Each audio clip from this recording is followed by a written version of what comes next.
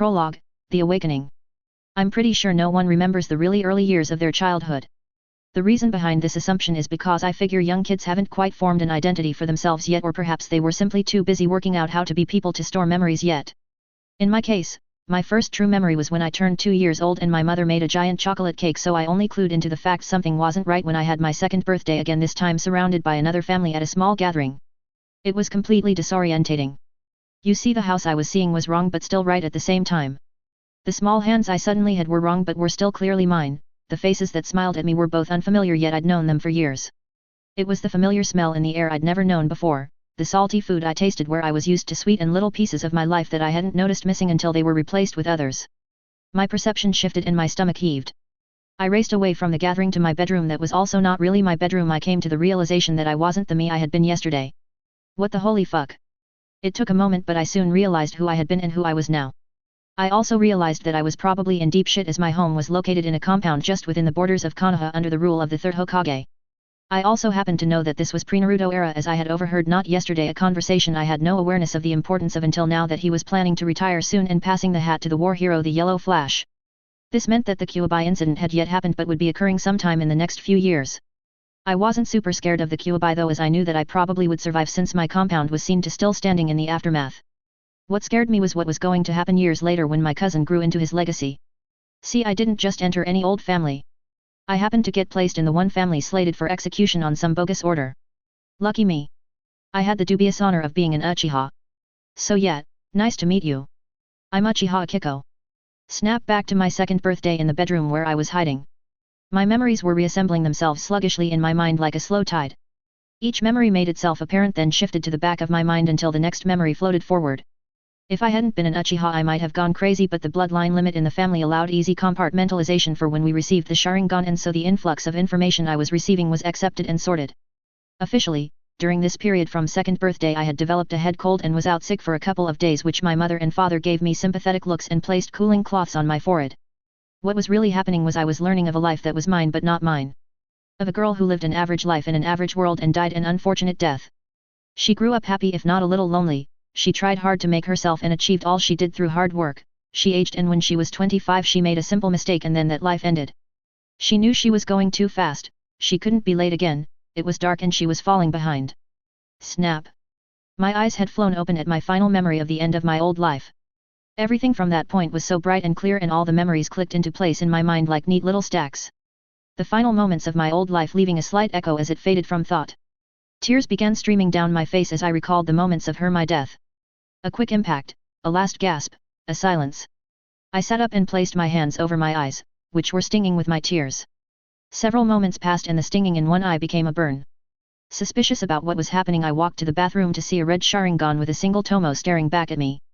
My other eye was still the dark Uchiha brown that almost seemed black, and it was disconcerting to me to have what seemed to be a demon eye staring back at me through my childlike face. I was slowly freaking myself out though, as I could not for a fully recognize myself at all in the mirror. I was Akiko, but I was also a full-grown woman in a world where shinobi were just men of an age past in a country that had moved on. I touched my straight black hair and remembered a softer, brighter color that hung lower and fuller. I smoothed a hand over my red eye and remembered lashes that weren't so thick and eyes not so slanted. Raising my arms, I remembered a reach that would exceed that of my parents of this body. Lowering them again, I stood back from the mirror and just examined the tiny body I was in.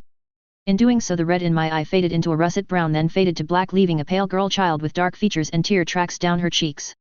It registered that I was 2 but also 25. I had a life of knowledge of which some would be inapplicable to this extraordinary world, but it did leave me with a huge advantage. I also knew this world. This world that had been recorded in my other life. This world that I knew the future of.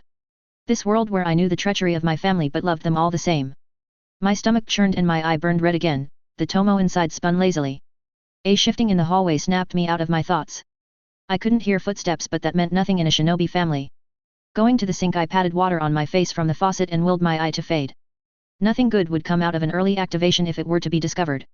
Take for example what will happen to poor cousin Itaki. The sliding door slid open with a quiet hiss and my mother stepped through as the burning faded in my eye. Aki-chan, you should still be in bed. She stepped up to me on silent feet and put the back of her hand to my brow. You are still a bit warm, why don't you go lie down and tomorrow I will wake you up for breakfast in the morning. Yes, Kaa-san, I replied, deeply mortified of my baby lisp that I only just realized I had. My mother gave the sudden burning of my face a suspicious look and she checked my temperature again before hustling me back to bed. I made a couple of decisions that night as my mother left and I was drifting towards sleep. 1. Keep the Sharingan a secret. 2. Keep the fact I know shit under wraps. And 3, which was the most painful of all, but don't rock the boat. If I was going to survive long enough to be able to defend myself here, had to let events play out as much as possible or I would lose the slight edge I have in knowing when events occur. I hope I'm making the right decision here. It was around when I turned 4 my Aunt Mikoto announced she was pregnant. I was thankful I had been sitting down at the time because suddenly the waiting game had been given a time restraint and I felt a little faint. I knew Sasuke would be a newborn at the time of the Kyuubi attack and that Naruto's birthday was sometime in October, so it only gave me a couple of months to enact my hodgepodge plan to save myself. I had devoted myself in the past year or so to finding an alternative to the massacre, but knowing that it was only a portion of a big pie, I didn't know the ramifications if things went sour. Plus, I was 4. I swiftly found that people do not listen to 4-year-olds despite how mature they seem. I hadn't quite masked the fact I was an intelligent child, but I was glad that Ataka soundly outshadowed me at this stage.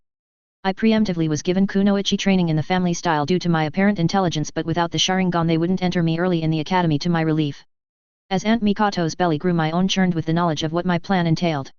I had come to conclusion in light of the fact I could not change things in my current situation and I would not be given the chance to, as I would be killed 6 years from now simply for being an Uchiha. I wanted to grow up, so Uchiha Akiko needed to die. But in a sheltered compound it is hard to put yourself in a convincing life-threatening situation, but in a couple of months a giant furious chakra monster was going to go rampaging through the village. I was going to use the opportunity to just slip away. You might think it is the worst plan in existence, but the Kyuubi attack was the trigger for years of mistrust built up in Konoha between the Uchiha and the Senju from as far back as the Sage of Six Paths. I would not have any other chance to fake my death. I would just be another casualty in a natural disaster and no one would look for me, no one would even think to look for me if I were to die there. I swung my legs while sitting on the pier near the compound lake on a July morning and overheard the activity as the day arrived when Sasuke would be born. I took a risk and let chakra burn in my stomach and seep up into my eyes. I had unlocked my left eye Sharingan after mimicking the chakra pathways in my right when I looked into the mirror with it activated. I had passed out afterwards, as the chakra drain was too much for my small body. Thankfully I had been practicing at night and my chakra was refilled to a level by the next morning that I could function despite the exhaustion, and my secret was kept hidden. Today though I was frivolous and I scanned the compound. Today marked the start of the end of an age and I wanted to remember everything about it. The slight breeze over the lake, the bustle of people excited by new life, a nervous new brother banished to the front porch not knowing the price of his future. Today was a good day. Today was the last good day in a long time. On October the 10th, according to the records, I had been babysat at a friend's house within the impact zone of the Kyuubi while most of my Uchiha family were out of the village, having mysteriously retreated for reasons unknown. My body was never recovered and my remaining parent mourned my death as my father had been killed in action last November. My mother was comforted by her sister Mikoto and her 2 nephews Ataki and Sasuke and soon resolved to live the rest of her life in dedication of the clan so that she may protect the family she had left. Perhaps if I had known this I may have not made my decision. I wasn't to know that my mother was a key member of the coup d'état and that the Uchiha was wiped out partly due to her grief over my death. I wasn't to know, and by the time I found out I was facing the ramifications of my decisions in other ways and my carefully crafted image had just been exposed to the world and my name was once more Akiko. But that is the end of the story and I'll get to that. But first I want to tell the story of the reasons behind the many poor decisions I've made and perhaps find forgiveness for a few. I didn't come here to save the world and all that, but I just hoped to stop the apparent cycle of hatred my family was cursed with. So, this I guess is the story of Uchiha Akiko. It also happens to be the story of Himura Ringo, and I suppose of Akino Shounen. But ultimately, this is my story. Chapter 1, The Turning Point. I am eternally grateful for the genjutsu properties of my Sharingan because I had spent most of the time while I had been at the Uchiha compound storing techniques and maneuvers from my clan members with relative ease even if I couldn't use them yet. It gave me a slight edge once I escaped the village. The attack from the Kyuubi on Konoha apparently had brought confrontation from the other hidden villages at the sign of weakness and I, a 4-year-old child at the time, was in the midst of it. I made a fortunate discovery during this time in the hidden strength of the civilians of these countries, so I decided to hide in this strength. The traders were still traveling around producing food, shelter, and providing the economic flow between countries, all the while the military forces of these countries were on the brink of war. They were the perfect cover for someone that shouldn't exist. I had situated myself with a civilian couple that with a subtle genjutsu were convinced to take in the poor orphan of the fighting for a while at least. Natural protective tendencies of the couple allowed me to stay indefinitely. Himura Shingo and his wife Mako were produced traders that had originated in the Fire Country. Bless their souls, they though it was endearing instead of suspicious when I bleached then dyed my hair brown to match Mako's and wore a scarf to wrap around my head to hide the roots when the color grew through. They also did not have the training to notice the small gradual changes to my eye color the longer I stayed with them. When I decided to disguise my Uchiha eyes, I found that I had no luck finding colored contacts, and it was too dangerous to walk around with a henge over my eyes with so many shinobi on alert. I did manage to, however, with practice let some of the red of my Sharingan seep through and lighten my eyes to a dulled russet brown. It did increase my chakra outage to my eyes, but not to a suspicious extent that would attract unwanted attention. Also, anyone staring that intently into my eyes was going to get a swift genjutsu anyway, so the matter was moot. The Evyras were kind to me, and I was given the ironic name Ringo after the main source of trade my adopted parents dealt with, and I grew up day by day, little by little. By the time I was 7, I had become more comfortable in my civilian existence and was able to maintain practicing my clan techniques I had been taught in the safety of the forest while traveling, and was making progress in unlocking my chakra coils to allow me to practice various jutsu. I was able to tree hop and henge quite successfully, but I had never seen certain techniques such as the body replacement or Bushin techniques, so I remained ignorant of those. I had copied some higher level jutsu with my Sharingan, but I daren't not use them as I had no idea if my chakra was at a capacity to handle it. I was moderately successful with taijutsu, but I only knew the Uchiha style, which could bring trouble if caught by someone that knew it, but I still practiced it to maintain my fitness as much as I could. My skills though were most definitely in genjutsu, and I knew it was 100% the Sharingan's influence. I learned quickly how subtle my influence had to be, as civilians were unusual in the way they were affected by genjutsu. The entire effect of genjutsu was when you used the chakra capacity of your opponent to affect their perceptions. This made things difficult when your opposition had untrained chakra coils. It was either the genjutsu had little to no effect, or it had too much of an effect depending on what you were trying to achieve. After careful manipulation of what I could or could not do to civilians, I decided to work with this general assumption instead of against. Instead of switching their perceptions to the one I was pushing, I simply gave them levels of suggestion rather than an order, and since it was so subtle, I had moderate success in achieving my goals. I once used this with a caravan trader that was convinced I had stolen a pair of small tesson from his stock. I managed to put the suggestion that what would I, a child, want with tesson, and that guy with the shady goatee had been hanging around the back of the caravan a fair bit more than what seemed normal. All true thoughts he might have had, so the suspicion passed over me and I managed to get a nice pair of tesson using minimal chakra. I had figured they would go nicely with the Uchiha Kunoichi style I had stolen from my teacher when I began learning the Kunoichi arts. I traveled the countryside of the Fire Country, and when the skirmishes leveled down a bit, I even managed to see a bit of river, grass, and even a bit of earth country while traveling. I never saw another hidden village while traveling, but there was the occasional glimpse of Konoha headbands along with the rare Suna or Iwa headband. Once I even saw a group of what seemed to be a pair of Kusagenin in a village. I made to keep a low profile in all instances. I had a suspicion that Orochimaru's network would love to know that a Rouge Uchiha was roaming about the place, and I couldn't remember if he was still connected to the Akatsuki or not, but I had no want to be dissected and serve host to a creepy narcissist. At 9, the homesickness that had lived under my skin for years reached breaking point. I also knew it was close to the almost time of the massacre, and I just wanted one last look. Kaa-san. It was a blessing and a curse when the Evyras turned back to the orchards found in the villages near Konoha, and I had the chance to sneak back into Konoha to see my family for what I assumed would be the final time. That turned out to be a mistake. The security was tight, but I was using the Uchiha entrance, which allowed me the chance to sneak in. I stayed in the shadows, and what I saw almost brought to my knees. I had completely overlooked something. There were children here. I never comprehended that the clan would produce more children, and here they were staring me in the face. I never even envisaged that Atake would be out there killing babies, but surely he must have in the original story. Understandably, the story never went into that detail to keep everything child-friendly and all that, but the truth was horrifying. That Sasuke was not the youngest Uchiha at the moment. I counted at least 2 small faces darting between houses, and I didn't recognize a pregnant girl chatting with an older woman that did seem familiar. I didn't know what to do with this information. It was too late to change anything, as I had committed to this.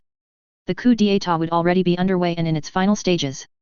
Itake would most likely to already be under Denzo's thumb and the order already in mind. But there were children here. I couldn't let them die, but I couldn't let them live. I couldn't save them, but I couldn't condemn them. I have to do nothing. But that is not what I did. I made a decision. Ironically, was the same decision I had made for myself 6 years earlier. To allow the children to live, they would have to die. Hey all, I have upped the rating for this story due to this chapter, as I am unsure if it counts as too graphic. Sorry if people get offended, but it's meant to be horrific to get the point across. Enjoy though. Oh. And from now on the chapters are going to be a little longer as we start to get into the main story of this piece. Disclaimer, I do not own Naruto in any way, shape or form. Chapter 2, The Incident. I was 10 years old when my eyes changed shape. This was after 3 months of emergency planning to save the Uchiha kids, and I knew the massacre was imminent. I had made arrangements by taking advantage of the anonymity of civilians and secured places when I could keep the Uchiha children where no one would look for them, but I could also still keep an eye on them. I had manipulated the Evyras into temporarily settling into the village near Konoha so I could patrol and search for signs that it was going to be that night.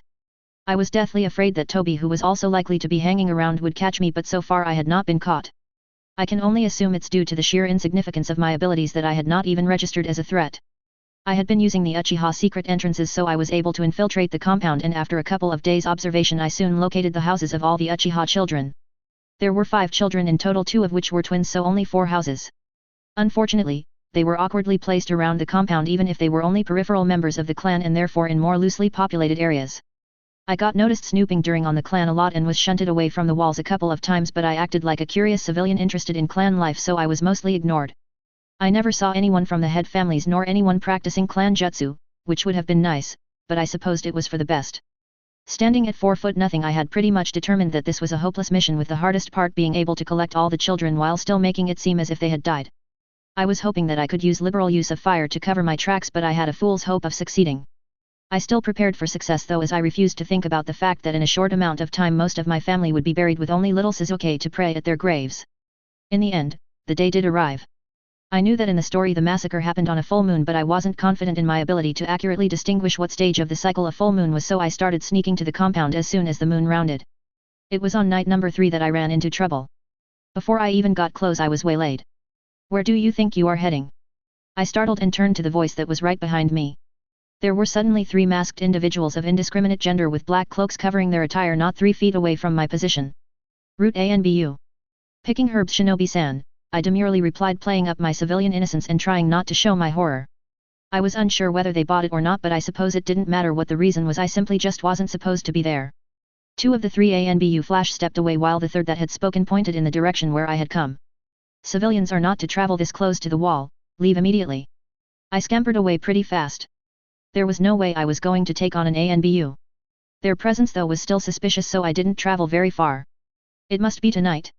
After what I deemed as long enough, I traveled slowly back to the wall, spreading whatever senses I had far and wide. I didn't detect anything, but that also didn't mean much. I wasn't a chakra sensor by any means, but I was able to flick my Sharingan on occasionally to try and catch the watchers in the trees using chakra when they jumped. I just prayed that there were no true sensors of the watching ANBU, or this would be a very short night. I sighed in relief when I finally made it to the secret entrance to the compound where they wouldn't be able to follow, and quickly glanced behind me and prepared myself to go in.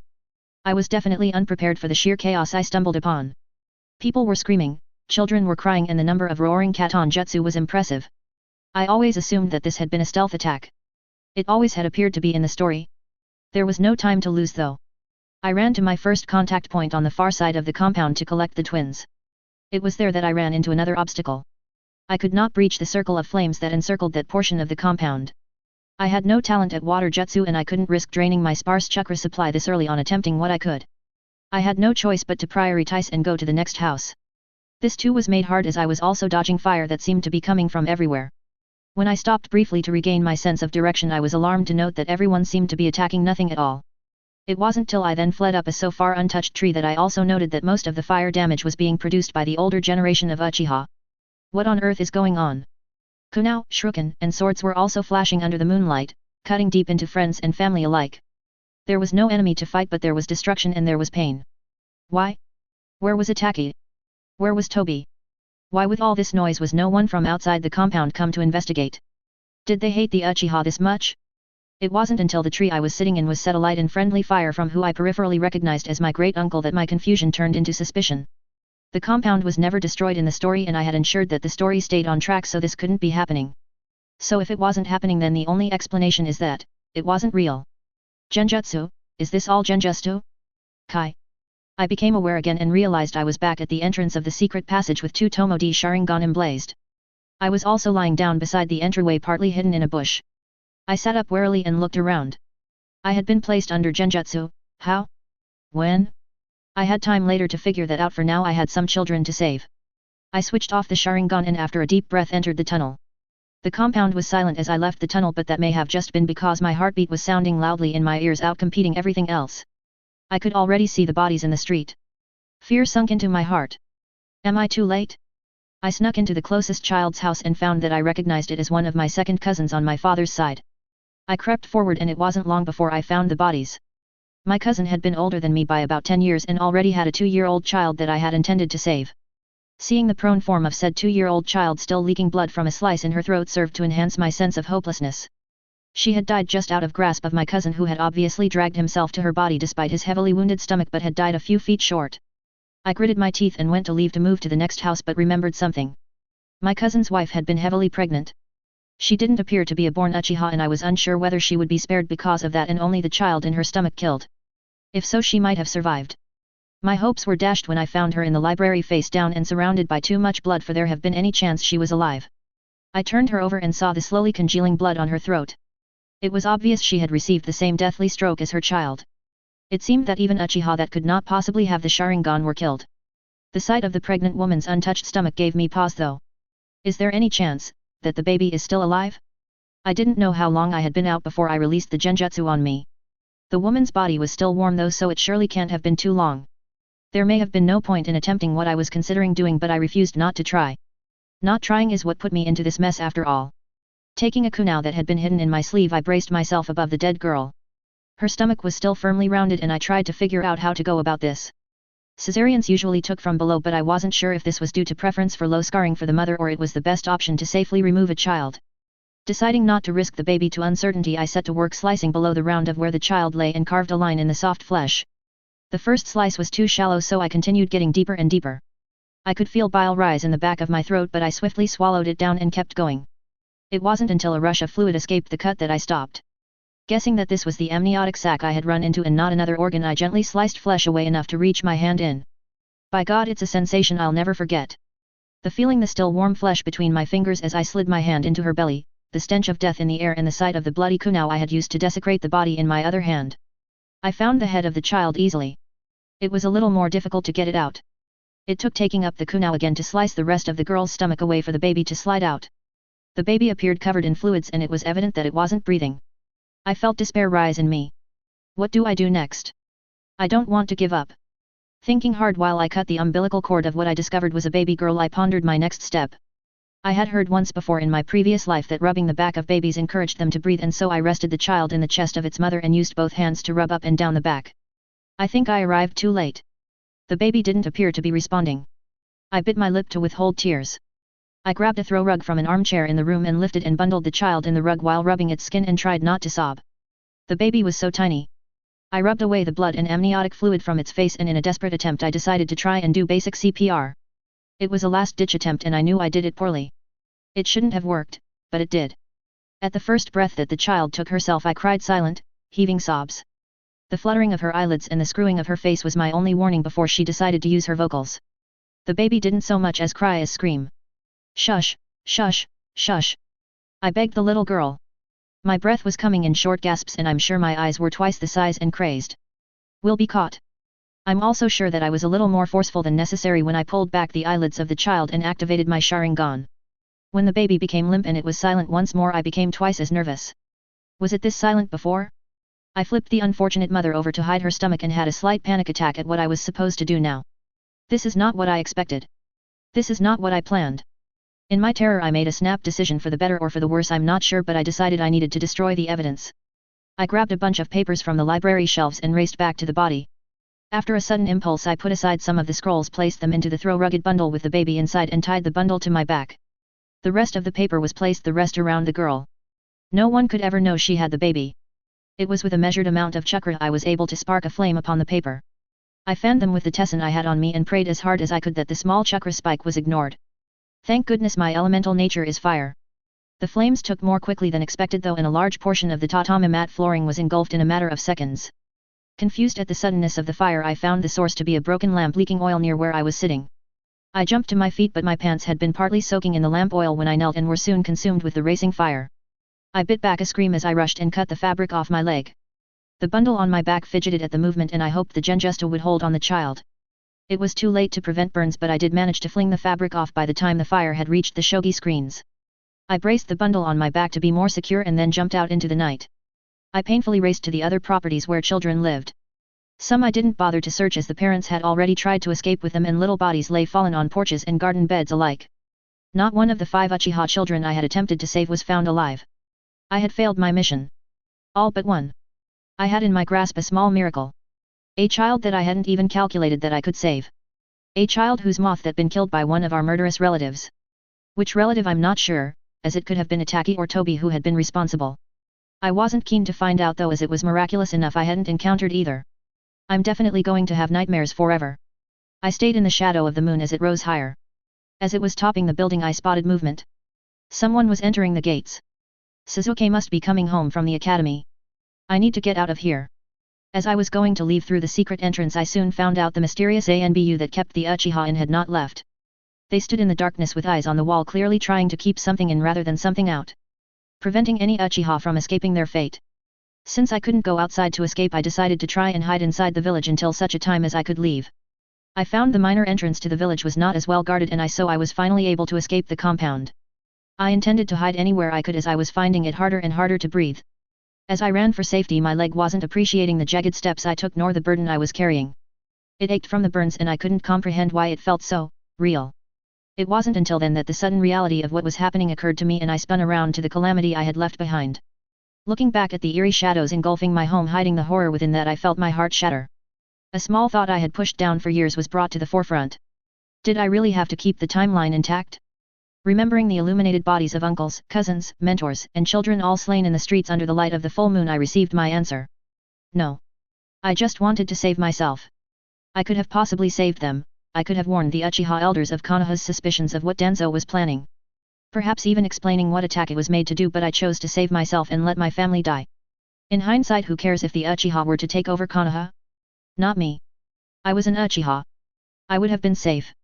I would have my mother and my clan at my back, not lying dead in the streets. I just let my mother die. I hated myself fully and completely, and as a scream of a young child rose from the direction of my home, I turned to compound walls again and noticed a thin trail of black smoke rising from within. With the echo of the scream sounding in my mind, this moment was seared through my crimson eyes onto my memories. This is on my hands.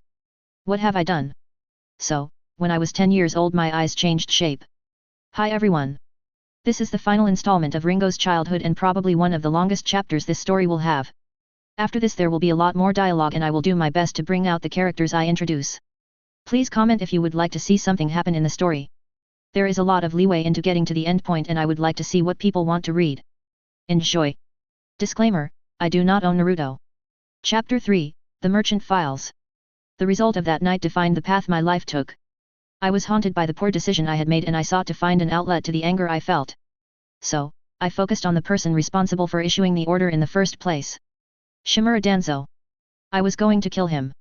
Instead of myself, I blamed Danzo for my problems, the two other devious council members a close second. I refused to let him get away with it. Therefore, my next big goal was to cut out the toxic root organization that was destroying Konoha from the bottom up. I wanted to strip him of his power and send him cowering under the weight of his sins and feel the powerlessness that I felt. This decision came with complications though, as timing would be a bit of an issue. I always thought it would be best to keep to the storyline to keep the edge I had on the world, but now I had evidence to contrary. It was tempting to say to hell with it, but I had on paper died to keep the story intact and my family was dead anyway, so who would I be saving? If I changed things then who knew what the butterfly effect would be now to change events before the canon began. In the end I decided I would do my best to keep the story true while Naruto was growing, but I couldn't promise beyond that. So, I would try and stay in the shadow, hopefully for most of it, until such a time where I could act without consequence and maybe one day return to Konoha a proud Uchiha with my small cousin in tow. In my old life I wasn't a fighter, hell, I wasn't even capable of outrunning someone if they were to chase me, but what I was could prove to be the greatest asset I had in this country. I was cunning, I was determined, and I had a unique perspective of this world that I could exploit. I was going to kill Danzo, but first I wanted to ruin him. I was going to crumble his tower and it was going to crush him on the way down. Himura Natsuko was a colicky baby. She often brought Mako to tears when she wouldn't settle. I often wondered if it was not colic but residual fear from my Sharingan that caused her upset. I never knew if I had been in Mangekyo or not, as sometime during the incident I had activated the second stage that night, but I didn't entirely know for sure when. In my guilt I often was the first to comfort my sister and whisper sweet promises in her ears about how bright her future was going to be. I told myself that I wasn't lying. Natsuko was quite small and remained so for many years, in contrast to her naturally larger parents. It was probably more risk than necessary to fool the Himuras into thinking that she had been an unplanned and unexpected surprise that came a bit too early. Fortunately, with Mako's larger figure it was only a slight stretch of the imagination to imagine she had been pregnant. The genjutsu I placed on them was weak though, and if interrogated they would see that they had been influenced in some way, and whoever was searching would find out that the child was not a Himura despite what the girl with red pinwheeled eyes had said. I didn't want to go without Natsuko though. She was all the family I could attain and apart from me the only female Uchiha left. It was my job to train her to be a proper Uchiha Kunoichi if you looked at it that way. I could reel out more reasons, more excuses, to justify her staying at my side but in truth, and I'd only admit to it later, she was my chance at redemption. I thought that if I kept her safe then maybe I could be forgiven. That I wasn't just the weakling that failed her family. At age 11 I decided it was time to become a shinobi as I knew I couldn't afford to take on an old warhawk like Danzo with a pre-genin ability. I knew I needed to find a teacher and I needed to build a base. Unfortunately, I also knew I couldn't be a Konoha shinobi. This was due to an unlucky progression that my growth took. To both my delight and regret I grew a little more into my face and shared a remarkable resemblance to my birth mother. It was unfortunate as my mother also looked remarkably similar to her sister Mikoto, whom Suzuki took his looks from. I could most definitely see a characteristic Uchiha quality in my jawline, my button nose and in the slant of my eyes. With my hair color and eye color changed at first glance I faded into the masses but it wouldn't hold under scrutiny. I just couldn't risk myself, and incidentally Nastuko, to the sharp eyes of Konoha who lived and breathed with the Uchiha. So when I decided to be a shinobi I had to look outside the fire country borders. It was a calculated risk catching the attention of the Tannin. I had chosen river country as it was left untouched by the story. Also, to my benefit, Konoha has a non-aggression treaty with rivers so could grow in peace without worrying about destroying the plot. It was also sufficiently close to rain and fire country so I could potentially keep my finger on the pulse of the Akatsuki as well as Danzo. The village hidden in the valley was an enigma though and kept its secrets close. I was lucky to catch a couple of Tannin on patrol of a silver mine when the Evyras were passing through a village. I showed off some subtle chakra flaring while playing tag with some of the other caravan kids. It was just enough to get an invite for the Evyras to settle in the closest town of Koiksho so I could travel to the hidden village to train. I was taken as an apprentice to a peculiar Takubutsu jounin after I showed certain skills that she said she could use. I was ecstatic as I was unaware that Hidden Valley Ninja were apprenticed rather than placed on teams. It meant I could receive one-on-one tuition in an area where I believed I could grow. I had shown my more subtle skills when they were testing me as couldn't allow myself the temptation to be a Genjutsu user due to the Sharingan or even a Taijutsu user as I found it too easy to slip into Uchiha forms. So I focused on showing my stealth skills and my precision with Kunao and Senbon. I figured I'd be apprenticed as an intelligence nin rather than a combat nin which was fine with me. Things were finally definitely looking up for me. It was something of a blow while testing though when I tried out ninjutsu. Turns out my chakra reserves showed they were not large enough to be a real heavy hitter despite my clan heritage and I blamed it on starting training later than normal. As a result I was seen as a substandard genin of basic jutsu post-testing that apparently enough was understandable to everyone as I supposedly came from a civilian family. It's nice to know people expect from civilian-born ninja. I was assigned as a genin though and I was apprenticed under a Takubutsu jounin that thankfully wasn't disdainful at my apparent lack of talent and said that smaller chakra reserves were easier to hide anyway. Misaka-sensei herself was a specialized reconnaissance ninja due to her own ability to mask her presence and took missions that would provide information to then rank other missions for other shinobi. It seemed that I would too be training to specialize in this area. While undertaking my training I kept in touch with the traders' caravans and between missions and training I traveled with the Evyras when they decided to trade outside river country. After absently listening to them gossip about happenings in other countries I had an ingenious idea. Why not use the trade routes to gather information? With the assistance of basic henge and a touch of genjutsu I began to source information from various travelers and started to build a rudimentary intelligence base. After a bit of effort I had sleeper informants in as many as 5 countries. I was also working hard towards finding a way to expand the routes so that I could obtain information from some of the northern countries that were previously inaccessible to me. Next on my list was to access the land of rice paddies as I needed to know what was going on there ASAP. By the time I was 13 I had more information than I knew what to do with. I had connections to most elemental countries by now and my sleeper agent in Rice Paddy had just reported from his struggling market stall that the daimyo had obtained a powerful ally in his desperation as the situation in Rice Paddy was suspiciously bleak despite having some of the most fertile land on the continent. Orochimaru located. Knowing he would be caught up in the next couple of years setting up a hidden village and drooling over the Sharingan it was nice to know he was not a huge worry for the moment. Knowing he had defected from Akatsuki by now also meant Kisame is likely to have defected from Kiri or will be soon. It wasn't entirely sure when it was that Tobi revealed himself to him but to partner with Itaki after Orochimaru it must be soon. This led me to another key issue. The puppet Mizu cage. I wasn't sure what to do about Yagura. I always felt pity for him but he very clearly died in the story when Mei took over. I was still on the bench whether to save him if only to keep the Senbai locked up tight. That situation wasn't going to come to a point where I could feasibly act until after Naruto's mission to Wave. I had heard that Yagura died sometime just before the Chunin exams but nothing concrete. I had at least a couple of years until I had to be worried about the implications of that. This of course sent the thoughts spiraling. Zabuza and Haku. If I were to start picking and choosing who I would or would not save what I would be doing is giving myself a god complex. This world had enough egotistical bastards and I wasn't keen on becoming another.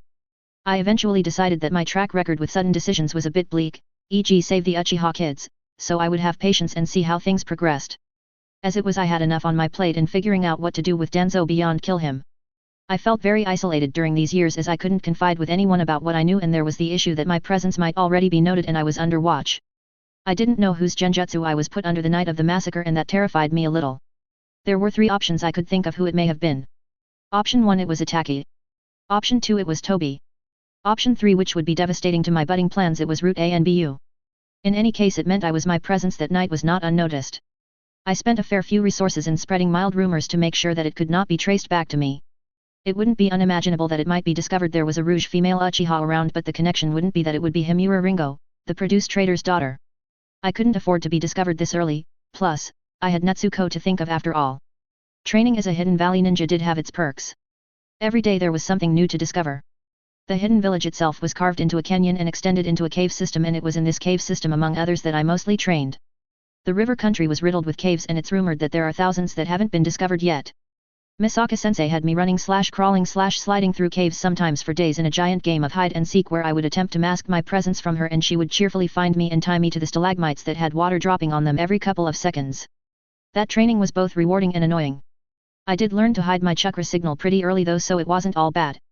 My favorite training exercise though by leaps and bounds was the surveillance training.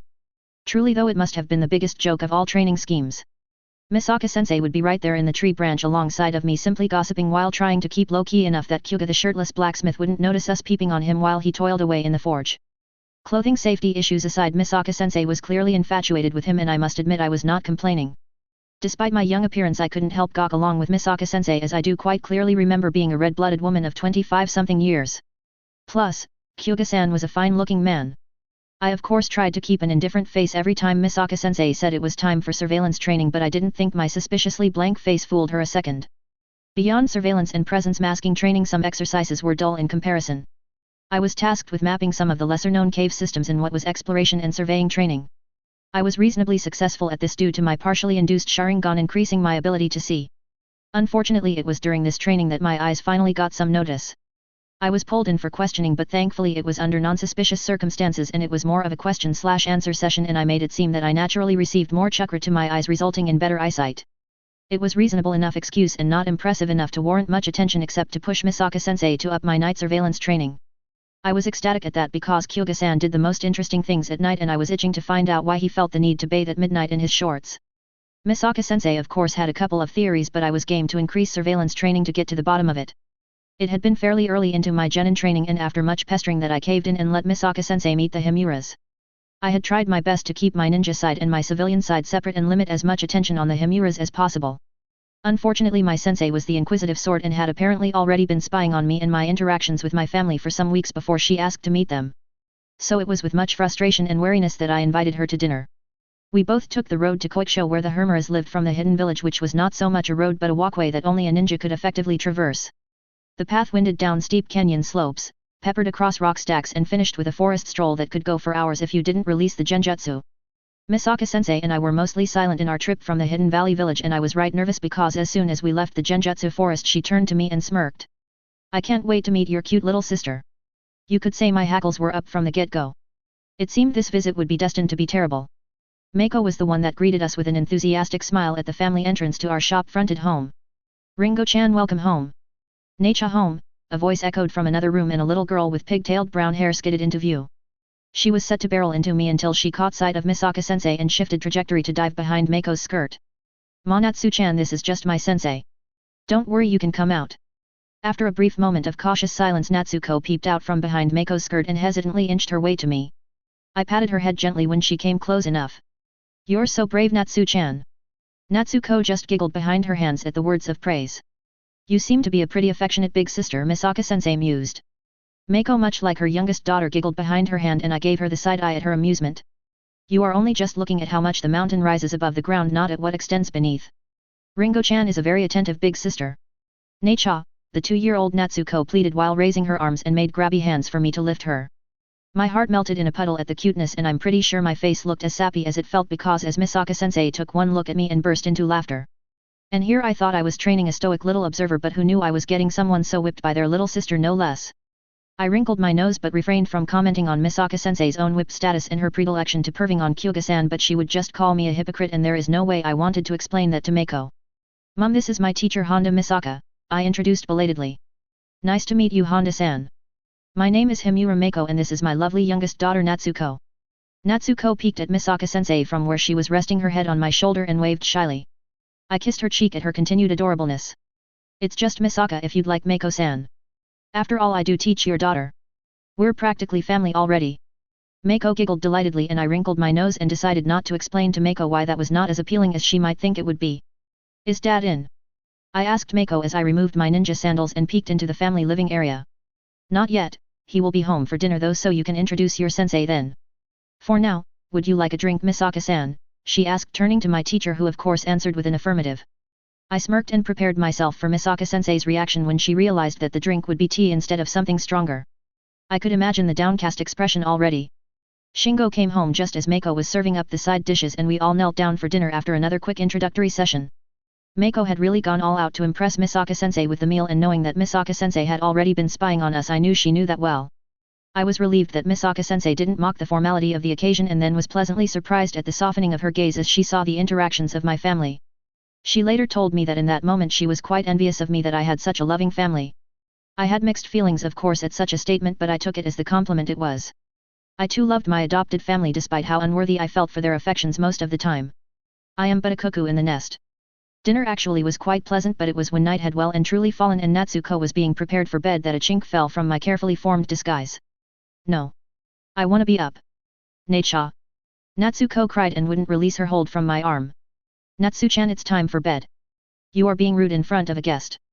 Say good night. Meiko's calm voice admonished Natsuko gently. I began to peel her hands off my arm and inwardly cringed at Natsuko's liberal use of nails against my skin. No. No.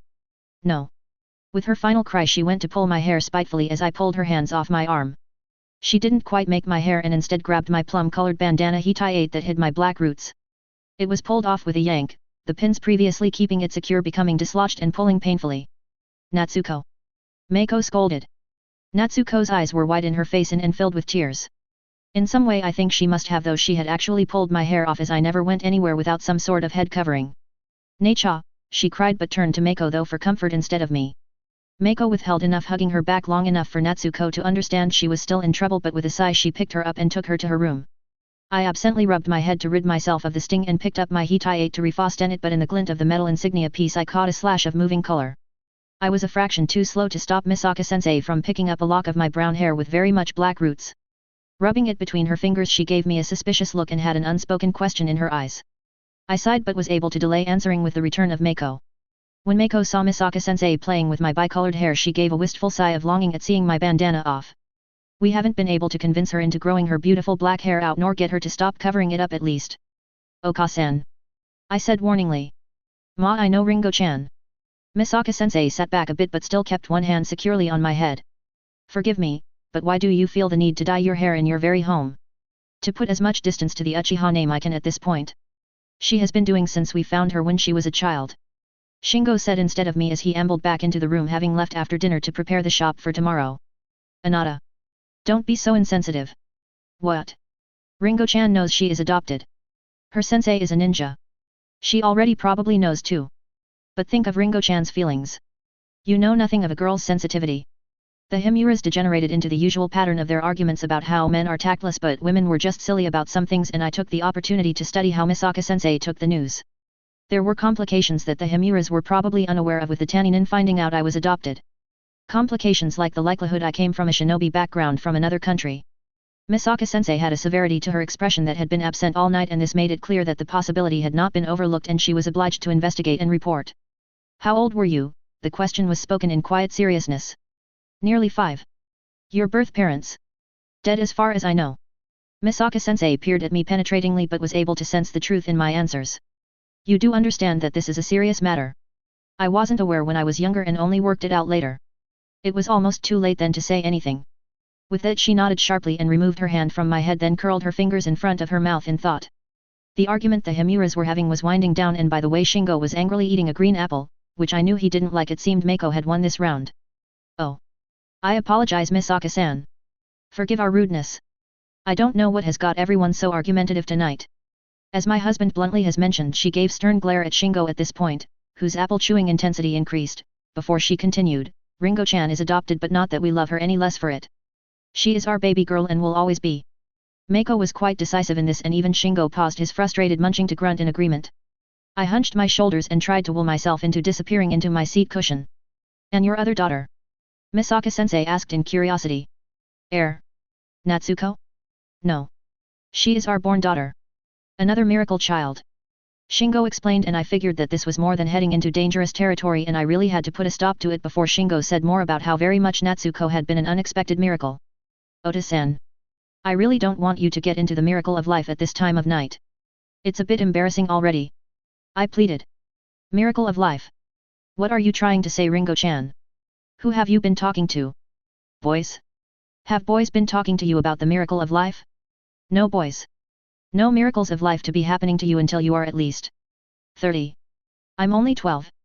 I dryly responded, which unsurprisingly didn't inspire much confidence in Shingo. TCH. To think not that long ago you were calling me Shishiyui and not questioning my every word. Such disrespect these days. I never have once called you Shishiyui in your entire life. Now stop eating green apples. Everyone knows you hate them. You're not fooling anyone. You get this from your mother, you know. Anata. It wasn't the end of the suspicion over the Himura family and my place in it, but no immediate consequences arose from this night. Misaka-sensei had left soon after the second argument had wound down. I never would have guessed you and Natsuko weren't related. It must have been your dyed brown hair to match hers perhaps. She supposed as she put her shoes back on. I swallowed my trepidation desperately. Yet. That's why I did it, I suppose. Was all I could reply as she wandered off into the night with a careless backwards wave of her hand. I stressed a fair bit over how damaging some of my family history was in the hands of an intelligence specialist, but after a couple of months and no interrogation I figured either it wasn't worth the effort of the council or Misaka-sensei hadn't told them. I remained alert though within the village and kept up my guard. The entire dinner experience taught me a valuable lesson though. I couldn't afford to slip in my disguise even amongst my own family. Misgivings aside, I eventually mastered the basics of what it meant to be an intelligence nin, and soon I was advanced enough to be sent out with Misaka-sensei on various C-rank missions to some of the larger mines that were the main economic source to River Country. These missions were mainly to oversee how mine operations were running or perhaps to gauge how dangerous a bandit group was before returning to the village and reporting our findings. I was asked if I would like to try out for Chunin exams a couple of times by the time I was 14, but pushed the offer aside, claiming I didn't have enough offensive power to go up against other shinobi from other countries. After the second refusal to attend, the village council requested quite forcefully that I learn at least some combat skills, so I was shown some more low chakra intensive fire ninjutsu and projectile weaponry to be used at long distance. With my slightly enhanced eyesight and clan training, I was particularly apt at shurikenjutsu, which Misaka-sensei was in raptures over as it was another practically chakraless ability I could use in my specialty. I worried a little over the fact that my chakra abilities were not being utilized, so with my now extensive knowledge of most of the cave systems in the area, I searched for a place far enough away from the village or any other settlements where I could practice without being sensed. It was hard learning on my own as I only had scrolls to learn from. In my scroll collection though, I kept the Uchiha scrolls that I had taken from Natsuko's parents' library. They was mostly clan creeds that Natsuko's mother would have had to memorize as she had been a non-Uchiha, but there was one jutsu scroll and a very curious summoning scroll that I couldn't open among the gathered. I guessed the summon scroll had been sealed by Natsuko's mother, whose name I really should find out, and it's likely that only Natsuko could possibly open it, being next of kin. So they were simply preserved for such a time when it was possible to give it to Natsuko. With limited resources I couldn't get very far beyond the Grand Fireball Jutsu, which despite the traditional viewpoint was very much a D-rank jutsu. I began to utilize my missions outside the village to source more than just hearsay information. I managed to get in contact with some missing ninja who were willing to trade jutsu with a little persuasion. I was careful to double layer my disguise with a henge plus some non-chakra civilian disguise.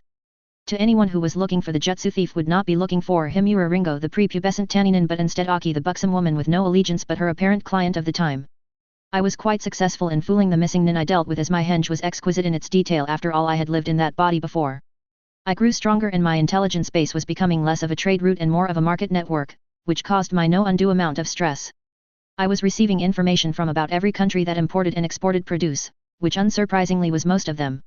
I had even been able to pierce some of the hidden villages. It is amazing how little ninja care about those who don't utilize chakra unless they pay them. If it wasn't so damn useful for me to manipulate this, I would be trying harder to change the class system this world has. Konoha had been easy through my insider knowledge, but I had amazingly managed to get footholds in Suna and Iwa extraordinarily easy as well. It wasn't all that convenient, and it was only after much effort I had managed to even get peripheral dealings with Omegakure and Kirigakure due to their secrecy, but what little I had was enough to work with. Some of the information I received was useless to me, but I collected it anyway. I set up a hidden cave in an area that I had been tasked to map but neglected to go into how extensive this cave system actually was. I etched privacy seals into the very walls and stored scrolls into rock shelves that I made. Over the years these shelves filled with everything I ever found out, and eventually I had to begin to expand my territory deeper into the cave systems. I spent many nights sneaking out of the house to pore over contracts from countries where I knew events would unfold. The rice paddy daimyo had given permission to a powerful ninja to begin a hidden village and was starting to sign its contracts as the daimyo from Sound. Orochimaru's doing. The country that held Omegakure was still importing produce and remained conspicuously tight-lipped about their leadership, but on every contract we signed we had been given an origami angel as a talisman for good luck. Akatsuki operating like normal. In Wind Country Sunagakure had been cutting back on imports, but that was seemingly due to finance issues, and from this we were able to then dominate the market by allowing them to exchange gold dust instead of coin. Suna on the brink of financial collapse. The water country border security was tight and it was harder to leave the country than entering, making it hard to develop a successful trade route. Anyone of suspicious appearance had been brought in for questioning and their family history searched. Thankfully my informants came out clean. Kiri eugenics at its finest. Konohagakure was the chattiest, with my informants being a family of civilians living in the village, with the father having a position in a civilian traders council, and they had nearing the age to enter the ninja academy. The notes on the council sessions were fairly bland, but what interested me was the amount of times a one-eyed, bandaged, retired shinobi was used as the ninja representative during meetings. These meetings notes were flavored differently than others, and it was usually during times when talking about international trading. Danzo sticking his fingers in the pie.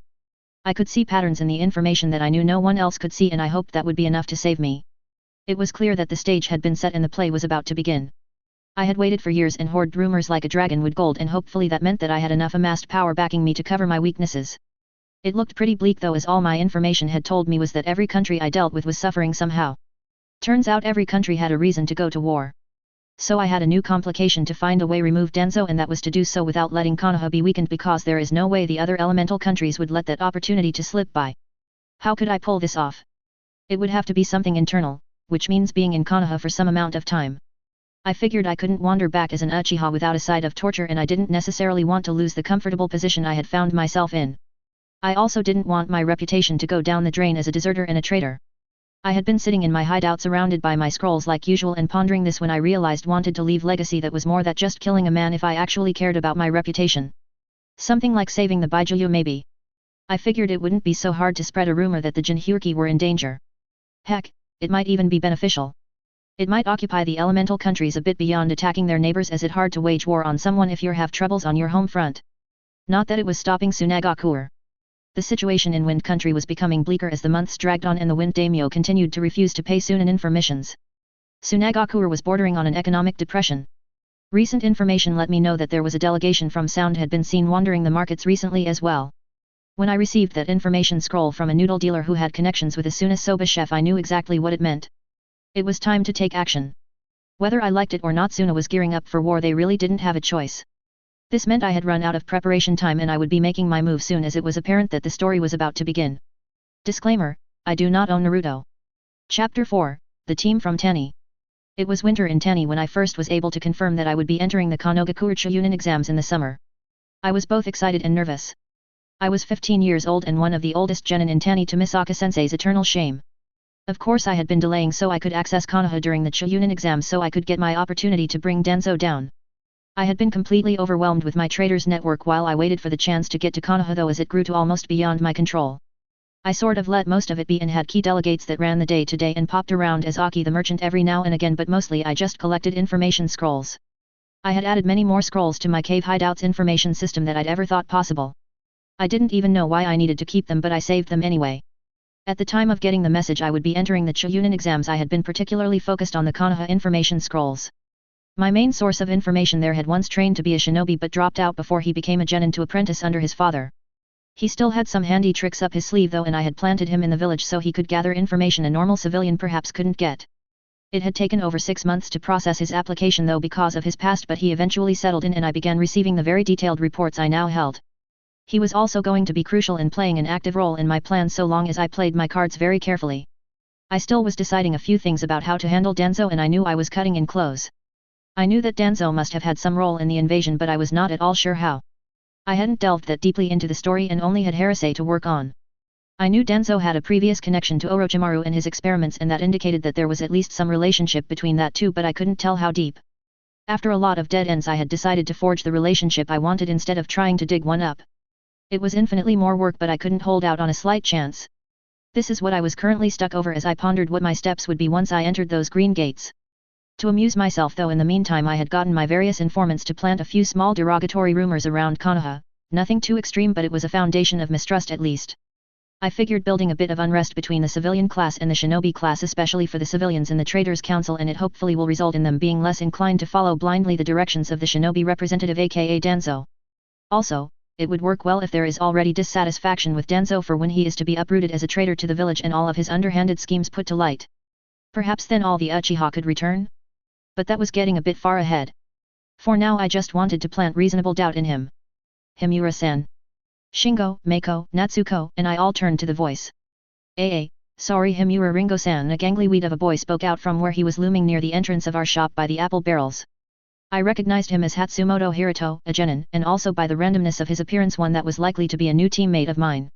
I had already learnt that he was younger than me and was quite skilled at futon ninjutsu. It was ironic as he was so skinny a stiff breeze looked as if it could knock him right over even with his lofty height. Clearly he was in his growing phase. Puberty has no mercy. I grimaced at my own repeat of that particular lovely rite of passage. I was now a 15-year-old girl and just past the tipping point, but with my body seemingly delaying deciding if it was going to be a woman yet. It was awkward and I cringed every time Meiko exclaimed that I was going to round out eventually. I did love her, but she was amazingly optimistic, as I knew my Uchiha mother had maintained a boyish figure with no curve to speak of. I had no idea what the women of my father's side developed like, but again, I wasn't hopeful. Hatsumoto-kun, to save everyone the confusion, just call me Ringo, after all we are going to be teammates. You have been told then? What? About being teammates? I gave him an odd look. Well, I assumed so with you showing up here. He simply grinned and uncurled his stretched out frame from his slouch. I swear he grew an inch in that action alone. Feeling completely dwarfed at 5'2", especially so when I wandered closer and politely asked if he would like to come into the family section for tea. I just wanted to come over to say hi. All the way from Tanagakure, to Koikusho, to say hi. Yeah, thought it might be nice. With that and some pleasant farewells to my family, he waved goodbye and wandered off with all the grace of a stick insect. What a presumptuous boy. Coming just to gawk at my daughter. The nerve. Shingo grumbled and I turned around to see the rest of my family staring after him, well, except Meiko. She was giving me significant eyes, then looking at Hiruto's vanishing back before looking back at me and wiggling her eyebrows. I wasn't impressed and I'm sure my face showed it. No. He's like 12, I scolded. Meiko just laughed. Natsuko on the other hand had lost interest in the stranger and was searching for something under a pile of watermelons. Nei-chan. Do you have Natsu-chan's pretty? I looked around the shop for a bit and spotted a small beaded bracelet in a tray of oranges. Natsukoi, you have to keep your precious things a little safer, I said, crouching down to push the bracelet up and over her hand. I frowned at the thin bones underneath my fingers and narrowed my eyes at her sweet face. I don't think you have been eating enough vegetables, Natsu. No. Natsu-chan has had lots of vegetables already. She never has to eat any more again. But how will you get any bigger if you don't eat any more vegetables? Don't make me eat them, Nei-chan. Natsuko complained, then ran off to hide behind Meiko's skirt. Maringo-chan, leave your sister be. She will one day be strong like you. She might also follow your footsteps and be a shinobi. You never know. Natsuko stuck her tongue out at me before turning her face away with a very pointed humph at Meiko's words. I sulked a bit at her ignoring me. No respect.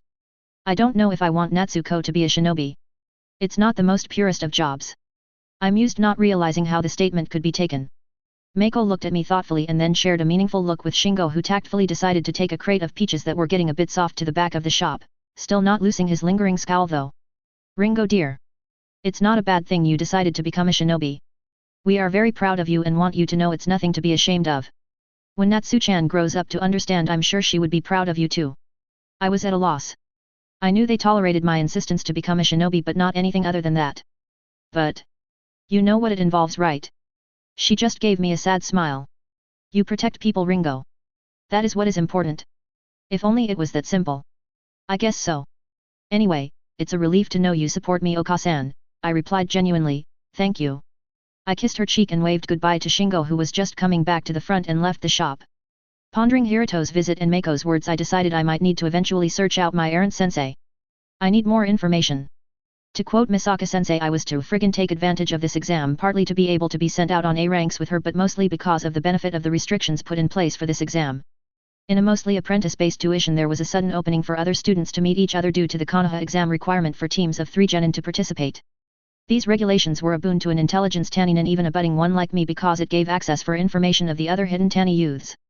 There weren't many of us around, and even though we didn't go out of our way to avoid each other, but none of us ever really seemed to have met formally, so there was a bit of an air of mystery to the situation. It was also deemed, since we had no team experience, that we would be forming early to collaborate with each other's styles. So the day before our first team meeting, I decided to finally ask Misaka sensei about the exam. Friggin' take advantage of this exam. I rolled my eyes at Misaka sensei before turning back to gazing thoughtfully at Kyuga-san's shoulders as they worked at polishing an intricate-looking tanto. I mean it, pipsqueak. There is tons of information that you can have access to simply from watching them train, especially clan ones. Clan ones? I have a clan member on my team. I was a little interested in that. There were limited shinobi clans in Tani, but of the ones that were there were multiple. It was the non-combatant clan members that worked the functional roles of the hidden village where other villages had civilians.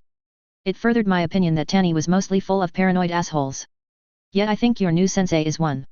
Although, he may have been adopted. He doesn't go by his last name in any case. Hold the phone. New sensei. I looked at her sharply. I never considered the fact that I wouldn't be going with Misaka sensei to Konoha. I could have really used her expertise. Nah, there is no way they'd let me go to Konoha. I'm way too crude to represent Tani apparently. Misaka sensei's upper lip curled up and she moved to cross her legs Indian style on the branch overlooking the blacksmiths. I followed her example and crossed my arms across my stomach unhappily. That sucks. Get used to stuff, sucking kid. We sat in silence for a while, simply watching Kyuga-san continue polishing. It was sort of rhythmic the way he slid the cloth over the blade. I had fallen into deep though by the time Misaka sensei's hesitant voice spoke out. I also maybe heard a rumor that perhaps there is also a Funi. I pondered that, then raised a sardonic eyebrow. Ah. Those purple-haired bastards. In addition to purple hair, the Funi were part of the ruling clans of Tani and Super Pricks. I had also just thought that their eye-blinding purple hair was obnoxious, but never said anything, as Misaka sensei also had a worrying lilac tinge to hers, and she wouldn't appreciate my saying something of the sort, and I would appreciate the extra sneak training she would cook up in response. Getting back to it, I had no love for the ruling clans of Tani. Especially since they were so disrespectful to civilians. There was not a single occasion where a clan shinobi has ever said anything positive to me whatsoever simply because I came from a civilian family. The Funi clan was not at all exempt. Super Pricks. Lovely. Misaka sensei gave an unladylike snort. Don't you know it? But, find out what you can about the clan while you're at it. Then tell me, okay? Why the Funi? I asked curiously. While a ruling clan, they still weren't the top-tier family. Surely Misaka sensei would know as much as I ever would. I was quite firmly not a Tani native. Just do it, small fry. I scowled, but I would do as she asked.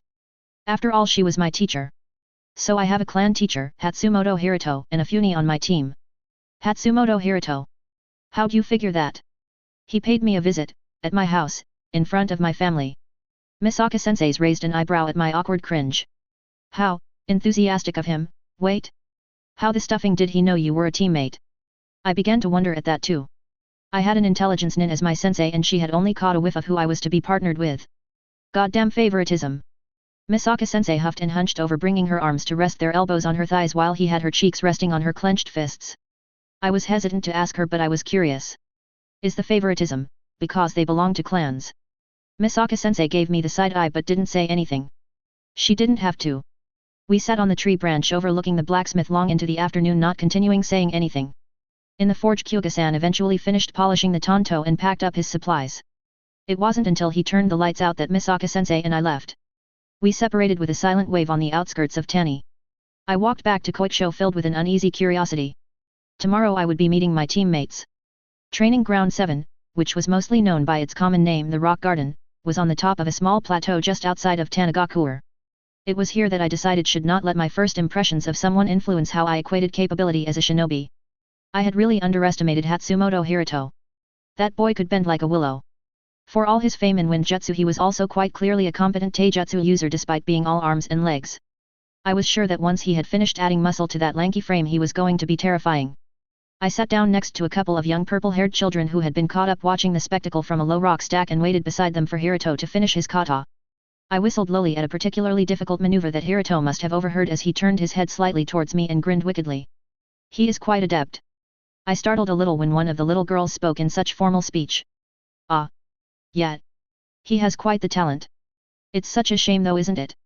I suppose she was expecting me to agree with her, but I really didn't know what to say. A shame? Why? She turned to me and suddenly looked taken aback. Oh. You're not the Jounin sensei, are you? Hey. No. I'm a genin. A genin. You're so old though. I was starting to feel a little insulted. Well, I didn't have to just sit there and take it. Listen, kid. No disrespect, but most people would take more than a little offense to being called old. In the shinobi world you should be careful to who you get on the bad side of. To be fair, my advice was heavily laced with a threat, but seriously, didn't she have any self-preservation? HNN. I'll watch my tongue when I see a threat. Oh, I am so over this. TCH. Whatever. I got up and wandered over to Hiruto, not at all sorry about the fact I had pinned the back of the girl's clearly brand new battle Aodai to the rock with a kunao. Enjoying yourself? TCH, not even. Kids these days. Oi, don't you laugh, you're one of them. Ma, you sound like a old woman, Ringo. Hiruto started laughing again, and I was somewhat mollified when another person appeared in Shunshin and a spray of dust managed to get Hiruto in the face. He started coughing and it was my turn to laugh. Oh. Sorry, Hiruto. Sensei, cough, cough, you did that on purpose. The newcomer just looked amused and didn't admit or deny it, which obviously meant that he did. Ah, well, it seems the team is all here, and some extras. All non-team member, it's time to leave. Ah geez. I felt a heavy sigh coming on when I realized that it meant that one of those puny kids was a team member, and I just knew. It was going to be the snob, a little girl. I turned to her and received an icy glare from where she was inspecting the new rip in her dress. In the background the rest of the gaggle of purple-haired children pouted but walked away from the training grounds. Alright then, I'll introduce myself first. My name is Suda and I have been chosen to lead this team in the upcoming summer Chunin exams. I am Hiruto's Jounin sensei and my specialty is in Winjutsu, and my weapon of choice is my twin Kodaki. I hope that we will get along well as a team.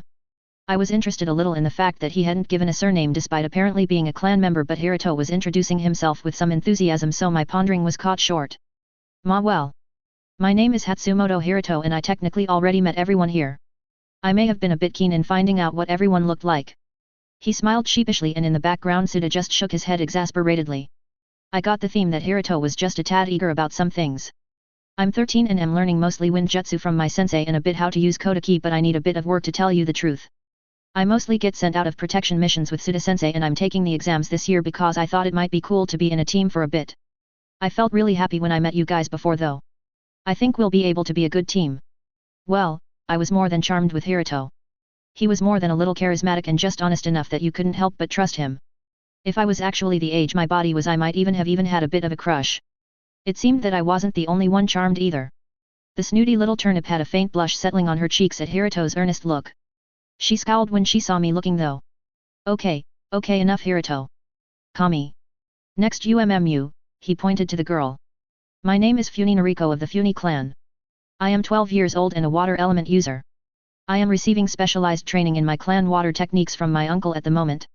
My strengths are in my chakra replenishment, like most of the Funi clan is famous for. It can probably even be considered a Kekai Genkai, it's that good.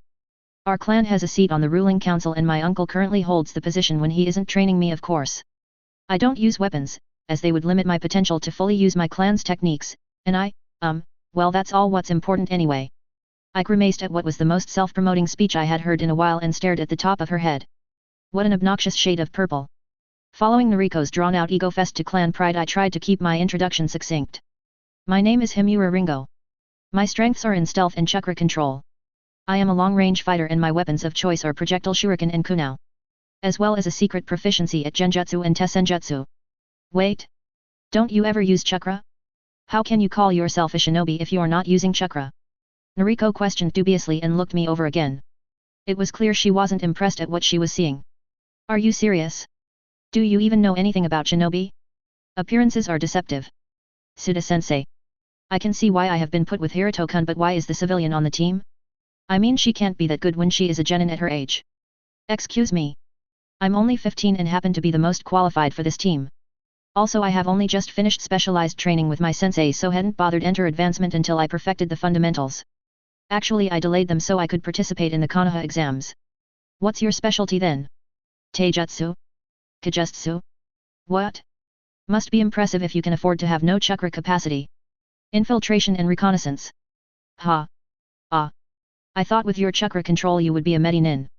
Suda-sensei politely interjected before Noriko could run her mouth some more. I might have the chakra control, but my sensei said I didn't have the aptitude for healing when we tried it out.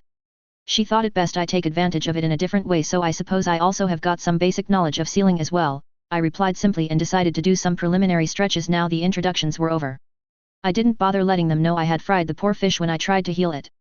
I had a good lunch that day though. What sort of thing does an infiltration nin do? Hiruto asked curious. We go places where we are not supposed to be go and try not to get caught doing things we shouldn't be doing, then leave sometimes taking things we shouldn't be taking. So a glorified thief then. Right. That is just about enough of that. I'd like to say it was a warranted display of violence, but in reality my patience just snapped, so I threw a smoke bomb tag I had tied to a rock and it blew up in Noriko's stuck-up face. I then shunshined behind her. No, you idiotic piece of wet seaweed, it means my job is to get the contract done as quickly and quietly as possible, I hissed, then flicked her in her ear and shunshin away again, then I disappear. Noriko stood in my wake with narrow-eyed and holding one sleeve in front of her nose and mouth and the other hand rubbed her ear. Deciding I was done with the meet and greet today, I just left. What a little brat. That idiot is lucky I needed her for my access to Konoha, or I'd just to her believing her hair was falling out or something. To someone who had spent a great deal of time perfecting skills to one end goal, it was so demeaning to have her throw it all in my face like it was nothing. I had picked the perfect training for what I needed to do, and I learned skills that would keep me hidden and to use minimal chakra while allowing me to travel the countryside picking up information here and there. Of fucking course I would have loved to learn crazy explosive sci-fi worthy jutsu, but unfortunately my plans required me to be something else. Something quieter. Something that could still use mild genjutsu and not feel the pressure to use the Sharingan. You have rather a short fuse, don't you? I bet, and on instinct moved into an Uchiha attack stance. When I saw Hiruto's blank face staring back at me, I quickly shifted back and awkwardly glanced around. God, I hope no one else noticed that. Here to tell me off, Hatsumoto. Oh. Just Hiruto please, Ringo-san. I nodded sharply. Just Ringo then. He smiled and we continued to quietly wander down towards the hidden village until he broke the silence. She's not that bad. I gave him a sharp look and a scoff. She is a little monster. She is just nervous. I gave him a disbelieving look this time and was rewarded with an eyebrow quirk. You have to be joking. She isn't nervous, she's condescending and rude. She has absolutely no manners or respect for her senpai. Not only that, but she feels she needs to critique my life choices despite having the entirety of zero facts to base off of. She is out of line and needs a reality check before she gets herself killed, because, eventually, I will kill her. Hiruto just sighed and stretched his arms behind him and cringed when they cracked worryingly. I glanced warily at them too. This boy is literally rattly bones covered in a fleshy skin tone. He caught my look and snorted quietly and gave me a wry smile. My dad says it's pretty normal for them to crack a bit while I'm still growing. You're still growing? Hiruto laughed loudly this time. It echoed faintly along the ravine as we began to descend again. The village hidden in the valley was well located in a canyon. I suppose that's why they planted it there, as was hard to sneak up on places that echoed your every movement.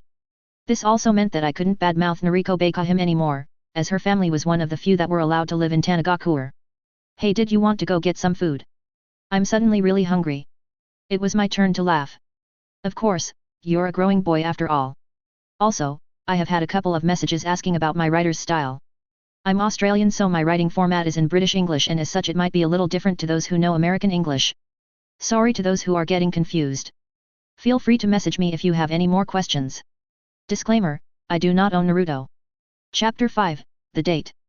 Hiruto and I ended up bypassed Tanagakuer altogether and headed to Koikusho, where there was an abundance of different eatery stalls as well as restaurants and cafes. Once I had been curious enough to find out why such an out-of-the-way village way thriving so out of the way, and to my surprise found that to most foreigners this was the hidden village in the valley. But with inside information I could guarantee that the only shinobi in this village were civilian-born ninja and ninja that had been posted here to protect Koikusho. There was a general consensus amongst Taninin that hidden villages must be hidden to have that rightful name. Also, they are generally elitist snobs and don't like to associate with civilians. They don't admit to that one though. Walking with Hiruto was pleasant. He provided cheery remarks about the scenery and painted a pretty picture about what we could do in training, what we could achieve. The smile that stretched across my face was unavoidable, and by the time cleared the forest with genjutsu and wandered into the town limits, my eyes had joined in the fun and had crinkled up in merriment. I couldn't remember a time while I had been training where I had felt more at ease. A small part also marveled at the boy who was at that moment whistling a folk song while waving a stick he had picked up on the journey in mock kata forms that would normally be used with his kotaki. I have never met someone so charismatic. Is he truly a clan kid? Hiruto. What is it like to live in a compound? The whistling trailed off and Hiruto caught my eyes and casually drew closer to me, in the process well and truly invading my personal space. He didn't seem conscious of the fact though and started to answer, leaving me to wonder about how little his closeness was bothering me. I don't really have anything to compare it as I've never lived anywhere else. He looked thoughtful for a moment. I suppose it is convenient to have the compound dojo nearby if I want to practice any time I want. I laughed. I suppose I wasn't quite clear in my question. I suppose I meant what is it like to live in a compound with only other shinobi around? Incredibly frustrating if you want to sneak out. I gave him a skeptical look. Sneak out? You? Oh ho ho, you don't think I would sneak out? No, I just don't think you'd have a reason to sneak out. Hey! For all you know I could have an illicit love affair with an older woman. I scoffed and gave him a measuring look. He just laughed and casually put his arm around my shoulders. You're right. Though, it's an older man. I choked on my spit. He just side-eyed me with a small smirk on his face. Okay. Enough with the jokes. Truth is I do sneak out sometimes, for a reason. What for? Well, he paused a little embarrassed. Sometime I go out to see the festival light from the top of the rock stacks. He used hand that wasn't curled around my shoulders to scratch lightly at his chin. I was curious. I wondered why he seemed uncomfortable. I had too seen the sight of the festival lights from a high distance and it tugged at my soul for the era I had left behind to see thousands of twinkling lights signifying that yes, people lived here. I gently touched the hand resting on my shoulder and smiled at him. I love looking at the lights too. I reassured him. Hiruto grabbed my hand then squeezed it softly and beamed at me with full teeth and eyes crinkled up in happy crescents. We should go see the lights together next festival then. The smile was contagious and I found myself beaming back. I could actually have a friend. Someone that could actually. No, let's just see how this goes. It could even be a team thing. Come on. I have had the food at this place before and I think you'd enjoy their beef. It's both sweet and spicy, just like you. He laughed at his own joke and removed his guiding arm from around my shoulders to tug at my captured hand and pull me into a nearby restaurant. With my faint blush I followed him under the doorframe.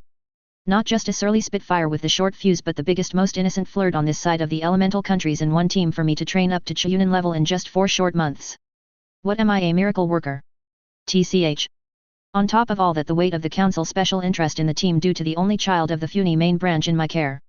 What did I ever do in my past life to get such a stressful team? This will all end in tears, mark my words. The mutterings of a young male shinobi were punctuated with displeased clicks of the tongues and fierce tugging of sandy blonde locks. The young purple-haired girl trying to keep up with his stride called out in displeasure. Sorry, what are you saying, Suda-sensei? You're mumbling too much for me to understand. Ahaha. Just, thinking out loud, Nariko-chan, the man called out but did slow his steps. Where did Hiruto and that awful civilian-born girl go? Now Nariko, I know you and Ringo-chan don't see eye to eye yet, but we have to work together to get through these exams. Just remember she earned her place here just the same as you. She ruined my dress. The man rubbed at his forehead, sighed then decided to answer her original question. They probably heading for Koicho, seeing as I can't sense Hiruto in the compound. Together. To the civilian village. Seeing as this topic of conversation too was not conductive to talk at a reasonable decibel, Suda reasonably decided perhaps action was more appropriate at this time. Let's just head to Koicho to see if we can extricate our runaway teammates. With that he flash-stepped outside the village boundary and headed to the nearest stepping stone, trusting the girl to follow, which she did sullenly with light footsteps. How in all the elemental countries am I supposed to get this team to work? Hiruto was right. The food at the barbecue restaurant was good and I was enjoying listening to Hiruto as I fried my meat lazily on the hot plate. I was also becoming more accustomed to Hiruto's affectionate nature and endearing bouts of clumsiness as he underestimated his reach. And then Suda-sensei pinned him up to the wall by a wind blade and demanded the scroll. You should have seen the look on this guy's face. It was like he was seeing a demon in the flesh. All I could see from then on though is that in the scuffle someone must have sliced the back of Sensei's pants because half of his left cheek was peeking through the fabric. It's safe to say I didn't learn much about anything from then on except the fact that for some reason that Sensei's butt is freckled. I didn't bother to rein in my laughter as Hiruto told me another adventure of his time training under Suda. I'm pretty sure I was scaring off other customers with my cackling, but I couldn't help it. Freckled. I didn't know Sensei had that sort of side to him. Hiruto grinned at me broadly. What did you think Suda-sensei was like then? Well, sort of mature. Like responsible and stuff. He certainly knew how to take control at introductions. Hiruto for some reason starting laughing hard at my words. Trust me, he is no grown-up. You put him in a situation where he can complain like a toddler he will. Remembering that kindly sandy-haired man from that afternoon, I couldn't quite associate him with a sulk. I'll take your word for it, I said dubiously. Hiruto patted my hand, then reached for some more of the spicy beef. What about your sensei? Ah, her name is Honda Misaka. She's an infiltration specialist. We don't take missions like you and Suda-sensei, it's more the reconnaissance sort. At my level it's also non-classified stuff like making sure the larger mines are being protected properly. Surely you have some interesting missions. Yeah. I suppose, what's cool is that in a lot of them we get to see a side of the world that most shinobi don't see. Hiruto's face began to show concern but with a hint of perverse curiosity. He leaned forward with interest and I pushed him back slightly so he wouldn't burn himself on the hot plate. It's not seduction missions, is it? He voiced hesitantly. I smiled wanly but alleviated his worry. No, nothing like that. Not that sort of world. The world I see is right under your nose. Hiruto leaned forward interestedly and whispered collusively, the criminal underworld. No, you great goose, the civilian world. Date. A hand crushed the soft apricot that was to be sold to a customer. Vein throbbing in the man's brow, the gossiping woman that had requested previously mentioned apricot was having none of it though and demanded an extra plum in penance of the originally desired now mushed fruit. When the shopper bearing unpleasant news had left the stall, it was swiftly boarded up and the slow simmering anger of the man reached a furious peak. Mako. Get me my largest broom. Anata no.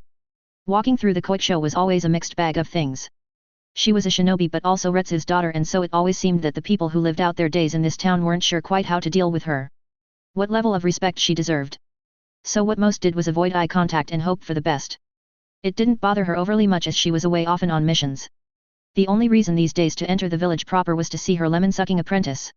It constantly amazed her that one so young and green with life could have such a reason to be so bitter. It was as she was pondering how Ringo-chan needed to loosen up and when she would get the opportunity to see her with her new training schedule that she spotted an unforeseen sight in the window of the barbecue place that had her favorite honeyed chicken.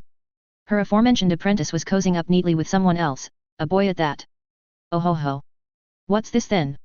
I was busy telling Hiruto about the correct way to remain unseen in a crowd of civilians, how you can dampen your chakra with practice, when the hair on the back of my neck rose. Ah, I know this feeling. I continued talking as if nothing was wrong as I searched out with my chakra sense to try and find the irregularity that should be there. When I found none, I knew I had to up my defenses or things would get humiliating. Using one of Hiruto's usual gestures as a smokescreen, I quickly laid down a henge on my hands so I could freely begin using hand signs. My goal was to be overlooked, be uninteresting and most of all be undetectable. It was all for naught though as a pale hand reached out and took one of my last chicken slices and placed it on the hot plate. Hiruto startled and knocked down his water glass with an erratic movement. He caught the cup before it fell off the table and narrowed his eyes at the newcomer that had appeared next to me as if my magic. More like she had been there for a while. Well. Ringo-chan making friends already. I scowled at the insinuation and sighed heavily. Misaka-sensei. Nice to see you. Hiruto, once hearing the name, loosened his suspicious gaze and smiled prettily at Misaka-sensei as he regained his pep. Honda-sensei, it is nice to meet you. Ringo has been telling me about her training with you. Ringo has. Has she? How about that, Ringo? Leave off, Misaka-sensei. It seemed weird to be formal. This is my new teammate Hatsumoto Hiruto. Well, I guess that. With that brown hair he is no Funi. Hiruto glanced up at Misaka-sensei's own purple-tinged hair, hesitated for a moment and then obviously decided it wasn't worth mentioning. It was a wise decision. Misaka-sensei was awfully defensive over her own fruity hairstyle. Training, you say, and have you returned the favor? I mean, it would be beneficial to know how your sensei teaches so she could get the most out of training. Misaka-sensei was being about as subtle as a battering ram. It was clear she wasn't putting a lot of effort into her insinuation. He has been sensei. From what he's said, Suda-sensei seems to be quite a proficient shinobi. Hiruto and he get put on the daimyo's missions, so Suda-sensei must also be quite a diplomat. A diplomat? I understand why he was chosen as your Chunin mentor then, but surely a clan shinobi would have been a better fit. Suda-sensei is from a clan. Also, he is chosen especially for our mission by the daimyo himself. I think they grew up together. Oh ho ho. That is interesting. I imagine training today was full of fascinating material then? Is this a post-training meal? An awkward air filled the space. I wasn't quite sure how to explain this. Hiruto stepped up though and tried to be diplomatic. Well, training was cut short today. There was another pause while Misaka-sensei gave me a flat stare. What did you do, Ringo? Why me? Who is the number one short fuse in the village? I am not. I was an adult for God's sake despite my appearance. I knew how to keep my cool. Riot. I scowled at my sensei. I gave a tactical retreat in deference to keeping peace. Ringo. You skipped out. I was provoked. Baka. Act your age. You better suck it up, Jenin, or you're going to go nowhere fast with that attitude. I thought it would be better to leave than get into a fight with a clan kid. The Funi. You got in an argument with a Funi? Are you an idiot? Do you know what could happen? Honda-sensei, forgive me for interrupting, but I don't think Ringo hasn't done anything wrong. I'm sure that her issue with our other teammate was a misunderstanding because I find it nice to be around her, and I'm sure Nariko will too. We'll be a great team and become Chuunin together. Optimistic, aren't you? Just hopeful. I haven't known your student for long, but I know I want to know her forever. We'll take care of each other and settle any arguments like the one today. Because that is what a good team does. There was a brief moment of silence and I cursed my Uchiha paleness because my blush made my face glow. How can he say that with a straight face? Misaka-sensei was taken aback at first but now appeared to be calming down. She looked from him to me and tilted her head curiously. Ah, my apologies then. Misaka-sensei smiled slowly at Hiruto before turning to me in a stage whisper, quite a prince you've caught here. My blush deepened and I scowled at my sensei. I was grateful at Hiruto's apparent ability to charm even the tetchiest of shinobi, but clearly he was being obtuse. His words could be taken quite a different way. Well, sorry for the interruption. I can see that I'm only disturbing your meal. I just wanted to see who my prickly student was chatting up and now I can see why she bothered. You're adorable, Hiruto-kun. By the way, you can call me by my first name if you want. Goodbye, Misaka-sensei. I don't know my training schedule yet, but I'll contact you when I do. Yet. I'm going. I'll also make sure to up your stealth training. Your form today for quite frankly abysmal. Sensei. I'll see you later. She just laughed at my insistence and tugged at my bandana he tied. Sheesh, okay. No need to be so cut up about me leaving. She moved away but paused at the doorframe and called out in a loud voice, enjoy the rest of your date. Hiruto's face showed innocent confusion at that statement and I buried my head in my hands. The people in the restaurant looked up from their meals at the interruption and turned to us. Some smiled amused while others seemed to find us adorable. The server behind the counter was one of the latter and with heart in her eyes gave us a free drink refill. After she was gone I felt I needed to clear the awkward air. She was teasing Hiruto. Ah, yes, I got the picture. He murmured and picked at the last of his meat. You have an interesting sensei, Ringo. I smiled and my hot blush faded slightly as I let out a small but genuine pleased smile. Yeah, but despite what she seems, she is also the best. The sharp blade of disappointment slid into her belly as she watched the civilian upstart smiling and laughing with her other teammate. It seemed they were doing just fine without her. Hatsumoto-kun even reached out to pat her shoulder. Was she not even a thought in their minds? It was hard-pressed to keep her composure, but she did. She was a Funi and she had her pride. She would never stoop so low as to seek the company of the low class. Uncle had expressly said to become Chuunin this year or drop out because it was a sign she wasn't good enough and he refused to teach failures. Hatsumoto-kun was bearable enough, but the civilian Himura Ringo was everything she was taught not to be. Overly casual, rude, short-tempered and paid far too much interest in Hashimoto-kun than was decent. Look how she was fawning after him. He was far too good to be caught up in her web. It was alarming how uncouth her people were. Even now a madman stood in the streets swinging a broom over his head while his overfed wife was attempting to restrain him. Had they no decency? Suda-sensei, I highly recommend we leave here. No cultured shinobi need stay in this civilian village. Her sensei appeared not to be listening as he stood in shadows of a building watching their errant teammates. They finally appeared to be finishing up their meal and making a move to leave. Nariko-chan, why don't you catch up to Hiruto-kun? You can go together back to Tani together while I have words with Ringo-san. She found she highly disliked being called Chan like she was a little kid from her sensei but couldn't find the words to rebuke him for it. He was her superior after all. She nodded in acquiescence at his request. He did appear to want to improve team relations and she did enjoy having Hatsumoto-kun come over to see her earlier on in the week.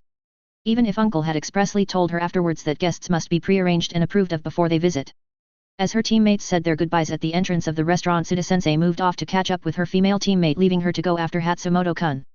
I wonder if we could smile and laugh together like he and Himura did? I had convinced Hiruto I was okay walking home by myself and even cited that he didn't trust my skills to defend myself when he began to insist. He hadn't been happy with being outmaneuvered but accepted that I was going to walk home alone. It was late in the day and I wondered about my chances of getting Natsuko to read a story with me when I noticed someone trailing me. Hiruto, I told you I am fine to walk home alone. It's not even dark. The shadow that had been following me moved to stand by my side. You would be a poor ninja if you couldn't. I suspect it's the propriety of it that Hiruto insisted, not a reflection of what he thinks of your abilities. I started as I recognized the voice and Chakra's signature. Despite how similar to Hiruto's, Suda's was a bit wilder. I wonder if they are related? Ah. I wasn't sure how to act. After all, I did ditch training. I don't have to say to you why I am here. I winced. No. I understand why you sought me out. And if you understand why did it happen in the first place? Because my female teammate is a stuck-up princess. No matter the reason, it shouldn't have happened. I apologize. You perhaps should apologize to Nariko-chan as well. I crinkled my nose in disgust. There was no way I was apologizing without an apology myself. I wasn't the one who started slagging off her family. You're the eldest Ringo-san. I think you might underestimate your influence. Whether you know it or not, you're the yardstick that Nariko-chan uses, and so please, be mindful of how you act. If you apologize, then it is likely your actions will be reflected by her. I doubt anything I do is going to change what she thinks. She is quite firm on her prejudice that I might be the dirt under her shoes for all she cares. That's not what I mean, Ringo-san, and you know it. He was right. I wasn't so obtuse that I didn't know that my behavior wouldn't cause waves in our team. I was supposed to be the responsible one, a role model. So, I would be respectful, if not for Nariko, then for Hiruto and Suda-sensei. You can just call me Ringo Suda-sensei. Surprisingly, Suda winced at my words and at my questioning look, sighed and sought to explain. Ah, it seems strange to be called sensei by you. You're not really that much younger than me. Perhaps senpai. If you'd prefer. Yet. I think so. We wandered a little more and I came in sight of my house. Oddly, the shop had been closed up despite still being business hours. I wondered if something was wrong. So you understand your position? I snapped back my attention to Suda, and after a moment of deliberation I nodded. I do. I will be more respectful, I promise. And I won't leave training again even if I argue with Funi-san. I said sullenly. Just, be patient, okay? I huffed out a small laugh. It seems that everything I did in this world had to involve no small level of patience. Okay, senpai. I gave Suda a wink to finish off my trilling of the word and was rewarded with a cringe, and a faint blush. I was hard-pressed not to be a little delighted. In response to a review I received, I understand completely how the single quotation marks may confuse American readers, but it's a cultural thing. In Australia, instead of double quotation marks for speech, we most commonly use single and are taught that way. It's a reflection of my upbringing in the Australian education system. For that, reviewer, thank you for such a polite explanation, and I thought about changing my style, but I'm afraid if I break the habit and use double quotations, I will use them in my university assignments and get pulled up for them. So for all the readers who learnt the American style, I'm exceptionally sorry for the confusion. Disclaimer, I do not own Naruto. Chapter 6, The Training Camp, Depart. T-Link 3 Missive Scroll 288-5. T-Link 3 to RED 1. Gold Village, Access Approved. Stay, 2 weeks. Green Village, Access Approved. Stay, 1.5 weeks. Orange Village, Access Approved. Stay, 2 weeks. Grey Village, Access Denied. Stay, 1 day. Blue Village, Access Denied. Stay, 2 days. Silver Village, Access Approved. Stay, EST 2 weeks. Gold Route, Obstructed. Travel, 4 weeks. Green Route, Clear. Travel, 1 week. Orange Route, Clear. Travel, 2 weeks.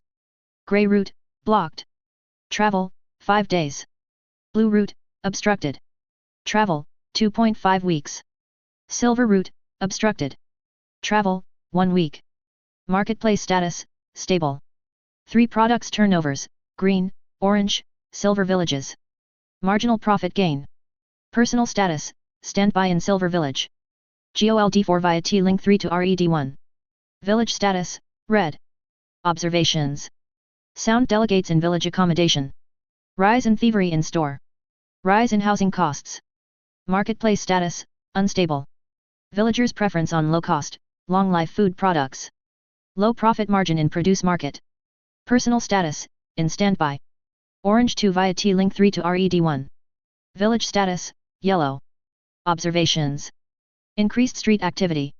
Village security awareness increasing. Village meeting focus on paper quality, ninja representative absent. Marketplace status, stable. Opportunity for expansion in beef and wheat products. Personal status, in standby. Orange 5 via Orange 2 via T-Link 3 to RED1. Village status, yellow. Observations. Preparations underway for upcoming Chuunin exams. Higher ranking ninja being recalled. Communication link difficult. Trade status, stable. Undertaking work on Stadium Level 3. RED1 tunnels, accessed. Personal status, under observation Level 2. GREY2 via T-Link 3 to RED1. Village status, no data. Observations. Increased ninja hostility to civilians. Unable to breach village. Rendezvoused with nearest T-Link. Marketplace, no data. Personal status, mobile. BLUE3 via T-Link 3 to RED1. Village status, no data. Observations.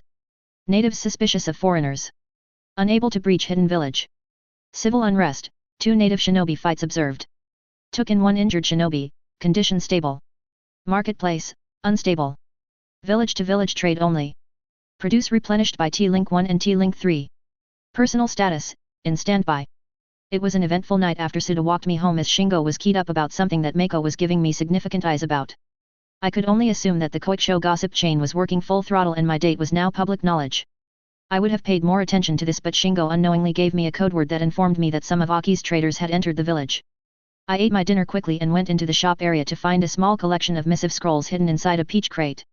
I stealthily snuck out of the house once the family had settled into bed, entered the Genjustu forest and headed to the entrance of one of my tunnel systems that would eventually lead to my hideout. I then proceeded to spend the night in the privacy of my main cavern mapping out the tour of one of my largest trade routes and time-stamping each location. I compared this to my intricate map of the elemental countries that held the approximate dates of key happenings that would be taking place within the next few years and promptly gave myself a headache. Searching for meaningful information is like looking for the forest but only seeing the trees. As I was not coming to any momentous conclusion to my data, I activated my Sharingan as a failsafe to process the individual missive scrolls that traders, given the respectable name of T-Link 3, transported. Of all the individual missives that I had received, it was Blue 3's that concerned me the most. I wasn't overly worried that they had taken in an injured shinobi, despite being slightly inconvenient for them, but it was the information that the unrest in Water Country was causing more fights to break out. I would have to make sure to dispatch some merchants on my smaller trade routes to update me on the situation as it progresses. It seems that it's come to decision time regarding how much input I would have to other world events. It kind of sucked because I still had no idea whether being involved even would affect anything for the better. Other than Blue 3's report, everything else in the individual missives showed things were progressing well. I was particularly pleased that Orange 5 in Konoha had been given work on the stadium, and I hoped that he would have the chance to expand the Uchiha tunnels I had ordered him to find despite still being under light guard watch by the Konohanin as a relatively new citizen. I was able to deconstruct the entire missive scroll that night to my weary pleasure and finished by flagging each scroll with a colored tag and placing them in their proper place on my carved shelves to gather dust.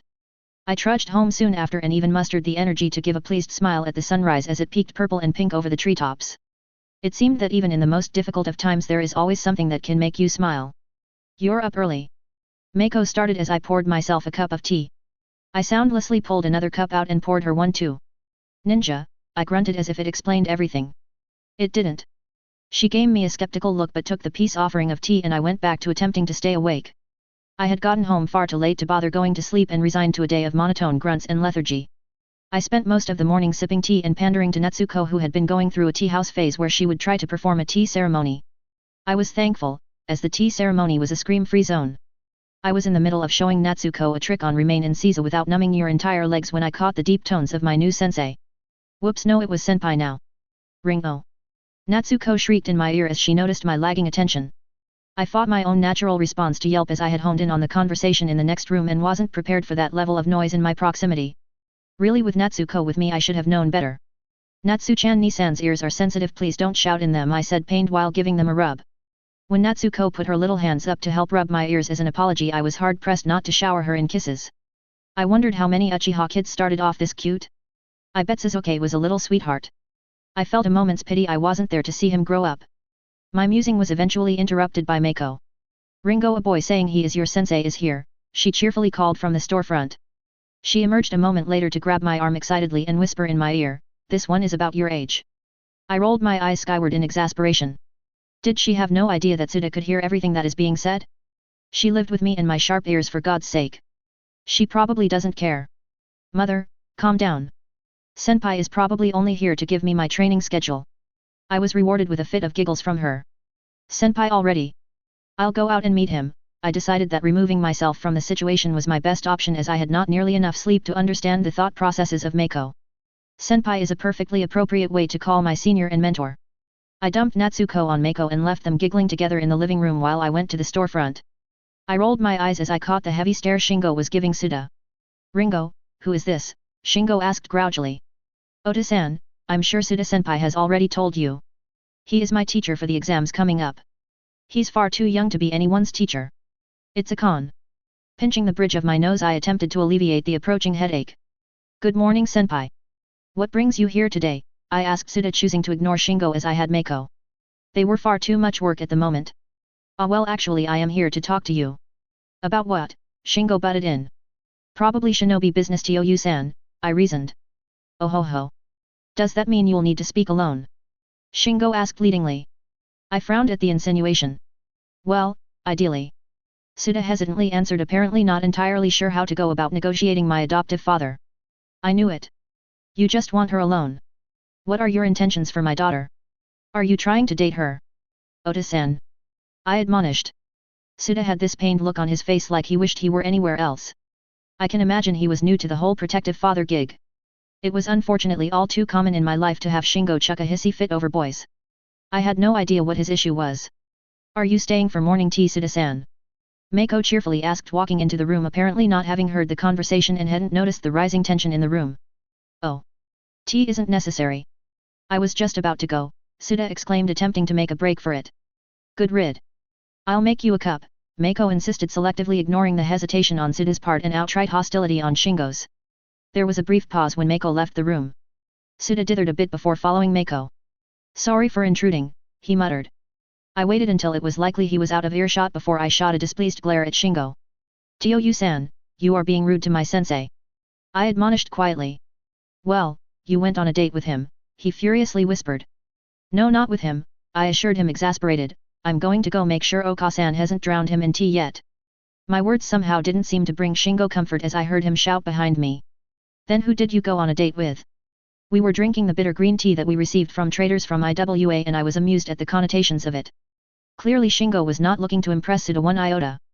So say again, what makes you come looking for our daughter? Mako asked Suda curiously. We actually have a mission. I perked up a bit. It would be the first mission we would have as a team. I was keen to see how my skills matched up with the others in my situation. I was worried I was maybe a little too confident in my abilities, as far as I knew was in good genin, but I had only flickers of the Konoha genin's life as a comparison and they were the cream of the crop. Shingo harumphed from his position at the end of the small table. I pinched the bridge of my nose again, trying to relieve the pressure building up there. Shingo was being a terrible role model for Natsuko, who thankfully had passed out on a lounge not that long ago. Tio-san. It is my job to go on missions, I reasoned. Gallivanting around the countryside with your other teacher was bearable, but this. Shingo trailed off and degenerated into old man grumbling, as Mako put it. Ignore your father, Ringo-chan. We're behind you all the way, Mako encouraged and passed me a cup of the bitter green tea. It was fortunate that I actually liked the taste. We shared a few more pleasantries with Mako and Shingo and I eventually saw Suda finally start to relax. Next time he comes I hope Natsuko is awake so he can meet her. You're very charming, Suda-san. What family did you say you came from? Mako asked coyly. Suda hesitated on the answer. While not a taboo question, it was well known in shinobi circles that if the person didn't give a family name you weren't supposed to ask. I could only assume Suda, being from a clan, was struggling to explain this to a civilian while still being polite. I thought it best to save him the trouble. Oka-san, some ninja choose not to say their last names to protect their families. Oh. I'm sorry, Suda-san. I had no idea. How very protective of you though, Mako seemed captivated at the notion, to forsake your family name to guard it. I suppose it works both ways too. Nothing makes you stronger than when you have someone to protect any. Mako, stop harassing the boy. Shingo grumbled. Somehow it seemed that Suda had weaseled his way during his visit into my adoptive father's good graces. Anata. I was only commenting on a very admirable quality that our daughter's teacher seems to have. You're making the kid uncomfortable, that's what you're doing. Sensing another argument, I decided that it's best we wrap this entire visit up. Ota-san, Oka-san, Suda has to head off now. He needs to see my other teammates to tell them we have a mission. Oh yes. We shouldn't keep you from your job, Suda-san. But please come back anytime you want, Mako invited pleasantly. Suda gave his goodbyes to my parents and even received a semi-polite farewell from Shingo. I caught Suda at the door before he left. What sort of mission is it anyway? I asked Suda, making sure my parents were out of earshot. It's not a mission per se in the sense of fulfilling a contract. We're heading to the Suna border in the interests of team harmony. We'll be going on a training camp. Oh. That is a good idea. When do we leave? I asked curiously. This afternoon. Today? I was horrified. In no way was I ready to go anywhere today. Yes, today, was the firm reply. With sleep tugging at my insides and trying to drag down my eyelids, my answer was clear. I refuse. Okay, I'll see you this afternoon then. Suda replaced his shoes, checked his thigh pack, and before he left gave me a smug grin, all the while I was staring disbelievingly at him. Did he just outstubborn me? There may have been a side of Suda that I was beginning to figure out. If it wasn't for the fact that we weren't likely to get through the Konoha exams without at least a little knowledge of each other's fighting styles, I would have been more adamant in my refusal to spend 3 days in the company of Nariko and not turned up and gotten some sorely needed sleep. Also, I don't really want to get another speech from senpai about responsibility. My patience was tried from the get-go though when I was given a haughty look from the hakama-clad noble who sent Nariko off. I assumed it was her sensei and uncle. It's a disgrace that it comes down to this. A disdainful look at me in my half-civilian/half shinobi garb followed this statement. It was clear that this was in fact me. Wow. Rude. I looked down at my outfit. Maybe I should lean away from the civilian loose t-shirts and stretchy pants under my apron skirt, but at least I was wearing shin guards and my chainmail shirt with the sleeves. You couldn't say I wasn't safety conscious despite my preference for comfy clothes. I suppose he could not have been referring to my clothes at all and instead to the raccoon eyes I achieved from sleep deprivation and the haggard look on my face. Regrettably, I didn't have the capacity to narrow down exactly what they disapproved about me right at that moment. It could easily be all of me though. I completely agree, uncle. HNN. Nariko, I do expect you to rise above the circumstances though, or there will be ramifications. Do not let my expectations of you have been misplaced. Yes, uncle. Getting snubbed for apparently being civilian born aside, I was feeling a little sorry for Nariko.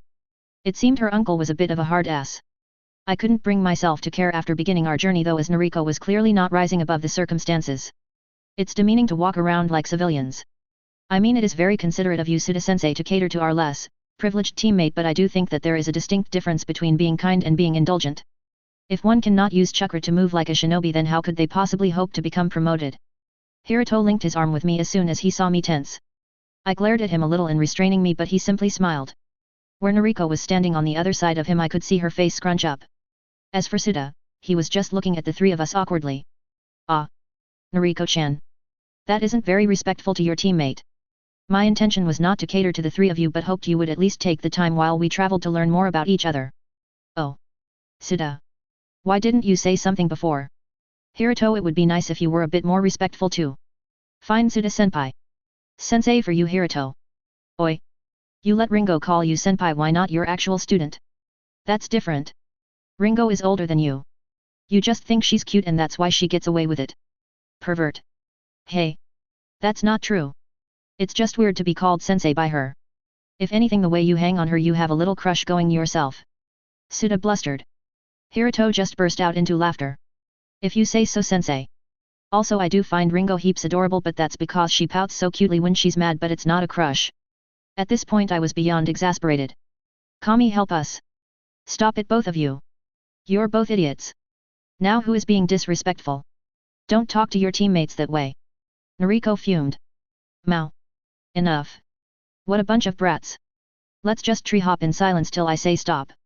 Point formation from now on, with Hiruto taking point, Nariko right and Ringo you keep left. I'll take the rear. Ma, you just want to watch us all from behind, don't you, sensei? Well, yes. That is the point of rear guard. I face-palmed in exasperation. What a pervert. To say that with a straight face. Hiruto, shut up. Hi everyone. Sorry for the increasing lag between chapters. I am still writing just as much as usual, but I keep skipping chapters. My whole story is about 43,000 words long, but I've only published around 25,000 because I keep writing the must-have plot formations. Hell, I even wrote the last chapter of the second book the other day. So I know the end of the story.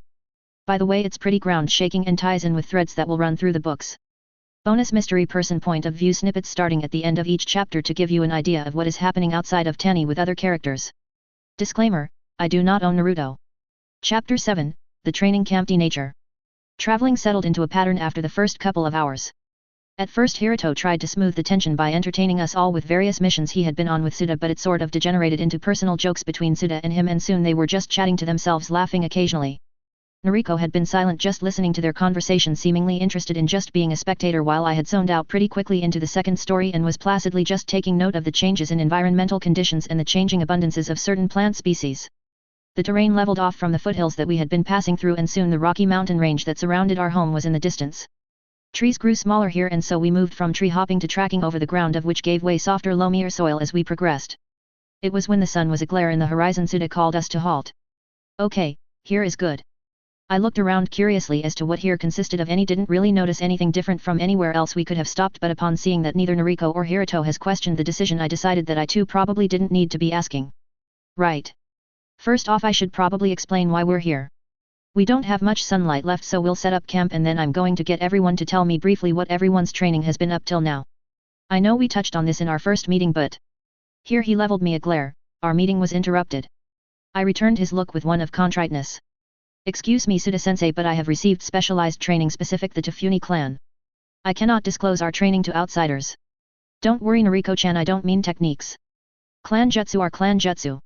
I just mean in general what type of things you train in. For example, Hiruto and I often practice with wind chakra blades, to a measured degree of success, some days at least.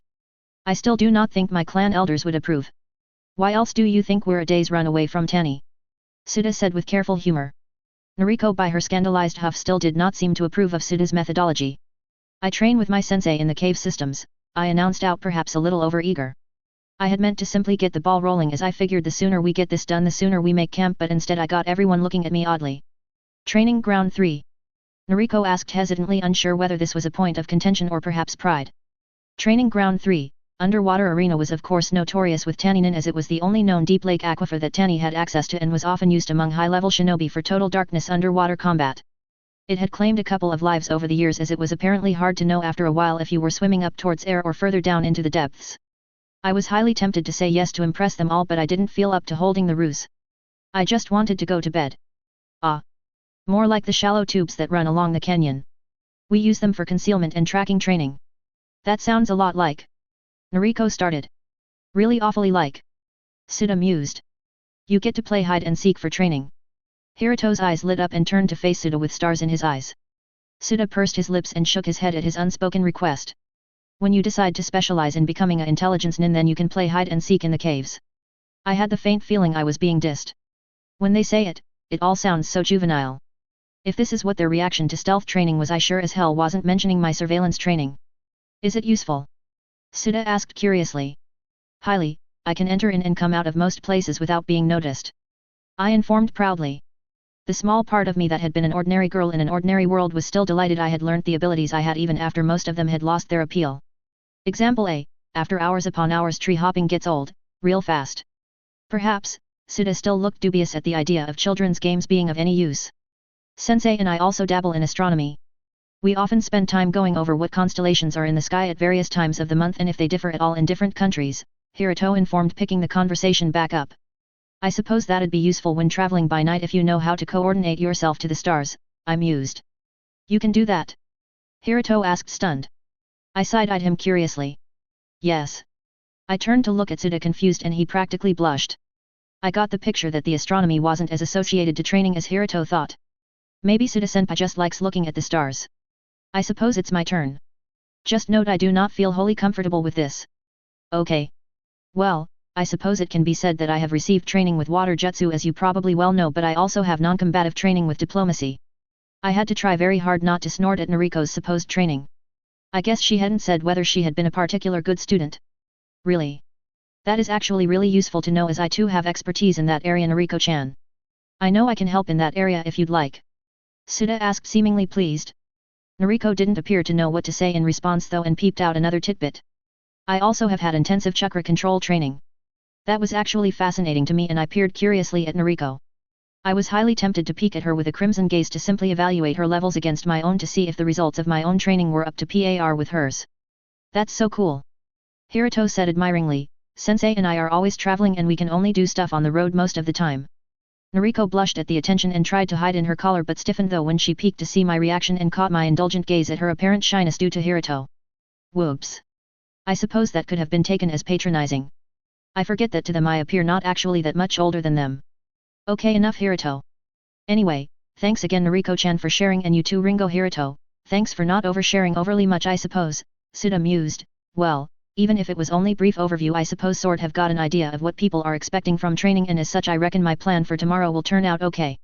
Just remember guys that the whole point of being matched up is to work as a team despite our very individual training experiences. Set up camp guys and we will begin tomorrow at sunrise.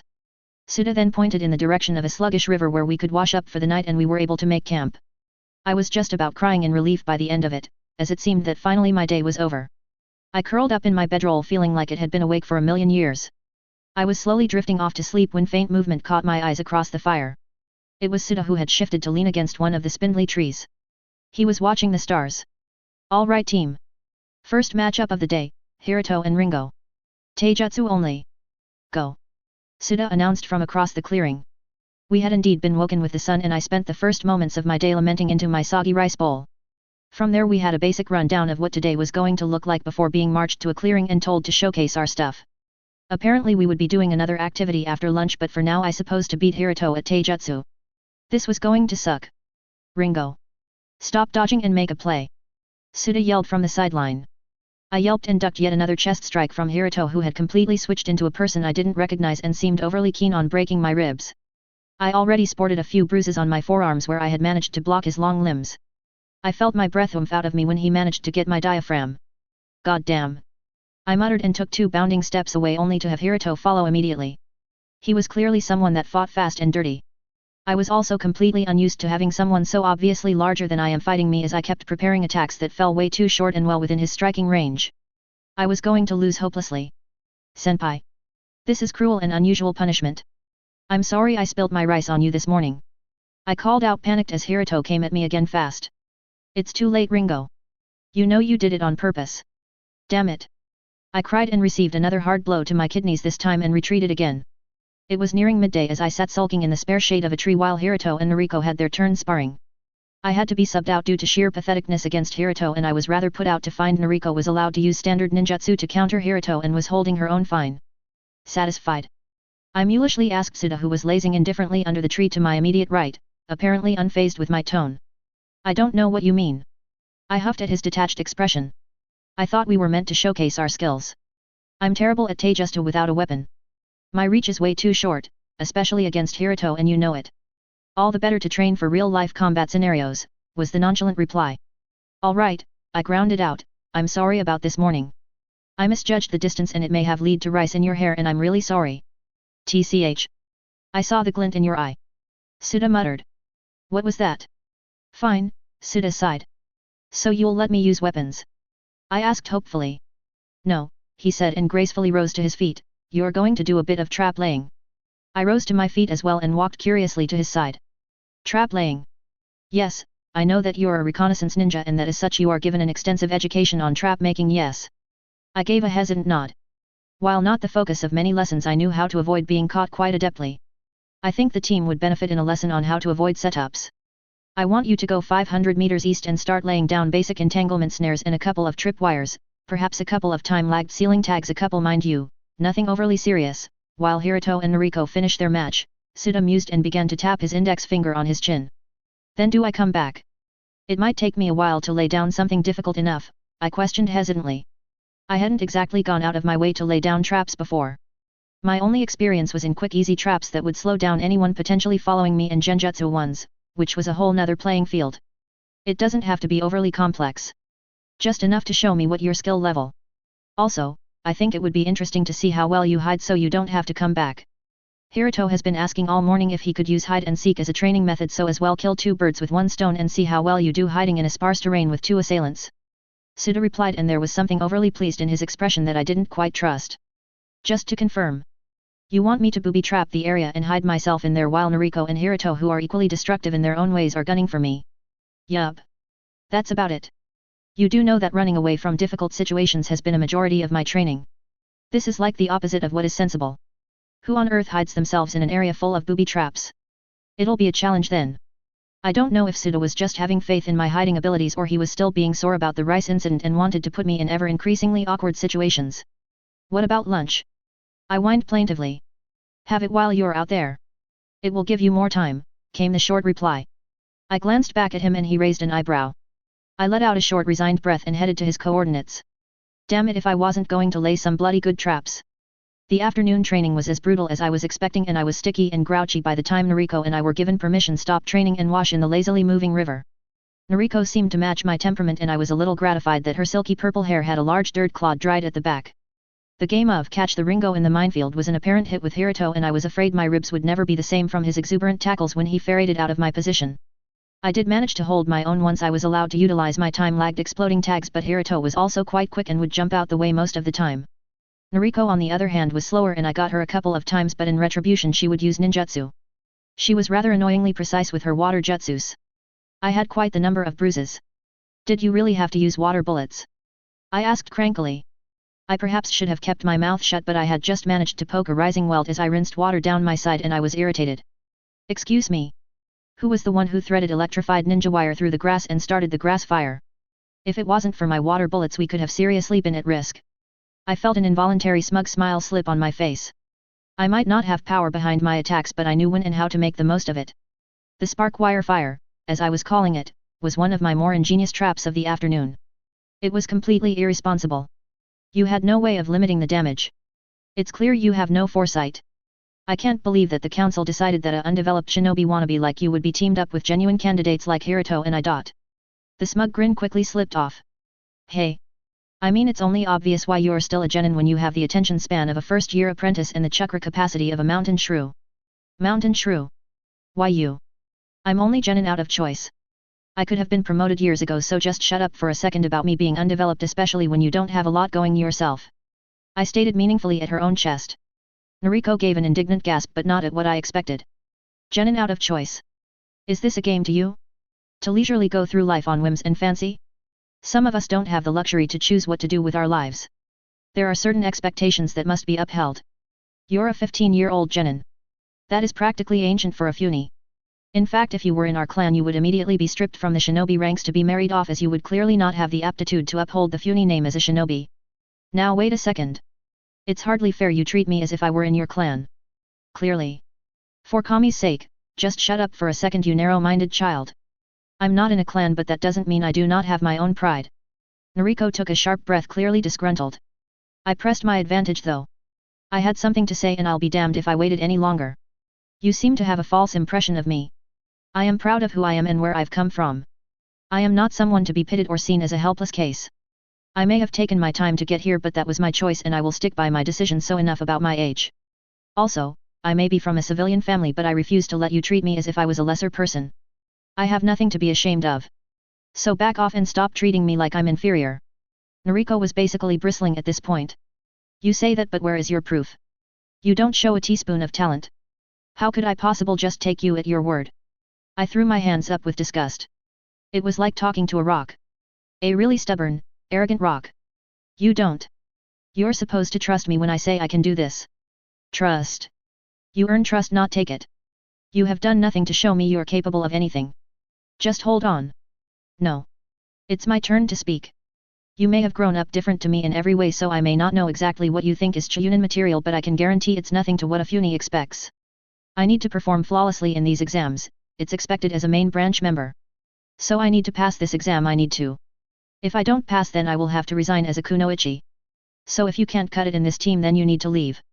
I cannot afford to have someone who has the luxury of choice messing up my chance to be Chunin. I was amazed at Noriko's gall. I huffed out a small sound of disbelief. What on earth does she think of me? Wow, you really must think I suck. There is only evidence pointing towards your ineptitude, she replied waspishly. I don't even think I can get angry with you. You are clearly deluded. Trust me. It will not be me letting this team down. See that you don't, she demanded conceitedly. Okay. Now I was starting to lose my cool. Oi.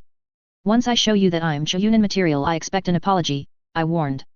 Noriko merely sniffed in derision. I gritted my teeth and held back the desire not to just punch her in the face. We'll see if you can reach my standards, she replied coolly and turned to leave and as she went I managed to pick up her final murmur that I'm sure I was not meant to hear, you're not the only one that has to prove yourself to somebody. She brushed past me to stride off up the banks of the stream with her head held high and her footsteps silent. I watched her go with narrowed eyes and clenched fists but also with a faint sense of confusion. I think I'm not the only one that is being misunderstood here. But seriously? What a bitch. In the coolness of late afternoon, a high-ranking shinobi from the Sound delegation was found to be at Asuna tea house gazing absently at the people milling around. This particular tea house just so happened to be on the outskirts of the central marketplace where, defying all expectations, there was trade. It was not a bustling market, but it was a stable one with an even flow of customers where goods were exchanged for bags of what must be gold dust fresh from the Kazekage. The slender man was puzzled at this spectacle, as he was well aware of the struggling Suna economy due to the lack of mission requests from the daimyo, but it seems that most of the citizens had adjusted masterfully to the changing circumstances. Slanted golden eyes narrowed in thought. Perhaps, a little too well? Bringing up the statistical likelihood of this occurrence happening naturally, he reached a conclusion. Logically, the market should be bankrupt, the people in poverty. There was no income for the village, therefore no cash flow, and as a result the economy should have crashed. So then why did the marketplace still function? It defied reason, and that is what drew his interest. It was likely that there was a game afoot and an unidentified player currently holding the cards. But what was the end goal? The reward? What is there to gain? He pursed his lips pensively and gently sluiced around his bowl of sake before downing the entirety. Perhaps an old warhawk had stuck his finger in yet another pie? He would certainly be bringing this up with his next missive to Konoha. Chapter 8, The Training Camp Destruct. I'm pretty sure I heard somewhere that it takes around 5 days in close quarters for someone's true personality to come out and for friction to happen between certain personalities. Well, I guess our team excelled somewhere because it only took us 3. Blurg. Why is the tea always so bitter in the mornings? I looked up from my perfectly acceptable cup of green tea and blinked lazily at Hiroto, who was frowning into his. Ringo made up the pot this morning again, that's why, Noriko explained absently while pulling her brush through her purple hair. It had to be her 100th stroke, as it had an amazing sheen to it that only happens when you take excellent care of your hair. Mine of course had never had that sheen. I readjusted my bandana to make sure no hair peeked out. Hiroto made a sound of understanding and went to tip it out, but happened to glance up and noticed that I overheard their conversation. His eyes widened in panic. Oh, he exclaimed, not that there is anything wrong with the tea, I'm sure on second sip it's perfectly fine. See fine, he winced. Don't bother Hiroto-kun, Noriko sighed, it's clear she knows you don't like it. I pursed my lips at the both of them. Don't you two seem cozy now, I said snidely. It was true though. Noriko had eventually managed to have a conversation with Hiroto that didn't involve incessant blushing, and Hiroto in response was more comfortable with talking to Noriko about deeper subjects without feeling awkward. It was a relief to have the tension lessen, but I did not appreciate it at the moment. At my comment though, Noriko's blush reappeared and Hiroto gave me an uncomfortable look. Ringo, don't be difficult, Suda-senpai chided from where he was crouching next to the fire making breakfast. It's not my fault they are being rude. Fine. Hiroto and Noriko-chan, please do not complain about the tea. Thank you, Suda-senpai. There would be nothing to complain about if Ringo had a single taste bud, someone muttered Lily. Hey. I heard that. Guys, do we have to do this every morning? Yes, Ringo's tea is horrible, but at least she is contributing to the team. I mean, who else has done something for someone else this trip? Suda interrupted, fed up. What do you mean? We all take turns cooking. Noriko asked, confused. Yes, but that is mandatory. Out of your own initiative, who here has helped someone else simply to be a good teammate? There was a brief silence. Well. I made tea. Undrinkable tea, Noriko muttered. I'm pretty sure muttering is not very ladylike, Noriko-sama, I sniped. What would you know about being a lady, Ringo-kun, she retorted coolly. More than you, clearly. Ha. Don't make me laugh. You're as cultured as a rock. Well, at least I'm not a stuck-up prissy little princess, you dumb foo. Enough. Ringo, watch your language. Funi, I finished as if Suda didn't interrupt. Hiroto cringed in the background and Noriko sniffed, clearly not believing my admittedly changed finish. Suda growled under his breath and grabbed the congee he was cooking for breakfast and took it off the fire. While still crouched, he turned to us and gave us a harsh look. Okay, plan change. We clearly need to do some team building today, and to do so I'm gonna tell you some harsh truths. Ringo, your tea sucks and you have an authority problem. Noriko, you overcompensate for your insecurities and come off sounding like a child. And finally, Hiroto, what the hell do you think you are here for? Take some initiative, stop being so afraid of hurting someone's feelings and say what you want to say. Nice guys don't exactly make the enemies tremble with fear. We all gaped at Suda. Harsh man. Hiroto muttered. Actually, I don't think I've been harsh enough. These past few days have been a disappointment. From what I've noticed, it looks like we've all forgotten that we are a team now. I understand it may be completely unorthodox to your previous training styles, but we all have to learn a thing or two about how to get along. Because today, right now, I don't see a bunch of Chiyunin here, to be honest. I see a bunch of half-rate genin, so you all have to get your act together and work together. But what is the point? After the exams it's not like we'll ever have to be a team again. Noriko questioned, confused. Wrong. Chiyunin and Jiaonan often get sent out in teams if the mission request requires it. We may specialize with 2-man cells, but it's not uncommon to have a 4 to 5-man mission requirement. An extreme example can be the border security shinobi. All are technically classed as a single team and that group is in the hundreds. Learning to work as a team can be a huge asset, and it's something you have the opportunity to learn now as genin. I nodded along with Hiruto and Noriko, but to be honest it was hard for me to follow what Suda was saying as I was experiencing some cognitive dissonance. I felt like a square shape pretending to be a triangle trying to fit through a circle. Intellectually I knew that as Himura Ringo the Tannin this was perfectly sound advice for my future, but it did not line up at all with Uchiha Akiko the Konoha Uchiha clan matriarch. It was still up in the air if I would be a Tannin beyond the Chiyunin exams. Hell, I would be lucky to be alive. So, I thought I was doing the best I could to be a teammate while still maintaining some necessary distance. I had even made tea for everyone. What do you suggest, Suda-senpai? I asked carefully. Suda turned back to the kanji and started spooning it into separate bowls before answering me. A treasure hunt, he finally replied, standing up and handing me a bowl of kanji. That doesn't seem too bad. Hiruto said positively whilst receiving his own bowl. Suda smiled. Ah. I forgot to say, but you'll also be chained together. I began to frown. This is going to be awkward. Do you reckon we should go left? Hiruto asked hesitantly as we stumbled over to yet another fork in the track. I began to hear the clank of the metal chain and I peered over my shoulder to see him playing with his cuff again. Stop it, Hiruto, it's annoying, I murmured and was gratified when he stopped with an apologetic look. His right hand had been cuffed to Noriko's left while I had awkwardly been cuffed to Noriko's right with my own right. This meant that I was always backwards to their forwards. I probably shouldn't have mouthed off to Suda about this exercise. Don't be so petty, Ringo, Noriko snapped. I think that we should go left as well. Agreeing with Hiruto, what a surprise, I drawled sarcastically, but fine. We can go left. Who died and made you the maker of decisions? Noriko sniped and tugged sharply as out connecting chain. I gritted my teeth angrily. What the hell? I'm agreeing with you, what is your problem? You, she tugged at the chain again, and I hate this chain. Girls, can we please just go? Hiruto hesitantly asked. Fine with me. I retorted angrily. Noriko just tisked angrily and we headed left. After breakfast, Suda explained the aim of the treasure hunt was to find the place Suda had set up for lunch, which was apparently somewhere amongst the grassy knolls and spindly sprawling trees around us. We had already spent 2 hours of the 5 available hours following an animal track that hopscotched across the area since we couldn't make a decision on which direction we should head in. I was also pretty sure we had been turned around twice. This is taking forever. Can't I just lead since I'm the one with experience in tracking? I suggested again as I stumbled behind Noriko, doing my best to keep up despite having to go backwards. We have already discussed this. That would be selfish because then Hiruto and I would be affected while only you would be able to walk correctly. I gritted my teeth, annoyed. Perhaps we can all go sideways. Then it would be even. We would go too slow, Noriko said decisively. I turned to look at Hiruto, begging him with my eyes to help me make her see sense. Perhaps there is a more friendly option that suits everyone, he said hopefully. I didn't want it to come to this. Okay, there is an option that would work, that would make us move the quickest. Hiruto looked relieved. If Noriko goes on my back, then our right hands will join up and we can all look forward and even shunshin if need be. I'm pretty sure can handle Noriko's weight. I explained, but to no avail. No, I refuse. Noriko. I like it just about as much as you, but it's obviously the best option. I exclaimed, exasperated. It's absolutely demeaning. I just about screamed in frustration. Look, just get on my back. No way. I'm not a child needing to be carried. It's the easiest way. Tell her, Hiruto. Hey, don't get me involved. What do you mean you don't want to be involved? You're part of this team too. This affects you too, you know. I turned towards him angrily. He was also frustratingly fiddling with his cuff again. Don't snap at Hiruto, it's not his fault you're a harpy. I'm not a harpy. I'm just trying to get you to see sense. With the way our chains are positioned, it's the easiest way to effectively move. Easiest for you, you mean? What does that even mean?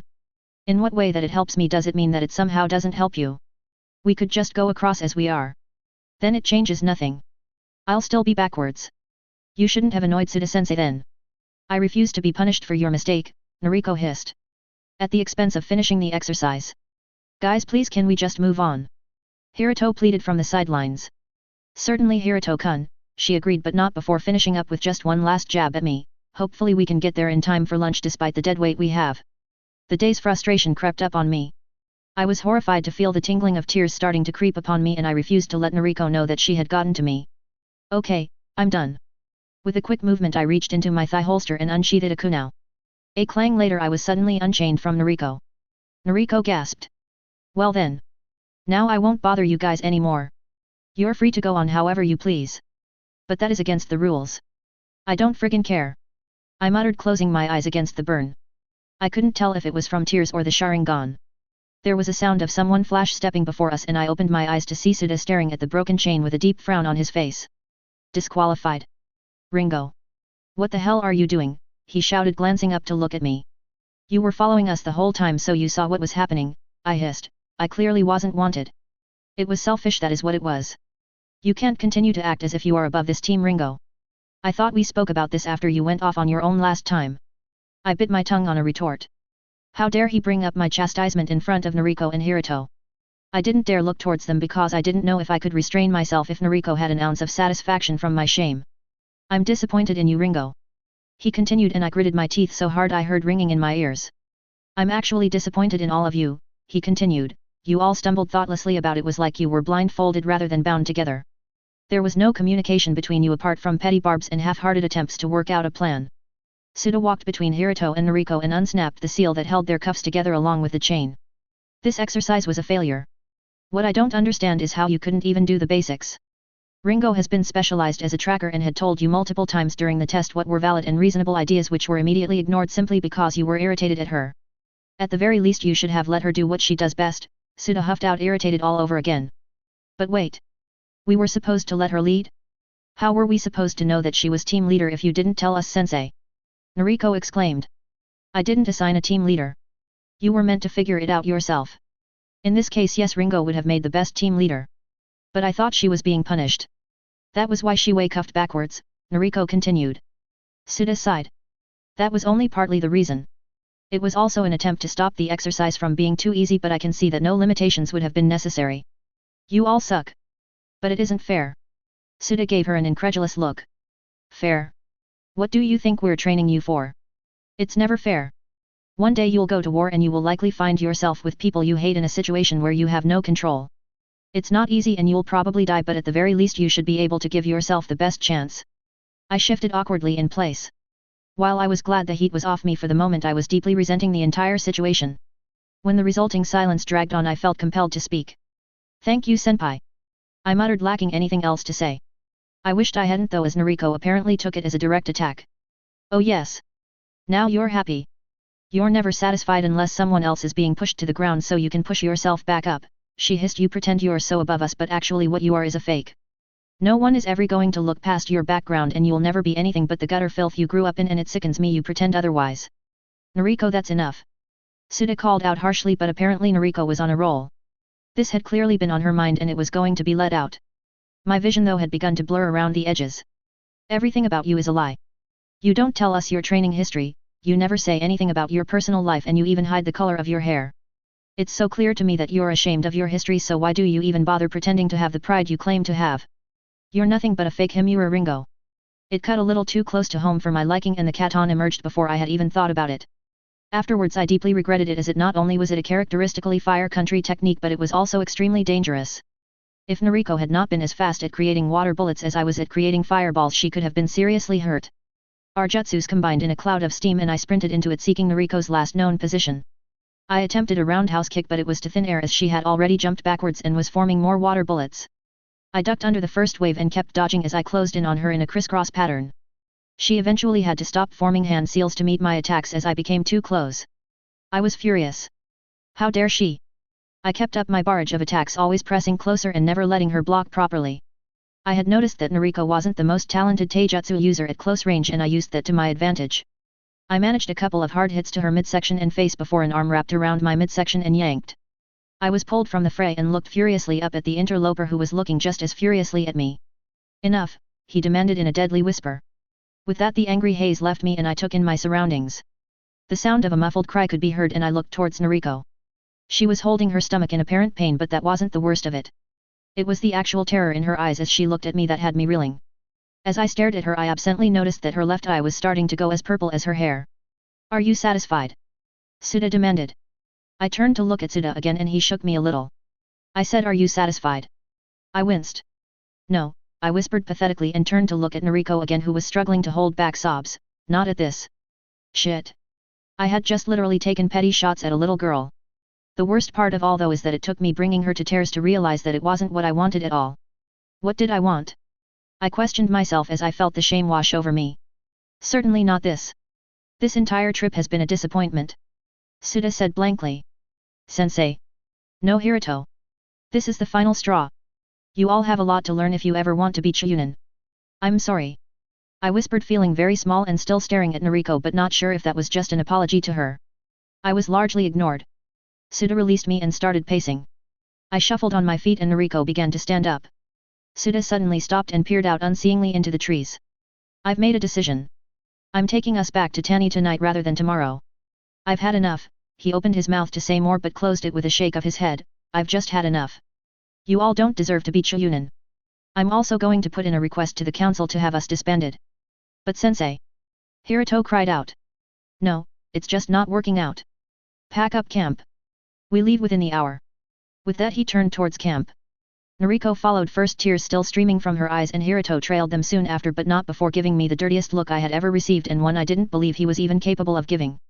As for me, I spent a few moments breathing deeply before following them, my eyes burning again. I should have really known better. Some adult I was. Chapter 9, The Hard Truth. Suda was true to his word. 2 weeks after the atrocity that was the training camp, I was sent a letter saying I was withdrawn from the summer Chunin exams and to return to my previous Jounin teacher for training. Misaka-sensei managed to portray her disgust with her putting me on lockdown in the village for 2 more weeks. Natsuko was the only one particularly happy about this, as it meant she saw me more. She was also too young to see how devastated I was behind my flat smile. I was also feeling pretty sorry for myself, and at a low point I almost set fire to all my trade scrolls inside my cave archive upon the realization that I was likely never to enter Konoha as anything other than an enemy for the foreseeable future. I had gotten nowhere with all of the information at my disposal. I'll never get Danzo, never see Sasuke, as Orochimaru would swoop up and get him eventually, and Konoha will practically be destroyed twice. I supposed that the only thing that was in my favor is that I hadn't messed up the timeline so that there would be a happy ending to this story. Just not my story. I don't know why I didn't send my collection up in flame, as I'm not really known for my restraint, but I'm pretty sure this story would have ended a lot differently if I had. That, and of course the earthquake. Lying lethargically on the tatami mat in the living room, I stared up at the wooden slats above my head, counting the amount of whorls in the wood, and absently mused how much force I would need to effectively send the roof collapsing on top of me using only one chopstick. Natsuko, in comparison to my dour mood, was happily humming as she braided my bicolor hair into a bird nest facsimile. I couldn't be bothered to care about how much effort it was going to take to fix it. Maybe I'll just cut it. Meiko waddled into the room from the shop and stopped upon seeing Natsuko and I in the living room. She tutted, exasperated. Natsu, darling, what are you doing to your sister's hair? Fixing it, she said happily, and continued what she was doing with no care whatsoever. Meiko just sighed and went to detangle a now whining Natsuko from my hair, but caught my expression and paused. Are you still moping? She asked curiously. I gave her a sour look. Now don't give me that look, young lady. It amazes me you can care so much about those exams but not one whit about your hair, she cried out, perplexed, reaching down and succeeded in extracting Natsuko with no small amount of fuss. Oka, it's not just some exams. It was my entire future. I exclaimed, turning on my side and propping myself up on my elbow to give her an appropriately disbelieving look. Meiko was obviously not impressed though, and it was her turn to give me a sour look. She just braced a whining Natsuko against her hip and sighed. Now you're just being dramatic. If I'm not mistaken, there are more exams that take place later on in the year. Just take those ones. I gritted my teeth. Of course what Meiko was saying was true enough, but I couldn't very well tell her it was the Konoha part of the equation that I was interested in, not the Chunin exams. Or could I? In a quiet voice I replied her, but I really wanted to go this year to Konoha. That startled Meiko a bit and gave me a curious look. There was a slight pause, but she seemed to come to a decision and shushed a fussing and neglected Natsuko absently. Ringo, I'm going to take Natsu-chan to Oda-san and then we are going to have tea together, okay? I closed my eyes and lay back against the floor while grunting my affirmative. I had nothing better to do anyway. I could hear her footsteps trail away and then the muffled voices of Shingo and Meiko as they talked. I opened my eyes to look back up at the whirls and blinked rapidly as they began to blur with the water filling my eyes. Damn it. I refused to cry anymore over this. I wiped the back of my hand over my eyes, then rested my entire arm over them, sighing. Ringo-chan. I peered at Meiko from under my arm, acknowledging her presence, but replaced my arm. I heard her shift behind me and seemingly was picking up where Natsuko left off, but only in reverse. Konoha. She mused, trailing off. It's been a while since I've been to Fire Country. Me too, I whispered. A lifetime it seems. I'm starting to get a picture here that isn't completely about a promotion, Mako supposed correctly, still gently pulling and untangling the clumsy but tight braids Natsuko had enthusiastically put into my bleached and brittle hair. Yet, I affirmed. Mako just hummed. I just wanted to go. If only just to see it, I continued, feeling the tightness in my chest slowly loosen as I finally began telling the truth. Mako hummed and finished unbraiding my hair. She then picked up a comb and began to detangle the knots I had amassed. She tugged at the fragility of the strands. So brittle. It's just a shame you do this to your hair. While brown is a lovely color, your black hair was so rich and full. It's a lovely color too. Why, I remember when you first wandered out of those bushes all those years ago. Tiny and frail with this dark hair and pale skin, but with such bright eyes.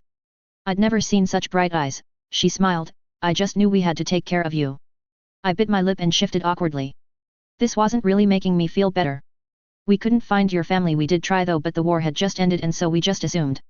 Mako sighed. I suppose it's not all that surprising that you'd be curious. I'd be too, don't get me wrong, but it seems that going back to Fire Country is perhaps something you've been wanting for a while. I put my arm back to my side and sighed. I lifted my chin to look backwards and saw the upside-down expression of Mako as she very carefully brushed my hair. Did you perhaps? Mako bit her lip. Did you hope to find your birth family? I didn't reply, but something in my expression seemed to confirm something with her. She finished brushing my hair and gently grabbed my shoulder. How about some tea? With my hair neatened and tucked carefully into my plum-colored bandana and dressed casually in one of the few dresses I owned, Mako and I walked to the tea house. We were sat in one of the booths and ordered our favorites. I also asked if I could have some mochi to curb my sweet tooth. We sat in comfortable silence as I stirred my bitter green tea and then took a bite of mochi. Mako laughed suddenly. What? It's just you happen to like very different things. Mako gestured to my bitter tea and sweet mochi. I shrugged. I like what I like. They both taste good. Even when they don't match. I suppose. Mako just hummed and took a sip of her own ginger and white tea. So what now? She suddenly says as she placed her cup down. What do you mean? Do you still want to be a ninja? I spluttered my tea to the disapproval of the tea house matron, who gave me a sharp look. Of course. I said, shocked. Oh. I can't not be a kunoichi. I suppose I'll just keep training with Misaka-sensei, I replied, bemused, grabbing a napkin and mopping up my spilt tea. I frowned as I noticed it had gotten into the mochi. So you won't go back to your team? That Hiruto-kun was a darling. I don't think that's an option. Mako tilted her head, curious. Well. I kinda messed up, I admitted. Is this part of the reason you are no longer going to the Chuunin exams? She deduced. Yeah, so I don't think we'll ever be a team again. What a shame. It could have been really good for you, she said absently and grabbed one of my mochi and nibbled on it. What do you mean good for me? I asked, feeling a bit miffed. Mako gave me a droll look. Well dear, you are a bit of a loner. What's wrong with that? No one can live in a bubble. It just doesn't work. I thought having this team was a wonderful idea and you could meet people your own age. I pursed my lips. Funny you should be talking about people my own age. Not only that, Ringo-chan, but you, well, let's just say you know your own mind, and perhaps, that is not always the best thing, Mako continued carefully. Before I could reply though, there was a sudden rumbling and the teacups on our table rattled lightly before stilling. Oh goodness! Was that an earthquake? Mako wondered, peering around with the other tea house patrons that were similarly surprised. I sat heavily back against my booth though and didn't respond. Wow, this is actually earth-shattering stuff. Literally. You think I'm too opinionated? I asked, incredulous. I had no idea that Mako had any issue with me at all. Mako turned back to our conversation and sighed. The cups rattled again, but more lightly this time with the aftershocks, and Mako grabbed her cup as if it would escape off its saucer. Not like that, dear, not at all. It's just you're very independent, she amended before admitting something. It's been an experience being your mother, Ringo. I've spent most of your life simply watching you, as you seem to already know where to step and what you're doing. It wasn't until Natsuko came along I realized how strange that was. It was then I learnt that it's not a mother's job just to merely watch her child grow up, but to teach them how to grow. What do you mean? Ringo-chan, I don't know what you experienced before you came to our family, but at 4 years old you had the eyes of a child that grew up too quickly. It was like you had experienced so much life without us and were waiting for your body to catch up. But, I don't think anyone was there to guide you, so I think you lack a few things every adult knows. She paused and then exhaled sharply and pointed one finger up. Number 1, you're not perfect. I flinched and withdrew from her. Hey. A little harsh, I mentioned, hurt. I'm saying this because you need to hear it, she said bluntly and raised a second finger. Number 2, I am not perfect either. Okay, I get what you're trying to say. People aren't perfect. I already know that, I huffed, annoyed. Then you really should stop expecting them to act perfectly. I opened my mouth to retort but my words failed me. It's not that simple, I defended. Of course not, she huffed. Then what is the point? We were talking about how I'm apparently stubborn and headstrong and don't work well in a team. How's being perfect got to do with any of this? It feels unnecessarily mean. Well, you've already got number 3, so I'll say number 4, she replied and raised a third and fourth finger. Stop pretending that you are perfect. I raised my hands in blatant exasperation. I'm not.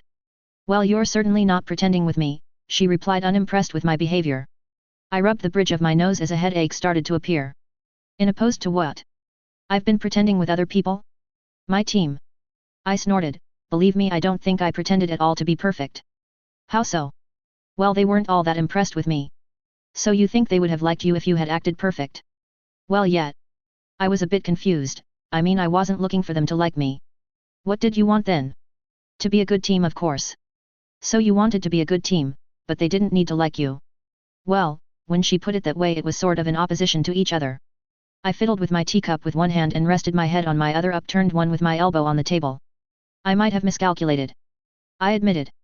I think you just look too far forward to take notice of what is happening in front of you, Mako mused and sipped lightly at her tea and frowned when she noticed it was cold. I took this time to stare at my adopted mother, who I had always thought of some sort of kind-hearted albeit airhead older sister. I felt ashamed that I had assumed that she was a side note in my life when truly she was part of my foundation. Oka-san. I think this is the deepest conversation we've ever had, I stated, giving her a hesitant smile.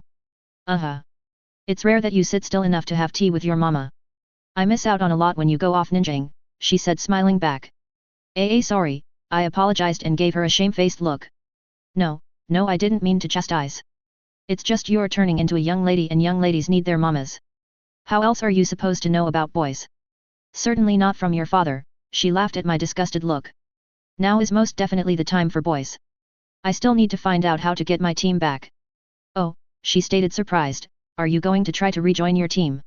Yeah, I said decisively, I refuse to let stupid false impressions and petty arguments break up our team. I gulped down the rest of my now tepid tea and stood to leave but paused in thought. I gave her a complicated look. How do you reckon I could go about it? Mako tittered lightly, remind them that you're not perfect. And imperfect people make mistakes. I left the tea house with purpose. Now, to find Suda-senpai. I jumped to the rooftops and started to building hop, but a wolf whistle below reminded me of my current outfit. I quickly dropped to the ground with a red face and instead chose to sprint home to change out of my dress before I went to find Suda. I took the window to avoid being caught by Shingo or Natsuko and pulled on my black leggings and shirt and on a whim a purple-colored apron skirt to replace my dress. I was putting on my chainmail sleeves as I jumped out of my window and was surprised to land directly in front of Fune Noriko, who was just as startled to see me, but she swiftly regained her composure. Noriko? I asked, confused. What on earth is she doing in a civilian village? Himura, she said blankly, and then to further my surprise she handed me a mission scroll. I took it automatically and scrambled for something to say. Should I apologize? I started but was interrupted. Mao, not enough time. Just follow me, she said and jumped to the nearest rooftop and started heading south. I decided to follow immediately. At approximately 0800 hours an earthquake hit, as you probably noticed. It was mild, but it was apparently enough to damage the larger mines in the area. There are immediate orders for anyone in village to be dispatched for emergency aid, she informed me. I was still lagging in my understanding. We're going on a mission. She gave me a droll look. You are a shinobi, are you not? I growled, I got that. I just wanted to know why us. You were in the village and I was in the village. It's simple. We were capable shinobi and equipped to go. So we were partnered. And do they not know our history? I asked. No, and it shouldn't matter, she replied, besides I volunteered us. I was gobsmacked. You? Yes, me. But why? You hate me. I punched you in the face. She shot me a scowl at that. I could still see the traces of a bruise around her eye. Irrelevant. We are shinobi and right now we have a mission. I opened my mouth to apologize, but she interrupted me again. Now if you've had enough, our contingent to the mine is waiting at the edge of the forest. I'll apologize later. The crackling of the fire and the whisper of shifting papers accompanied the old man seated in seiza in front of his traditional desk. The rigidity and poise the man was one of the only indications to the military history he could claim, that and the myriad of bandages hiding aged battle wounds. At present he was enjoying seeing the fruits of his labor presented on parchment. It seemed that everything was now financially secure for the coming Chunin exams thanks to his efforts. Hiruzen has no idea how perilous we would stand without our roots. It wasn't until he noticed an addendum in his missive from Suna that he was reminded of an issue that kept cropping up at unfortunate times.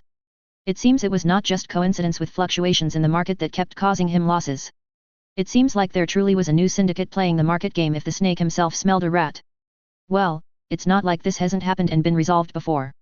He pulled a cord that rung a bell situated well below the basement level of his house. It meant that the route captain on duty would arrive post-haste. I think it's time to find this rat, he murmured decisively as a masked shinobi flickered into his office stirring the papers only lightly. Chapter 10, The Mission to Ginkaku Mine. There is something I've noticed since appearing in this world, and that is I was becoming a bit too accustomed to the illogical things that cropped up in everyday life. Vertical wall in the way? No worries, I'll just walk up and over it.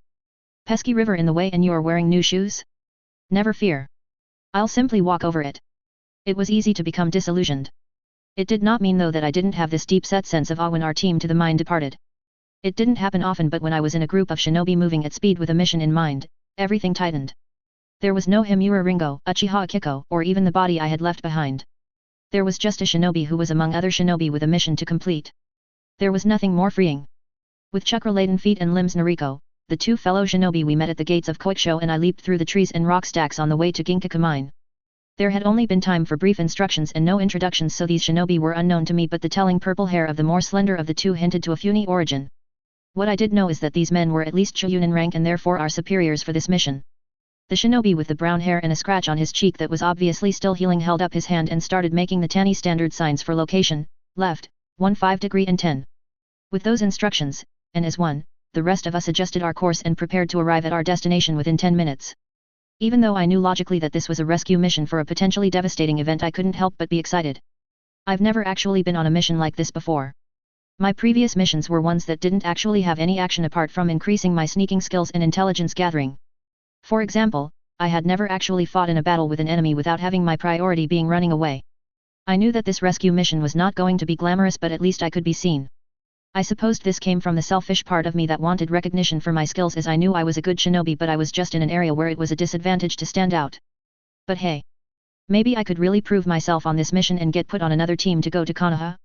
I can dream, right? With high hopes and still feeling the inspiring effects of the unity of traveling in a squadron, we closed in on the mine.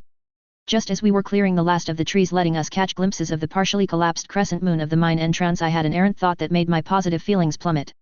I forgot to tell my parents I was going on a mission. Whoops. The brown-haired shinobi who I now assumed was our squadron leader took us to an area a little out of the way of the mine where makeshift tents had been established and what seemed to be medic nin were hurrying about inside.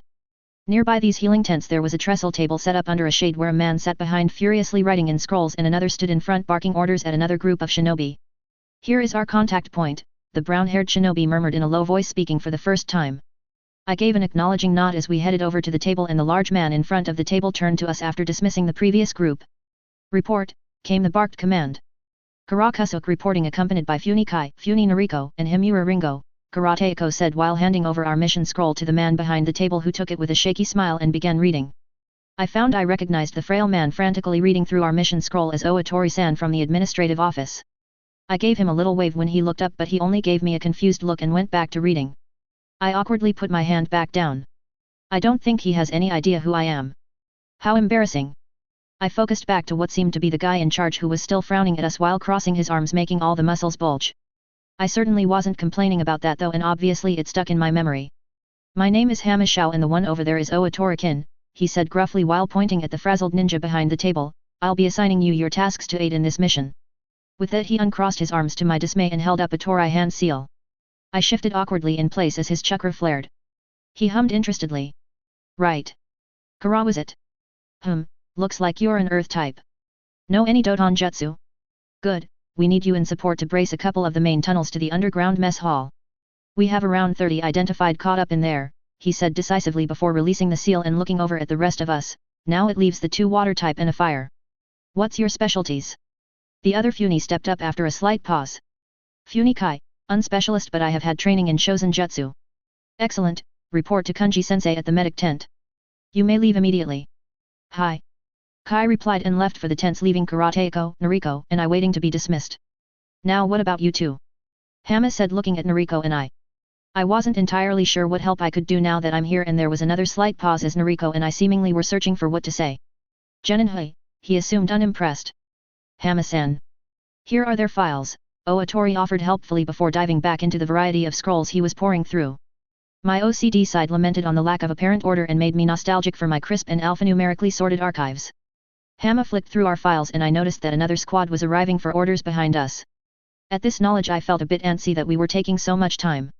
It wasn't a really good start to the mission. Evyira. Hi. I replied startled. Your file says you're an apprentice under Honda yet. Misaka-sensei. I questioned curiously but under his sharp look I quickly gave my affirmative. Well you got cave training then. Hi. Good. We got a couple of missing miners. See what you can do about it, he ordered then turned to Nariko. Funi Nariko. Hi. Water ninjutsu specialist with training under Funi Hijime, he read, TCH. Maybe you could help with clean up Funi-sama. With that he closed our files with a decisive snap. Kara and Funi report to the mine warden at the east entrance and Evyira take the south entrance and report to the guard at the tunnel entrance and take that map, he said while gesturing to a scroll that Oatori was offering wordlessly with his free hand while the other scribbled madly. Wait. I would like to go with Evyira-san. I paused in my turn as a maid to leave and stared oddly at Nariko who was now having a stare down with Hama. Let's go Evyira, Karateka whispered at me and began to pull me away. Wait a sec, I whispered back annoyed and received an unimpressed look from Karateka before he shrugged and leapt away. Can't say I didn't try. I frowned at him as he left and then turned my gaze back to the spectacle that was Nariko biting off more than she could chew, again. At least it's not just me she's like this with. Is that so Funi-sama, he said coolly. Yes, we've been partnered before and we know each other's strengths and weaknesses. It would be of benefit if we paired up again, she informed before attempting to compromise. I can also aid with cleanup once we have completed our task if necessary. He raised his eyebrows incredulously. I didn't blame his disbelief. I too couldn't believe her gumption at times. Oh ho! And what say you Evyira? You need backup. I cringed where I had been blatantly eavesdropping on the issue. I sounded out stupidly. The hell? Why does she even want to team up with me?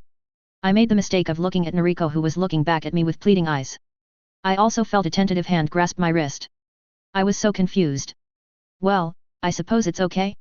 I could use the help, I muttered defeated by wide seafoam eyes.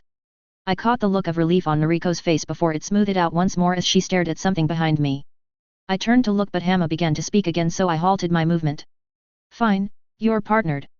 Watch each other's backs, he ordered and shoot us with his hands, TCH I don't care anymore. Get out of my sight and bring me back those miners. Jenna-in. I nodded dumbfounded and Nariko moved to my side grasping my wrist more confidently. Let's go, she murmured in a low tone glancing behind me once more. As we went to leave for the entrance I did manage to catch a glimpse of what was behind me that had interested Nariko. I couldn't help but give an amused snort at what I saw.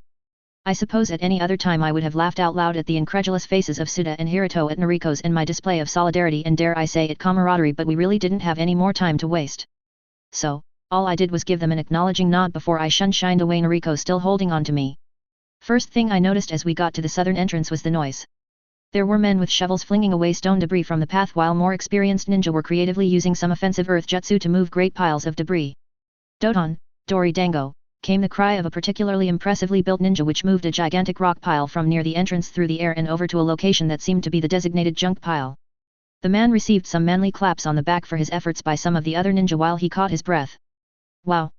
I whispered under my breath as Nariko and I walked by to get to the entrance. The man seemed to overhear me though and with his hands still resting on his knees from where he leant over in fatigue gave me a wink and a smile before turning away and continuing with the massive effort to clear out the rubble. I blushed and hurried to where I had noticed the guard. Excuse me guard-san. We were told to report to you, Nariko asked as soon as we arrived. The lazy-eyed guard seemed startled at this. What for? Search and rescue. We were told to look for some lost miners, I elaborated. Hell if I know. Go ask Paku. He would know. He waved us off and pointed to a lean-looking man talking to a couple of the people shoveling and seemingly directing them to another area to clear out. Nariko gave the guard a deeply unimpressed look. I pursed my lips not impressed with him either.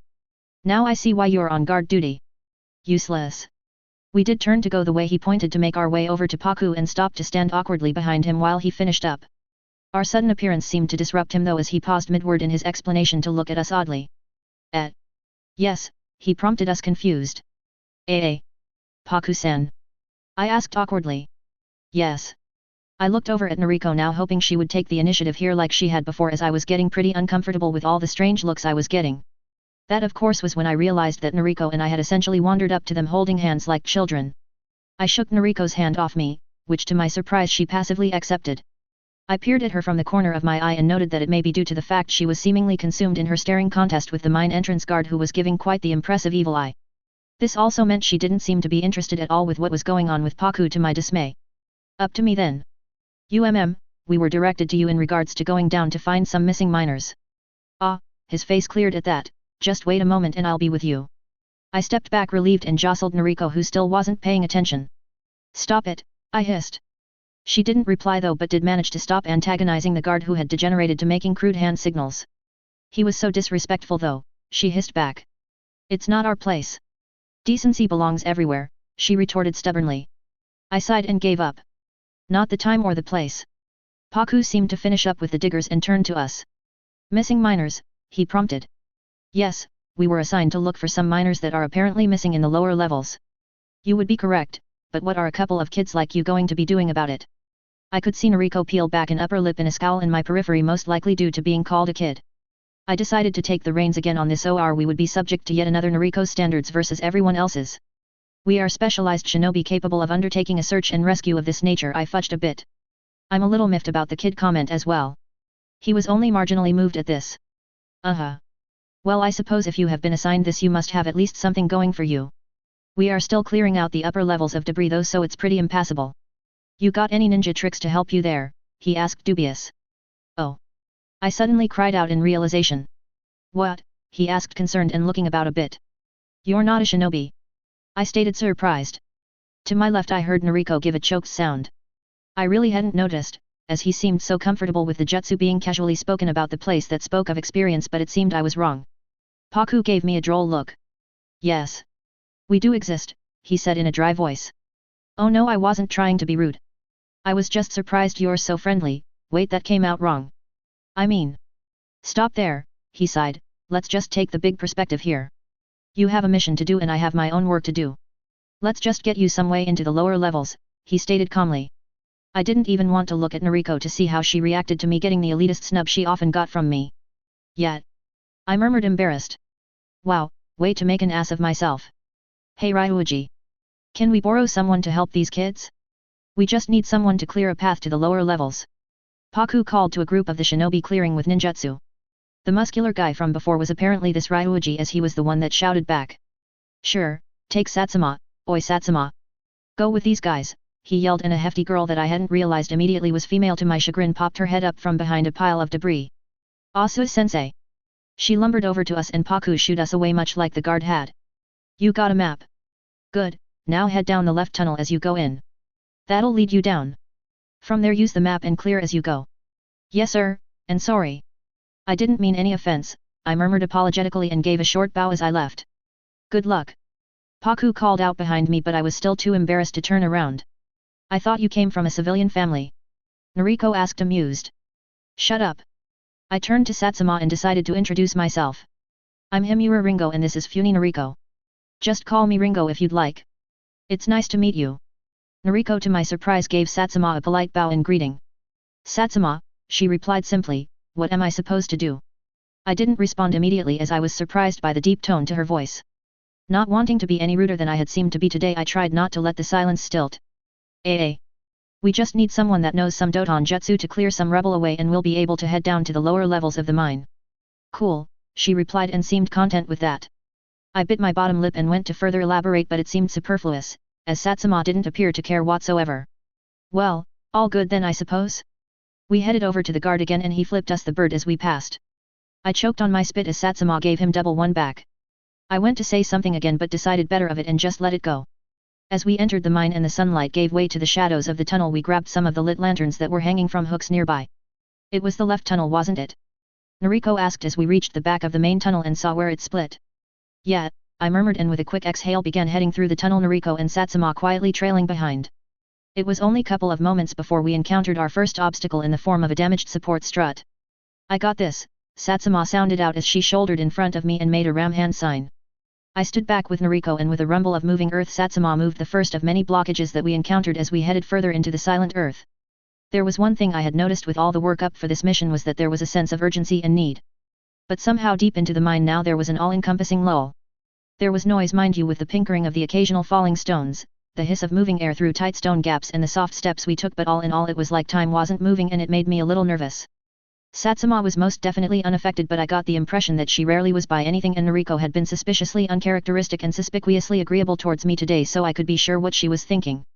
So I was alone with my thoughts and pondered over the increase in mine dust clogging my nose and how much I'd like to have a clean breath of air. How do you plan on finding the miners anyway? Chakra.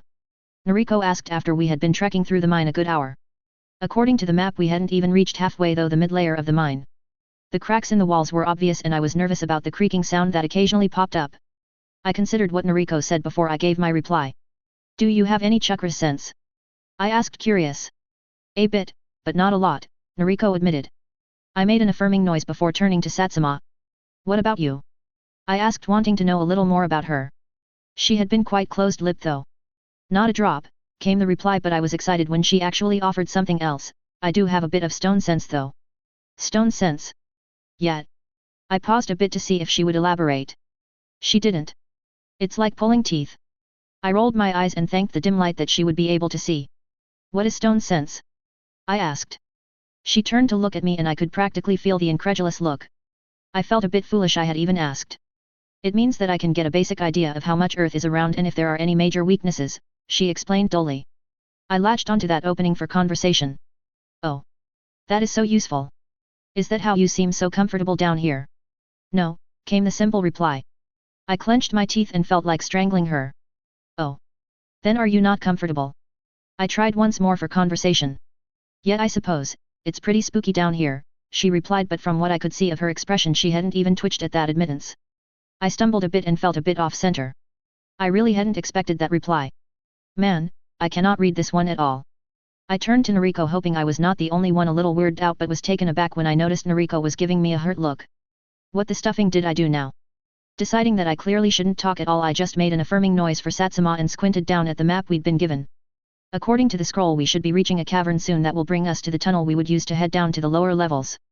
Hopefully we'll be able to find the missing miners soon. Well, this could have turned out better. I coughed, trying to dislodge what seemed to be a dust storm settling on my lungs. You okay, Nariko? I called out in the darkness. I began to panic a bit when I didn't receive a reply. I was going to call out once more to her. I began to hear coughing faintly to my left, followed by Nariko replying. Relatively. I sighed with relief, but it quickly turned into a coughing fit. It was then I remembered the other person in our party of 3. Satsuma. Her response time was a lot quicker. Alive, came the muffled reply. I reached towards where her voice was coming from but encountered sharp stone. Are you okay? Yet. I managed to protect myself a bit with a jutsu. I'm glad you guys managed to clear the rubble though as it was coming down. Thanks to you, I answered appreciatively. We had been nearing the lower shaft entrance when the sound of what seemed like shifting sand was heard, followed by a dull crack. The main supporting beam had given up the ghost and the suspended boulders making up the roof sagged down onto the side beams that I had no illusions would hold their weight. I was still processing this when I received a powerful palm to the chest courtesy of Satsuma, who pushed both Nariko and I away from the scene and down the lower level shaft. What happened next seemed to be so fast. All I could remember was the flickering of the light from the lanterns as dust fell from the ceiling before being snuffed, and the groaning of wood and the tumble of tons of rock falling. I flung myself to the nearest supporting wall as my training kicked in and waited till the sound died out and prayed that we'd all survive. You guys got enough breathing space? Satsuma asked sensibly. I gave a sharp whistle and listened to the echo. I think so. I'll have a better idea when the dust settles down, I replied. Good. Because you're stuck there, she said bluntly. I sighed. Way to soften the blow. And you're not. Nariko hissed where she had crawled up next to me. I automatically went to pat her down for injuries but received another hiss and she slapped my hands away. I pulled back, astounded with my actions. I really need to take a good look at my mother hen tendencies. I'm fine. I'm actually alright to head up to the surface, I heard Satsuma say with a casual tone. Surely that this was not the only rock fall though. I reasoned. I'll use a variation of hidden mole and go get help. Why didn't you use that technique before to rescue the miners? Nariko cried out incensed. There was a pause as some rubble began pinkering around up, bringing up another wave of choking dust. I gave Nariko a chastising pinch to the side and received a sharp slap to the arm in return. It only works with one, Satsuma finally replied, sounding even more flat if possible. Well, we're thankful if you go get help, Satsuma, I said graciously and heard Nariko scoff. Sure thing. You guys sit tight and I'll bring Shishao down. Thank you. I called out but didn't receive a reply. Satsuma. I called again curiously. When there was more silence I eventually decided it's because she had left. Well, that's that. It left me and Noriko sitting in a pile of rubble twiddling our fingers it seemed. Hey. What is your deal with Satsuma? I asked Noriko after a while. Nothing, she replied sharply, effectively killing the conversation. It left us in silence and I whistled again, assuming that most of the dust would have settled by now. Stop whistling. It's annoying, Noriko harped. Oh, shut up. It's useful. It's how I can tell how big a place is when it's dark. There was a sound of scraping loose stone to my immediate left and I surmised Noriko was shifting in her place. Did you learn as part of this cave training you've had? I started a bit at the question. Yeah, Misaka-sensei taught me how to navigate caves with zero visibility. She claimed it was an essential part of being a Tani shinobi. How big is the area we're in? Noriko asked. It's actually surprisingly big. About 10 feet wide and about double that long, I replied, pleased I could say that with some accuracy. There was also the sound hissing airflow, so it was also likely there was an attaching chamber of some sort connected to ours, which had a supply of air. It was actually relieving that we were not in danger of suffocating down here. That actually was an interesting thought. Hey, there might be a tunnel of some sort on the far right corner of this chamber. We could go see if it's clear enough to head through and get this mission back on track. But we have people coming to rescue us from this position. So. It took us hours to get here. We can go scout around then come back and they'll be none the wiser. I don't think it's a good idea, Noriko said doubtfully. Well, you can stay here then. I'll check it out, I said and started to make my way to the tunnel to check out its dimensions. Mao. This is why we could never be a team. You always do this. Noriko cried out, making more dust fall from the ceiling. SHH. I hissed, do you want the ceiling to fall on us again? I received a strangled growl in response. And what do you mean? What am I doing that makes you so pissy at me? I grumbled. You're always going off on your own and are so dismissive to anyone that disagrees with you. Don't be so hypocritical. You have been nothing but nasty to me from day one. You've never trusted me either, so don't point fingers, I replied hotly. Wow. You actually are so tunnel-visioned, Noriko scoffed. What on earth have I been doing for the past 5 hours? I have been following you blindly, but it seems you're just as blind. Do you even notice when people are giving their trust to you, or do you always just assume they will without having to give any of your own? It was only common sense you trust. You know what I'm doing as I'm actually trained in this, I cried out exasperated. I only found out not 5 minutes ago exactly one fact about your cave training. I have no idea about anything about you. You are extremely hard to trust because you can't even trust me with any information. It's not like you're spouting out information left and right. You're as prickly as a pear when it comes to dishing out your training. I cannot disclose clan secrets, she whispered angrily, but there is plenty of stuff I can share. Like my weapon of choice? Or even how I like my tea. You just never asked. It's like you didn't care at all. Not even about your teammates. I ground my teeth. I didn't really like having my supposed faults shoved in my face. Most people were actually polite to me, but Noriko was a league of her own. How on earth did this turn into another hissy fit? But Mako's words about how I made no effort in even trying to get Noriko and Hiruto to like me were annoyingly coming to mind. Fine, what do you want to do? I asked mulishly. I considered commenting on the fact that we weren't actually teammates anymore, but that seemed petty. I think staying here is the smart thing to do, she said decisively, but to my surprise she continued, but I do see a point to scouting the area. A shinobi is strongest when they familiarize themselves to their surroundings after all. I nodded in her direction even though she couldn't see it. To the next chamber. I suggested cautiously, not wanting to lose this bout of camaraderie. Just to the next chamber, Noriko affirmed. Let's just see what we can accomplish in an hour. Mako had ambled home after having tea with her errant daughter. It was so nice to chat with the silly teenager without all that angst drowning her. So melodramatic all the time. Tadema, she called cheerfully as she slid the door open to her house and tapped off her shoes. Anata. Natsu-chan. When she didn't hear a reply she began to become confused. She walked into the living room to see all the shades down and her husband sitting blank-faced at the dining table. His face cast partially in the shadow and his hands folded neatly on the table in front of him. Mako rolled her eyes at the scene. Ah. This must be where Ringo gets it. Anata, why didn't you reply when I came home? Okari, came the despondent reply. Mako tisked. What is it this time? She asked flatly. At her tone of apathy Shingo began to fire up. Ringo. My crushed little apple has been so sad but hasn't been able to tell me why. Mako's eyes began to light up and she began to smile. Well, actually today. But I figured it out. Shingo interrupted. Yes, Anata, it's because Mako tried once more. She's been dumped. Shingo grounded out conclusively. Stop interrupting Anata, that is not it. Oh ho ho, but it is. See, I was talking to Nona-san, who heard from Morita-san that Hatsumoto-sama was complaining to Okaka-san that his son Hiruto was upset about a breakup, and wasn't it a Hiruto that was dating our daughter? Coincidence? I think not. Clearly this hooligan has broken up with our daughter, breaking her sweetheart, and now has the gall to be upset about it. Anata. And it pains me that she had not been able to talk to me about this. I wish I could have spared her this pain. If only she had gone after someone more responsible, like that Tsuda-san, he seemed a reasonable lad, or even Kimura-kun from down the road.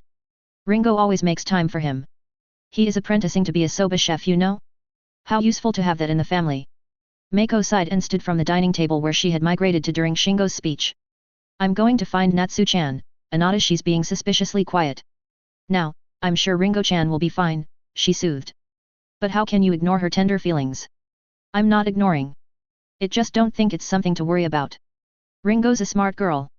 She'll find her way through it as she always has. We can support her in other ways. Shingo grumbled under his breath but loosened his frame into something more comfortable. I still want to teach that rotten kid a lesson.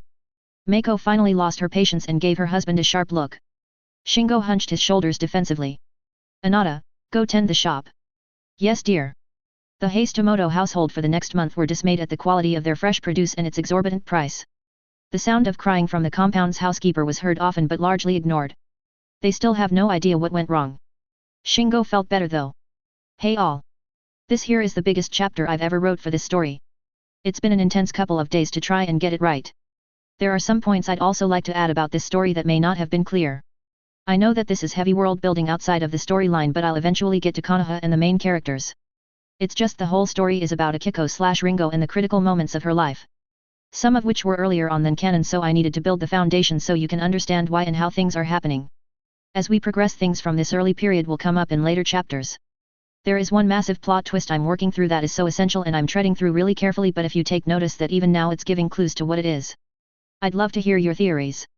A clue, if you see a plot hole, question whether it is meant to be there or not. Likely it is a hint. Anyway, happy reading. Disclaimer, I do not own Naruto. Chapter 11, The Great Breakthrough. Noriko's next chamber restriction went out the window pretty quickly when she picked up on some rhythmic clanging from below us that could only mean someone somewhere was intent on clanking something. It was slow going though, as it was hard to coordinate yourself when you had no light and when all you could think of was the dirty smoke and mine dust currently embedded in your nostrils, cloying more with every breath. Left here, I murmured to Noriko as I picked up on a faint downdraft further down. This meant the chance of fresher air and perhaps, if we were lucky, one of the vents. I figured that any good miner would immediately try and secure a reliable air supply and would know where the vents were, so hopefully they would have gravitated towards them. It would also explain why we could hear the noise despite being a couple of levels up, as the vents could have echoed the sound. My suspicions were proved correct when, after following the movement of air, we came to an opening covered roughly by what felt like a couple of planks of wood. I pulled off the wood carefully and traced the edges of the opening in the darkness to gauge the size of the vent. I peered down the hole. Hey! Is anyone down there? I called below. There was immediately some scuffling and a victorious cry. Yes. Help. We're stuck. Let us up, came a reply. Well, actually that put us in a little bit of a pickle. We didn't have any rope. I reached around to grab Noriko and received a sharp slap to my hand. Wow, calm down tiger, I'm just wanting to know where you are, I explained, holding my hands in surrender even if she couldn't see them. Forgive me if I don't like people groping me in the dark, came the peeved reply. I huffed angrily. You don't need to be so testy. Anyway, I think our only option is to carry them up. We have no way to pull them. I crouched down and by using my foot as a measuring tool I leant in to see how far away the back of the vent was. In my movement I broke the edging a bit and some small pieces of rubble crumbled down the vent as I moved, making a hissing sound. The noise seemed to clue Noriko in. Hey! Where are you going? Noriko cried out, panicked, grabbing onto me. Whoa! Just to see if the vent is big enough to fit us, I replied, startled. Halfway in the vent, what's your issue? There was a brief silence. It's just, I don't necessarily like remaining in the dark, she admitted. It's unnerving. I nodded in understanding, although she couldn't see. True, it was a bit disconcerting the first time to have one of your senses completely shut down. Noriko had it easy, to be honest, though, as with my first time I also had a sadistic kunoichi throwing sharp implements at me. Ah, fair enough, I replied. How about I head down first to see if it's safe, and if not I'll come right back up. Noriko didn't reply to me, and the hands on my arms dug their fingernails a bit before letting go. Taking this as acceptance, I whistled down the vent curiously, but the echoes all reverberated oddly, so it wasn't much help. Well, down I go, I said bravely and imbued my feet with chakra and stepped on the sides of the vent. One of two things happened. First was the startled eep I let out, and second was one of the most unexpected steps I'd ever taken. See, unknown to me, the side of the vent was made up mostly of loose particles sticking lightly to the walls. I had not the foresight to regulate my chakra to completely stick beforehand, and so it took all the control I had to not just free fall. Needless to say, I slid all the way down. Ringo. I heard Nariko call as I reached the bottom. I groaned lightly as the sudden stop to my slide. I peered around to see a surprised man at the vent entrance from the dim glow of a lantern that was a couple of meters away. I'm all right, Nariko. I called back, the wall is looser than you'd expect. I don't think we can walk back up easily. Why don't you just...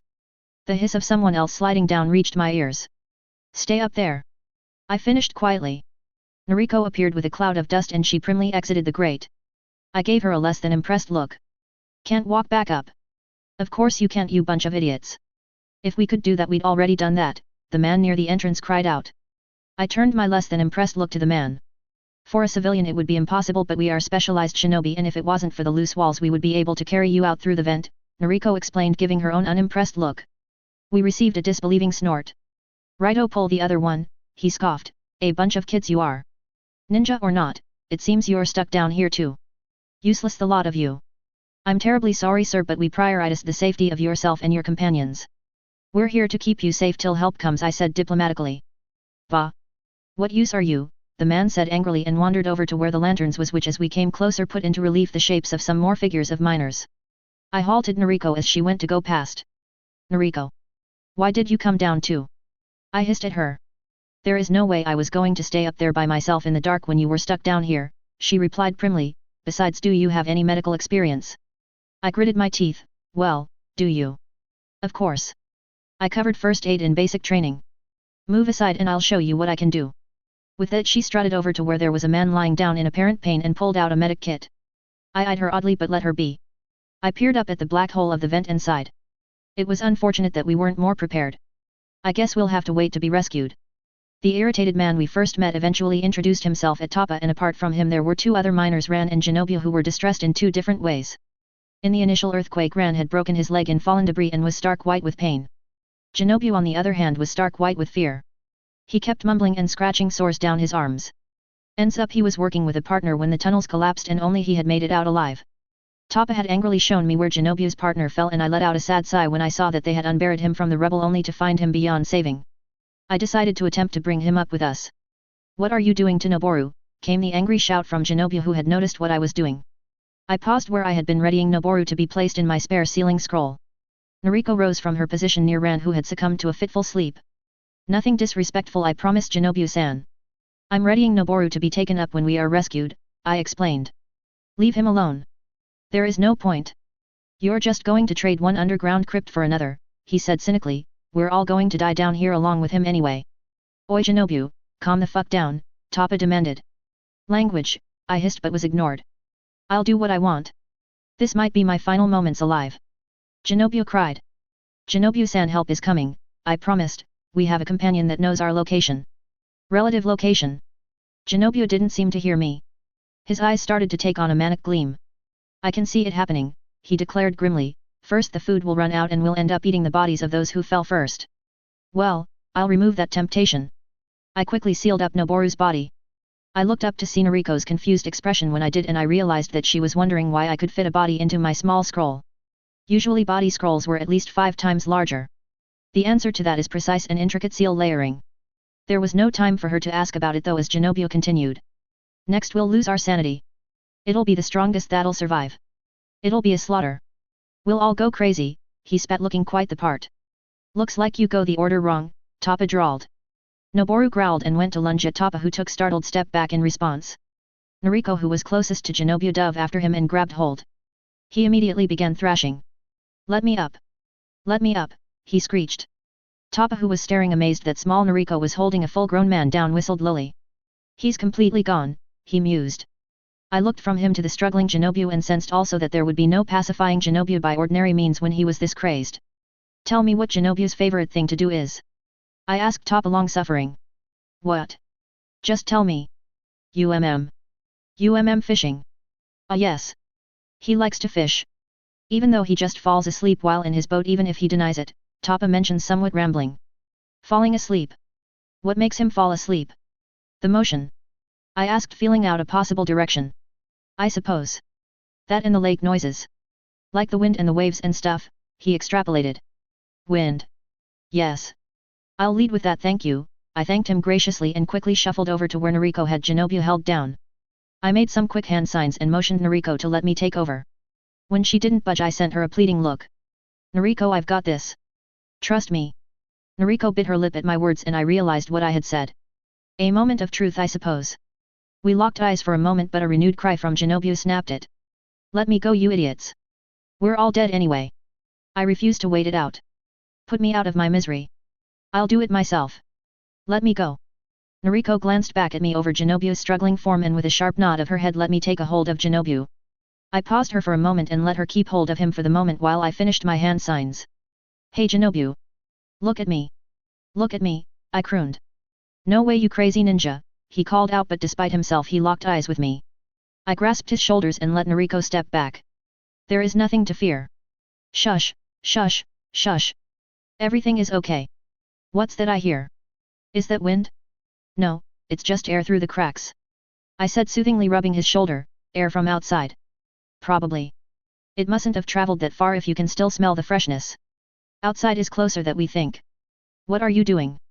Toppa asked, confused and wary, but Nariko, who had taken a step back, placed a hand on his arm. It seems she had caught on to what I'm doing.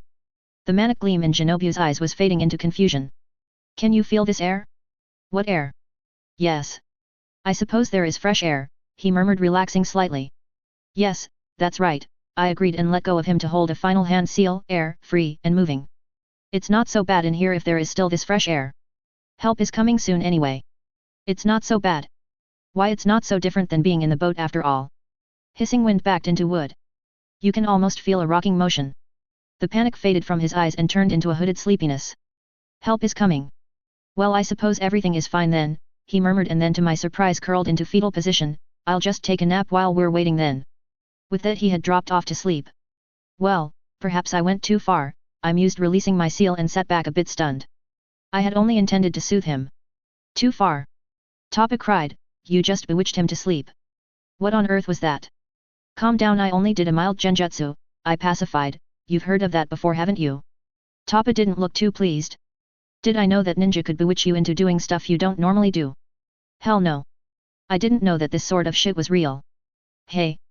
Language. I called out defensively. I'll swear as much as I want. Unless you're going make me stop, he challenged. Hey. Don't be discourteous, Nariko hissed. Ringo just calmed that man down from his madness. Have some respect. I was a little bit more mollified. Thank you, Nariko. Toppa-san, please calm down, I'm not going to genjutsu you as well.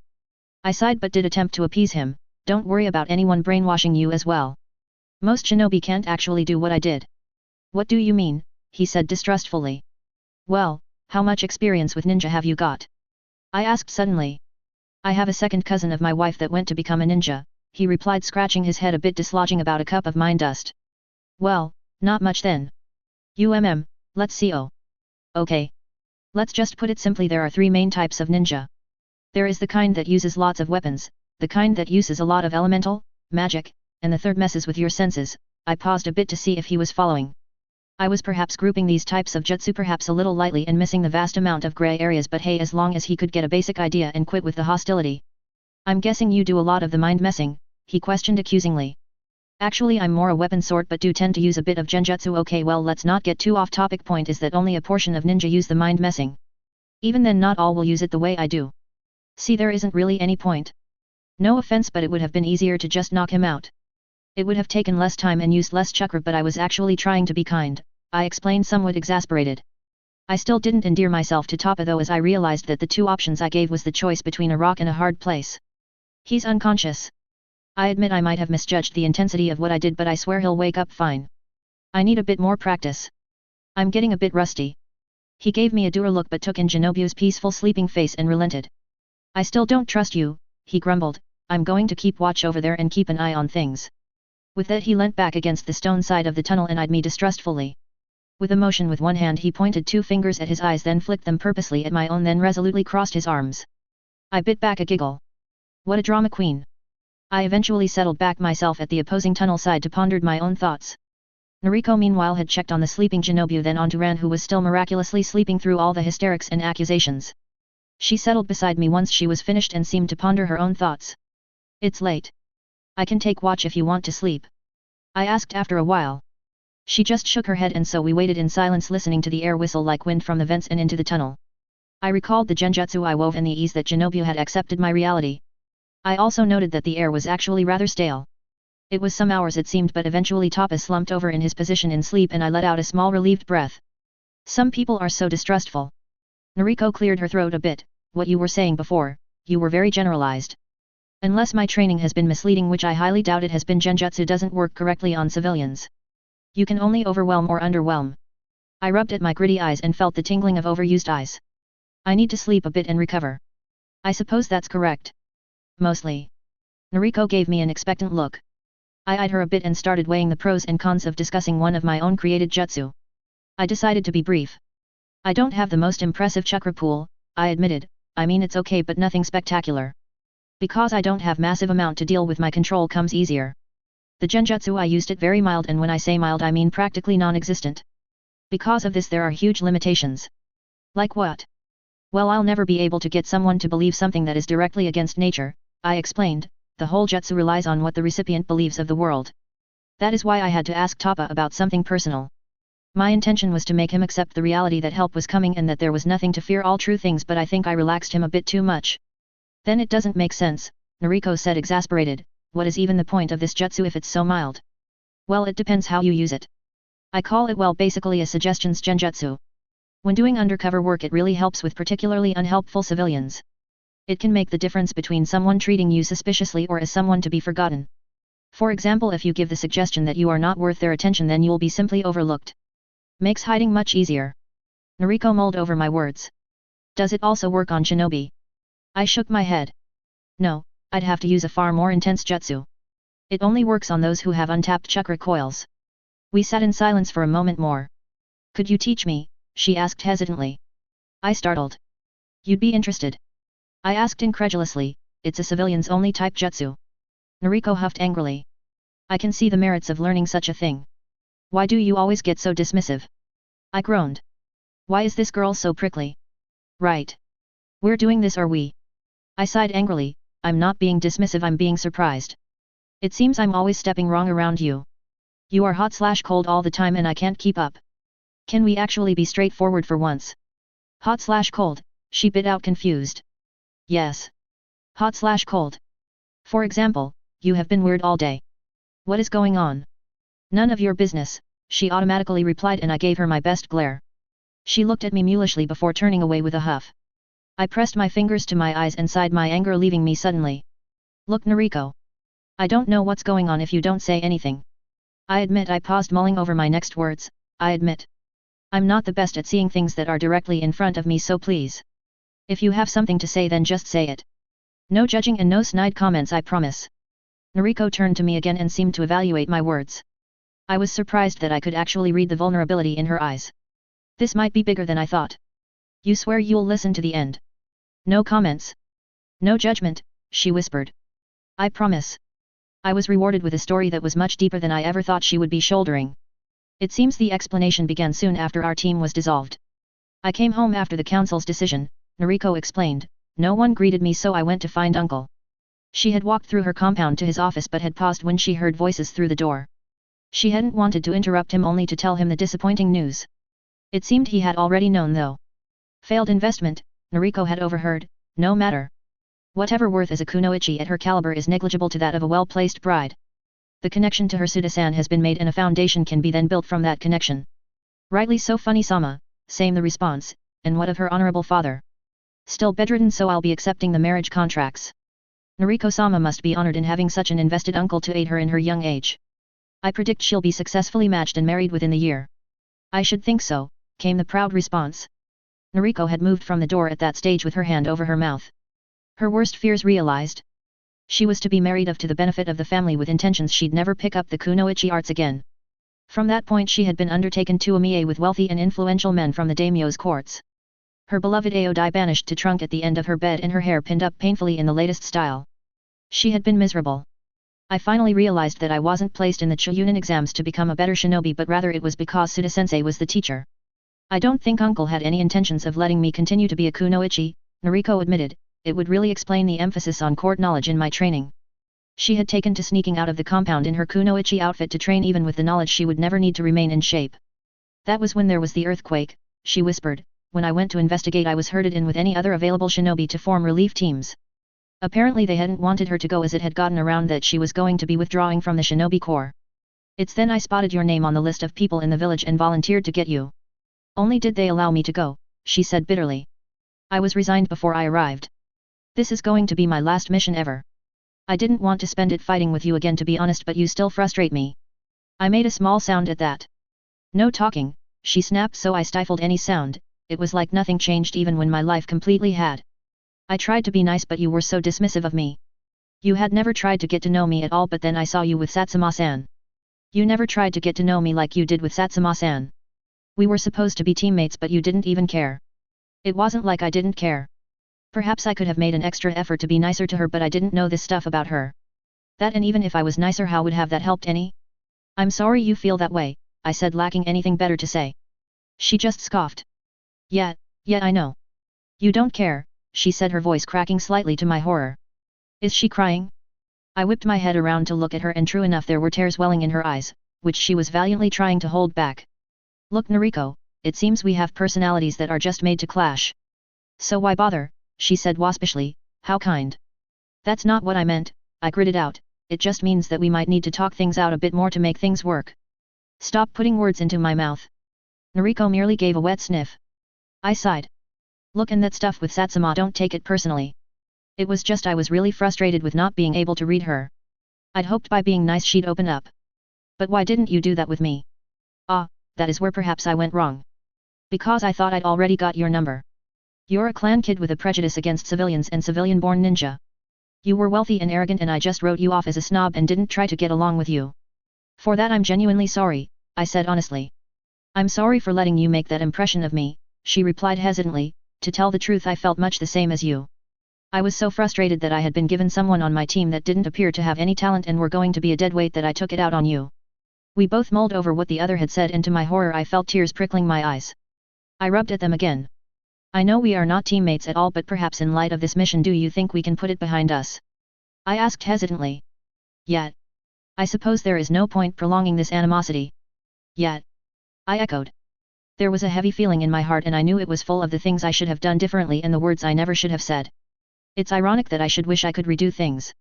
Hey, wouldn't it be great if after this mission we could convince Suda-senpai to reinstate our team? I mused thoughtfully. Noriko scoffed but looked brighter at this turn of the conversation. Yet, and I could tell uncle exactly where to shove his marriage contracts, she said satisfyingly.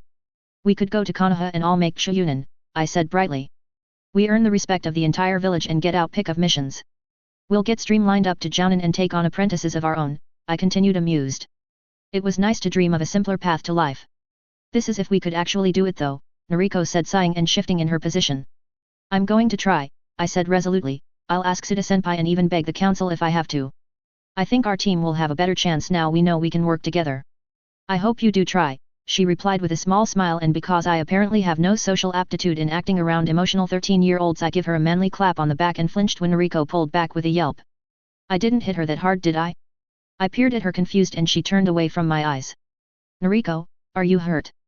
The silence that followed was very telling. I gave a sigh. All this time. Why didn't you say before? Here, let me patch you up, I said with exasperated fondness. Noriko is actually kind of growing on me. Noriko opened her mouth to respond, but in light of what we had spoken about, I think she stilled her tongue due to that and instead just meekly turned her back to me, letting me see the blood seeping through her green AO dye. If you must, she murmured. I pulled back the fabric and noted the shallowly bleeding cut and scraped skin of her shoulder and patched it up the best I could. I also decided that perhaps this was a sign of better things to come between us. We could be friends after all. Oi! You alive? I had never been so glad to hear Satsuma's bland tone ringing from the vent. I got up from my seated position and raced over to the vent. Yet. We're here. I called back. We also have 3 injured miners. Noriko and myself are unharmed though. Basically unharmed at least. Cool, came the almost toneless reply, and it echoed oddly on the stone. I frowned and mouthed cool to Noriko, perturbed. I received a not impressed look back that for once wasn't intended for me. Well, how are we getting out? I called out again. There suddenly was a hearty chuckle. Well midgets. How good are you at tying knots, came the booming voice I had only heard once only hours before. Ryuji-san. I voiced hesitantly. The one. The only. The amazing. Here to lift you and the purple one out and into my impressive arms, he called down. Nariko gave an impressive hiss. Okay, I said blushing lightly even if he couldn't see. I'm not so opposed to that. Grab a hold of the rope we're throwing down and we'll bring everyone up, Ryuji continued, and with a whisper on stone and a dull thud the rope was there. I turned to Nariko relieved and I reached out to grasp her uninjured shoulder looking pleased. Let's get everyone out of here. Time to finish this mission and try to bring our team back together. Soon we were all up the vent and on our way out of the mines. It was disconcerting to emerge into bright sunlight with the clatter of working men and the shouts of relief they called upon seeing us. It turns out it had been a full day since we had entered the mine. We were hustled to the makeshift tents where Rand's leg was immediately splinted, followed by the treatment for the rest of the miners. I managed to even get an acknowledging nod from Toppa when I moved away, which I suppose meant that he didn't completely hate me. I was directed to transfer Noboru's body from my scroll to a waiting pallet and that was that mission over. Only a few follow-up things to do. So, when I was all done I grabbed Nariko quite resolutely and dragged her over to a familiar medic. Kai-san. I called out. Himura-san, came the unimpressed reply, and I get the feeling he was less than impressed with my lack of formalities rather than the intrusion of his time, although it may have been a bit of both. I merely sent him back an unimpressed look. Nariko has an injured shoulder and as a fellow Funi you might want to be the one who treats her. Kai snapped to attention at this and hustled a tense Nariko to a nearby bed. Nariko-sama, do you mind showing me your injury? He asked politely. Very well, Nariko sighed but gave me a vicious look. I simply smiled at her and she broke first and tried to hide her own small smile. I think I'm beginning to understand her a little. I stood in the corner of the tent trying to stay out of the hustle while Nariko's back was being properly looked at. I didn't think I was too serious as she was soon making her way towards me with a harried look on her face. He means well but I'm quite ready to leave, she explained sourly when she caught my amused look. Hi Nariko-sama, I teased and we made to leave the tent. With a sudden movement I was almost pushed straight back in though one octopus-like limbs attached to me in quite the relentless hold. Oomph! I wheezed, holy hell! Himura Ringo and Funi Nariko, came an incensed voice, of all the reckless genin. What do you do when you get separated from your unit? You regroup and stay where you are. Nariko, who had gripped my arm quite suddenly after my attack, loosened her hold but didn't let go as the assailants made themselves known to us. Suda-senpai, I wheezed as I was still having the life squeezed out of me. Hiruto, let Ringo go, Suda demanded. Hiruto did detach himself to my relief but then went to fling himself at Nariko. I quickly pulled her out the way though. Hey, not a good idea, I warned, she's got a sore shoulder. Nariko had an interesting mix of wistfulness and frustration on her face at that but didn't challenge me. Are you guys okay? Came the hoarse voice of Hiruto. I peered at him interested. I then saw the drying tear tracks down his face and understood that perhaps the ordeal had been a lot more terrifying from the other side. We're fine Hiruto.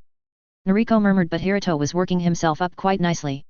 All we heard from the runner is that there was another cave-in and that only one of the apprentices came out and it wasn't either of you. Then. We heard that you guys weren't responding to calls when they got back down to where you were and they feared the worst, they thought you were dead. Now. When everyone was finally recovered they said you were in the medic tents and were receiving treatment, then something about a dead body. Hiruto cried out quite beside himself. The body was of one of the miners, I explained hastily. I had a spare sealing scroll I used and I have to still report to Hamasan, so it's hardly common knowledge yet. The rest of the miners are being treated and they will pull through fine, I'm sure, Nariko added. I looked to her and reached up to squeeze the hand still attached to my arm. We had done a good job after all. Suda gave us a curious look through his wrath and decided to mention it. What happened down there? He asked, motioning to between Nariko and I. I started to smile in remembrance and saw Nariko had her own private smile on display. Something that it seemed we had forgotten to do a while ago, I replied evasively, in saying that Suda-senpai, I think we should team up again. Suda was startled and Hiruto began to look desperately hopeful rather than desperately unhappy. I'm really sorry for the way I acted when we were a team, I apologized and bit my lip before continuing. I had the wrong mindset completely and I was really out of order with how I treated you all. Treating you as if you were stepping stones rather than teammates. Suda sighed, I'm sorry too as I forgot something important. Hiruto and I have been a duo a long time and I forgot that the situation would be more comfortable for us and not so much for you two, and I didn't give you enough time to acclimate to each other before adding the pressure of the exams. So yeah, I'm sorry about that too. I nodded in acceptance. Thank you senpai. But it's different now. Nariko and I have had that time to adapt and communicate and we think we can work together. It's not too late for the summer Chunin exams as well, I begged, please. Let us become a team again. We can totally do it. I finished my speech with my heart racing. It was a critical moment for me, and from what I could see from the expressions on Suda and Hiruto's faces, I was hopeful, as I think they believed me. They didn't really get a chance to respond though, as we were interrupted. Isn't this all touching? A voice said from behind me, and I felt a dark blush begin to creep up over my face. Perhaps you would like to move this impassioned speech to somewhere that is not the entrance to the medic tent, please, and thank you. I quickly moved to the side and gave the entrance a guilty look. Funikai stood where I had been with an amused but exasperated look on his face. Sorry, I muttered and peered up to see both Suda and Hiruto had dissolved into sniggers and Noriko had her face in her hands. I began to smile through my embarrassment. I'll try and talk to the council, Ringo. I think we have all grown a bit while we've been apart and can come together stronger, Suda said with a smile after he stopped laughing. I beamed up at him and he began blushing back. I think things are really looking up. It had been a couple of weeks before they heard the first of the whispers of this Rouge Syndicate in the south of the Fire Country. A north-south trade route that looped annually that was curiously not tied to any particular country, not association that was commonly known. One of the main suppliers for this trade route expected the caravan in the next couple of weeks but couldn't really name the contact that first introduced them. This smelled suspiciously of someone covering their tracks. The supplier did have one thing to share though. A name. A woman. A direction. They set out towards Wave Country. They needed to find this Aki. Hey all. I had a review asking if Ringo was heading to Konoha soon, and it will take another few chapters, but we'll get there. I can promise some canon characters in chapter 13 though. In the meantime there is some mischief needing to be managed. Timeline of this chapter fits into the Wave arc in canon. Enjoy. Disclaimer, I do not own Naruto. Chapter 12, The Way to Play God. I was on the veranda of the shop dutifully sweeping the dirt off the entrance when Misaka-sensei popped in literally. Sensei. I spluttered as the dust of her shunshin stuck to the back of my throat. After my coughing fit I cried out in dismay as I realized she had also blown more dirt up onto the porch. It had been my last chore for the day, to my relief, as I had been peppered with odd jobs since coming back from Ginkaku Mine, as well as receiving a thorough dressing down from Shingo about the importance of communication and how dare I disappear for 3 days. Now I had to start sweeping the porch all over again. I sighed. Back from your mission? I asked glumly. Misaka-sensei laughed cheerfully. Yup.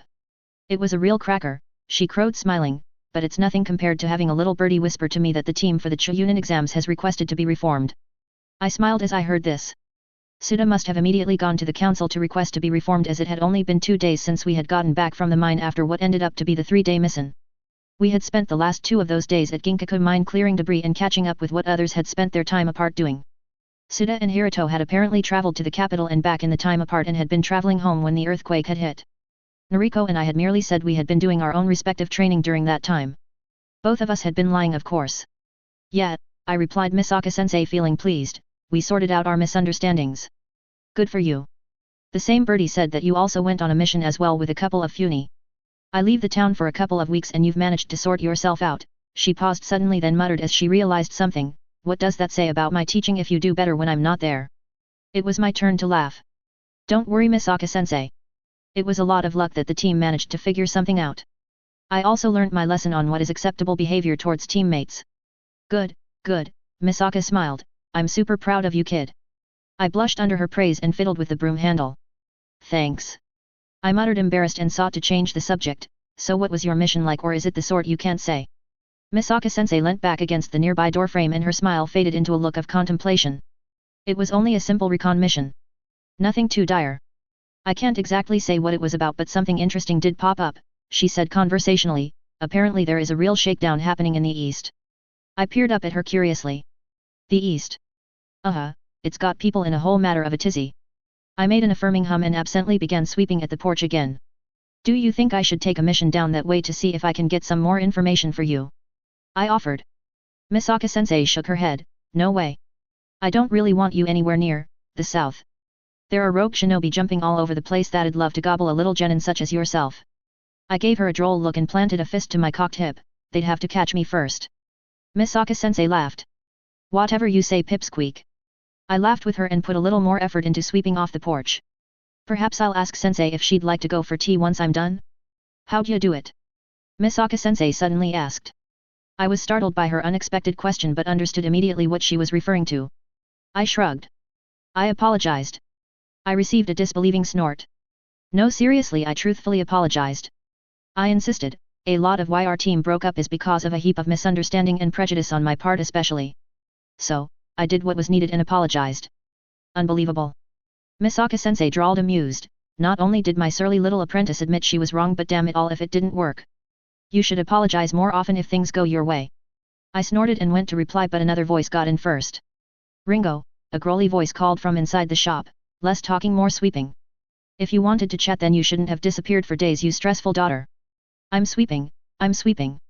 I called back to Shingo and turned to a now chortling sensei. In trouble are we? Did you apologize? Haha, I said dryly, you can help if you like. Fat chance, she snickered, see you around. Proud of you, she called cheerfully before she disappeared in another puff of dust leaving another fat layer of dirt on the porch. I threw down the broom in disgust and sat on the dirty porch. If Misaka-sensei hadn't just told me something interesting I'd chase her down and make her sweep it. I placed my elbows on my knees and my chin on my upturned hands and absently watched the people of Koiksho move about. East. Water country. I sighed. It was finally decision time. How much did I really want to involve myself? A couple of days later I was at Training Ground 7 where we had our first disastrous meeting. Today though we were finishing up a successful training day, despite what it seemed. Nariko fallback. Hiruto is going to use the low guard to get in close and honestly your close-range taijutsu is not great. Not nearly enough to match him in any case. Shut up Ringo. Like you could match him either. I have a better chance though. I'll use my kunao to extend my reach and delay him while you nab him with a water bullet. But Tsuda-sensei is always there to counter it with an earth wall. Then use more bullets. TCH. Like it's that easy. I don't see you contributing by the way with any jutsu. Well my fire is useless against them. They're both wind users. Use a genjutsu then. I have nothing big enough. Less gab, more action girls. Tsuda called cheerfully from where he had been surreptitiously having his own powwow with Hiruto. Sensei you know this is highly unfair matching. You and Hiruto-kun have been partnered for years. Well I thought you and Ringo could use the teamwork. We're fine, both Nariko and I called out together and glanced at each other shocked. Will at least we agree on that. Let's get them, I muttered, at least one good hit. I claim sensei, Nariko muttered back vengefully. I'll have Hiruto then. We both nodded at each other and in unison jumped back to give ourselves room. Sudan, water bullet. Nariko called and peppered the ground where Tsuda and Hiruto had previously been standing. Meanwhile, I whipped out a string of shuriken attached to some ninja wire and did my best to make it difficult for Hiruto to get in close where he would be most effective with his taijutsu. I pulled out one of my sealing scrolls and held it in front of me and peered around for any clue to where Tsuda and Hiruto had moved. A small back pressed up against my own and I saw Nariko in a defense stance when I looked from the corner of my eye. A silver flash from behind a nearby rock stack had Nariko deflecting a kunao and in that brief moment it was followed by the quick movement of Hiruto who had taken advantage of where Nariko had left her right hand side unguarded to give an open-palmed jab to her breastbone. I heard the air whoosh out of her and she was pushed back into me making me falter in my own guard. Knowing that my back was now relatively open to attach I tried to launch my own attack by first vaulting in a backwards somersault over the winded Nariko to attempt a spinning kick from above to Hiruto. Hiruto was too fast though and took 2 leaping steps back. Right in the middle of the wires. I gave a small smile and finally unsealed my scroll that I still had open in front of me. Hidden scroll technique, great spark wire fire. A shot of electricity escaped the scroll and sizzled up the ninja wire I had threaded across the area when I threw my shuriken. It was stroke of genius to try store electricity in a scroll. It's also a hell of a lot more satisfying than my meager attempts to spark it with my chakra. I began to laugh manically when I started not 1 but 2 small grass fires. I wasn't overly worried about them as there wasn't much vegetation up on the plateau to make it grow out of control. I zipped back to Nariko who severely rolled her eyes at me but we soon stood back to back again. Hiruto stood stock still in the middle of the wires and looked unsure of his next move. Ringo. What have we said about that technique? Tsuda's exasperated voice called from nearby. I tried to pinpoint it but it echoed oddly around the rocks. That it's brilliant. I called back tauntingly and decided to weave a subtle genjutsu. Ringo, Tsuda-sensei is right. That jutsu can cause a lot of collateral damage, Nariko chided. Oh shush. I knew it couldn't cause much damage up here, I said blithely. Now, I've put down a small genjutsu to make the area seem more smoky than it is. Can you try and attract senpai into the thick of it? I can try, Nariko replied and began making seals with fervor. Sudan, Shiger. Water condensed around us like reverse rain and I gaped at Nariko amazed. The water droplets hovered a moment before they were slung away much like a water bullet but far smaller and in greater quantities so they covered way more area. I was a little annoyed that it cleared the smoke and put out my fires but all in all I was pretty amazed. I let out a low whistle. I heard a hiss of pain and Tsuda emerged from a nearby rock stack rubbing tiny welts that had popped up on his skin. Well that was pretty cool. Would be even cooler if it hadn't ruined my move but cool nonetheless, I told Nariko. Nariko gave me a half annoyed / half contrite look. I noticed that she was sweating a lot more heavily after her move and I guessed it was one of the more chakra consuming moves in her repertoire of jutsu. Creative use of a close-range jutsu Nariko. Suda complimented as he rubbed his welts, if I'd had been closer it couldn't have done a lot more damage. Thanks for sparing Hiruto from that by the way. Hiruto nodded from where he was still warily surrounded by the ninja wire. Thanks sensei, Noriko replied looking pleased. I think that is enough for today though, Suda continued, we have made a heap of progress. I loosened my stance and smiled. It was actually nice to spar with so many people, even if they stuffed up my jutsu. I should really learn to let go. I sighed and began to wind up the nearby ninja wire and hissing when it gave me a slight zap. When is the next training sensei? Hiruto asked as he went help clean up a shuriken I threw that I had thrown. I immediately made a sound of warning but too late and he got zapped too. We'll try for next week. We still have yet to get approval to put us in the exams though. Why is it taking so long? Hiruto whined from when he was sucking his fingers from the zap. We were already a team before, why can't they just let us be one again? I shared a glance with Nariko who then busied herself with dusting herself off. It might be due to her. It's up to the council's discretion Hiruto, he simply said but I noticed him give Nariko a quick glancing look. I think Suda knows what the delay is too. How late can the decision be made before it's too late to head to the exams senpai? I asked hesitantly. I'm not sure, Suda admitted, the exams are around 2 months away and we still need to do at least a C-rank mission as a team to qualify. Why a C-rank? Hiruto asked. Suda sighed. Don't ask me Hiruto. I don't make the rules. I pulled the rest of the ninja wire from the trap and began coiling into place back in my pouch. Senpai, is it okay if I miss next week's training? I asked hesitantly. Suda gave me an odd look. Why? Well, Misaka-sensei got back today and she said there was an interesting mission for me. Misaka-sensei? Oh, your other sensei. I forgot you had one of those. Suda muttered not looking pleased, surely your other sensei can afford to let you give the Chunin exams your priority. I winced. Well, it's just we're not officially a team yet. Also, I could really use the mission, I explained hesitantly. Suda's face shadowed and an aura of doom came upon me. I feel terrible for all the half-truths I'm spewing. I'm sorry senpai. No. I understand your point of view. We're not a team yet. You have obligations. What time will you be free next week then? We'll do our best to work with what you have, he said supportively. I winced again. Actually, this one will be out of village senpai. So, it will probably take a week or so. A week? Can I ask what type of mission it is? It's fine. It's a trader's contract for an escort, I explained, since my parents are traders as well I know the contacts well, so I often take these missions. Suda seemed troubled. Fine, but we're heading on a team mission once you get back, he vowed. I hope you come back soon, Hiruto said and I nodded at him and looked hopeful. I had felt a little out of place around Hiruto since the team's initial breakup but I was working to becoming comfortable around him as we had been in the beginning. I'll try guys, I said to them, feel free to have team trainings while I'm gone too.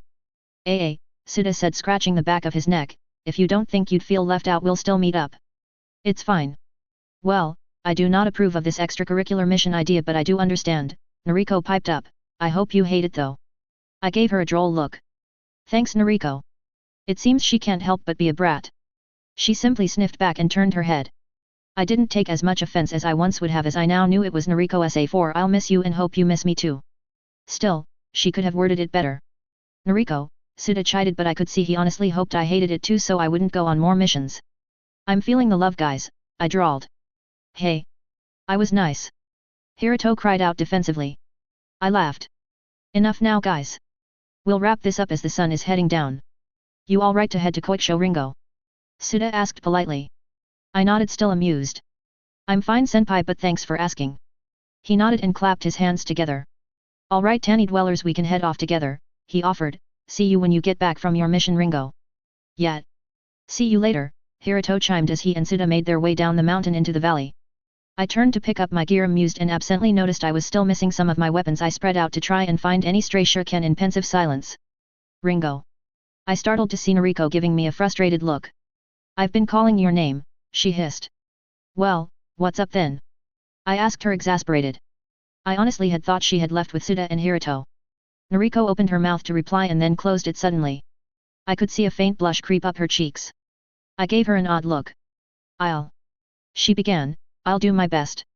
Hey. The clan elders, my uncle. I'll do my best to change their mind, she elaborated. I paused in my movements to give her my full attention. Why are you telling me this? I asked confused. She gave me a wounded look. I quickly tried to backtrack. Not in a mean way. I do care, I promise.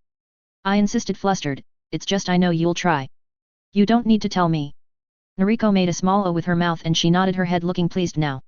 I wasn't telling you for any particular reason, she said breezily, I was merely informing you. I pursed my lips but my eyes held amusement. Noriko gave a small smile before swiftly turning on her heel to show me her back. With a swish of her shoulder-length purple hair she called out to me. Have fun on your mission, civilian girl.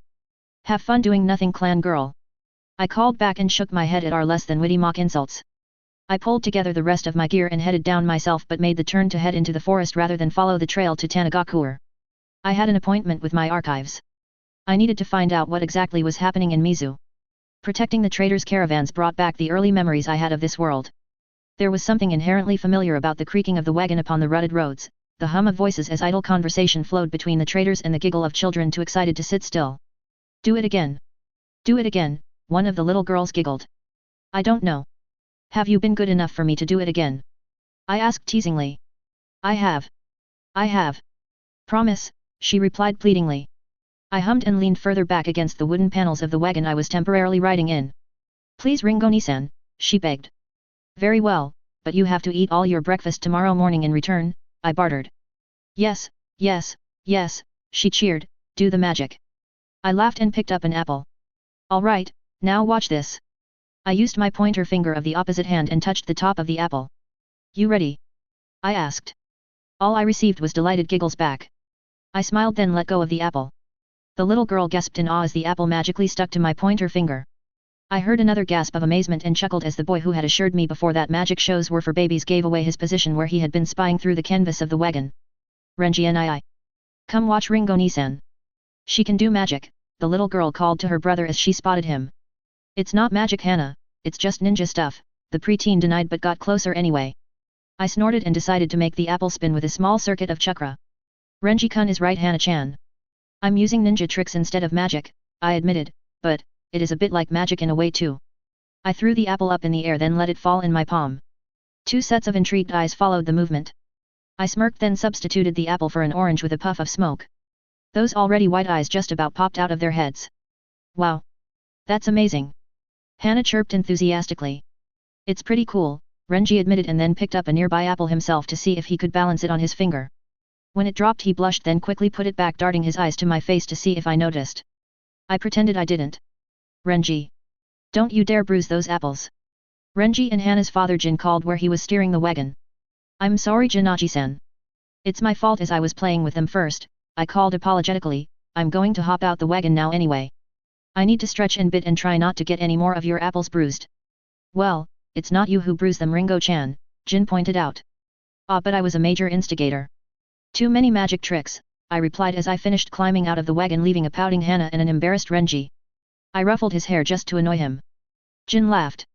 Fair enough, he admitted, thank you for entertaining them though. It's no problem. I don't mind spending a bit of R&R time with people that think I'm cool, I declared wryly. It's more than that Ringo-chan, Jin smiled, you're good for them. I laughed and waved it off a little embarrassed. I'm not doing anything particular at all. You are though. You spent a fair bit of your childhood on the trade routes so you know what it was like on the road. There's no chance really to form any long-term bonds with others, Jin stated, so it makes a huge difference when someone familiar regularly comes along to travel the road with you. I smiled wistfully as I remembered many a day spent traveling just like this with me walking aside a wagon chatting and pretending that it was all that mattered. Sometimes I miss the road, I admitted. Jin peered at me then smiled, of course you do. Nothing like it. That started of a hearty conversation that dwindled into us reminiscing together about past trading years. It wasn't until Hana started whining in the back that she was hungry that the conversation derailed. With Jin distracted I took to taking a more active role in assessing the area. I wasn't too worried this early on in the mission about running into trouble. It would be few days when we hit the fire/river border that things would get a little more exciting. Maybe a little too exciting. I felt a little bad about taking up this mission for the sole purpose of being nosy but I wasn't excellent at letting things go. Now that I'm here anyway I can't change my mind.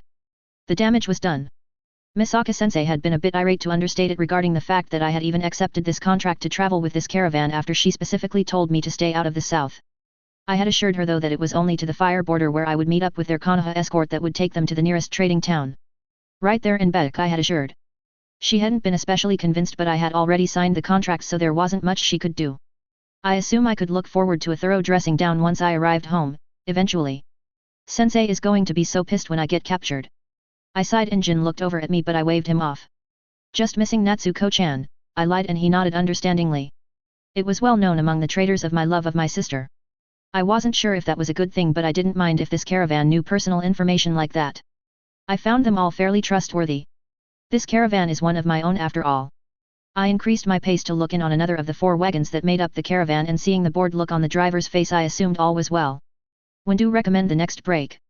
I asked him as he was leading the procession and would decide when we would halt. Another hour.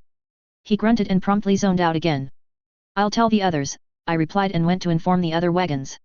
Doing a rough estimate, I figured if we kept up our current pace we'll be at the border in about 3 days. More than enough time to prepare my kidnapping. Nay-san. Nay-san. No. Hana's piercing cry rang through the camp, unsettling her brother, who was gripping his bowl like a lifeline, tears streaking down his face as his sister cried in her sleep. Koi, calm her down, Jin rasped to his wife from where he was drafting his letter with shaking hands. He swiped a rough hand over his face and breathed deeply. Anata, please finish the letter soon. Shingo and Mako have to know. I know, love. It's just difficult to find words to tell our friend that their beloved daughter has been kidnapped after protecting our own, he stated distraught. They deserve to hear it from us though, dear, his wife consoled. The Konoha ninja already have informed the Tani ninja that she is missing, so it's not a matter of if they find out, it's when and how. I think it would be better if it were from us. People who care. You're right, Shiho, it needs to be us to tell them. I would have wanted the same in return, Jin whispered, looking towards Hana, who had fallen to another fitful sleep. She had been one of the only witnesses to the kidnapping when rogues came up from the south of the border and attacked Ringo as she had been leaving the market town where she had dropped them off to be escorted by the Fire Country ninja.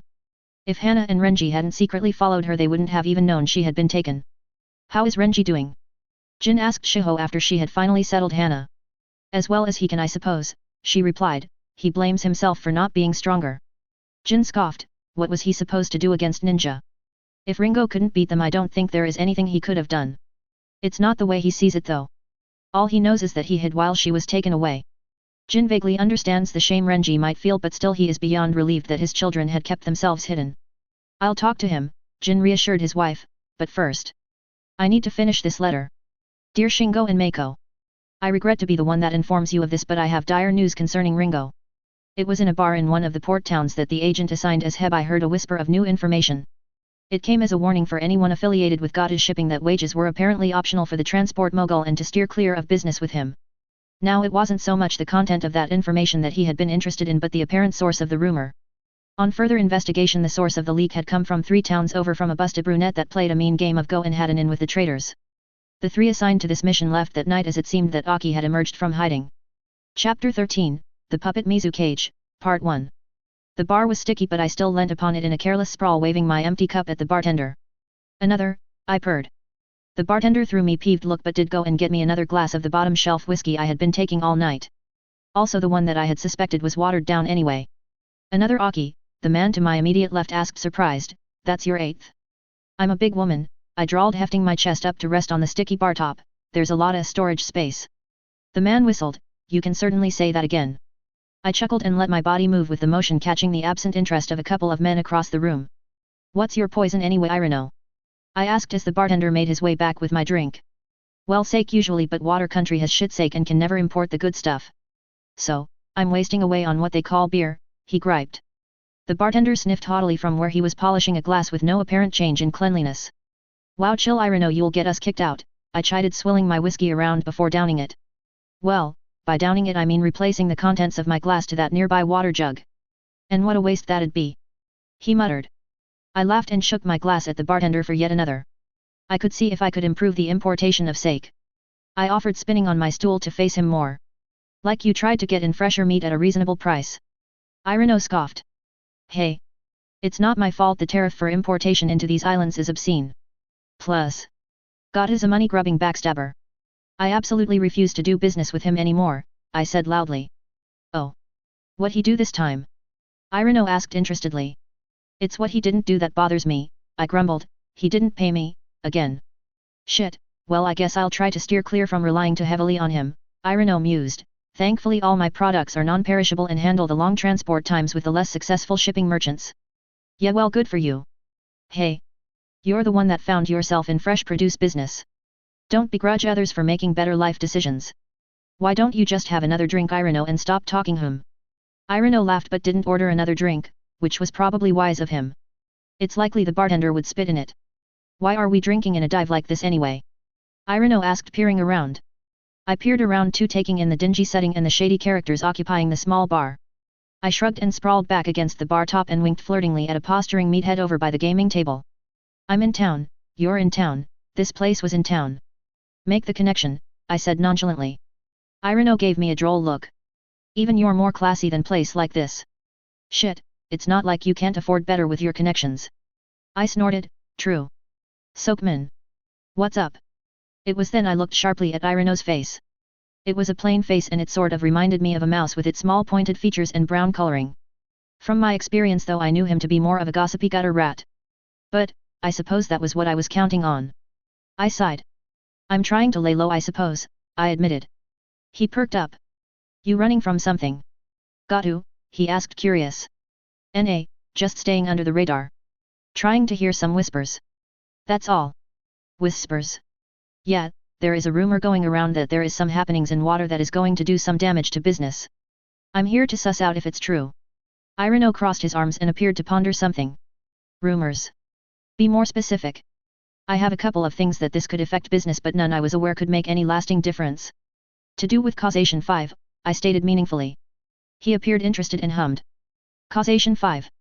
Certainly a couple of years ago they were a real problem in terms of visa admission, but recently I thought it had been quiet. Really? Not too quiet maybe? No. Why?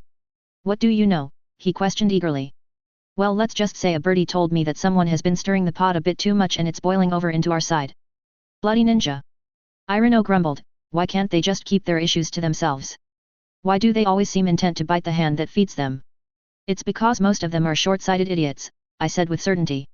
Irino sighed. Why wouldn't I have already known about this? I'm the one that lives closest after all. Why am I the last to hear? It's probably because you are a non-perishable supplier, I teased, don't you know you are last in everything? Hey! Don't begrudge others for making better life decisions, I stated coolly, throwing his words back in his face. He flipped me the bird. Liar. You make the worst life decisions, he grumbled, another one is the one sitting across the room that you've been eyeing off all night. I nodded to the guy Irino was talking about. He nodded back in interest. Well, that's my cue. You're very right there. Well. It's been nice, Irino. Let's not leave it 6 months before the next catch-up. I crooned to him as I got off the bar stool and flicked a few coins on the counter. Now please excuse me, I have a poor life decision to make. With I sauntered over to the hulky guy who had situated himself near the door in preparation of leaving. Stay classy, Aki. Irino called back loudly. I laughed and sauntered out of the bar into the night air. Well. Dead end there. Let's see if my next contact has any better information. I dismissed my clone as we turned the corner and headed to my accommodation, still in my Aki disguise. I was a little disappointed in the fact that I hadn't heard anything on the coup in the few days I had been in water country, but I did also understand. Practically all my contacts were civilians, but I was holding out hope that someone had heard at least something somewhere. Even if I fail though.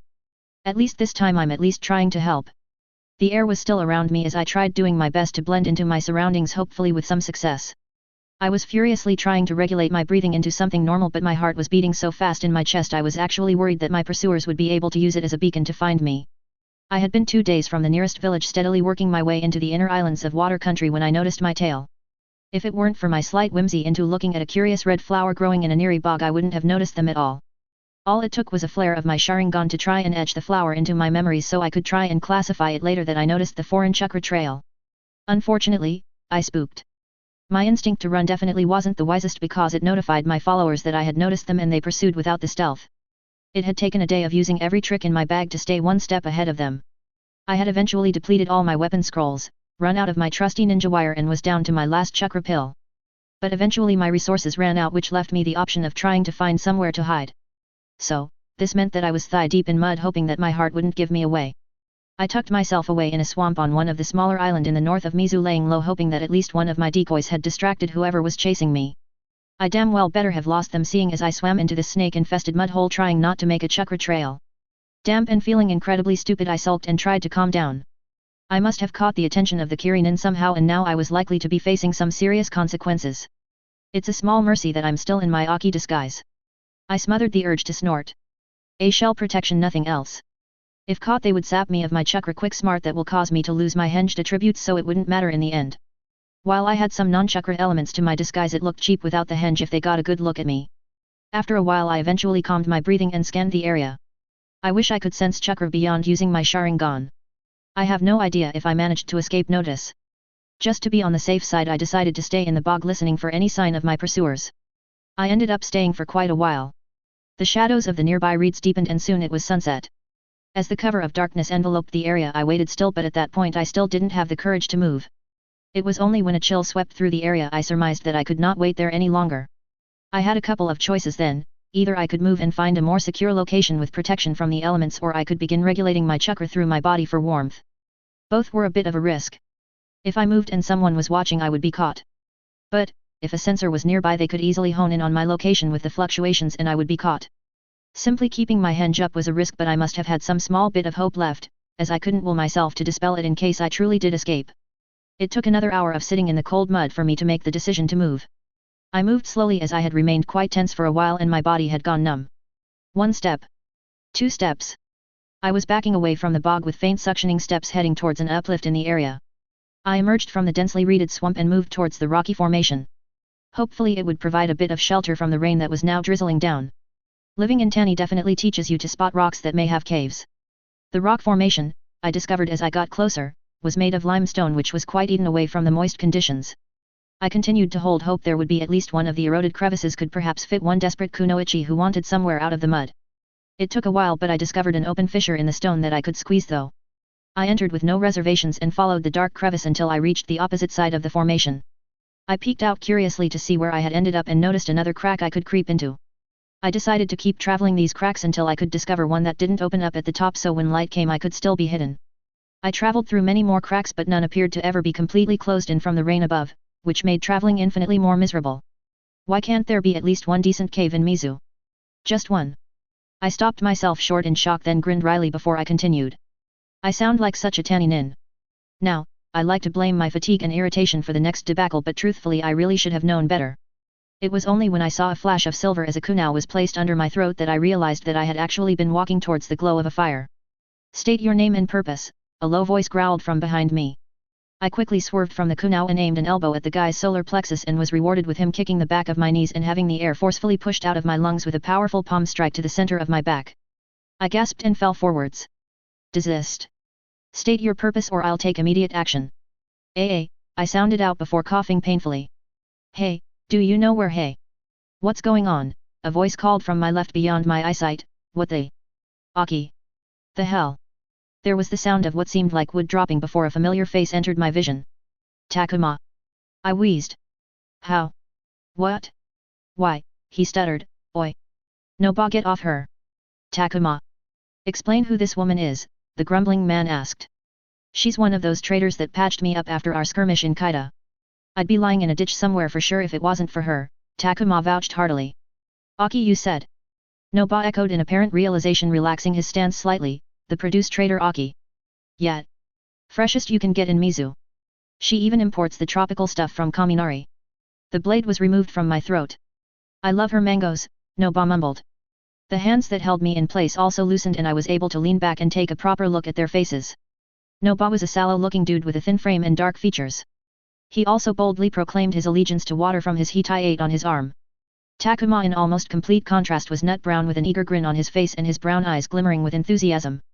I peered at them, then to the fire where I noticed another man staring at us all in disbelief. What the hell, the third exclaimed in complete incredulity, you can't just let a suspicious kunoichi go simply because you like her mangoes. Are you guys fucking crazy? The third man, it seemed, was a little on the dramatic side. Aki's cool man, Takuma vouched, she's not even a proper kunoichi. I gave Takuma a sharp look.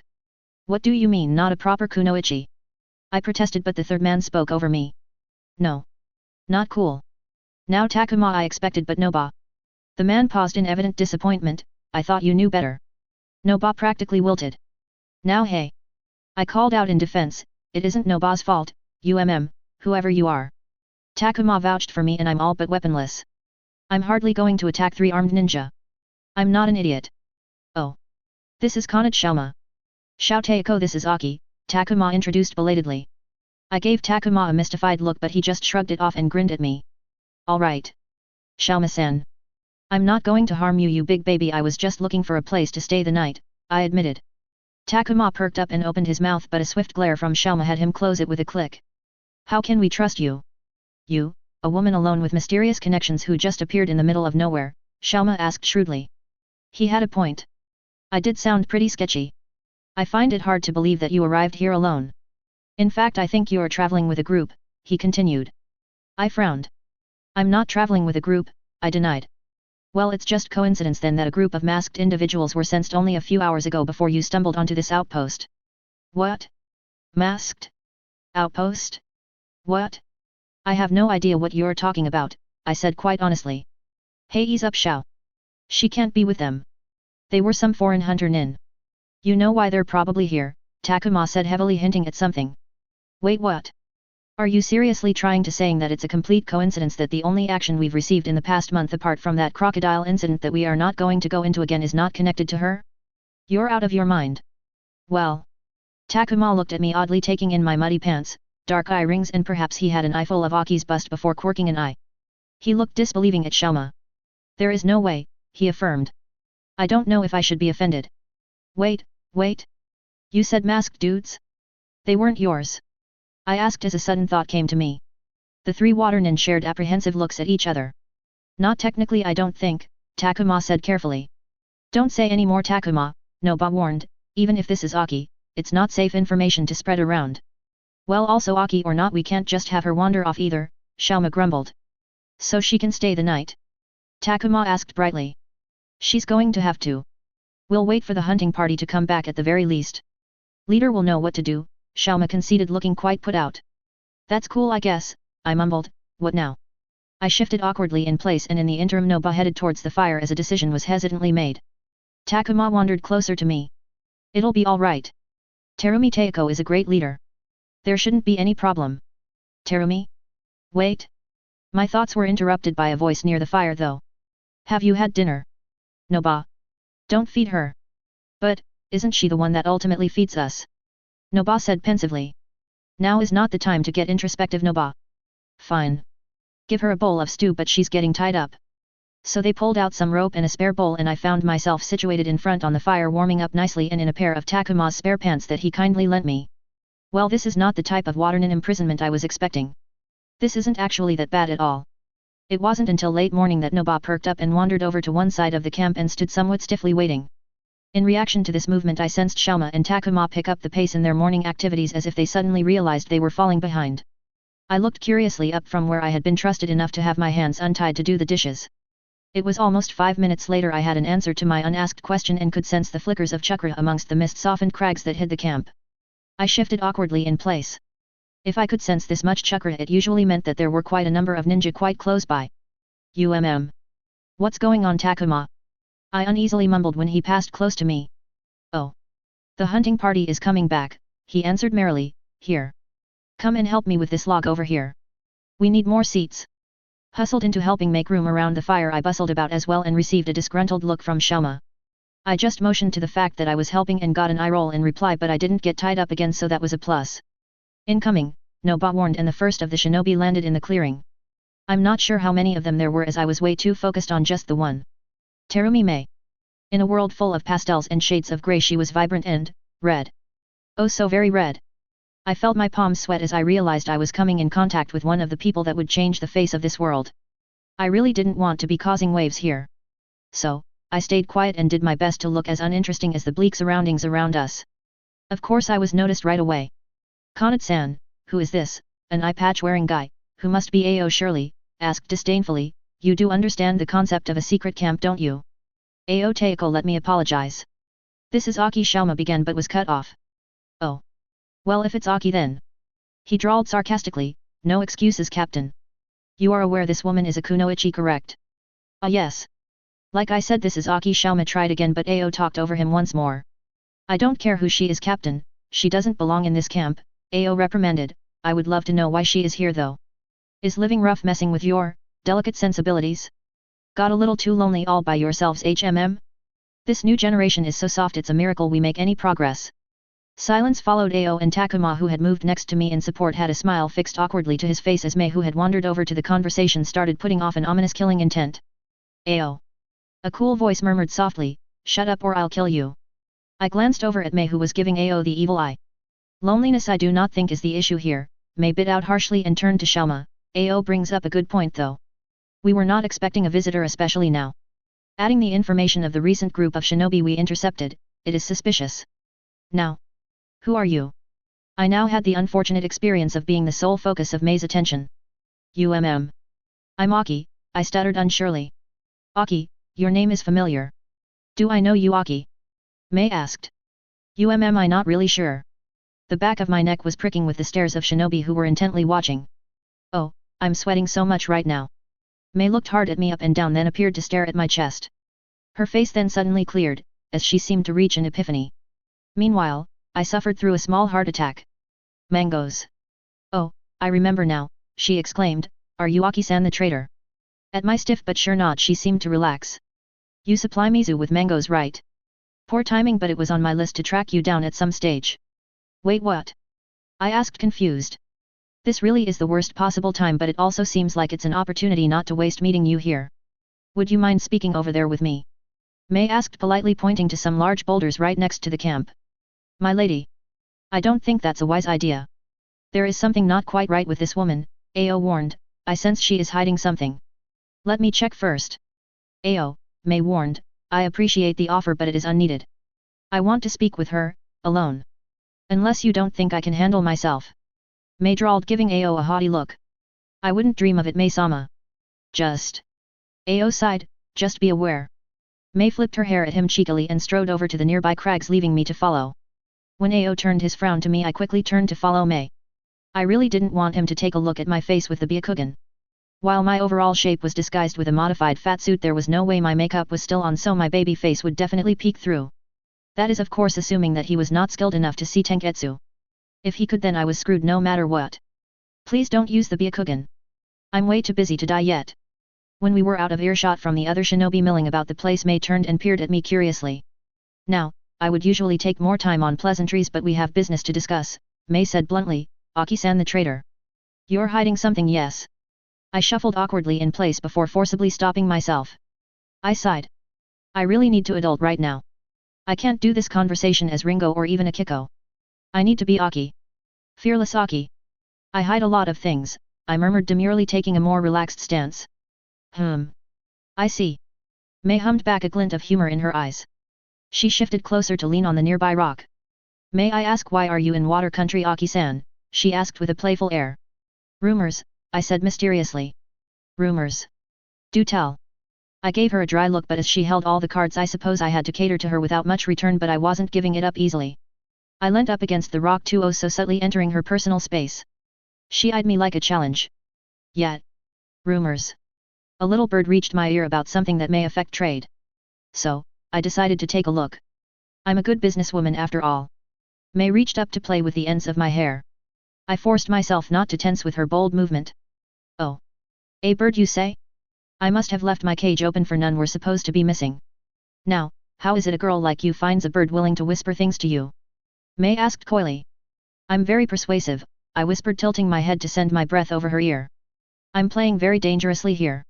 I can see that, she murmured. Your talents lay more in persuasion than outright combat, correct? I went to pull back in confusion, but May reached out to hold me, keeping me close. It seems too odd that a combat group of tracking hunter nin would pass through on the same day as a Rouge Kunoichi entered our camp without there being some connection. She continued, coiling my hair around her finger. Still I fought, tensing up, but I don't think it's the connection one would immediately pull. Oh. You know a lot for a simple trader, Aki-san.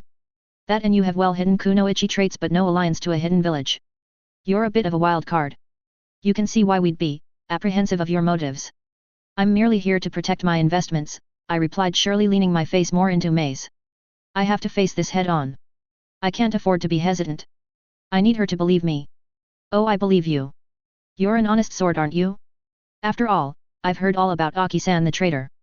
Who never charges more that someone has and doesn't discriminate for country or class, May said, smiling. I just wanted to know a little bit more about Aki-san the woman, she purred and nuzzled my nose. I crinkled it and peered into May's eyes, that were inches from my own. You certainly know how to get a person off guard, I murmured to her. I know, she replied smiling, which made her green eyes sparkle. I can't help but admire that. It also made me wonder how many times she had conducted interrogations like this. I think we may have gained an audience, Aki-san, May muttered, brushing right up against my lips. I glanced sideways to see our stunned audience of delighted men at different levels shock. Some of them I caught staring outright, holding their noses dreamily. Let's not excite them too much then, I sniggered lightly and leant back in a more relaxed stance. You could hear the disappointed sighs. You're fun, Aki-san, but let's get to the point now, May sighed. Now that I know why you're here and your motives, I will tell you what I want. Truthfully. I have a favor to ask. Ask away, Terumi-san, I'm sure it'd be a pleasure, I purred. May, please, she corrected, amused but then turned serious. You've seen how Mizu is doing. It's unsustainable. We need a lot more support that we've been receiving, but our borders have been closed for too long and our population can't continue to decline at this rate. There is a far too large generational gap as it is. Our country needs change, and fast, as there are already those who think we cannot defend ourselves against invasion. I sighed deeply. You sure know how to get to the meat of it, I drawled, leaning back more fully to the rock and looked onto the camp where there was a bunch of people pretending not to be completely focused on what we were discussing. Unfortunately, it's also a bit of a time-sensitive issue, May admitted. The rumors you've heard are likely to have been the result of hastiness. What are you asking me exactly, May-san? I said directly. What could I possibly do to affect the politics of water, because that's exactly what the source of water's issues are at the core. You're very informed, she mused. I make it my business to be. She snorted. Well, yes, you're correct. It's the truth that our country is falling apart from the inside. Our leadership has been, well, our leader. She trailed off and stared blankly out at the camp alongside me. It needs fixing. We lapsed into a silence, pondering our own thoughts until I broke it. Still, how do I factor in? May peered at me from the corner of her eye. I need support, May said bluntly. If anything is ever going to change, then it needs to be broken to be put back together. You run the quickest fresh trade in Mizu and are known to be a fair and honest trader. I will need your continued support even if things should fall apart. I hummed interestedly. Fall apart? How much apart are we talking? Completely, May said decisively and with passion in her voice. Or die trying. I reached out but halted just before touching her shoulder. Ah, screw it. I placed my hand firmly on her shoulder and squeezed lightly. You'll have my support, May-san. I may not know the particulars, but I have heard more than one rumor about the comings and goings in Mizu. Change is coming, and that is exactly what needs to happen. What do you need? May looked at me pleased. Only that you will continue to trade in Mizu even if there is a change in management. Perhaps even consider expansion. Expansion? I asked, surprised. Yes. We need to encourage trade with the border countries. Perhaps we can even organize a contract for protection if you can manage to bring in larger shipments. Would that work? She offered. I laughed. I would need bigger ships, I joked. May looked thoughtful, then sly. What about Gada's shipping company? I scowled. I would never do business with that low-life scum. May looked started at my vehemence but then grinned at me a little haughtily. Oh ho ho. So you haven't heard the rumor? How shocking. May crowed. It seems Gada's shipping company has undergone its own management changeover. The great mogul himself was reported dead just 2 days ago in Wave Country. I took a startled breath as I digested this information. So soon? Ah. I've been out of touch, I defended weakly. Change of management. Who took over the company? Surely not his bastard son. I asked, grasping for any information. Last I heard, Gada was officially heirless. I also had no idea who his second in command was. Son. No, she looked befuddled over that but moved on.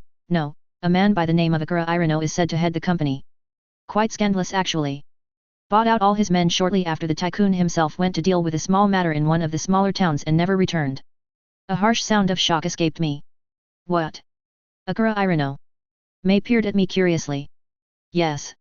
Does that name mean something to you? Yes. That rat. He took my information and profited from it. That sneak bastard, I'll wring his neck. I muttered furiously. He doesn't even need faster ships. He works with non-perishables. Oh. He better not even think of entering fresh produce trade. Don't worry about it. I'll get that contract, don't you worry. That rat bastard will get those ships over my dead body, I swore. May looked as if she was holding back laughter. Oh, I can't wait for the future, she said cheerfully. Well, as soon as I clean house, let's you and I have another one of these chats and we'll take this one step further. With that she stepped right up into my personal space and planted one straight on my lips. I reeled back scandalized. The hell? May laughed merrily, flicked her crimson hair and swanned off back into the middle of camp heedless of the amount of bug-eyed people staring between her and I. I stared after her a little bug-eyed myself. I actually think that she stole my first kiss in this life? Hi all, it's been a little over a year since I began of Crimson Memories and I'm excited to tell you we just passed the halfway mark. Say what? Yeah, it's a lot longer than I expected. I promise you though, we will make it to Konoha. A little recap for my long-time readers. 1. Our protagonist Uchiha Akiko faked her own death with the Kyuubi attack on Konoha to escape the Uchiha massacre a few years later once she realizes she had knowledge of future events. 2. She travels with a civilian family under the alias Himura Ringo for a few years practicing how to be a shinobi on her own and building up an intelligence base with the aim of eventually taking down Danzo who she blames for all her problems.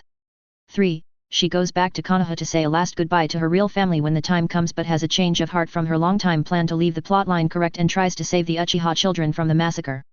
3. She only manages to save one child she calls Natsuko and escapes with her to live with the Himuras, the civilian family, over in River Country, a place practically untouched by the canon storyline. 4. She becomes a Taninin and apprentices under her Jounin sensei Honda Misaka. 5. At 15 she joins a team with the intentions of taking part in the summer Chunin exams in Konoha to get that promotion she has been putting off. 6. She doesn't mesh well with her team though and after a disastrous training camp the team dissolves and she isn't likely to be entering Konoha anytime soon. 7. The team manages to reform unofficially as she finally works out her problems with one of her teammates funny Noriko who is a clan princess with a sense of entitlement. Her team leader Suda intends to reinstate the team as soon as the council approves to take the Chunin exams again. Her remaining teammate is called Hatsumoto Hiruto who is charming but flaky. 8. While waiting for the news she hears word that Water Country has something going on and goes to investigate as she realizes that in the canon storyline it is around about the time when Yagura dies and the Terumi Mei takes over as Mizukage.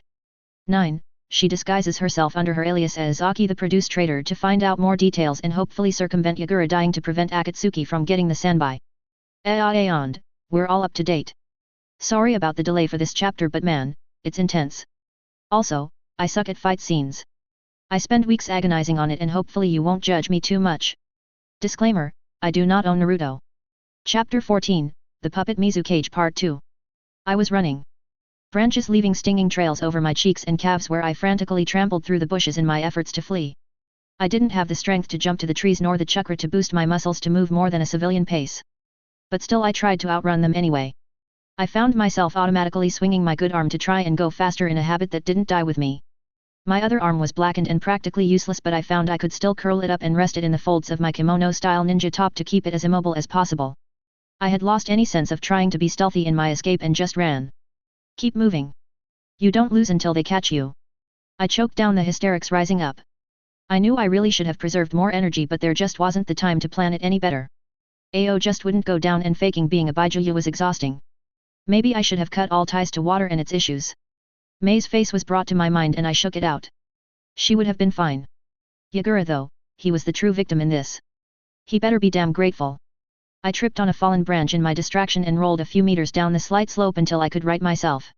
I bit my tongue so hard I tasted blood keeping down the scream of pain as my ribs jostled. I quickly picked myself up and after a split second trying to orient myself I headed west again. Snap out of it. I really couldn't afford to be distracted now. Hopefully I was close enough that my pursuers decided I wasn't worth it. I ran and prayed until with great relief I spotted the sign warning that I was approaching a border. Fire country. I cheerfully ran through until I heard the whistle of kunao. I automatically stopped short as a kunao embedded itself in the ground before me. I fell to my knees when my legs trembled and refused to support me any longer now that I stopped moving. A trio of dark shapes emerged from the trees and their images flickered in and out of focus in my tired eyes. State your name and purpose, was the last thing I heard before the world went dark around me. I was so relieved. I made it. It was after my talk with May that I found I was able to stay the night at the camp amongst the mist shinobi as a friend. I found out from a stiff-lipped AO though that I would be leaving in the morning as they were breaking camp. I would be escorted to the nearest town and bid farewell and that would be that until May called upon me again to discuss the future of trading in Water Country. I of course knew it was because they had to actually kill Yagura first before the ball could start rolling. I also of course planned not for that to happen. I was sitting by the fire meditating on my thoughts as the rest of the mist rouges winded down preparing for bed. Man, you're so lucky Aki, a wistful voice grumbled from beside me. Shut up Takuma, an irritated voice called from my other side. But Xiao Teiko she got kissed by the great goddess herself. Takuma complained. He turned to me pleadingly, Eni, tell me Aki, were they soft? I looked at him irritated. Shut up Takuma, I echoed with Xiaoma. I sighed and tensed up from my slouch and started paying a little more attention to my surroundings. Takuma of course was in a childish sulk about Mei's kiss. Xiaoma was actually doing work by mending a torn canvas panel I assumed belonged to a tent, and Noba was enveloped in a group of some other mist shinobi on the outskirts of the camp. As for Mei, her tent was erected first and she, Ao and who must have been the rest of the captains disappeared inside them about an hour ago.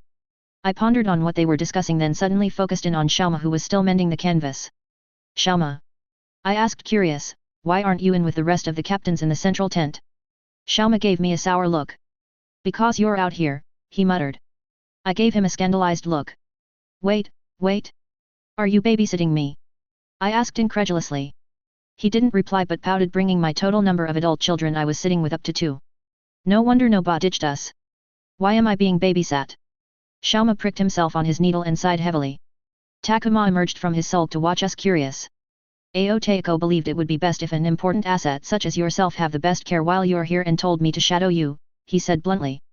Doesn't that just mean Ao Teiko wants you to keep an eye on her? Takuma asked. Read between the lines, idiot. Of course she's being watched. She's a foreign kunoichi with shady ties and enough power that Terumi-sama needed to seek her out. Of course we have to keep an eye on her, Xiaoma grumbled. And she is sitting right here, I muttered miffed. Ao is going to be a thorn. But Aki's cool. I mean she's done right for us. Takuma asked confused. Xiaoma made to reply but I inserted myself between them. Enough. I'm right here and becoming less and less amused. Takuma, shut up. Xiaoma-san, you too.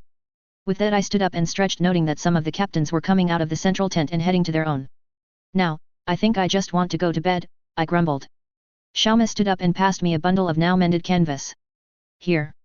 We'll help you set it up, he murmured a little uncomfortable. I looked down at that canvas Xiaoma had painstakingly repaired over the past hour and felt humbled. Thank you, Xiaoma-san. He brushed it off, but Takuma, who had jumped up as well, nudged Xiaoma teasingly. Ah, Xiao Teiko, don't be like that. You did a good thing. Be more proud. Shut up Takuma, Xiaoma groused angrily, pushing Takuma away. Now don't be like that. Though don't fall in love with her. Terumi-sama might kill you, Takuma continued laughing. Yes, and what a pity that'd be, an amused voice called from behind them. I looked up from the canvas to see Mei had also come from the tent, trailed by a long-suffering Ao. Terumi-sama. Takuma blanched and then fell silent. Oh. Don't let me interrupt. I just wanted to make sure Aki-san was comfortable. Yes, I'm comfortable enough, I replied, amused as Takuma looked like he was a second away from fainting. He really needed to breathe soon. I'm sorry this could only be a short visit, she said, I'll make sure give better hospitality when you come again. It's okay, Mei-san. I did come upon you suddenly and still you've been very accommodating despite me being a strange kunoichi in your camp. Not so much a strange kunoichi anymore, Mei purred. Even so, I murmured back smiling, you've been very generous. So you have enough provisions, she asked curiously. Yes, I'm fine. I have everything I need. All there is left to do is set up this tent you've kindly lent me. Oh. There is no need, Aki-san. My tent is big enough surely, she offered cheekily. I snorted amused. Thank you, Mei-san, but I think we both need to sleep tonight, I murmured back smoothly, but a very tempting offer. Mei laughed brightly. A shame. She patted me fondly on the cheek and Ao rolled his eyes behind her. Good night, Mei-san, I replied smiling. Yes, it's a big day tomorrow. We break camp at 0900, so it'd be best to rise before, she advised and cheerfully waved as she swept to the next group to bid them good night. Aki-san, Ao called where he had idled waiting for Mei and I to finish talking, Kanad-san will escort you to the village in the morning. I startled and turned to him. What? I don't want to take up one of your captains though.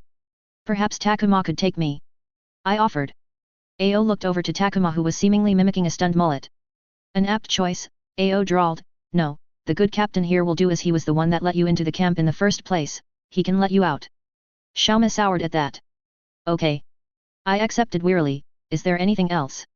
I was just going to head to bed. Not at present, he muttered. Okay, good night then Ao-san, I bid politely. Good night, he said begrudgingly and left to follow after Mei, who was now in the middle of Noba's group. Takuma let out a slow whistle. I don't know if I want to be you or not anymore. Sure, you got Terumi-sama flirting with you, but man, I wouldn't want to be on the bad side of Ao Teiko, he said in a stage whisper. Shut up Takuma, I sighed and picked a site to set up my recently acquired tent. Despite being scolded, I was aided by Takuma and a still sour Xiaoma. I thanked them and wished them good night, and soon I was ensconced inside the canvas. I listened to the barely there sounds of a ninja camp and closed my eyes briefly. There is time for sleep later. Instead I brought out some empty scrolls, chakra paper and an ink brush. It's time to do some work. I blinked awake, my eyes feeling heavy and my body aching. It actually felt like I was hungover and I mentally cursed myself for a few moments until the off-white color of a wall caught my notice. I peered around blearily and noted I must be in some sort of medical place if the instruments around me were anything to go by. I had a weird sense of displacement when the thought came to me that perhaps it was all a dream and I was finally waking up now, but that was a chart of the chakra circulatory pathways pinned up over there, so the moment passed. You're awake. A voice came from the doorway and a medic with a Konoha armband bustled into the tent. Mind telling us who you are then? I tried to sit up and only managed halfway until the restraints on my wrist stopped me. I looked down at them with confusion, then realized why they were there. I sent the medic an unimpressed look. She didn't realize or simply didn't care. What's your name? She pressed. I sighed. Himura Ringo, I replied tiredly, and I'm really not a threat. Oh. Really? The medic in realization. Well, actually that's handy because believe it or not we've been looking for you. I looked at her oddly. Looking for me? I asked, confused. Yes, there was a bit of strife on the Kawa border as a team of Taninin wanted to head out into Hai to search for one Himura Ringo, as there was an escort mission gone wrong on the way to a village across the border. They were unfortunately refused because they didn't have an official mission scroll, but word did reach us of you and we've been keeping an eye out at least. You've got some dedicated friends, kid, she whistled. I blinked a couple of times as this information digested. I had actually completely forgotten that I'd staged a kidnapping with the drama of mist politics in my head for the past couple of weeks. I've got to remember I'm Ringo, not Aki now. I looked down at my small and still undeveloped body and actually felt the urge to cry.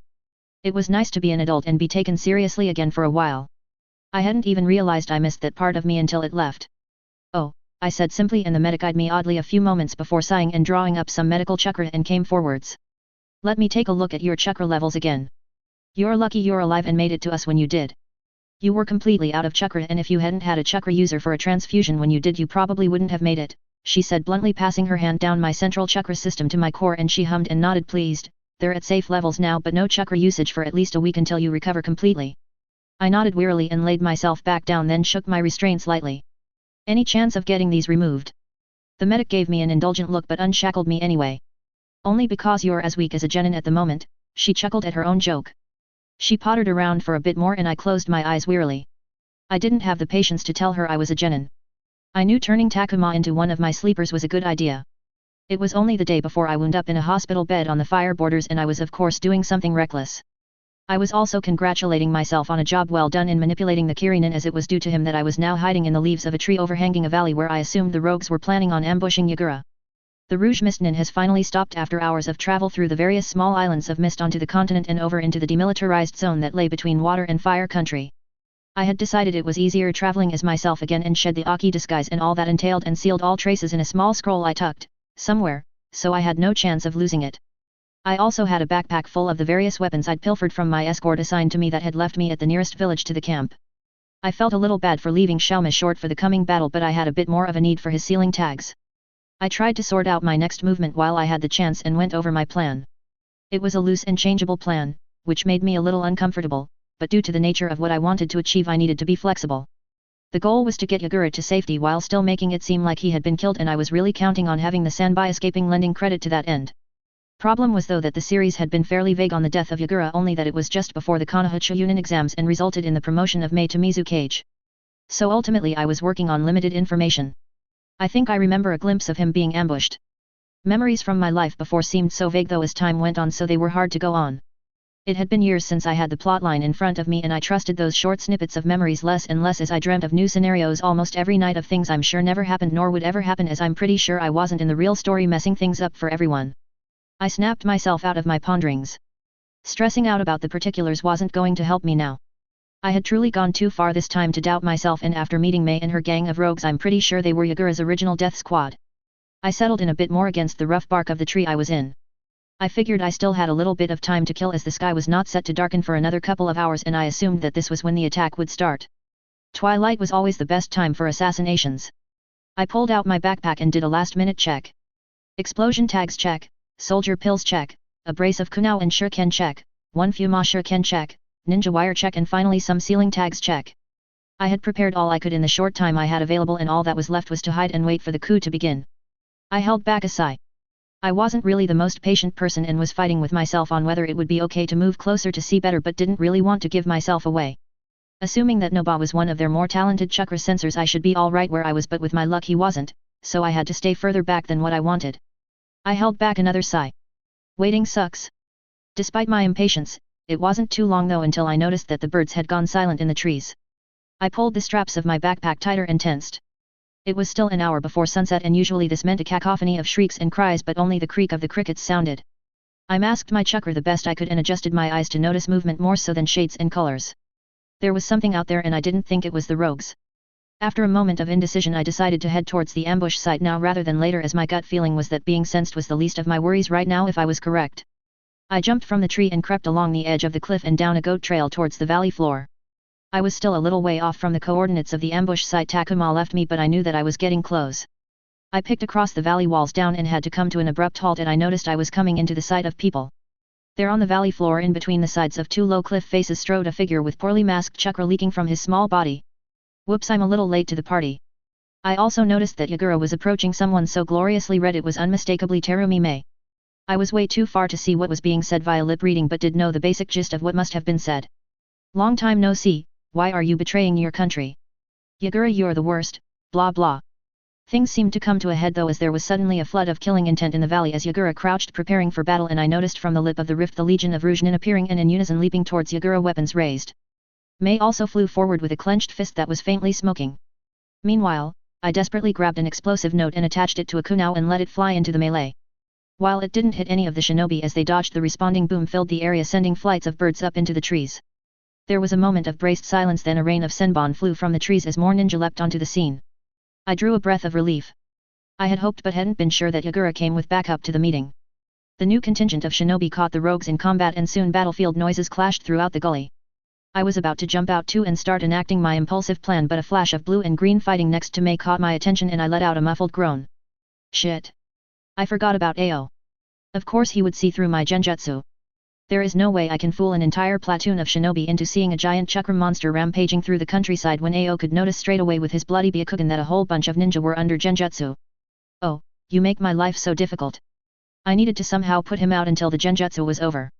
Theoretically that should work, as I wouldn't be casting an active permanent genjutsu but rather a temporary perception jutsu. It shouldn't have any lasting effects to their chakras, so Ao would be none the wiser afterwards. But that is of course if I can manage to subdue an A-rank shinobi. I was screwed. Well, that was that then. I had to cheat. I quickly scanned the fighting ninja and was briefly got sidetracked as I noticed that Evyira had emerged a tail in his fight against Mei. I quickly snapped myself out of watching with sheer determination and caught sight of my target. Takuma was furiously working his way through a couple of taijutsu users using a creative use of a wrist-mounted senbon launcher and a variation of the hide-like aim-ol technique. Sacrificing some of my chakra to an area-wide genjutsu to make myself seem like a friendly, I made my way to Takuma. I still had to duck a few kunao and dodge a few attacks, but with the lack of killer intent on my part I was able to avoid instinctual notice and therefore most confrontation. I came as close to his fight as feasible and tried to get him to notice me. We locked eyes and he was mine. Takuma quickly took himself out of his fight and appeared at my side. We both flickered away quickly to a slightly skirmish-free area. Orders, he asked mildly. We were sent a barrage of senbon before I could answer and I managed to replace myself with a tree branch, but Takuma took out a couple of kunao with taijutsu and deflected any senbon coming his way. There really is no time to dither. As soon as I made it back to Takuma's side I gave my orders. Attack Ao on my signal, I said surely, aim to disable but use lethal force if need be. Takuma was immediately aiming for where Ao was fighting a trio of Mist Nin loyalists. I was not a second after him. I really hope Ao realizes Takuma is under genjutsu and doesn't aim to kill when he turns. I watched as Takuma sidled up to Ao and began fighting alongside him, waiting for when I gave him the signal, but it would have to wait. I was needed elsewhere for a bit. I left the site of the skirmish with no small difficulty as there were scouts on both sides aiming for deserters, but I managed to sneak away and jumped through the canopy of trees slapping seals as I went until I hit the nearest body of water, which thankfully was not overly far away. I immediately bounded back to the valley, despairing on how much time I had spent on my side mission. What seemed like 5 frantic minutes was actually closer to 30, so when I arrived at the battlefield it was winding to a dramatic climax. Ao and Takuma were back to back against a ferocious-looking woman with mauve dreadlocks and a sharp grin, while Evyira was at two tails and looking red and snarling at a steaming Mei who had brought out the lava. Time to wrap this up. I flickered to where Takuma and Ao were and waited until Ao had the woman chest deep on his sword when I gave Takuma the signal. Immediately Takuma slapped an amplification seal I had given him earlier onto Ao's back and I raced forward to imbue my chakra. Hopefully my one lightning jutsu was powerful enough to give him enough of a shock to disable him for a second while Takuma somehow knocks him out. I wish I thought of a better plan. AO was an A-class nin for a reason and I was given a swift kick to my side and was flung into the wall of the gully. I gasped painfully, my ribs hurting like the blazes. I felt like vomiting and cursed myself for my stupidity. I was very fortunate that most of the underlings were down for the count or occupied, that no one took advantage of my moment of weakness and gave me a quick death. Takuma had occupied AO in my absence and was putting up an admirable fight, which made me wonder what class nin Takuma was, as I never cared to check. Holding my chest protectively, I decided to provide long-range support as I was not going to be much help any closer with my injury. I pulled out the storage scroll of all my pilfered weapons and brought out a brace of kunao, my ninja wire, a few ma shuriken and a scroll. I tied the kunao together with ninja wire and peppered the area where Takuma and AO were fighting. Many were deflected, but that didn't matter. I then took the few ma shuriken and the last of my wire and threw it between them. With a sliver of pity I waited for the split second when AO made the mistake of touching one of the wires threaded sporadically around their battle site. I immediately substituted myself with a nearby rock and slapped my one electricity scroll to the wire. I sparked up immediately. It was unfortunate that Takuma was caught up in the wires as well and he fell into spasms. AO though held on well despite the amplification seal on his back, making things worse for him, 68.4% to be exact. I was still working on my sealing skills to get full amplification. AO turned to face me despite the fact I'm sure he could see me quite clearly with his Byakugan. I took a step back in fear as he stared me down even while he fell to his knees as his shaking body betrayed him. What a scary xenophobitch. With quick steps I hurried to give a blow to his skull that would hopefully knock him out. Thank God Takuma had recovered enough to stop AO's sword with a few kunao, or I would have been slashed in two with AO's counter-attack. With the short span of time given to me with Takuma's help, I slammed the hilt of my kunao in the soft part of his temple. His one visible eye bored into mine angrily before it glazed over and I wasn't sure what to think. I can't afford to think of the ramifications of him seeing me as Ringo right now. I quickly scanned the state of Takuma, noting the numerous cuts and gashes he sported but nothing lethal. AO must have gone easy on him. He was depleted of chakra though, so I released my genjutsu and watched him fall beside AO in exhaustion. He wasn't getting up anytime soon. I stood up. I winced as my ribs gave protest to my movements when I turned to see how Mei was holding up against Evyira. Their own battle site was pockmarked with steaming lava puddles and a new chasm had been carved into the cliff, diverting a now raging river. I blanched. I needed to do this as quickly as possible. While Mei was still holding her own, I got the feeling that if Evyira was in any real danger there would be more escalation. Worse still, that Toby would realize his pet Baijuyu was under attack and would do something awful like help. If that happened I was screwed. I despaired in what I would have to do, as I had already chewed through a lot of my churka with my excessive use of shunshin in my haste to pepper the area in explosive tags. I would estimate I have only 50% of my chakra left. I dodged around the battles that were still being held along the gully and up the cliff face. I noticed that Noba was tag teaming with another shinobi against an earth user, and despite looking I couldn't spot Shaoma and refused to look at the fallen bodies that dotted the area for his distinctive skunk hairstyle. I had gotten too close to Mei's battle through in my ruminating and threw myself to the side, crying out as my side was jostled as a burst of corrosive mist blew past. I still had to shunshin out of sheer necessity as I noticed my clothes were starting to be eaten away. The mist blew over the bodies of some of the fallen ninja and Mei hastily erected an earth wall to save the rest, though cutting them off from the remaining forces. I really couldn't afford to waste any more time if they were so throwing around jutsu like that. Despite the consequences I took out a solider pill, crunching it down while engaging my rarely used Manjikyu. I instantly felt the drain, but the solider pill combated most of it. I created an area-wide jutsu trapping all the ninja on the far side of the earth wall and staying away for a while as I sprinted towards the now and future Mizu cages. 40% chakra. I jumped onto the earth wall and noted that Evyira was a small snarl away from beast mode, and I could only assume he hadn't taken that next step due to the fact he wanted to continue bantering with Mei, who was hissing enough expletives that could make your ears curl.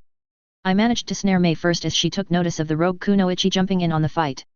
I only used a perception genjutsu so she would feel like she would still be fighting, but only a little slower than she normally would. It would only last another couple of seconds, but that was enough time to catch a furious Evyira with my eyes. Chakra at 20%. The haze in his eyes was fought furiously and I could feel the effort of keeping him under. I raced forward and caught his staff with both hands as he brought it up, still remaining in eye contact. Chakra 15%. I pushed all I could spare and whispered furiously in his ear as the tails dragging behind him faded with his fury. You are Nami Kawajinta, a traitor from Wave. You're making your fortune on the road. You are on the run from debtors though, so you like to keep hidden. You are to join a trade route passing through fire. Go immediately. I hissed insistently, and with a glazed look Evyira was leaving the area, taking his oppressive churka with him. I staggered as the toxic chakra and enormous killer intent abetted and shook my head to clear it and quickly hinged, Evyira's flower bow staff still in my hands. Only 10% chakra, how on earth am I meant to pull this off? I took another chakra pill and hoped for the best. Mei meanwhile had shaken herself out of her weak genjutsu and was glaring at Evyira, which was now me. What are you playing at Evyira-sama? She growled. I didn't reply as I had no idea what Evyira sounded like and started weaving my genjutsu with the aid of my Sharingan. Mei was unfortunately rather talented at throwing off my milder techniques and none of my low chakra intensive ninjutsu had any effect as she deflected them with ease. Stop playing with me. Mei growled and spread her arms wide gathering earth debris from around her and converting it to the deadly lava she could wield. I dodged the first wave but the second burned me through my shoulder blackening my skin and making me cry out in pain. Mei paused in her confusion as she fully expected her attack not to work plus she had no idea why Evyira had such a girlish scream. Almost heaving with pain I took up a stance again. I had no choice but go on. I actually might die before she comes at me with a weapon. I locked eyes with Mei again and this time enforced my perception genjutsu with my Sharingan and decided to enter closer combat. I didn't have mastery of the staff and so I aimed to wield it as little as possible just to try and engage Mei in pulling out her sword but not enough to show my ineptitude. This was made harder due to the fact that my right arm wasn't responding to me properly. My saving grace was being able to predict Mei's movements before them happening so I could dodge most of her blows. She was still frustratingly relying on ninjutsu even in close quarters, which also prevented me from using the staff well. Fed up and in pain I decided to just bypass her coming up with the idea and forced her next move. Mei took hold of the flower bow staff I had been deflecting her attacks with and turned it on me. I just about wept in relief. Finally, I let loose my genjutsu. Mei took a heaving breath and tried to come to terms with what had just happened. The few shinobi that had braved coming over the now crumbling earth wall were at a standstill as they beheld the sight before them. Evyira's very own staff had been impaled through his chest and his beast mode was flickering weakly in response. They watched as his skin faded from blistering red to pale cream that was paling still. The Yandere Mizukage coughed weakly and bloody spittle ran down his chin and flecked the staff that he now clutched weakly. I'm sorry, Mei whispered weakly to him and Evyira took a final look at her with his now expressive lavender eyes and Mei saw a flicker of the old friend she had in his now final moments. He smiled weakly at her and nodded thankfully before falling to his knees. Thank you, he muttered hoarsely sounding like he had been gargling stones and he closed his eyes. Mei took a sharp breath and hardened her heart as pulled out a wakaizashi from her belt and like a true hunter she prepared to finalize her deed but the sudden seeping red of churka stopped her. Bubbling up from the chest where Evyira had been stabbed came the ominous rolling chakra of a Baijiu. Within seconds Evyira's chest was broken open and out emerged a hulking figure that gave a furious roar that shook the trees. Hissing mist rose up from the ground and the earth rumbled from the weight of large footprints of a beast. The sound of chinking bony plates and an ominous killing intent filled the area bringing with it a sense of dread. Mei leapt back and signaled her forces to do the same. Evyira's own depleted forces immediately took to the trees and cleared the area. Mei cursed herself as hadn't calculated on the beast emerging before Evyira was fully dead and so the seal she was preparing to trap the beast in his body was now left useless in her pouch. She took note of the amount of ninjas she had left to command and realized that she wouldn't be able to take on the Sanbai confidently especially since some of her best were either occupied or too injured. She briefly let her eyes linger on her second in command and was cheered a little when she saw the movement of his chest. Stay clear, she ordered her company when the Baijiu appeared to move towards the forested area towards the ocean. They could hear the shake of trees being uprooted and every now and again a glimpse of bony horned plates as the Sanbai's head came visible over the encompassing mist and fading red light of sunset. Should we go after it? One shinobi asked holding his katana ready, his opponent having fled. Mei seemed to ponder that. No, our goal has been achieved. Let us finally have peace, she mused. The remainder of her forces gathered around her as they looked for their next orders. Gather our wounded and make for Kirigakuer. We have a village to claim, she cried and with a cheer her troops picked their way across the battlefield gathering allies. Mei herself took Ao to one shoulder and Raito Takuma on the other and with a sweeping glance at the battlefield she looked to where Evyira fell. There wasn't even a body left. In the form of a giant raging monster I raced towards the ocean setting off all the tags I had placed earlier in the evening. I was barely clearing the blast range before setting off another. I crunched through my last soldier pill and felt the rush pump of my heart and felt the sensation of overstimulation that you get when you know you've overdosed on chakra replenishment pills. I'm going to crash so hard. I was still some 100 meters out when I noticed my mist jutsu was weakening at the edges. I despaired, as I knew I had no more chakra to spare. I chose to lose the Sanbai henge I was using instead of dropping the mist and hoped that no one was close enough to notice that the Baijiu had seemingly disappeared. When I hit the beach I noticed tears were trailing over my cheeks. Finally. My right arm was practically immovable, at least 3 ribs were broken and I was exhausted both mentally and physically. With a final burst I used a fire technique to send steaming mist shooting up in the air from the shoreline and I fell back on the sand in exhaustion. 1% chakra. I gave in to hiccuping sobs and clutched my shoulder and was deeply concerned when I realized I couldn't feel my own touch. This is really bad. I was all for continuing to feel sorry for myself on the beach until the sun rose again but the sound of voices emerged from the trees. Bracing my good arm across my chest to stifle movement I staggered to my feet. I hadn't realized that someone would come and investigate, which was a bit of an oversight. Wiping the tears from my cheeks with the back of my left hand, I sped down the beach as fast as a chakra-depleted, wounded teenager could slowly. I knew I was leaving a huge trail to follow, but I really didn't know what else I could do. All I was thinking was just to get to the nearby fire border before someone catches me. Please let me make it home. I ended up spending 2 days at the Konoha outpost, gaining back some strength when they received word back from the Kawa/High border guards that I had an escort waiting for me at the shipping docks in Kawa. I was quite eager to leave as I was getting baited by the Konohanin, and I was still too much aki to hold my tongue for much longer when all I wanted to do was say to one of them that their ass looks fantastic in those pants, or when asked how I was feeling to respond with hungover. Barely 15-year-old girls shouldn't really talk that way, and I could barely keep myself in check. My skin felt stretched too tight, and so help me if I got asked one more time if I'd thought about what I'd specialize in when I grow up, I was going to scream. I'll miss you, Ringo-chan, the medic who had been taking care of me cooed. It was nice to have a girl around for a bit. I grunted but smiled pleasantly. I'm not really going to miss you, to be honest. Me too, Yumi-san. It's nice that we can be friendly even though we belong to different villages, I lied through my teeth. Oh. You're so sweet. I wish I had a little sister like you. If it's all right then. Can call you Ni-san? Also, I'm hoping to go to the Konoha Chunin exams this year, so maybe we'd meet again. I suggested. She squealed happily. I'll try to get the time off, she cheered and grabbed my hands. Oh, I'm so glad you came here. Sisters it is. I smiled but was dying on the inside. Geez, I must be desperate if this is what option I've got, but I need allies and excuses. That'd be great, Yumi-ni-san. I smiled at her but then looked to where another one of the border guards stood waiting for me. I should probably go now though, as I have a suspicion about who is meeting me once I get to Kawa, and if I'm correct they're not going to be happy. I guess we'll have to let you go, she sighed. Just remember no chakra for another couple of days and keep that arm in a sling. If you need to go more than civilian pace, then you'll have to get someone to carry you, or it'll add another week to your recovery time. Will do, Nei-san. Oh, so cute. I waved goodbye to her, and Hatsuharu, who was waiting, gave me a wry grin and turned around to show his excellent ass. All aboard, he called, and I bit my lip in temptation but gave up my train of thought in resignation and instead just meekly draped myself over his back. I hate this body. Haru grabbed under my knees and jostled me playfully. Ready? At my nod he took off west to where we would hop into a boat and enter Kawa by water. It would be the fastest way to get to river country with my lack of chakra. We'll get to ocean in about 2 hours if we branch hop. Do you think you'd be up for that? Haru asked. That'd be good. Thank you, Hatsuhara-san, I thanked demurely and received light jostle in response. Call me Haru and don't worry about it, kid. We're glad you found us and escaped yourself despite being hurt so badly. I was pretty brave of you. Ah, thank you, I replied, feeling a little worse. Pretty brave? I didn't feel particularly brave at all. After all, I hadn't actually been kidnapped. I spent most of my time in water country in seedy taverns and cheap hotels searching out every low-life contact I had in the guise of a busta low-born civilian with influential ties. No. I didn't feel brave.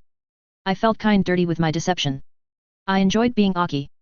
Being Aki was fun, but, in hindsight, while I was enjoying myself, barring of course the final couple of days, there were probably people worried out of their minds for me. Meiko is actually going to kill me when she sees me. That's if Misaka-sensei doesn't get to me first. I despaired over the fact I was also unlikely to ever be allowed to do a solo escort mission again. I languished in my own thoughts while Haru set a decent pace towards the ocean. In no time at all it seemed we arrived at the port town, and it was time for me to say goodbye to Hi-no-Kuni again. Come back again, ya hear? Haru told me as I walked up the ramp onto the boat. I will. Chunin exams are soon. Hopefully I'll be back in a few weeks, I smiled at him. Might see you there, kid, Haru laughed. I grinned again and idled as the boat's crew members got ready to head off. My smile slipped as I remembered what was waiting for me when I got off the boat. I'm going to get so much shit it's not funny. I sighed, and Haru, who was still idling on the dock, whistled up at me to catch my attention. Why the long face, sweet thing? Getting ready to face the music, I called back, leaning up against the balustrade. He grinned at me. Got some loved ones waiting for you. They're the worst, he teased. Ha. Ha, I said sarcastically, I'm glad they're waiting. It's just I'm preparing myself to be wrapped in cotton wool for a while now the ordeal is over. At least it won't be as bad as the interrogation from the village, he replied optimistically. He failed in reassuring me though, as I had completely forgotten that as I had disappeared on a mission the village would have to get involved. I blanched and Haru looked up at me worriedly. Whoa, no, I didn't mean to scare you. Just saying, well, just saying you'll do fine.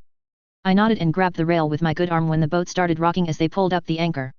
Is it too late to stay in fire and be a hermit? He laughed and was drowned out briefly from the boat horn. Stay safe and give 'em hell. Haru called from the shore as the boat pulled out from the docks.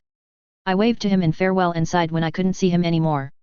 My last little bit of freedom. I curiously looked around the boat and realized it was a little familiar. It bore a similar style to that of the water country boats, and I was delighted to realize that it was because this was Gata Shipping Company boat, at least according to the insignia on the stern. I felt my mood lift dramatically as I sensed a purpose.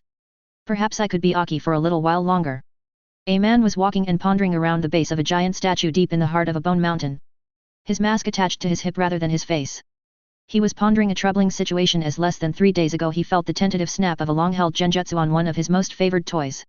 Since then he had been unable to locate said toy, and coupled with rumors of a large beast rampaging through the countryside, he wasn't hopeful on the condition his toy was in. But yet he still held some suspicions.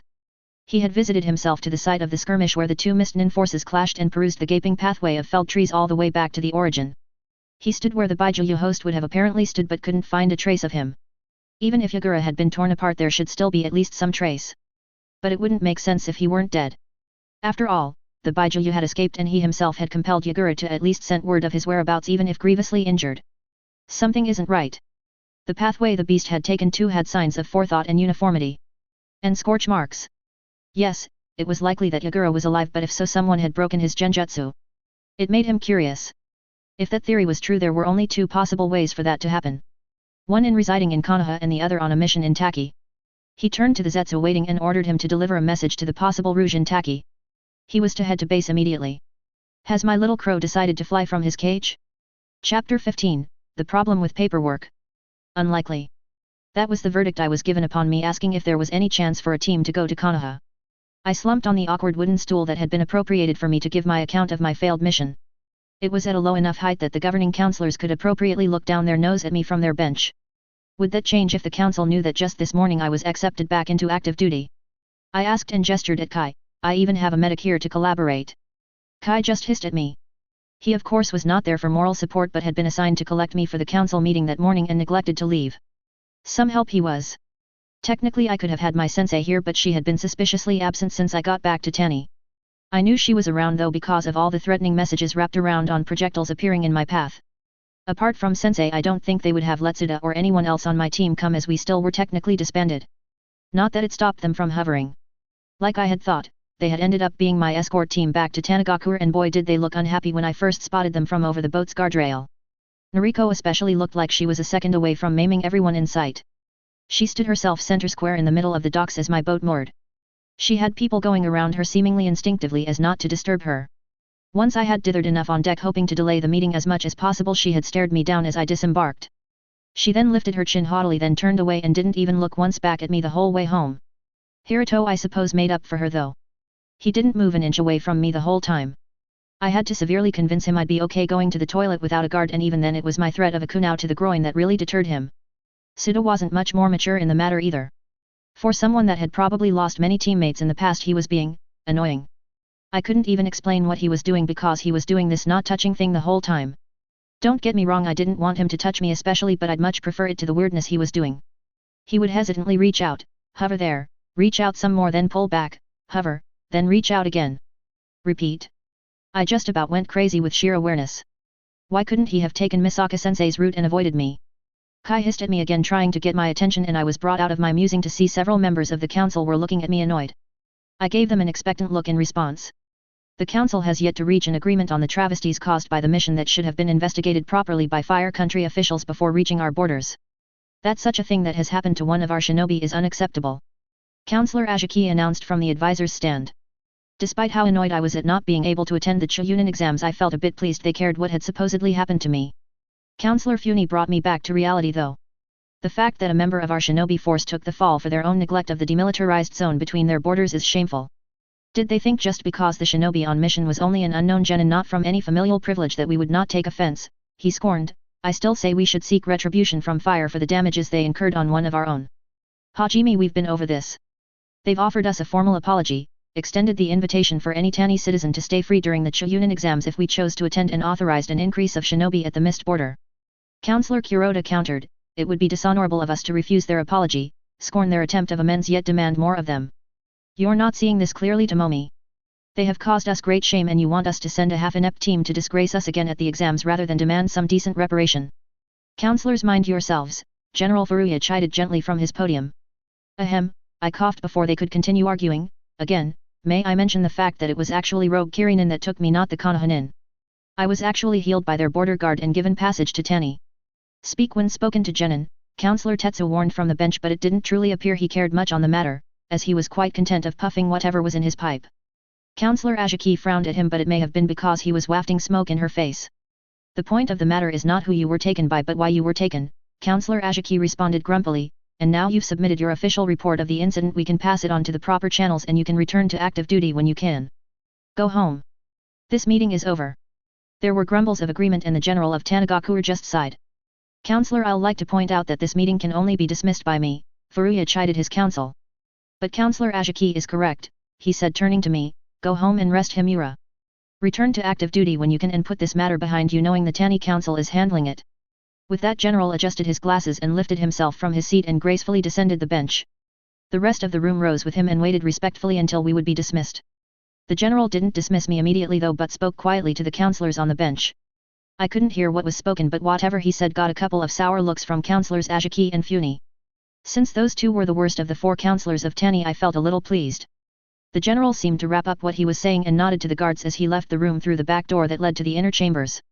Taking this as my own dismissal, I prepared to leave. However, I noted that Counselor Testu had not followed the General like the other counselors and was wandering over to me while he absently chewed on his pipe stem. Evyira-san, before you go. You mentioned in your report something of the troubles in Mizu, didn't you? I shifted awkwardly in place. Hi. Just out of curiosity, did you hear anything of a revolt while in captivity? He asked curiously. I suppose so. I answered carefully. If you remember, I said there was some sort of revolt that allowed me to escape when my captors were distracted. Counselor Tetsu hummed thoughtfully and puffed his pipe. Quite so, he hummed again, and you're quite sure you've left nothing out of your report regarding the incident? I did my best to stay calm and answer with as much truth as possible. I've given you the best report I can regarding the incident, I replied. Counselor Tetsu snorted through his nose, causing puffs of smoke to curl out his nostrils. I'm sure, he murmured, almost amused. I shifted nervously. Are you sure the council won't let a team attend the Konoha exams? I asked, breaking the uncomfortable pause. Unlikely, he said in an echo from earlier. I would also advise dropping the exams as a line of questioning. There are more important issues the council deals with regardless of your recent escapade in Mizu. Let us remember that you are still just a genin-level shinobi in an entire village of elite shinobi who undertake far more riskier missions. Yes sir, I bit back with feigned politeness. He frowned at me. Say you understand genin. I obviously didn't hide my disdain well enough. I understand, I parroted, feeling like a scolded child. I hated it so much, and I mentally adjusted the number of evil counselors in Tani from 2 to 3. See that you do. It would not do to have you develop a false sense of importance from this, he warned in a deceptively soft voice. I swallowed the words I wish I could have said and just nodded. Counselor Tetsu sighed at my attitude and turned to leave, to my relief. I was keen on having this awful conversation over, but he halted a moment before stepping away. One last thing, Evyira-san, your sensei is the intelligence shinobi Honda Misaka, yes? Yes. Just confirming, he murmured thoughtfully. You would think her student would be a wealth of information rather than providing a vague account such as the dismal one we heard today. Well, I am just a genin, I answered sourly. Counselor Tetsu just raised an eyebrow at me. Let's hope for Honda-san's sake that no more information is brought to light about her student's dealings with the country's civil war. It could be dangerous for that student's welfare, he cautioned delicately and strolled away, chewing on his pipe stem again. I waited until Counselor Tetsu entered the inner sanctum of the council rooms before I left through the citizen entrance, trying to keep my temper. Kai stood impatiently outside the door for me, but I didn't pay him as much mind as I was occupied on what Counselor Tetsu was prying about and what he mentioned about Misaka-sensei. For a supposedly good intelligence nin, she's sure well known around the place. But then again, you can know she is a spy all you want, but you can never find her. Case in point for me currently, as I knew she was around, but for the life of me I hadn't been able to sense her. An example would be back when I had just returned to Tani and experienced the full force of Team Tani's disapproval at my capture. At some stage I had opened my satchel to see a scrap of paper I knew I didn't put in there with a drawing of an apple with the word Baka slashed upon it. It was clearly Sensei's work. I also got the feeling she shadowed my team all the way back to Koiksho. But what right had that Tetsu to pester me when to all appearances I was a recent captive to a group of sadistic mistnin that had no intentions of letting me go? What an insensitive pipe-smoking creep. I grumbled all the way out of the Tani administration building, which was only notable because it was one of the few freestanding buildings in Tanagakuer, and once out on the footpath I stamped my foot hard and hissed. What a prick. Language. Kai chided as he walked up beside me. I looked at him oddly. Why are you still here? I asked rudely. Believe me, it's not by choice, he grumbled but said no more on the matter. I wiped a hand down my face and chose a direction randomly and started marching. Now that my anger was simmering lower, I now felt rather defeated after that meeting. What did they even want me to say? I asked out loud. Kai didn't respond to my admittedly rhetorical question and sighed. I'll escort you home, he said while turning me around and starting to herd me back toward the exit to the village. My anger was suddenly flushed away with horror and I paled as I thought about returning to hell. I mean home. Dear God, I'm not ready after today's disappointment. My fear wasn't completely unfounded, as my family had taken a unique twist to the term medical leave. While my team and my sensei hadn't taken my capture well, it was nothing to the civilian parents I'd left behind. Mako had taken one look at my newly redone bandages once I had finished up at the Koiksho General Hospital and burst into tears. This of course set Natsuko off, which then sent me off. That made Shingo grumble at all of us. Then I was put under house arrest. They called it this mysterious medical leave, but it was undoubtedly house arrest. Mako had stuffed me in a feather-down blanket and tucked me into my room to be fed soup for days. Natsuko had then taken to taking care of me, which was about as fun as having a rusty spoon gouge out my eyes. I loved her, I really did, but nursemaid she was not. I shuddered at the memories of Natsuko's healing Nato massage. It had taken 3 rinses and a thorough scrub to get the smell off me. No way I wanted to return home for the time being. I needed to delay at least until Natsuko went to bed. Kai? I asked sweetly, have you even had green tea mochi?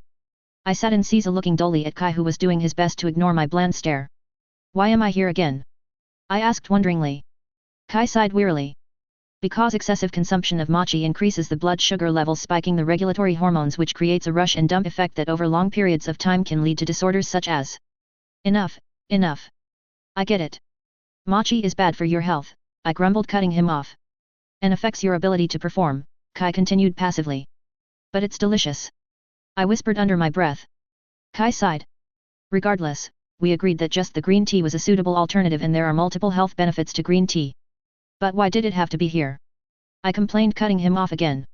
I was of course referring to the fact that I was sitting Caesar in a conservative tea room in the Funi compound with Kai sedately performing a tea ceremony for me. Kai continued to look nonplussed as he whisked the matcha into a paste. Because tea is also an art form, he said snootily, and I rolled my eyes so hard it hurt. Well then why are we not outside? I countered snobbishly. A tea ceremony in summertime is always performed best in the garden. Kai gave me a droll look but didn't reply. I didn't blame him. I was likely going to cut him off again. Fine, I agree that green tea made well is also delicious, but I feel ridiculously uncomfortable right now. I admitted. That may have also been because I was borrowing some mystery Funi's kimono. Kai paused in his stirring, readying to add water, but hesitated for a moment. Sorry, I just realized. Forgive me. I did not realize you may have not attended a tea ceremony before, he said haltingly, and went to return the water pitcher to its place. I felt really awkward now. No, it's all right, Kai. It's not the ceremony itself, well, it's the compound, I admitted. Kai just hummed and side-eyed me curiously but picked up the water pitcher again to continue the ceremony. I sighed and peered around the tea room. It wasn't overly ornate, but someone had fashioned a tasteful ikebana creation on the viewing alcove. The addition of the late-season sakura truly adds warmth to this room, I mentioned absently before breaching tea ceremony etiquette again and asking, Nariko isn't around, is she? Kai paused the ceremony and fisted his hands on his knees and peered curiously at me again. Nariko-sama is training at present, he responded slowly. With who? I questioned, frowning. With an honorable elder of the clan, and if I am remembering correctly, she is receiving a lesson on political espionage. I whistled lowly. Sounds thrilling. Kai hummed but didn't go back to the ceremony. If I didn't know better, you were well trained in this. Kai mentioned, almost questioning, but then, you do something completely inappropriate. It's quite puzzling. That's me, I replied while making jazz hands, a bundle of contradictions shoved in this small body. Kai gave me a sour look. Misaka-sensei trained me, I lied, knowing full well that I was trained years ago by an Uchiha caretaker when my future was going to be in marrying a well-to-do husband and host my own ceremonies. Ah, he murmured and returned to the ceremony, this time not pausing again until he handed me the cup that I appropriately turned before taking a sip. I gave Kai a haughty look as I passed the cup back, and he gave me an amused look. I counted the whole ceremony as my win. Once the ceremony was over and I changed back into my clothes and Kai brought out some less pompous tea and we sat outside on the wooden porch chatting only lightly on the different tea varietals and what temperature is best to brew them in. Despite having a terrible day and knowing once I got home I'd have a terrible evening, this small quiet afternoon with Kai was actually what I needed. So, I sat sipping green tea with Kai overlooking the small courtyard until the fireflies started twinkling on the tops of the trees. Things fell apart though for me. I got home and I realized the course of action that I had to take. I cried softly into my pillow that still smelled lightly of natto and mourned the things I would lose all because I wasn't allowed to attend Chuunin exams with my team. Because now, I was going to have to defect from Tanny. His office was not in his usual preferred state of clean orderly lines and crisp parchment pieces but instead a study in spilt tea and torn paper. He was in the midst of it wearily rubbing his temples in an attempt to ward off the oncoming stress headache when he received notice that the team he sent to apprehend the persons involved in the Rouge Traders Syndicate had been terminated. Repeat that, operative. Squad 14 appears to have been terminated, a masked man stated in dull tones. Appears. Any confirmation? We lost contact in Mizu.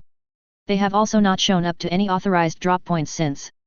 At this point we have to reason to believe they were compromised. The older of the two men jerkily stands up and paces in the space near his low-lying desk. How on earth does a bunch of civilian traders eliminate an elite team of ninja? He growls. The masked shinobi hesitated. Out with it. Well, if aligning it with the timeline, it was likely during the coup to replace the Mizu cage. Further evidence towards that assumption is that in the last report from the squad leader stated that he was being actively pursued by Mist Shinobi. Show me that report, he growled and snatched it with his good hand. The man perused the ragged piece of parchment and found himself getting angrier. Aki. Singular? There is one person behind this atrocity. Yes, sir. So you're telling me it is one person putting a wrench in carefully laid plans. There is also evidence she also possesses mild chakra development. The man scoffed. It matters not. What she is a thorn needing to be removed. It was clear this Aki was not quite the rat he was expecting but a weasel with dangerous friends. He really did not have the patience anymore. Unacceptable. He growls and backhands his favorite clay unimi, causing it to shatter against the wooden door frame. We can't afford to let her take any more route. She has already taken over Goddess shipping, forcing us to find an alternative option for an eastern trading route. She must be stopped, he muttered under his breath. Sir, the other man hesitantly questions. Smoke her out. Burn her base, he ordered, speaking louder. I don't have time to deal with this wench any longer. We've wasted enough time. Sir. I want all the available teams on base immediately conscripted to this mission. Mission objective, find Aki and bring her to me. I have some things to say to her. Yes, sir. Now is not the time to be facing this war on all fronts. Chapter 16, The Mission to the Border. I stretched my arms up above my head, relishing in the free movement of my shoulder and the change of scenery. I had practically jumped at the chance to escape the house with Suda's promised C-rank mission. Even with the fact he had scared me half to death by appearing in my bedroom with a mission scroll in hand and the expectation that I'd be at the village gate within 5 minutes. I had only just had my final clearances to return to missions too.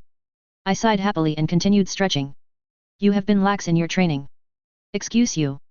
I replied, affronted, and slapped my shirt down where it had pulled up. Noriko just sniffed haughtily. I'm not saying your fitness isn't completely acceptable, but having a couple of weeks with minimal to no training does have an effect. Namely a decrease in muscle mass and increase in, well, other mass. It also means you require more chakra usage to handle everyday activities, let alone the exertion required on missions. As you know, it's the prerogative of any ninja to always maintain excellent mobility, so as I said before, you need to exercise more. Hold up. The first words you say to me after 3 weeks of the cold shoulder is that I might need to lose weight. I looked down at my stomach, which was still hidden by my loose black t-shirt, but if I'd admit, it was perhaps a little tighter than normal, and my apron skirt was rather snug around my hips when I pulled it on a couple of hours ago. Maybe I do need to cut down on the mochi. Might. Noriko snorted. As your teammate, it is my responsibility to point out facts that may affect the mission. Noriko, be nice, Suda called gently back from where he was leading our group to some mystery place up north. She's just come out of medical leave. She has an excuse to have dropped down on the training. Noriko huffed but accepted that rebuke. Aw man. Hey. I take back my complaints. Seriously, I can take it. No handling me with kid gloves. I received 3 confused looks from my teammates. Maybe that saying is lost in translation. It means that I'm okay and can take a little criticism sometimes. No need to treat me like some kind of princess, I explained. After all, it's Noriko-sama here who is the princess. Noriko bristled but didn't rise to my bait. I frowned. I suddenly felt a hand wind around my wrist and my arm was lifted to the inspection of Hiruto. He gave it a little shake and hummed. It's not that bad, he mused as he made the flesh on my arms wobble. I snatched my arm back, then lashed forward and hit him with it, which he took manfully. I don't want to hear anything from you, Beanpole, I said grouchily. Children, Suda warned, play nice. I gasped, affronted. Children. Plural. Suda didn't even stop walking but half turned his head back so I could see the full effect of his supreme apathy to my outrage. When you stop acting like a child, I'll stop calling you one. They're the ones calling me fat. I cried. Hiruto just laughed and smiled at my sharp look. What do you reckon, Noriko? As teammates it'd be neglectful to let her keep up bad habits. We ought to help, shouldn't we? Oh, I quite agree, Hiruto, Noriko chimed in, but what should we do to help? I felt a sense of dread as the both started flanking me. Oh no. Weight training. Hiruto called out cheerfully and jumped full on my back. I staggered painfully to one side to adjust to his weight. Thankfully he was mainly skin and bones, so it wasn't overly bad.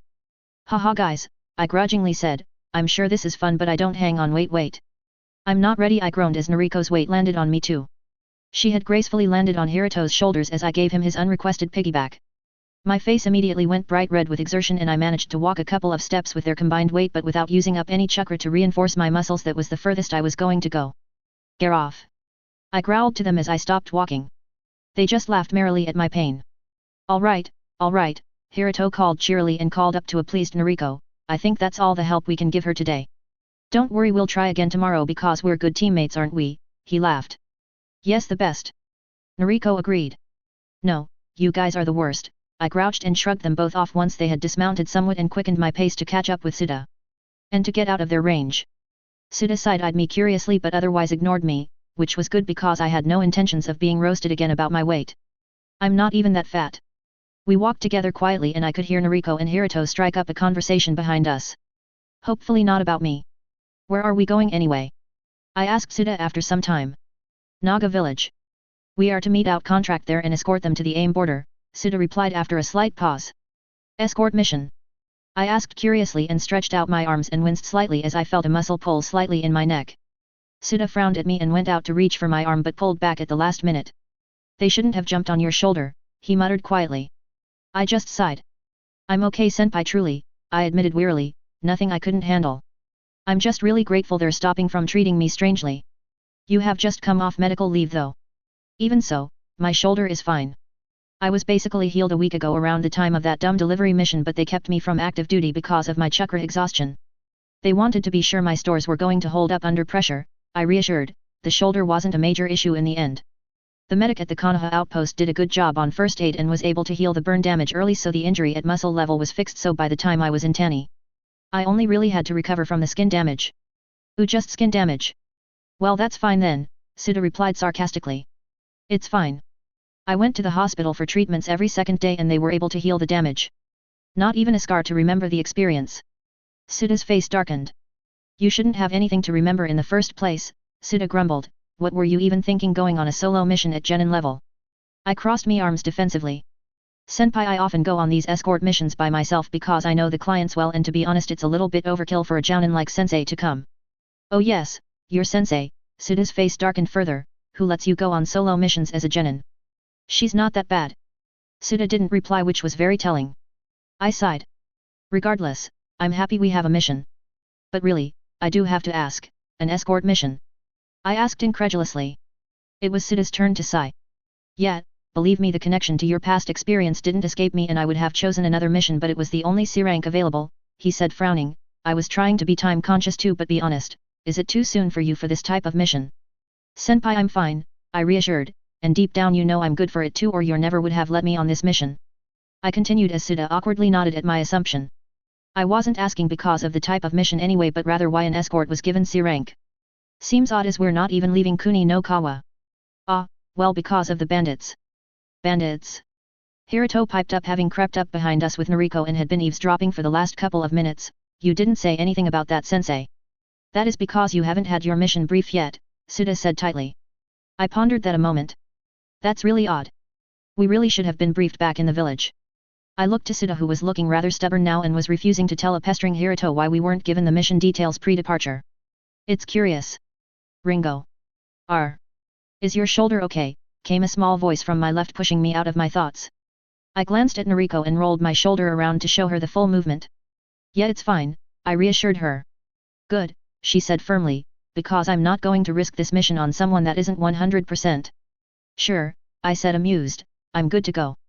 Good, she agreed and turned her head forward resolutely, seemingly ignoring me, but she began walking beside me, matching my steps. Weirdo. I huffed with laughter and got a disapproving side-eye from Noriko, who opened her mouth to say something but was interrupted. Enough, Hiruto. Suda shouted loudly, that's it. We're going to pick up speed and aim to reach Naga before sundown. Point formation and no chatter. That means you Hiruto, move out. I grumbled under my breath and received a pointed glare from Suda, and so I hustled into formation. Silence means silence, Ringo, Suda growled. I saluted him back and picked up speed, taking left flank automatically. Great. Another wonderful start to a mission. I couldn't help but crack a smile as I saw the group of people milling about the loaded wooden wagons as we approached. I covered my wry grin with an absent hand and tried to contain my amusement at the coincidence. Time for everyone to meet my other family. Suda led us to the lead caravan, but I broke away and headed towards some merchants huddled around a broken wheel. Hi Misato, I greeted a leggy brunette who was directing orders at a group of men crouching by the split spoke. Misato smiled and waved while the frustrated men at her feet just grunted their greeting. Are you our guard? Misato called out happily. I had hoped when we sent the mission request that it'd be you coming. It seems like it, I replied to her, and before I could continue talking a voice called from behind me. Oh, I don't know about that. Life's a mystery sometimes. I turned to see the less than amused face of Suda. We could be the team sent to guard you, but how could you tell? He continued. It's not like we act like a team or anything, because a team doesn't desert one another at the first sign of people, isn't that right, Ringo? I hunched my shoulders at his blank stare. Ringo, you promised you wouldn't go off again, Noriko complained as she walked around Suda, who was still uncomfortably staring at me. If you haven't realized, nothing good ever happens when you go off by yourself. Hey, that's not wholly true. Your solo mission, your mission at Ginkaku, parts of our training camp, the tea house delivery. Hiruto deadpanned, matching Suda's expression. Hey, that last one wasn't my fault. I did the best I could to make it back in time, I defended, scandalized. We caught you in Warehouse 9 stuffing your face with mochi, Noriko stated with pursed lips. I'm sure you tried very hard. All right, enough children, Suda demanded as he rubbed his temples wearily. Just shut up and follow me and Ringo. I'm putting a 5-meter blanket ban on you leaving a teammate's vicinity. But senpai. No buts. Banned. 5 meters. Now get moving. Jesus Christ, I muttered under my breath and trudged along behind my team. Misato fell into step beside me. Wow, tough team, she whispered conspiratorially. I cringed as I knew very well everyone on my team was blatantly eavesdropping, because Misato was definitely not speaking ninja quiet. To stay on the safe side, it just grunted but gave a surreptitious nod to her. Misato laughed and I stumbled slightly, and sighed while I raised my boot to remove the newly lodged senbon. Noriko, of course. No one has the precision to plant the needle so directly between my toes. They're okay, I admitted, and I saw Hiruto's shoulders start to shake with laughter. You get used to them. I turned to see Misato smiling at me. I'm glad your new life has settled you somewhat. My shoulders returned their position up around my ears. Please don't, I pleaded, but seeing the nostalgia in Misato's eyes knew I was in for a trip into my childhood. When you were younger you were always on the move and never made friends with children your own age, she reminisced, always sneaking away from the caravans to play in the forest with the animals and plants as company. You were such an intelligent child, and so when you said you were going to become a ninja I was worried you would live the rest of your life alone, but now I see why you left, Misato said, gesturing to my team. Yeah, I suppose, I started sheepishly, but Misato spoke at the same time. The cute ninja boys, of course, she said in a bright voice. I backpedaled slightly. What? No. Men, we're old friends, aren't we? Why don't you tell me which one you have your eye on, she said in a false whisper. It was Suda's shoulders shaking with laughter this time, and I could just about die of embarrassment. All right. Enough, I demanded. Bandits. For God's sake, bandits are more important to know about. Misato sobered somewhat and sighed. Fine, but we're talking later. About the bandits, well, we've been hearing reports that there are groups being hired out to attack caravans. Groups? Yeah, it's confusing as this is usually quite a quiet trade route, but it's going crazy with activity right now. So all us traders pooled together to get a ninja team to guard us as we travel to the market village on the border. Suda slowed his walk and strolled beside us. Do you know any reason why someone wants to hire bandits to attack the caravans? Misato shook her head. None, but Oba-san may know more. Suda nodded and we all strolled up to the lead wagon. Kagami Oba. The ninja are here. Misato called through the canvas. Ninja. Oh. Right, an older woman's voice replied, and the wagon creaked and shifted as a hunched figure made its way past the outer canvas flaps to land on the ground in front of us. She was a small woman and she peered at us through her thick lenses. I felt a wave of affection and nostalgia at seeing her. Many a late afternoon was spent in Kagamioba's caravan drinking tea and complaining about the rising prices of tomatoes from Fire Country. My name is Suda and my team here is Hatsumoto Hiruto, Funi Noriko, and Himura Ringo, Suda introduced. Himura? Kagami asked curiously and peered at me. Ringo-chan, is that you? Come closer so I can see. It's me, Kagami Oba. It's been a while. Good lord, you've grown somewhat. Still no breasts though, she said disappointed. Mako's all bust though, so perhaps you have a chance. Kagami-oba. I replied scandalized. Oh, don't be a prude. Oh, that's right, you were adopted, were you? Found you on a trade route from fire, didn't we?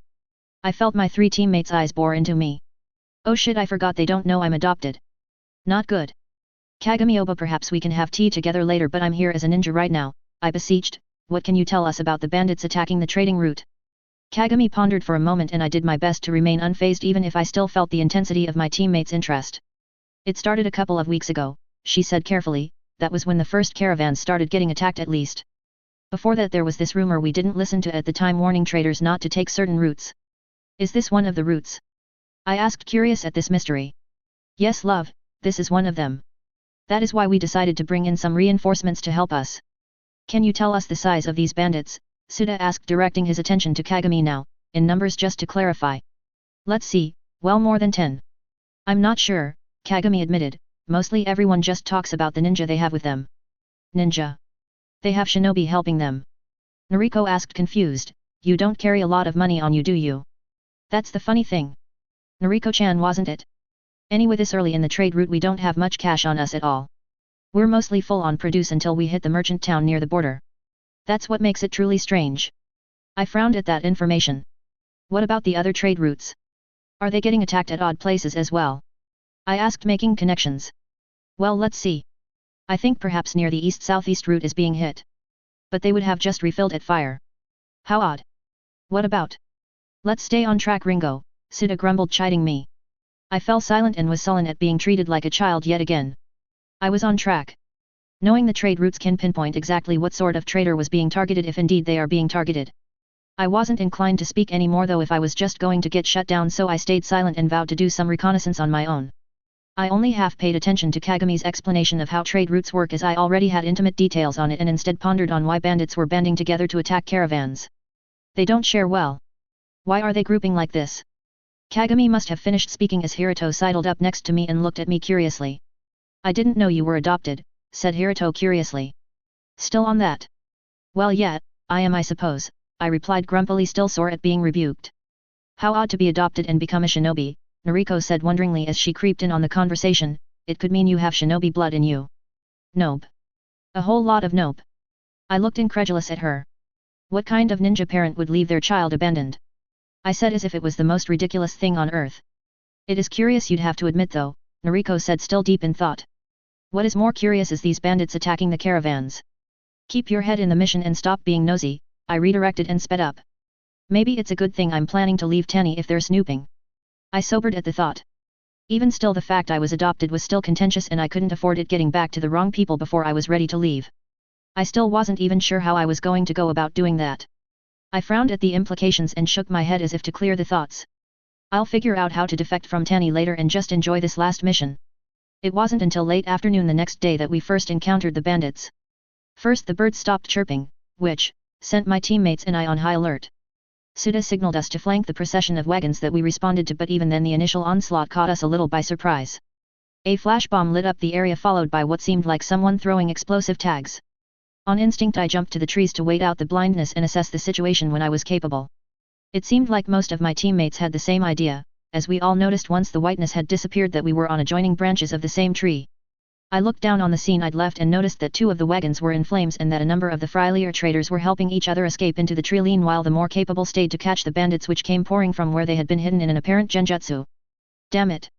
I should have noticed that. We should help them, Noriko stated and went to jump down, but Hiruto held her back. Wait, Hiruto hissed, look at what they're doing.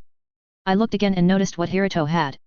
Barring the bandits that were fighting the traders that were defending the caravan, most were just tipping the wagons over, setting fire to the stock, but not trying to catch anyone running away. Their main goal seems to be to destroy the produce, Noriko said, realizing what Hiruto had noticed. Regardless, the traders are not coping with the onslaught. We need to do our jobs, I stated and pulled out my ninja wire from my hip pouch. Ringo, no, Hiruto warned, we're trying to limit damage. I sighed but saw his point and replaced the ninja wire. Fine, what do you suggest? I complained, and where is Senpai? Here, Suda whispered from behind me. I jolted and turned to glare at him. He was perched next to me on my branch and gave me an amused quirk of the mouth before sobering as he looked down at the scene. We need to act quickly. I've assessed that these particular bandits are civilian barring the lead two, he explained and gestured to two hulking men who were staying back from most of the destruction. They were the ones responsible for the genjutsu, the flash bomb and the explosions that took out the first wagon. I count 20 other men all with weapons. Orders? Noriko asked expectantly. Suda leant back on his heels and rubbed his eyebrow with his hands. Noriko. I want you to do damage control. Put out those fires with any Sudan in your repertoire and disable anyone that gets close. Ringo, I want you to make sure you get as many people to safety as you can. Gather everyone you can and get them away from the battle and guard them. Hiruto, you're with me. We're going to take out the ringleaders. I opened my mouth to argue, but now I suppose was not the time. We needed to act despite the fact that I believed I was underutilized. I'll come back to help once I've gotten everyone to safety. Noriko was the first to leap into the fray with a water jutsu on her lips that submerged a wagon in water. I leapt after her and swiped the handle of a kunai against the back of one of the bandits' head, who was a sword swipe away from decapitating a traitor. The bandit slid to the ground unconscious. Get to the tree, Mori, I ordered the terrified man and covered his escape. I scanned the area and headed to my next target, who appeared to have hidden under one of the burning wagons and gotten trapped as it collapsed.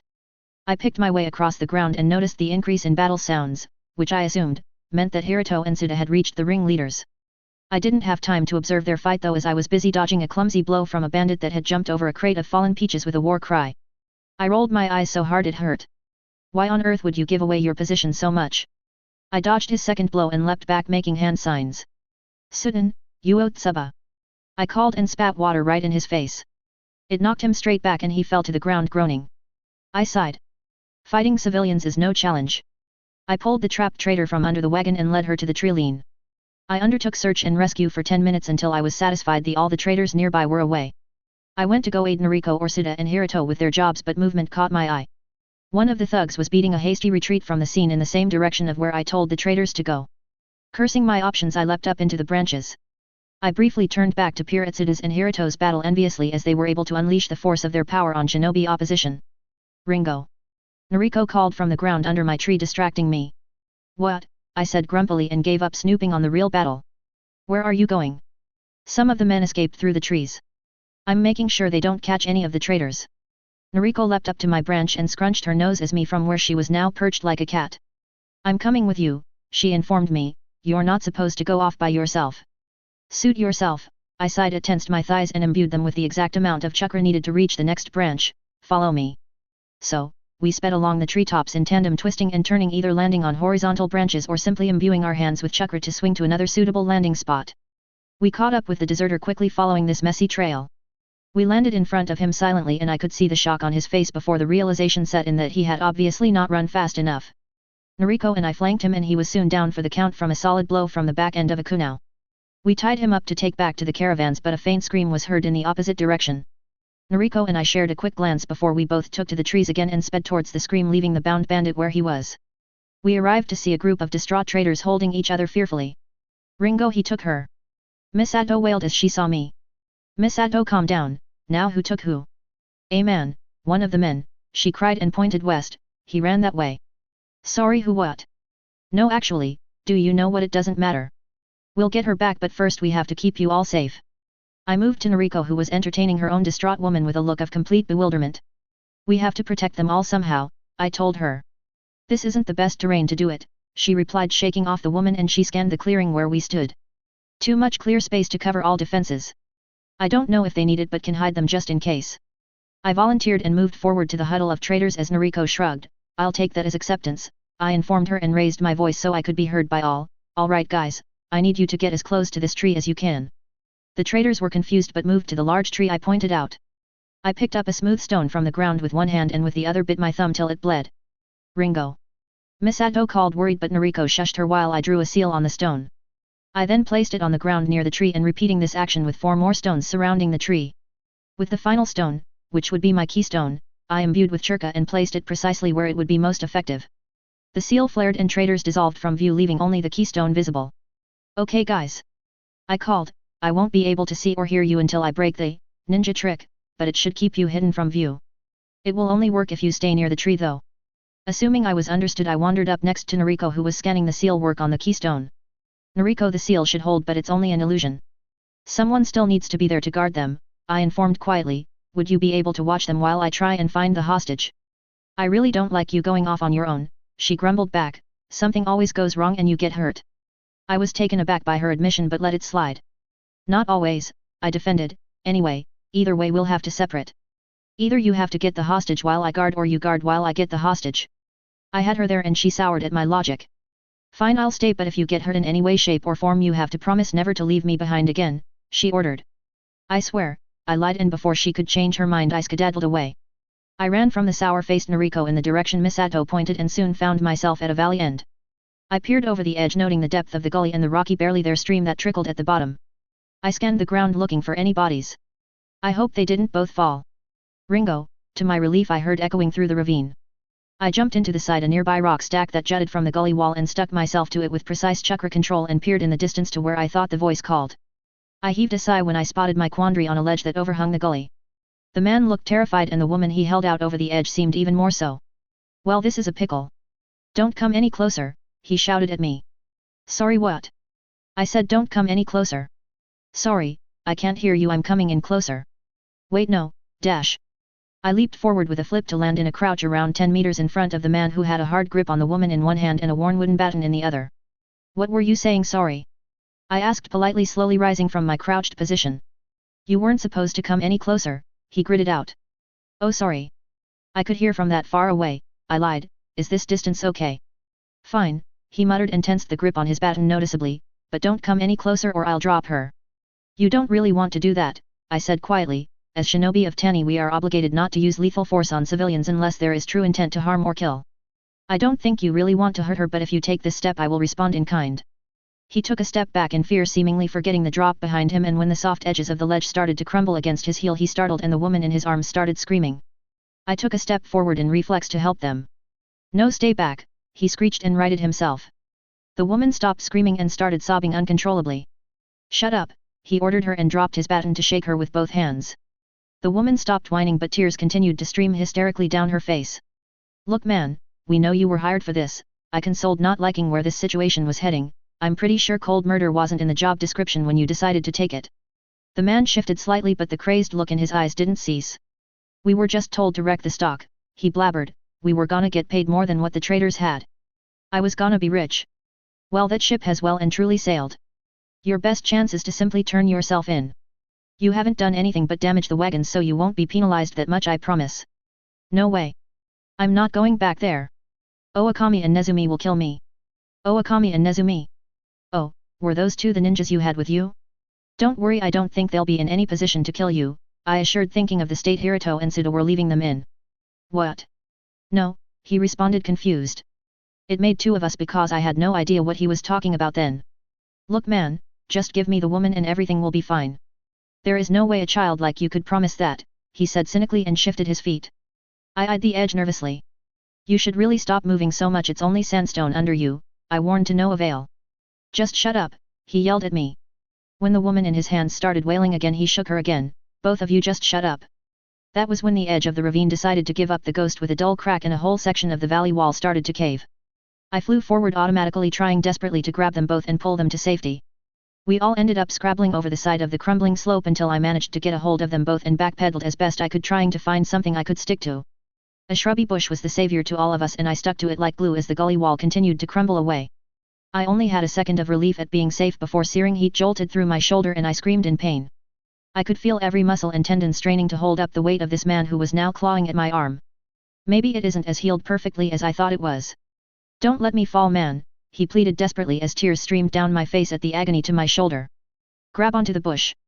I called down at him desperately, trying to find a way to relieve my burden. To his credit he tried, but the branches kept breaking away. I can't. I thought frantically to find a better option, but I just screamed again when my injured shoulder popped out of its socket as he moved. Stop wriggling. I can't hold you any longer. Just grab the branch. I can't. Just don't let me go, he cried out, panicked. I looked down at his terrified eyes and had to make terrible decision as my fingers started to go numb. I let my eyes close a moment before I morphed them into my Sharingan, then to Manjikyu. The man stopped struggling. Go to sleep. Everything is fine, I said soothingly, even if my voice hitched halfway though. The man closed his eyes peacefully. Then I let him go. Now, it was a relatively short drop to the valley floor, but judging from the angle of his head, it was a lethal one for the bandit. I hung from the branch a moment more, trying to regain my breath and brace against the shock of the whole ordeal. I looked down at the woman in my other arm who dangled there serenely in blissful oblivion to what had just happened, as she had fainted some time ago. Good for her. I gave a shaky breath, deactivated my eyes and pulled myself together. I managed to haul myself with the comatose woman up over the ravine edge and to safer ground with some quick trajectory calculations, and rested her on the ground. I couched on my heels and rotated my injured shoulder as best I could with deep breaths, calculating the damage. Not good. I gave a skillful twist that popped the bone back into its socket and sighed with relief as the pain eased immediately. I then sat back more comfortably and cradled my rangered arm as I took in sight the ravine again. I bit my lip in indecision. Had I made the right call? After a moment I snapped myself out of my funk and I tried to put my actions out of my mind. I picked up the woman and hauled her on my good shoulder and made for the tree where I had hidden the traitors. I moved slowly with my burden, but I took that time to compose myself as I realized I had been crying since the ledge broke. A couple of minutes later my eyes were drier and I rounded some familiar-looking trees to enter the clearing. Naruto landed in front of me with a soft thump. She frowned at the woman in my arms and my battered state, then looked behind me curiously. "The bandit?" she asked. I gave a shake of my head. "Didn't make it," I replied quietly. She looked askance at me but accepted it with a nod. "Should you really be carrying her on your shoulder?" she asked, almost concerned. "I'm fine," I reassured, "she's not that heavy. I am definitely not going to be informing her the reappearance of my injury." I rested the still out of it traitor on the ground and made my way towards the seal stone that I had tied the genjutsu to and made the hand signs to release it. Once my safety seals were broken, the traitors melted into view and I suddenly had an armful of grateful and upset Misato. "Are you okay?" she asked desperately. "Where is Misao?" "Over there," I reassured, pointing to this Misao who now had a gaggle of people around her. "She's fine, if not a little shocked." Misato started sobbing with relief. "Thank God, she has a son not yet 2 years old back in the village." I hummed at her, distracted as I scanned the faces of the traitors. I decided it was probably best to round everyone up and give them some direction. "Alright guys, as soon as someone comes back to tell us we're safe, we'll head back to the caravans." I called out to the huddled people. "Till then. Kagami-oba. Are you here?" Kagami emerged from a huddle of kids and looked at me expectantly. "Alright. Kagami-oba here is going to tell us the real reason that tomato prices are going up in fire." I got a couple of groans but more eye rolls, but it did distract them like I had intended. Kagami was delighted with her audience and did, in fact, with very concise bulleted points on moon cycles and frost levels, explain why tomato prices were going up in fire. We spent half an hour waiting like this until Hirito found us and gave us the good news to head back to the caravans. I smiled with relief and soberly took rearguard as the traitors made their way back. It was only once we hit the site of the caravans that there was renewed weeping and wailing. To be honest though, I could understand why, because the sight wasn't pretty. 3 out of the 6 wagons had been gutted by fire and 2 others were soaking wet and steaming but mostly intact. The final one didn't sustain any fire damage but was tipped on its side, and the ground around it was strewn with a collection of crushed fruit and vegetables. That, and of course there were a couple of bodies lying around, dead or alive I couldn't tell at this point. I felt someone grab my arm and I winced and turned to see a distraught-looking Misato. "Look at this. What are we going to do?" she wailed. "How can we recover for this?" Misato's legs must have failed, and I was suddenly supporting all her weight. I followed the momentum and we both ended up squatting on the ground. "What's Aki gonna say?" she muttered miserably. "We have nothing left to trade for her." What is Aki going to say indeed? I wished I could reassure her that Aki would understand, as she knew that someone targeted the caravan, but all I did was hum again and stroke her back. Hirito came to crouch next to me. "Is she okay?" he asked, concerned. "She's unharmed but upset," I explained. "You're finished at your end." "Yeah, do you mind if we spoke privately for a moment?" he asked, motioning to Misato. I nodded and foisted her onto another traitor that looked to be in a similar state. "They can't be hysterical together." "I'll be back," I reassured and went to follow Hirito. 3 of ours dead, 4 injured and 1 still missing, he informed me as we moved back past the caravans. "Suda is restraining one of the ringleaders but the other didn't make it." I closed my eyes and wearily rubbed at the ache. "Have we got anything out of him?" "Yeah, he made sure to tell us it was just business," Hirito said, disgusted. "Just business," I intoned and bit my lip, wondering. Knowing that these thugs had been hired solely for the stock in some sort of sabotage mission and paid well for it meant that whatever this business was, it had some monetary backing. It also seemed to imply something of a personal nature. But who had the motive to destroy a produce caravan? I stopped walking at a sudden realization. Just business indeed. That rat bastard. Akira Irano. The man who I admittedly swindled to get control of Gata's shipping contracts. I had already had to deal with one spot fire of his anger, but nothing on this scale. If he was behind this, he and Aki were going to have some words. A bunch of people dead and it's just business. A man's just gotta let things go, I grumbled under my breath and Hiruto gave me an odd look, which I ignored. What is going on with the missing trader? I asked. That is what Sensei wants to talk to you about. Do any of the search and retrieve missions you go on include tracking? He asked hopefully. You may be in luck, I said wryly, lead the way. I followed Hiruto through the trail of destruction picking my way towards where one of the leaders of this attack would be. Let's see what just business turns out to be. Chapter 17, The Borderlands Debacle. It was pouring with rain as we entered the market village at the border and there was no one out to greet us. Honestly, I didn't blame them for staying away. With our blackened wagons, haggard appearance, and somber air we were a mess. Our clothes were dripping wet and sticking uncomfortably to our skin due to the persistent weather and our moods matched our surroundings perfectly as we trudged through the grimy gates. A quick look behind me at the lead caravan showed me Misato looking the way I felt with her hair slicked to her face and her black mascara smudged around her eyes making her look a lot like Gaara. We've certainly been sleeping like Gaara the past couple of days. It had taken a day longer than expected to reach the village at the border of river country and rain partly due to the miserable weather that came upon us suddenly but mostly because of the amount of people that needed to walk alongside the caravans. What was left of the bandit gang that attacked the caravan being among that number. I'll take the bandit leader and his crew to the bounty hall, Suda informed us tiredly as he wandered up from rear guard once we had entered the village proper. I was too wet and miserable to respond in any way but Hiruto seemed to still have enough energy to reply. What about us? He said motioning to himself, the drowned rats that were Nariko and I. Just get the traitors to their designated location and finish this god-forsaken mission, Suda replied wearily and walked over to where he had shackled our prisoners. I followed him automatically. All of us? I asked unenthusiastically. What do you mean? Nariko grumbled coming up behind me. Of course it would be all of us. I'm just asking, I grumbled back as I wrung out my soaking shirt to no avail. Girls please don't. We've all not had enough sleep for this, Suda sighed then gestured to a nearby park bench near a large mud puddle. I'll meet up with you there when I'm done. A bed would be nicer. Senpai perhaps since we're all tired I could go and look into getting us a place to stay tonight while Hiruto and Nariko lead the caravan to the trader's site. I could also go and gather some information on why the caravans are being attacked while I'm at it. Don't start this again, Nariko complained, stop making decisions to go off by yourself. You're still on a 5M blanket ban remember. The mission is practically over, I grouched, circumstances have changed so I really don't think that rule applies now. Well since the mission is not quite done yet it still applies, she sniped. Oh really? Well forgive me for my presumptuousness. I forgot you were the queen. You had an order. You're not allowed 5 meters from any of us while we are on this mission. Well fortunately it isn't your decision to make Nariko, I bit back harshly. I'm almost tempted to make it be, Suda interjected grumpily, but I'm afraid that would lead to more casualties. I frowned at him. Senpai surely you can see that there would be more sense in splitting up. Not everyone has to take the traitors to their site. I see your point Ringo but I don't like the way you are forcing the issue, he replied severely, so Hiruto. I'm making you team leader while I'm away. I growled angrily and rubbed my aching eyes while Hiruto looked like a deer in headlights at being thrust in a position of authority. Me? I don't even have an opinion, he asked confused. Find one, Suda growled and grabbed the ropes that were all shackling the bandits together, I'll see you in a couple of hours. We watched him trudge away, well as much as a ninja could with a bunch of miserable-looking men following him. Almost in unison Nariko and I turned expectantly to a nervous Hiruto. I was most unimpressed. Well, what now? Hiruto just gulped nervously. A little later in the afternoon I sat at the tavern sluicing the drink in my hand absently while I eavesdropped on a couple of men at one of the booths who were discussing the schematics of which roads they'd take through Fire Country this summer.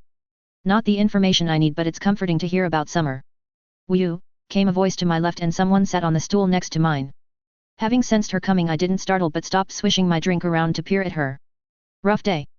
I asked almost absent-mindedly after a pause. The woman looked at me, scanned me head to toe and then smiled. I suppose a middle-aged looking woman apparently deep in her cups was the correct disguise to seem harmless. Oba-san, every day is rough, she complained with light-heartedly cynicism. I scoffed. You're far too young and pretty to say such things yet. The younger woman laughed. Oba-san you have no idea. It's Yumi. Don't call me Oba-san today. I don't want to feel my age, I grumbled into my drink. Okay Yumi-san. I'll return the favor. I'm Matsuri, she replied and smiled prettily. Nice to meet you, I replied slowly and appeared to take a sip of my drink. I hope Matsuri doesn't notice the increase in potency in her drink. I leant back on the bar stool and sighed. The level of noise in the tavern was a low enough murmur that the rain sprinkling on the tiled roof was easily heard and I sighed again when the rhythm of the rain picked up. God does it ever stop raining here? I grumbled. Matsuri laughed. Only in the dry season, she giggled, you picked the wrong season to visit. TCH. I wouldn't even have come in the first place if we hadn't been picked off on the road. The bandits caught you too, she said sympathetically. You weren't with the group of traitors that wandered in this afternoon, were you? I looked with a furrowed brow. No. I've been here for a few days. Has someone else been hit? Mastery's face lit up with the delight of having fresh gossip and leaned forward conspiratorially. 6 wagons this afternoon. All practically burnt to a crisp, she whispered in muffled excitement. Shoulda hired ninjas, I grunted into my cup. Ninja? No, that the thing. They did have ninja. I hummed distractedly and rapped my knuckles on the bar for another drink before replying. Shoulda had better ninjas then, I said as I watched the bartender huffily refill my drink. Look who's not getting a tip. Matsuri laughed merrily and took her own glass and played with the straw. I suppose so. They were all practically children from what I heard. That's what you get for going cheap. I bit my tongue and instead of replying just hummed and actually took a swig of the alcohol in my cup. Screw my growing body. Well, cheap or not, thank Kami for sake, I said honestly as new warmth entered my bones. Matsuri giggled again and I smiled ruefully. What has you here anyway, Matsuri-san? Surely it's still too early for someone as young as you to be drinking here. I asked curiously, sluicing my drink around again and peering at her curiously. There was a slight pause as Matsuri fiddled with her cup. Bracing myself for work, she replied with a little of her shine fading in her eyes. She downed the rest of her drink and sighed, on that note I should probably get to it. If you're interested in getting some ninja protection, there's some rumors that some are going to be at this gathering later tonight. More ninja? I uttered surprised, and I'm not a local, I don't think I'd be invited to such a gathering. It's just this trader's meet or something, so if you have goods to sell it's an open invite. I looked down at my drab disguise and frowned. I don't think I have anything to wear, I admitted. Matsuri laughed. Every woman's problem, she grinned. I smiled back. That and men, I joked. Matsuri gave a rueful smile then sculled the rest of her glass. Don't you know it? Anyway, I've got to go. It was nice meeting you, Yumi-san, she said kindly as she got off the barstool, and come to the gathering. I grunted again and raised my glass to her as she sauntered to the 2 men at the booth that I'd been eavesdropping on. They welcomed her with an open smile and I frowned into my cup. More ninja in the village? What does that mean exactly? I sighed as I went to take another sip of my drink only to find it empty. With my elbows on the sticky bar and my chin resting on the palm of one upturned hand, I debated against the wisdom of having my cup refilled. YOLO. Another, I grunted to the bartender, my mouth twisting with a sense of irony. I left the bar about an hour after my chat with Matsuri. I shed my disguise in the nearest alleyway and ruminated on what Matsuri had said about the traders' meet that evening. To go or not to go? By the time I had made my way back to the room at the inn that I had convinced Hiruto to get, I was nicely warmed from my dash and still fainting, buzzing from my drinks. I grinned as I entered the inn in pure satisfaction. My small victory against Noriko. Well. Almost. The true deciding factor in my win to get the rooms had been the rain, which renewed with much intensity that swayed Hiruto's vote rather than anything that I'd said. Also the fact that by the time Hiruto made his decision we all looked and felt like wet cats, and the lure for a dry bed was too much. It also helped that the inn was attached to the bathhouse that Hiruto quickly took advantage of. Win/win on all sides. Who knew Hiruto was such a bathhouse fan? I reached the room we had booked and slid open the door with a small click. Now, how to not be suspicious? You smell like smoke, Noriko said, immediately suspicious. I shrugged nonchalantly and pulled myself the rest of the way through. Hey, weird, I replied, brushing it off and put my bath equipment near the bed I'd claimed and pulled my backpack up from where it was resting by its side to rest on the blanket for inspection. I of course had not informed my teammates of my reconnaissance mission this afternoon and had supposedly been soaking in the bathhouse for all they knew for the last couple of hours. I didn't want to give them the chance to say no. But you just had a bath, why do you smell like smoke? She persisted. One of life's great mysteries. Noriko soured and continued where she was packing her bag, but with notably sharper movements. The door to our room banged open and Hiruto strolled in with a blissful look on his face. I love baths, he stated dreamily and flopped back on Noriko's bed since hers was closest to the door. Noriko sighed and battered Hiruto's feet away from her backpack. Ringo smells like smoke, Noriko stated huffily. Oh. She must have passed the fire in the lobby. It was smoking like crazy because someone put a green branch on the fire. I hummed at them both and pulled out my spare kunao and shuriken from my backpack to sharpen. Doesn't explain why it's cigarette smoke, she grumbled and pulled the cord to her own bag tight. So did you hear anything at the baths, Hiruto? I asked loudly as I steadily sat down with my back to one of the walls and placed my sharpening stone in front of me. About what? He called from his sprawled position from Noriko's bed. I smiled in his direction, but from the angle I was at it was unlikely he'd have seen. The bandits, of course. Actually I did, he said, surprised, and sat up. I noted that his hair was spiking at the ends as it dried and it distracted me. Ringo, he prompted, looking at me expectantly. I halted my movements from when I was sharpening a kunao and looked curiously to him as I realized he must have said else that I'd missed. Sorry, what? Okay, well, as I was saying, apparently there's a rumor going around that someone is paying gangs to attack produce caravans. Wait. Produce? Just produce caravans? I asked curiously. That's what they said. That's awfully specific. Did they mention why? Increase produce prices in AIM. Noriko piped up. Remove competition. Hiruto suggested. Revenge, I muttered, thinking back to my current nemesis Sakura Irino, who was still sour over the Gato contracts despite my blatant warnings not to mess with my traders again. I thought the warning after the tea house mission would have been enough. I sighed and picked under my fingernails with the end of my newly sharpened kunao and muttered a quick oops when I misjudged the force I used it and made a small slice to my index finger. It's certainly a mystery, I hummed around my finger as I stuck it in my mouth. I didn't hear a reply and I looked up to see both Noriko and Hiruto looking at me oddly. What? I grunted self-consciously. Ringo, are you okay? Hiruto asked, concerned. You're awfully, not calm as such, but well, dash. Not yourself, Noriko finished for him. Bath was really good, I deflected and hastily went back to sharpening my blades. Hiruto frowned and the bed creaked as he got up to walk over to me. Noriko's right. You do smell like smoke, he mused as he came closer and frowned down at me. I shrugged and peeped out a muttered whoops when my hand slipped again and I poked a hole in my jacket with my freshly sharpened kunao. Stop sniffing me, I told Hiruto when he crouched down next to me and went back for another whiff. He rubbed his forehead with his hand and looked at me disbelievingly. Have you, by any chance have you? I can't believe I'm asking this, but have you been drinking? I giggled nervously. What makes you think that? Noriko jerked herself upright from her position near her bed and marched up next to Hiruto, then crouched as well to stare at my face. I looked up at them from my seated position and frowned. You guys are awfully close. They didn't listen. I can't tell with her strange eyes, but I think her pupils are dilated, Noriko declared to Hiruto. Maybe she shouldn't be sharpening her weapons. Hiruto replied cautiously. Maybe she is just on a post-mission high. I voiced hopefully. Rain pattered on the rooftop of the inn, but I felt the weight of silence as Hiruto and Noriko stared blankly at me. Out with it, Ringo. Have you been drinking? Noriko demanded. I may have gone to a bar, I muttered. For God's sake, Ringo. It's only 3 o'clock. Hiruto exclaimed, shocked. How is that even the issue, Hiruto? Noriko said, bewildered. The fact she's underage is the greater problem. Calm down, guys, I placated. I'm fine. I have a way higher tolerance than a couple of drinks. At least I did in my old body. How much do you drink? Noriko screeched. Irrelevant, I'm fine. Ringo. Hiruto said softly with utter disappointment in his voice. Enough, I griped. I didn't go to a bar just so I could drink.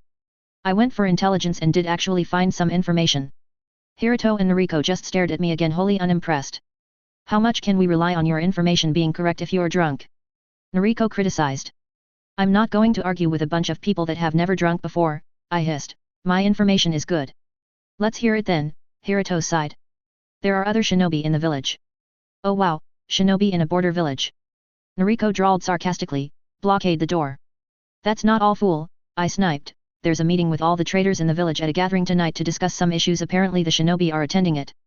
Isn't that suspicious? So. What does that have to do with us? So. We could go find out why the produce caravans are being attacked. Surely the fact that there are shinobi attending a civilian traders meeting is something to look into. I'm not sure, Ringo. Hiruto hesitated and rubbed at his forehead. It seems risky. Oh, I'm not saying to go in guns blazing, I rebutted to the confused looks of my teammates. Geez, okay. I'm suggesting we go undercover and go to this meeting. I still don't think it's a good idea. Look, I'm not asking you for permission, I snapped, but at Hiruto's recoil I softened my tone and touched his knee apologetically. I mean, I'm not suggesting we go out now and investigate. We need Suda-senpai's permission anyway. I'm just saying an option should we decide to look into the issue further. Hiruto was somewhat placated at my embellishment. Okay, fair enough, he admitted. I think we should just go to the bench to meet sensei before we make any more wild decisions. He should be finished by now anyway. Noriko humphed. Good. I volunteer to be the one that tells him Ringo went off on her own to get drunk at a dingy bar. I narrowed my eyes at the self-righteous clan princess. Why did I decide I like her again? It was hard to tell with the constant cloud cover, but as the light became dimmer I assumed it meant that the sun was going down. He's late, I grumbled under my breath and blew into my hands to renew their warmth. With the disappearance of the light the chill came on stronger, an illusion of warmth the sake gave me was long gone. It's not like sensei to be so late though, Hiruto complained, sprawling his long limbs along the back of the bench. Since Nariko and I were either side of him, it meant both his arms ended up draping over our shoulders like a bony shawl. I just sighed at the now common intrusion to my space, and Nariko seemed to be more accustomed to it too and just sat primly with only a minor blush. It was warm anyway, so it was even somewhat welcome, even with the added annoyance of his hand playing with the ends of my bandana like he ate. There is still time, he may have found a lead like ours and has just got caught up, Nariko said hopefully. I suppose so. Suda was the most experienced shinobi of us all and so would more likely to find better information in darker corners. It's not out of the realm of possibility that he had stumbled on the same information as us and decided to check it out. While he left his 3 dependent genin alone in a strange village though. Nariko's right, Hiruto admitted, Sensei's a jounin. He would have come back if he could, and until then we should wait. With that Hiruto settled down again, sighing, and went to play with the ends of my bandana again. It was another hour of chilled silence and bated waiting until he spoke again. I hate waiting, he said darkly in an uncharacteristic bout of pessimism. Me too, I agreed vehemently as I was quite out of patience at this point. Nariko just shushed us. He'll be here soon, Nariko assured us faithfully while Hiruto and I groaned impatiently. I hope so, I sighed and gave up on saving face and curled completely under Hiruto's arms. He was bony but it was warmer than nothing at all. So huddled like that we waited for our sensei to come back to us. Nariko was wrong with her optimism though, because nightfall came and settled and there was still no sign of Suda. As the street lights flickered on and the cold became unbearable, Hiruto detached himself from our warm bench seat huddle to stood up to pace nervously. I don't think anyone had much hope left in our situation.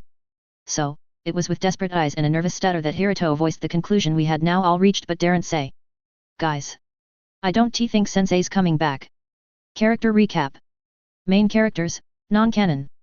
Uchiha Akiko / Himura Ringo, alias, / Akino Shounen, alias, current time, 15, main protagonist. A runaway Uchiha with a penchant for poor life decisions. She is small with a boyish figure and has naturally black hair and black eyes but regularly bleaches and dyes her hair brown. Always wears a bandana over her head to hide her dark roots. Has an incredible market spy network informing her of events happening around the place so she can keep an eye on what is going on in the story even if she isn't in Konoha. Her specialties lie in infiltration and espionage. Has the Sharingan to Mangekyo but rarely uses it. She is talented in Tessen and causing a lot of damage where she doesn't need to. Doesn't know what she is actually doing most of the time. Hatsumoto Hiruto, 13, Ringo's teammate. Extremely lanky at the moment with short brown hair and grey eyes. Skilled at taijutsu and futon release, he is also charismatic and sincere and a little bit of a people pleaser. Often get put as team leader due to being the only one in the team who can say a sentence to fellow teammates without sniping. Is a clan kid but doesn't seem to be one of the main family. Really needs to grow a spine and stand up for himself rather than just stick up for others. Loves spending time together as a team. Funi Nariko, 13, Ringo's teammate. She has soft purple hair and large green/blue eyes. A Sudan user and has excellent chakra regeneration. A clan princess with a snooty attitude but has a calculating mind and a straight-laced sense of what is right and wrong. She has a cold family that wants to marry her off for political interests. Her father is sick and her uncle mainly takes care of her. Has an interesting relationship with Ringo which almost seems a love/hate but if often seeped in jealously of what she perceived as Ringo being treated differently to her. Hates being left behind. Suda, 19, Ringo's team's Jounin Sensei, a wind user that was initially Hiruto's Jounin Sensei. Medium build with sandy brown hair with blonde tips and brown eyes. He is only a few years older than Ringo as he is a quite talented weapon user with wind blades and has the favor of the river daimyo. Is easily embarrassed but kind. Comes off as heaps responsible and mature but is surprisingly stubborn and sulky. Loves astronomy and generally gets along well with others. Minor characters, non-canon. Honda Misaka, Ringo's Jounin Sensei, deep purple/black hair that she cuts short and black eyes. Is sarcastic and sadistic but seems to care for Ringo in her own unique way. A talented infiltration expert that is well known in Tani due to her ability to obtain information in the most dangerous places. Has a mother named Retsu who was a prostitute in Koicho before she died. Likes to stay under the radar because of that. Funi Hijime, Nariko's uncle and teacher on the Tani Council, and is very political. He is slender with straight black/purple hair with piercing blue eyes. Has the intentions to marry Nariko off to improve the clans and his own standing. Snide and cynical and has a deep sense of self-importance. Ringo doesn't like him one bit. Himura Natsuko, an Uchiha child Ringo saved from the massacre. A cheerful and bright little girl who is fiercely protected by Ringo. Is being taught gradually by Ringo in Uchiha kata but not enough to be recognized. Has long dark brown hair but has the black Uchiha eyes. Looks enough like Mako to get away with her being passed off as her daughter. Himura Mako, Ringo's adopted mother, slightly scatterbrained and silly but has her own unique perspective of the world. Runs a produce stall with her husband in Koicho. Believes that Natsuko is her own child by birth. Is overweight and it doesn't seem to bother her. Has soft caramel brown hair and brown eyes. Loves her family dearly. Himura Shingo, Ringo's adopted father, very protective over Ringo and Natsuko. Runs a produce stall in Koicho after settling down from the trader's life with his wife. Is temperamental and overdramatic but is a softie at heart. Is lanky and has grey eyes with brown hair with a balding patch. Loves his family very much. Akira Iranoaki's #1 rival, barring Denso, he controls a lot of long-life produce trade on the continent. Looks a little like a mouse with his pinched face and light brown hair and eyes. He is a slick businessman that is quite opportunistic. Is in a bit of a war with Ringo at the moment over Gata's shipping contracts. Funikai Noriko's cousin A Chunin, who has training as a medic but is first and foremost in the employ of the Funi clan. He is a branch member that is very subservient to Noriko, and assumedly Hajime. Has the distinctive purple Funi hair and has blue/green eyes like Noriko. He is quite prim and proper and sort of derisive, something which Akiko thinks is a family trait. He sometimes shows a softer, more caring side and mellows out with Ringo eventually. Other characters, non-canon. The Mist Rebels Noba, Takuma, Shaoma. The Konoha Border Patrol Yumi, Hatsuharu. Ginkaku Mine characters Satsuma, Ryuuji, Oa Torikin, Hamashao, Paku, Karakusuk. Aki's traders, various, border mission traders, Kagamioba, Misato, Miseo. Mizu mission traders, Hana, Renji, Jin, Shiho. Tani Council, village elders, Counselor Ajiki Genmeru, Counselor Kuroda Tomomi, Counselor Funi Hajime, see above for more info, Counselor Tetsuichiro and General Furuya Hatsuhiko, the village headman. Chapter 18, Tea House Delivery Incident Part 1. A week before the mission to the AIM border. I looked in the mirror and frowned. I twisted this way and that and my face fell even more.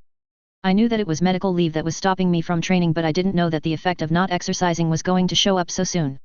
I touched the faint pouch I was starting to gather in my midsection and despaired. I'm gaining weight. Meiko, who had no concept of personal space, flung open the door of the bathroom and grabbed her toothbrush. Who's gaining weight? She asked absently while putting toothpaste on her brush. I gaped in shock and covered my chest protectively. Oka. I'm still getting changed. Meiko raised an unimpressed eyebrow at me. She scanned me up and down where I was standing in only my underwear and sniffed derisively. Sweetheart, you haven't got anything I don't have. In fact, I may have more, she replied and gave a jiggle, making her bountiful assets bounce in her loose nightgown. I fake retched. Just let me put my clothes on, I muttered, grossed out. Ringo, there is nothing to be ashamed about, she consoled as I slipped on my sleeping shirt. You are getting to that age though where I guess body image is starting to concern you even if you don't have anything to worry about. Even then. Don't even be ashamed of your size. Some boy is going to love you no matter your weight. Just like your father did for me, she sighed dreamily. I imagined marrying a noble scarecrow with a balding patch like Shingo and grimaced. Thanks Ma, I said somewhat insincerely and hustled to my room. I slipped into the covers of my bed and as I settled, brushed my hands over my chest to my stomach softly and sighed mournfully. Why couldn't the fat store in my boobs instead of my belly? I pouted depressed over that and rolled over huffily. At least when I'm Aki I can pretend a little. I thought about how powerful I felt when I unleashed the voluptuous beauty that was the autumn merchant. Her long caramel locks, tan skin, forest green eyes and legs that went forever. I had the gaze of every man I had come across. Back in the real world I sighed heartily and fiddled with the brittle ends of my hair and felt very inadequate. The only consolation with my current body was the fact that I was petite. If I lost that, well. I sighed again. I guess I can start dieting tomorrow. Day 1 of the diet. 4 hours in. There was a piece kale stuck in between my molars and I was too depressed to fish it out. Beside me Hiruto was happily munching on a particularly delicious looking piece of takoyaki and I hated him immensely. Stop drooling, Ringo. It's unbecoming, Noriko chided, taking perfect little bites from her delicate looking tea cake. I hated her too. Life sucks, I sighed and noodled my body in my chair like a worn out dishcloth. Suck it up, Ringo, Suda retorted unsympathetically, you'll be off medical leave soon. I accepted his false impression of my mood with a nod because honestly it would be mortifying if someone like Noriko found out I was, gulp. Dieting. Ooh, it sounds like such a dirty word. Why am I even here? I complained, I'm not supposed to be doing missions. Why must I endure this torture? Suda pursed his lips as picked up a piece of the carriage chicken with a sharp movement. Well, I had hoped to do some team bonding, he grumbled under his breath and vindicatively chewed his tasty looking morsel, looking far too grumpy for someone that was eating what must be an absolutely delicious piece of chicken. I glared at him. Ringo, Hiruto said cheerily, here, have some of the fried pork. It's your favorite. I backed away from his offer. No thank Hiruto, I murmured with extreme self-discipline, I'm fine with my salad. Noriko looked up from her food sharply, instantly suspicious. I ignored her and I picked at my food again, studiously appearing as if I truly was satisfied with my bland meal. I wasn't. Suda sighed and rested his chopstick aside and used a napkin to wipe away a smudge of grease from the corner of his mouth. He noticed me staring at his mouth and hesitated in his movements. I noticed a small blush creep across his cheeks and he coughed uncomfortably. I glared sullenly. Don't be shy, you pansy. I'm interested in the chicken you ate, not you. Well, I suppose Ringo is correct in a way, he said, snapping out of his awkward funk. Technically you're not supposed to be undertaking missions, but I got special provisions from administration to let you tag in on this short diplomatic mission since it's internal. Is this internal short diplomatic mission code for a petty village squabble by any chance? I asked cynically. Suda's mouth twitched where I knew he was going to smile but restrained himself manfully. He coughed lightly and denied it. We all knew he was lying. I was pretty sure it was just another petty issue between rivaling store owners, but until Suda gave us a rundown of the mission brief, though, I couldn't be completely sure. I still rolled my eyes at him though. A complaint? We're chasing down a complaint? What is this mission classed as? An F mission? Are we even getting paid? I whined. Suck it up, Ringo. You're being so grouchy today, Suda muttered. If you must know, it is classified as a D rank and you should be grateful we're even having a team mission. The council is still very much on the fence on letting us reform. They're reconsidering though. Noriko asked hopefully. It's slow going, but we have some good allies that are helping our case, Suda said, turning to look at Noriko. As you're well aware, not all the clans would agree, but some are being swayed with the idea of it being an experimental venture. We were silent for a moment, digesting the information. So, does that mean our chances are good? Even though I directed the question at Suda, it was Hiruto who answered me. If we can prove to them we're better together, then how could they say no? That's a bit naive though, isn't it? I replied instantly and winced as I realized the jab I'd given. What is up with you, Ringo? Noriko said, exasperated. You've been nasty all day. I huffed and wound myself up to reply, but Suda interrupted. No, he said quite firmly, we'll not be arguing. Let's just designate our roles and complete this mission with no maiming. We wouldn't want to give a bad impression of our team, right? He looked me dead in the eye when he said it too, and I let out my breath in a heavy sigh. I suppose I shouldn't take my bad mood out on them. Fine, what are we doing then? Well, first we'll split up and one team can take the warehouse and while the other takes the client, Suda announced decisively. Who wants what role? Does it matter? I couldn't help but snark and finally attempt to pick at the piece of kale in my teeth. Suda seemingly ignored my comment but turned and directed his next words to Hiruto and Noriko. I'll take one for the team and pair up with Ringo, Suda said magnanimously. I recoiled insulted but was more offended when Hiruto gave a sigh of relief. I glared at them all spitefully. Fine. I want to take the warehouse job though. Maybe not. Noriko and Hiruto, you take the warehouse. But, you know the client better, Ringo, Suda said sharply. I've decided that you would be more advantageous talking with the tea house owner. But that's the point.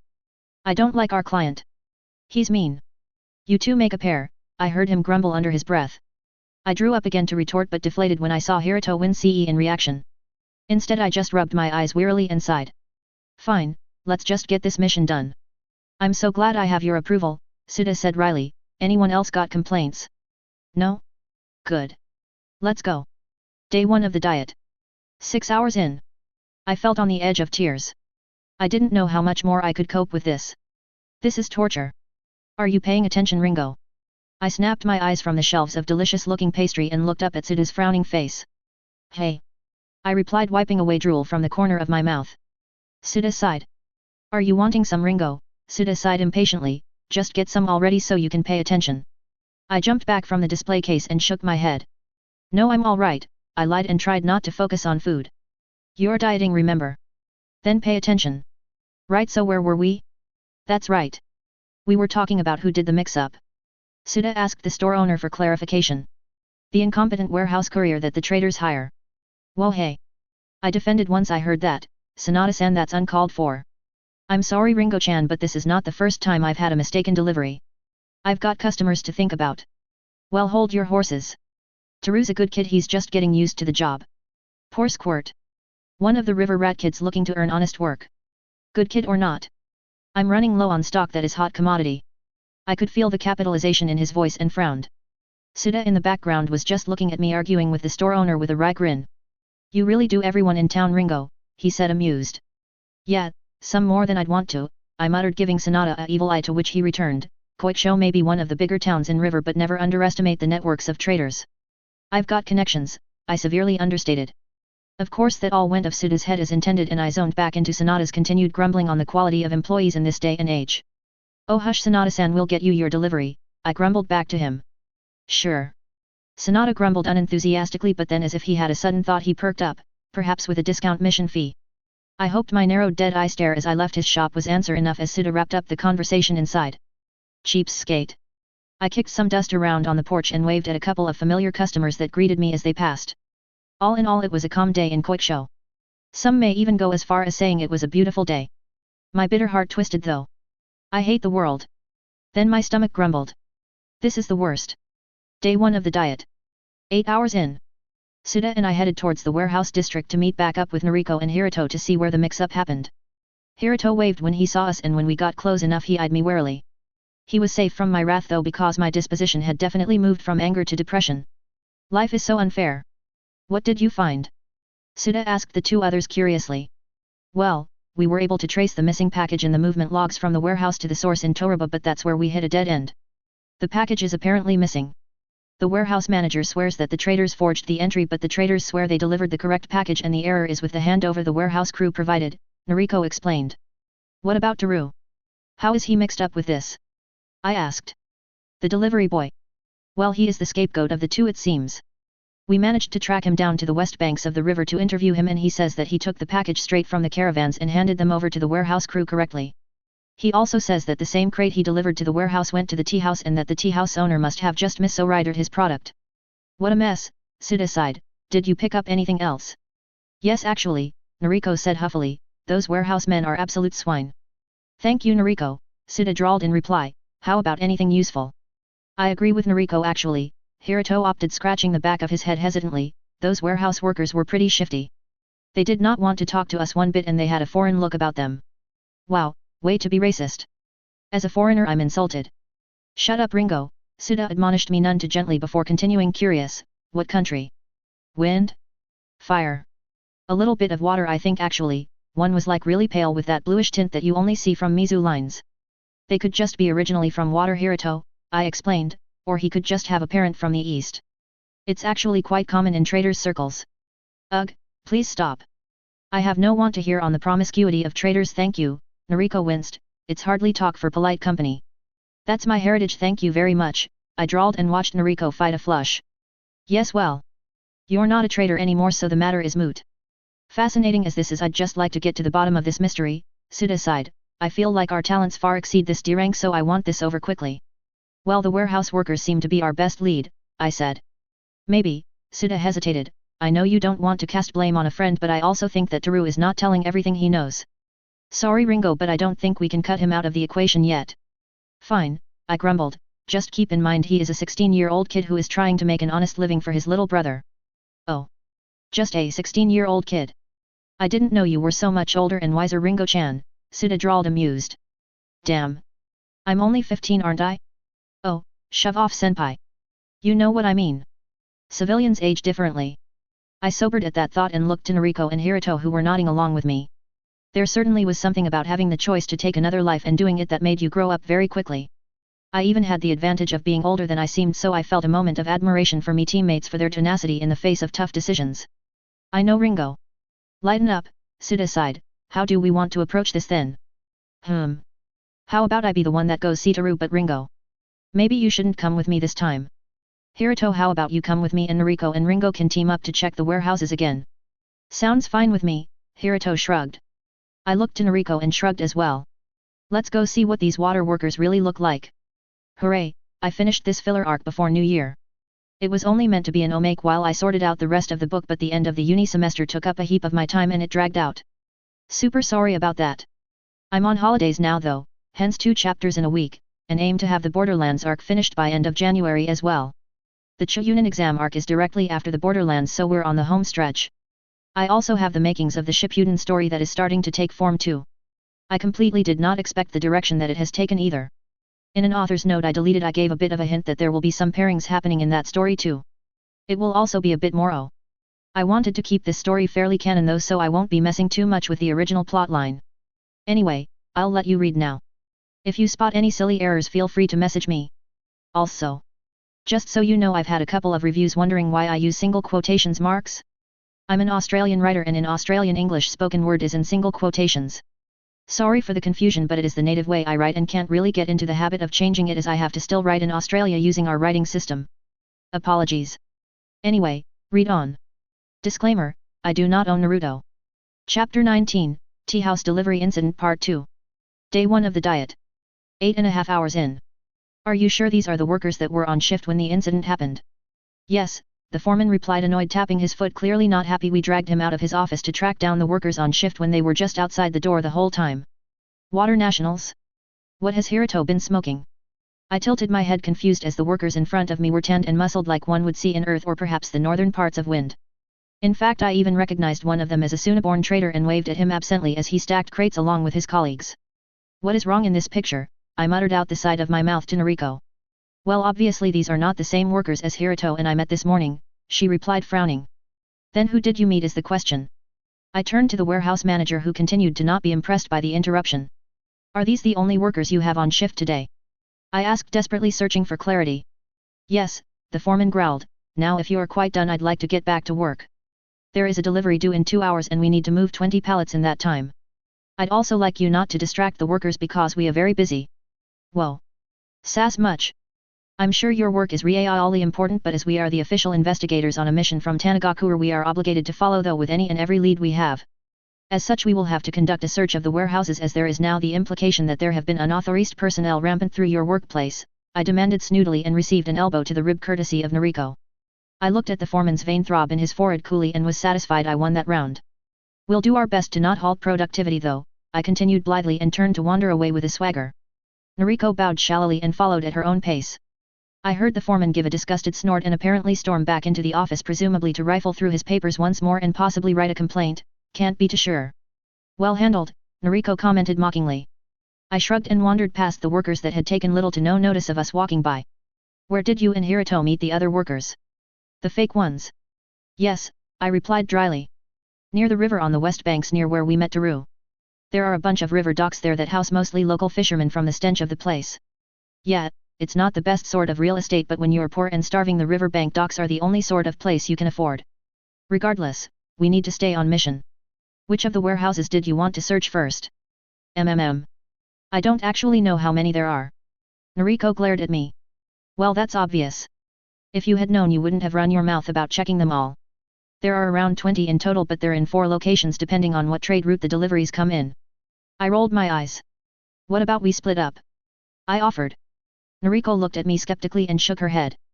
I'm pretty sure nothing good has ever happened when you suggest to split up. I laughed. Don't worry, Noriko.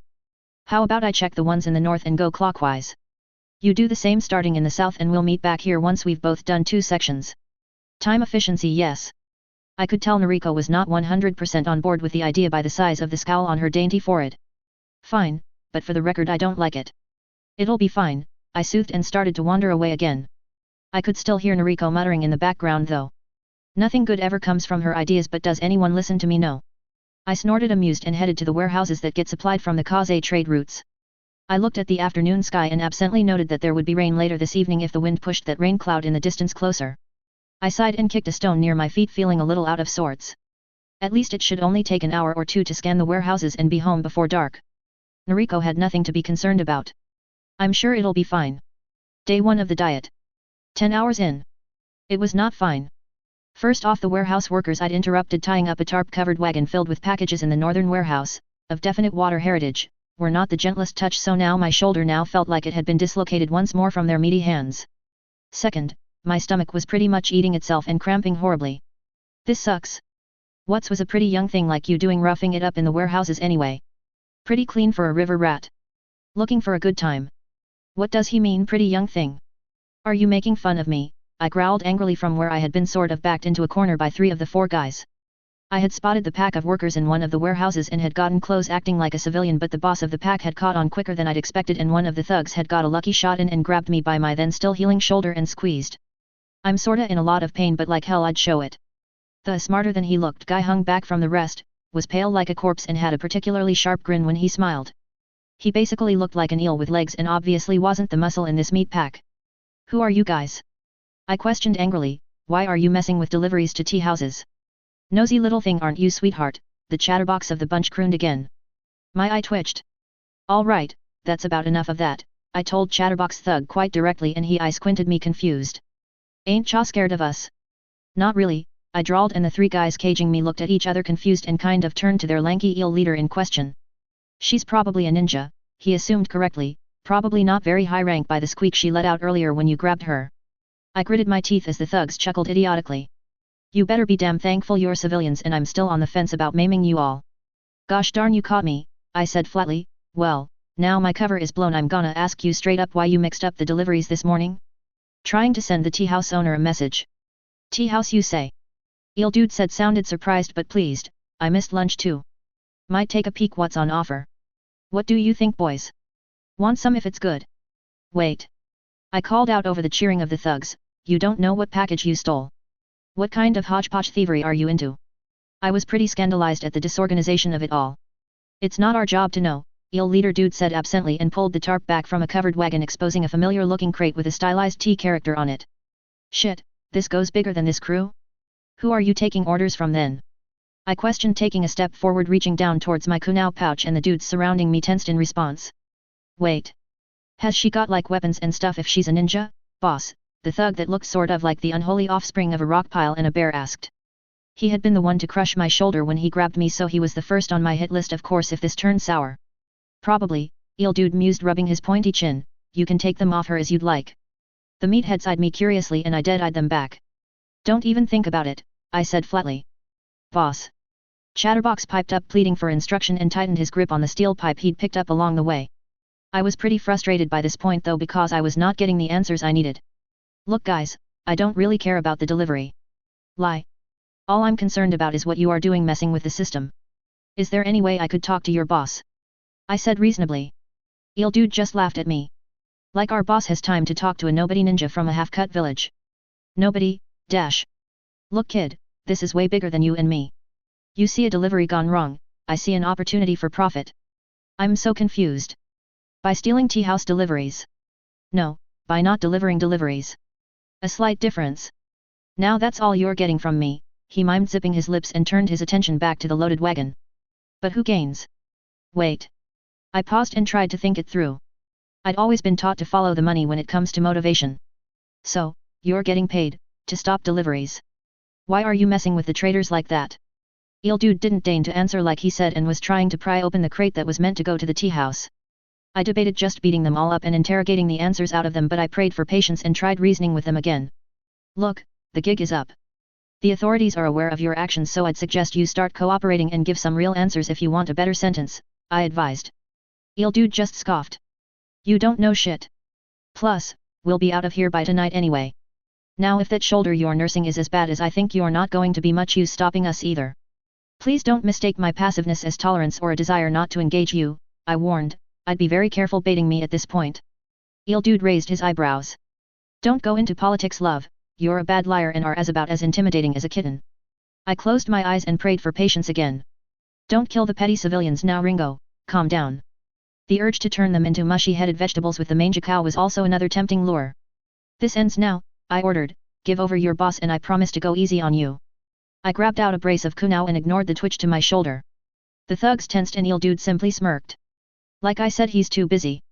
I hissed in frustration and gave them one last chance and pulled the big guns. Look, you don't know what you're messing with, I warned the idiots. If you didn't know but Aki runs the traders around here. She isn't going to like you messing with her people. Like she'll notice, I last heard she was in Wave setting up her shipping company. When she does find out it'll be too late. We aren't the only crew hitting the routes. Money is to be made here and what's best? We keep the profits. Eel dude cheered and finally finished prying open the crate. I had frozen though because he just gave away the last piece of the puzzle. This isn't about tea house deliveries at all. That damned Evyira, he couldn't just cut his losses. Oh, you're messing with the trader's rep. I realized and looked at the idiots Irino had sent to mess with the delivery system, although, if he was trying to damage Aki's reputation why'd he send you fools? Chatterbox drew up in indignation at my comment. Boss, she talks too much. I agree with you Haima, she does like running her mouth, Eel dude said pausing in his perusal of what was in the tea house crate to frown at me, feel free to take her down now. We'll finish up here and leave before her backup comes. The thugs smirked and they started to move in on me. I sighed, and with a casual flick I had embedded 3 kunai into the wood of the crate behind the boss through his oilskin jacket to pin him in place so he wouldn't move as I dealt with his thugs. Can't say I didn't give them enough warning. I was about to give the 3 idiots in front of me the beating of their lives when there was a sound of creaking of wood and crackling of splintering crates. What I saw occur still disturbs me to this day. The idiot boss had tried to pull himself free of the kunai but had in the process toppled the crate he had been pinned to. Of all the crates too, but the one I was assigned to give back to the tea house owner. I almost dropped the kunai I still held in my hands as I beheld the horror before me.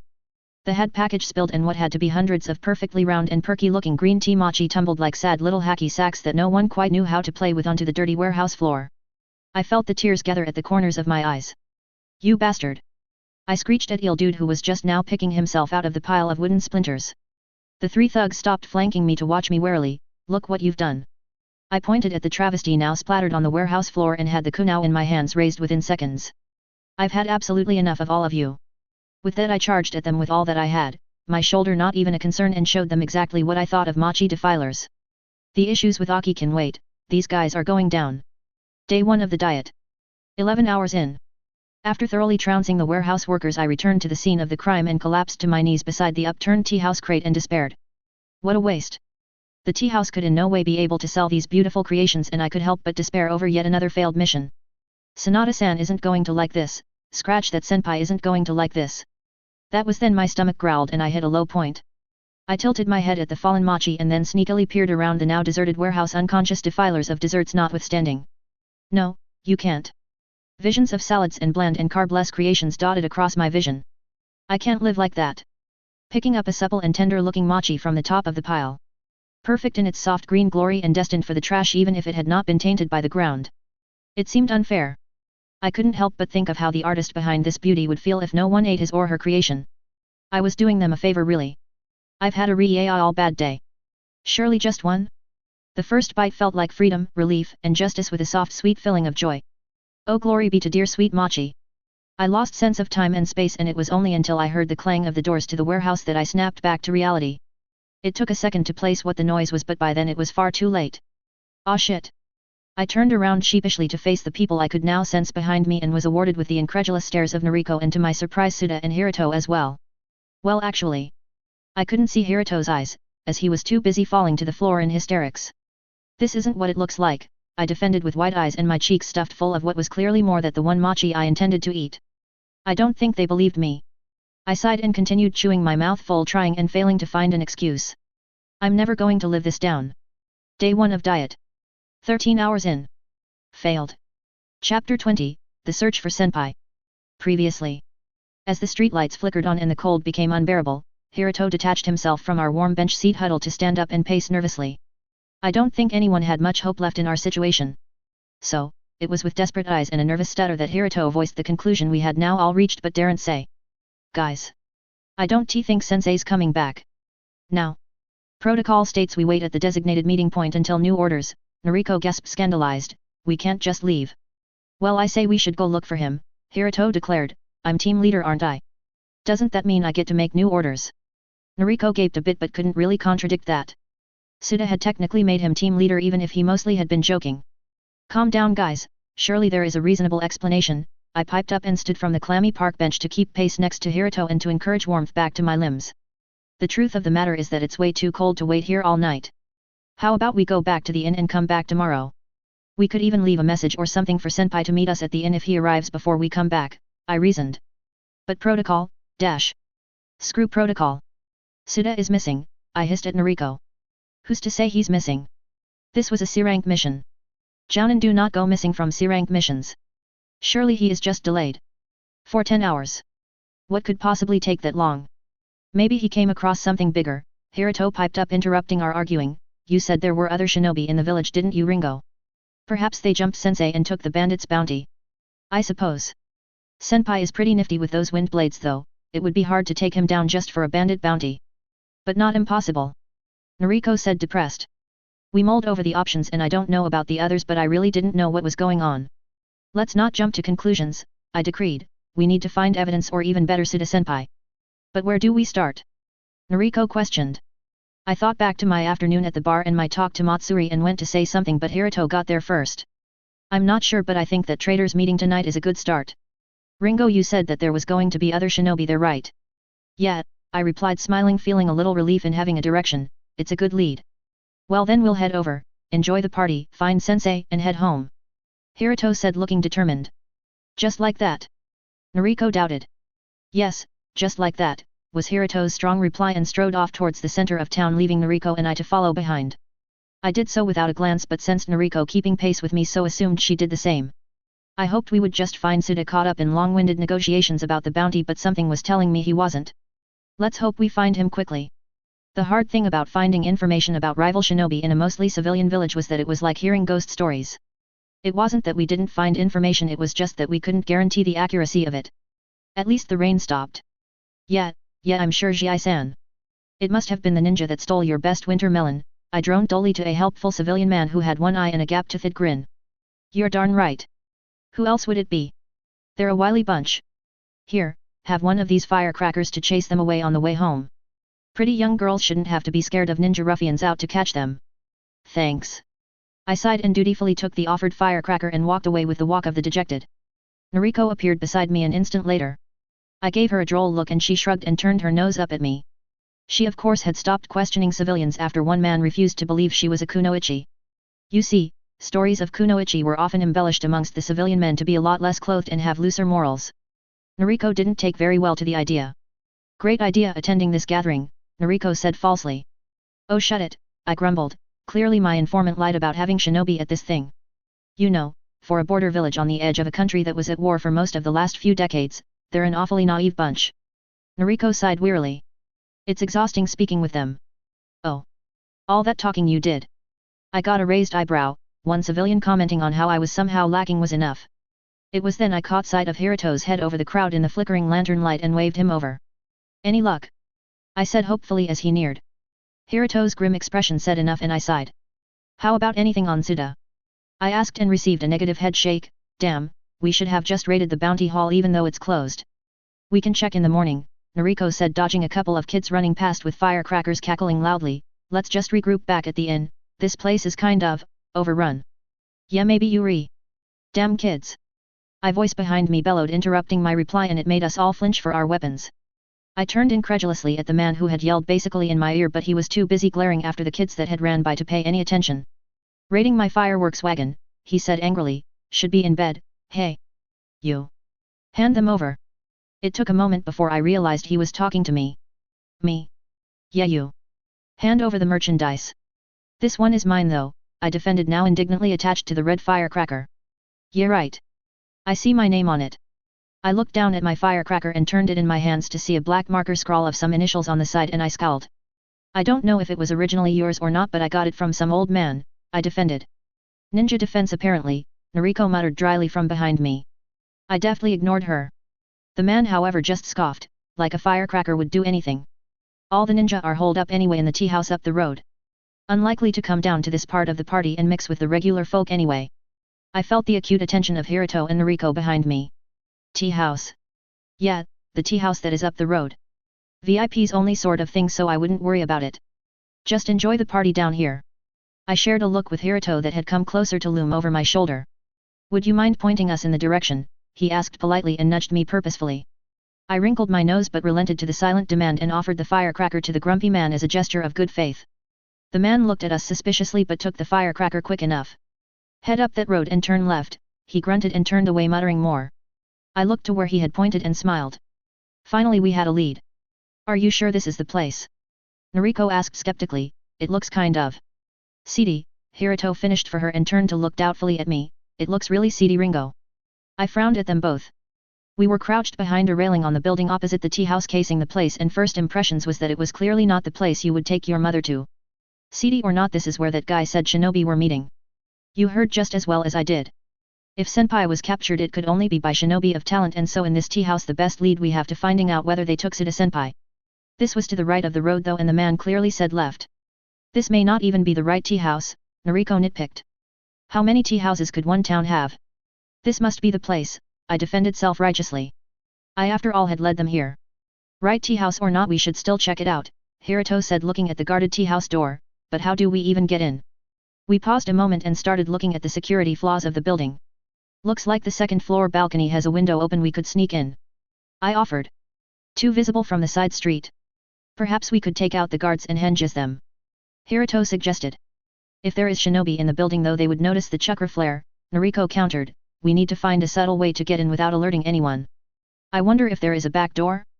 Ringo, you're the infiltration type. How would you get in? Hiruto asked, turning to me, startling me from my thoughts. Go in as Aki. It's a bit different infiltrating in a team though rather than just yourself, I explained, that's why you don't see many big infiltration teams. Try anyway, Hiruto asked firmly. I was a little startled at his forcefulness and studied his face, curious. He must really be worried about Suda. Hiruto. I'm sure Suda-senpai is fine, he is a jounin and we don't even know if he was captured. Even if you say that he should have gotten word to us. He should have at least sent a summon. Summons? What? Hang on. What? That was when something colorful caught my attention and derailed me from some potentially fascinating information. It was a group of brightly colored entertainers with delicate parasols heading towards the tea house. The reason why I stalled though was because I recognized one of them. Matsuri-san? It was with incredulous eyes that I noticed the entire group admitted to the tea house with only a glance from the guards at the door. The hell? I knew she probably didn't like her job by the way she was drinking, but a prostitute? Ringo. I ignored Hiruto's prompt in favor of a blossoming plan that just might work. I turned to Hiruto and Noriko and explained it as best I could. Wait. I said, I could get in by dressing up like a Warren, I repeated. No one truly pays attention to one from another, so it would be easy infiltrate the place for information. I don't think the repetition of my idea alleviated any of the disbelief I received. But, that's a bit extreme, isn't it? Hiruto whispered hesitantly. Not at all. You asked how I would get in and this is it. No chakra is needed either since they wear so much makeup. I have lots of practice with this sort of thing, so I could easily slip under the radar and play the part. I don't think it's a good idea. He said, looking doubtful. Just see it as a seduction mission. Kunoichi go on them all the time. I said breezily, trying to convince him, and I received two sudden looks of realization from my teammates. I also must have missed a significant look shared between Hiruto and Noriko when I glanced away, as they appeared agreed on something when I turned to look back. Noriko was biting her lip hesitantly and Hiruto was looking at me with pity-filled eyes. I don't think it's a good idea. Plus, we haven't had time to prepare a disguise, Noriko argued. Taken care of, I replied swiftly, pointing to a seal on my armband. Never go without. They both looked to my arm to see the many circular seals I had painted on my armband. Surely they are too small to carry. Without a word I released one of the seals and a kimono appeared, a three-layered one. I looked at them smugly. Surely we can work out something else though. We're genin. What else can we do? We can't just go in with our kunao out and hope to beat them all. Even if they are no shinobi in there, that's a hell of a diplomatic problem, beating up civilians in a border town. Our only option is to sneak in if we want to know what's going on in there. Going in as a prostitute may not be the only way, but it is a way, I replied in a harsh whisper. I don't know what missions you've been on, but you don't have to do that kind of stuff with us. You're more than that, Ringo, Hiruto said earnestly. That made me pause a bit. Hey. Wait.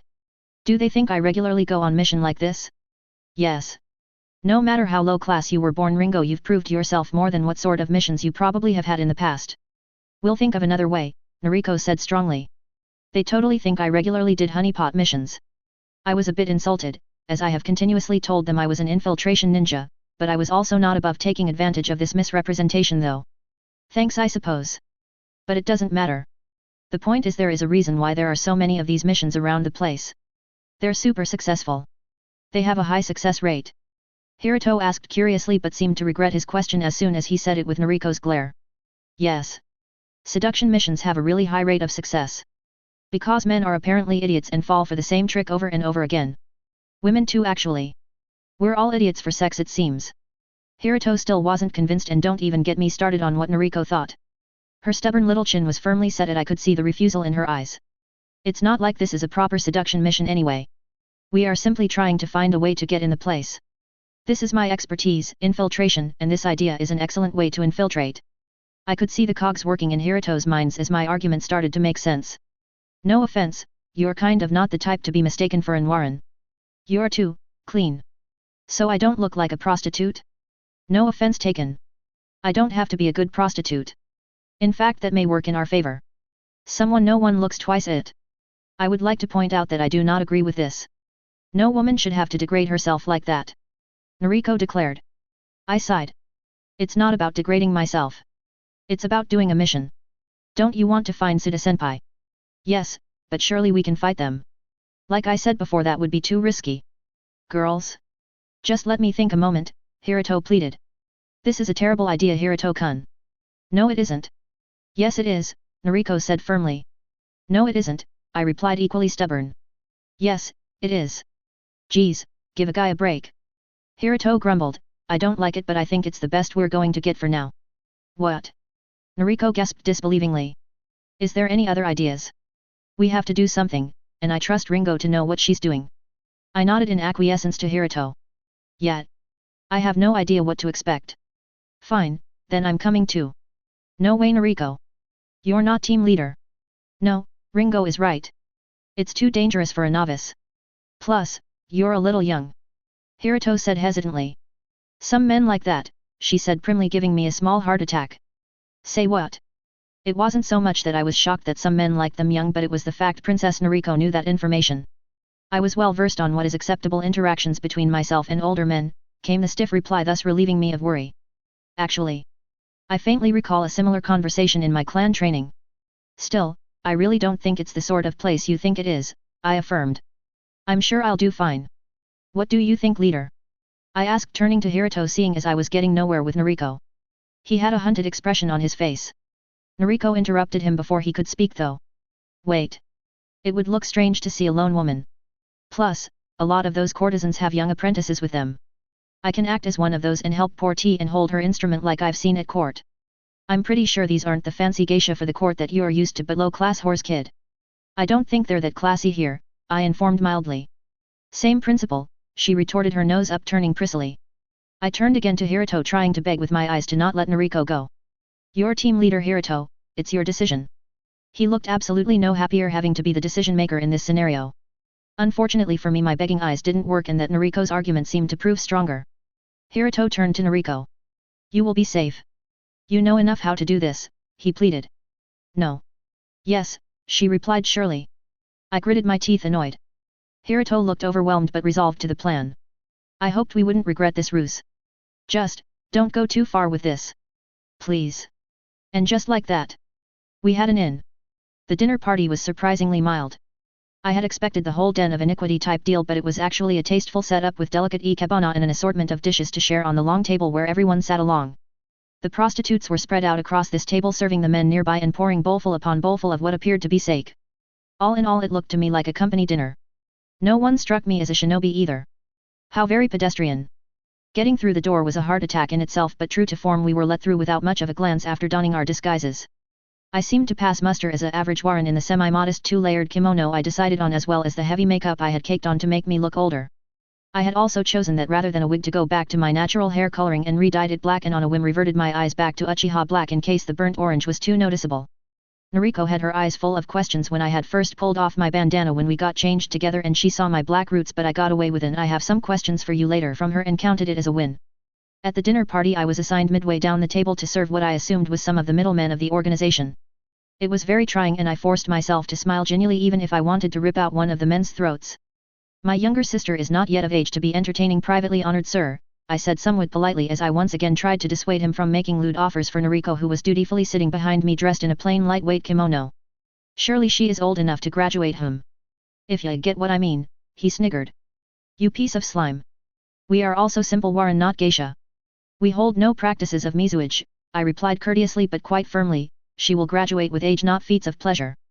Kentaro, leave the entertainers alone, a deep voice near the head of the table cautioned. I glanced briefly in that direction and happened to lock eyes with a jade-eyed man. He lifted his sake bowl in a motion of politeness in my direction. I could only respond with a demure smile. Damn waste. The brute that I now know as Kentaro muttered and sent a hungry look at Noriko before downing another shot of sake. Yeah, keep doing that and I'll help you meet your insides from the outside. AA. The lanky brown-haired man to my left sighed disappointed and started to clean out his ear with his pinky. What's the point to having prostitutes at a dinner party anyway if we can't use them? In response I gracefully refilled his drink. He eyed the movement with a skeptical look. Yeah, sure you ain't geisha. I bowed my head benignly and signaled Noriko to take the empty sake bottle. I was pleased that she was efficient in her movements. You have a keen eye, sir. I was not always Warren. These troubled times have overfilled their pot and now we have to deal with spilt tea in all our houses. TCH. Probably those damn ninja messing with us again. They think they own everything because they got a bit of hoodoo on their side, the black-haired man with a dirty mustache on my opposing side muttered. Oh. Does Troubles also seek this side of the border? I was unaware that Grass's issues have spread. I asked curiously with an open-ended question. Anything about Shinobi that they could tell me I wanted to know. Ah, you pretty thing. There is ninja trouble everywhere. If we didn't have a bloody hands tied with them I'd try and slit all their throats, Dirty Mo Man replied condescendingly while giving me a appraising glance. Oh. Forgive me. I have only had contact with the shinobi that visit my mother's tea house. Where is that exactly? Kentaro asked not so subtly, still giving Noriko the eye. To her credit though, Noriko had not slipped once in her composure of a meek apprentice. In the village 2 days north of here. By the time you find it I'm sure my younger sister here will be of age, I retorted perhaps a little too tartly because I receive a vicious look from Kentaro, but his probably less than friendly reply was halted due to an amused snort. I glanced to the head of the table again to see Green Eyes was looking at me curiously. I suddenly held the sensation that he never truly looked away. You're a curious one, little grass flower, he said inquisitively. You have a fire look about you though, with that pale skin and dark eyes. Deflect. You often travel to fire? I asked politely. Some, he replied softly before whispering quietly to the tea server closest to him. The girl nodded obediently and rose away from her cushion. Come, you are too far away for conversation, he called and motioned to the now free seat near him. I wish to know more about you. I froze a little at the offer and for a second and blinked a few times, trying to figure out whether this was a good thing or a bad thing to happen. I rose gracefully from my own cushion and rounded the table to his side, Noriko dutifully 2 paces behind me. What is your name, little grass flower? Green-eyed man asked politely. Nezumi, and yours? Green-eyed man just smiled. Depends if that your real name or your stage name. I paused minutely before replying, it is the name I took when my mother took me in. Ah, not your real name then. Well, when you can tell me your real name I will return the favor, he bargained and took a sip of his sake and his green eyes sparkled. I felt a little flustered under my guise as I realized that in that moment he was actually a pretty attractive man and I essentially appeared the most like my natural looks than I had been for many years, and he was finding me attractive. I can't help but be a little pleased. I bit back a smile and busied myself with pouring a nearby gentleman a refill to detach myself again. All I'm saying is that my daughter's wedding was delayed 3 weeks. I unintentionally eavesdropped from the man as he grumbled to his friend. That's ridiculous, his friend replied, you should have just had the wedding in grass. Far easier to get hitched there. No, my daughter specifically had her heart set on the temple near the hot springs and fire. I knew the price was going to be obscene, but the screenings took a month longer than necessary. All because we're merchants by trade and we had to prove that we were transporting the dowry and belongings of my daughter rather than illicit products. Just because we look a little earthen, I bet. Bunch of racists they are. You would think it'd be easier if you were used to crossing the borders, being a trader of iron, the courtesan next to him said softly. It's been 2-3 years now that it's been real hard crossing borders with having the right papers and all that. Influx of bandits too, which makes it hard. Had to hire some ninja last trip east. Good thing too, we were attacked 3 days in. Am I boring you? A voice called from my left and I immediately turned my attention away from the conversation to my right to look at Green Eyes. My apologies, I was merely lost in thought, I murmured shamefaced. He just snorted softly and looked curiously at the man I had eavesdropped on before asking me, does trade interest you? I don't really know what to say. Oh, only a little, I dithered. I find it fascinating to hear stories from traders that travel through such fantastic lands. He snorted softly. Ah, maybe if I told you I run a route of traders your attention would all be mine, he teased, licking a stray drop of sake from the rim of his sake cup. I blushed furiously and thanked all that is and was that my makeup wouldn't show it. I really am inexperienced in this. You're too kind, sir, I replied, flustered and almost died at my cheesy response. He just smiled at me though and placed his now empty sake cup near me so I could refill it, which I did daintily. He watched the movement keenly. Now my little grass flower, he said while lazily tracing a finger across the red camellia pattern on his sake cup, while only limited to Earth Country at the moment I am more than willing to regale some of my tales if it amused you. Some of them may even contain some ninja. Only if it pleases you, sir, I replied softly, trying very hard not to seem too keen. I would be happy to hear anything you care to say. You most certainly have my full attention. With that I sat rapturously as Green Eyes regaled me with his stories, of which I picked up a couple of underlying facts. Restrictive visas, price hikes in major cities but not necessarily in country towns, new trade syndicates appearing, shinobi dealing with civilian leaders. I thought about the hundreds of scrolls littering the walls of my cavern and started matching events. I didn't know the inner details of Earth Country like I did fire, water, wind, and river, but I knew enough that what he was saying was plausible. That was when I realized that it matched way too perfectly to my records and the sequence of events of what water and wind country went through. Oh shit, I recognize this pattern. Are you okay?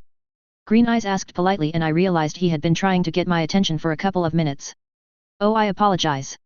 I just noticed that many of our parties seem to be leaving, I redirected desperately. What can I do? It seems like Earth is heading into war. True enough to my words though, many of the people at the head of the table had left throughout the meal, as well as many underlings who had slunk away with a prostitute on their arm. Epically, I had noticed a man leave with 3 just 20 minutes prior. So it seems, he sighed dejectedly after he had taken a look around himself, I was quite enjoying your delightful company too. You're too kind, sir, I replied, now owning that phrase. We both lulled in conversation, but his gaze never left mine. In a flash though, his grass-green eyes lit up with glee. Oh. I know. There is a sort of after party at the Kuroijo now that this gathering has finished. You could perhaps join. I hesitated. Oh. But don't worry. You'll of course will be paid well, he said beguilingly, and I'm sure if I actually was a prostitute I'd be happy with the turn of events, but I was kind of insulted. I didn't let it show though and thought hard. It seems like an opportunity not to miss, but... Nariko. I turned my head slightly to observe my shadow, who had not broken character to her credit, but I could definitely sense her disapproval. Oh Nariko. I hope you don't start hating me again after this. Of course, I'd be delighted, I replied, ignoring the oppressive aura Nariko was now emitting, on one condition. I would like to attend without my apprentice. Sorry Suda. I promise to look after right after this. There is a bit more at risk and I have to figure out why. Chapter 21, The Kuroijo. Ah.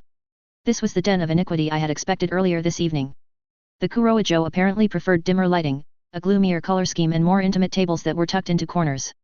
Some of the tables already had some occupants, with men a little more than drunk being doted on by giggling and wriggling women who were draping themselves all over them. As I walked by, I was more than once flashed by some of the more intimate parts of the women as grabby hands clumsily untucked the laces and bows. This place is disgusting.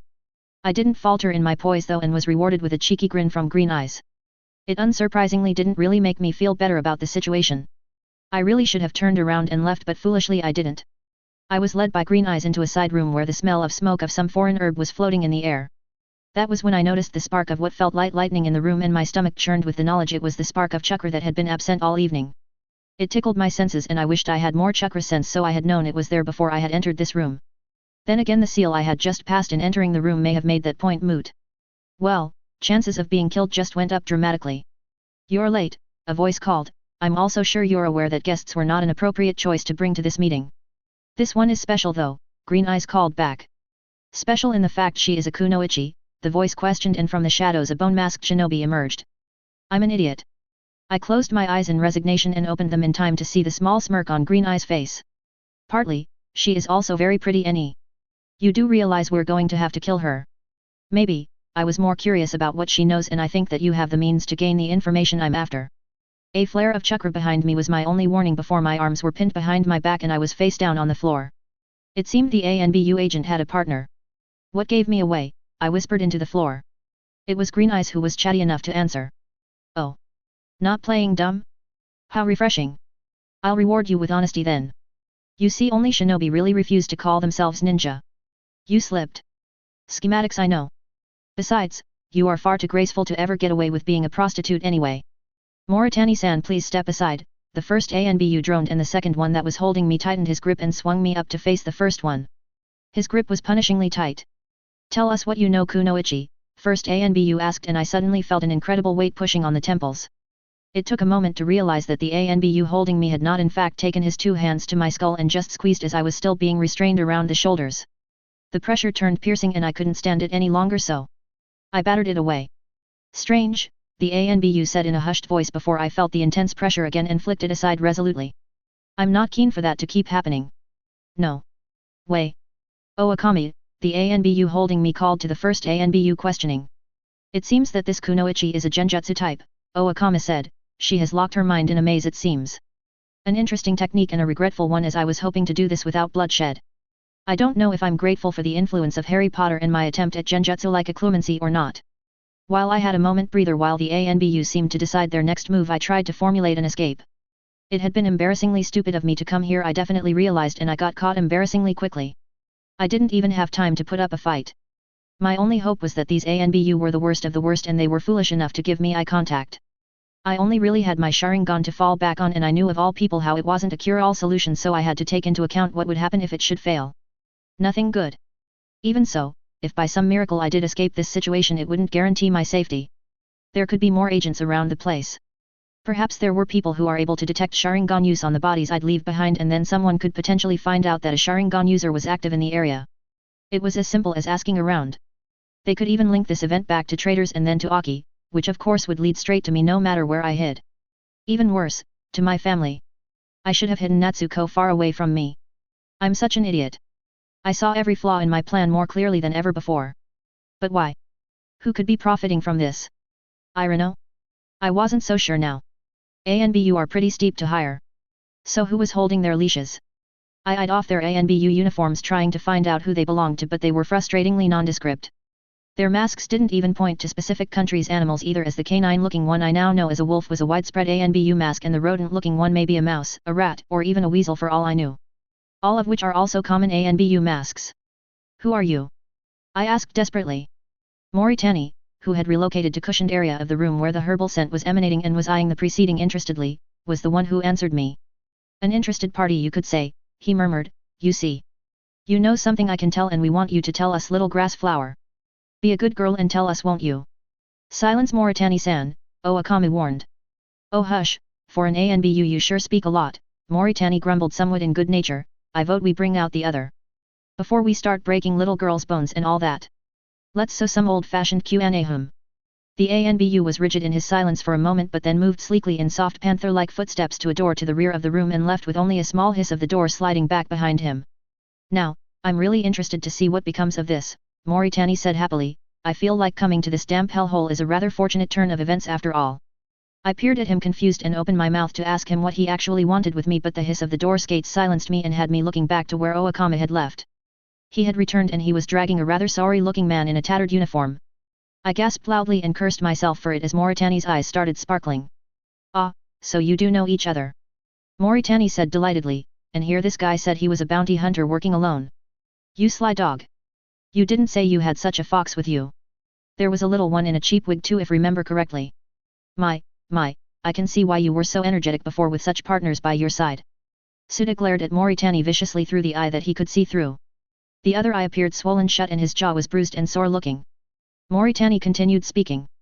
Now what I find interesting though is how could you Mr. I don't know anything really not know anything when his partner so clearly does. What a puzzle. What do you want? I hissed angrily. I knew I wasn't being the cool, calm and collected shinobi I had always aimed to be. I was quite simply acting like a child. In hindsight I recognize the narrow-mindedness of my actions that led me to this point.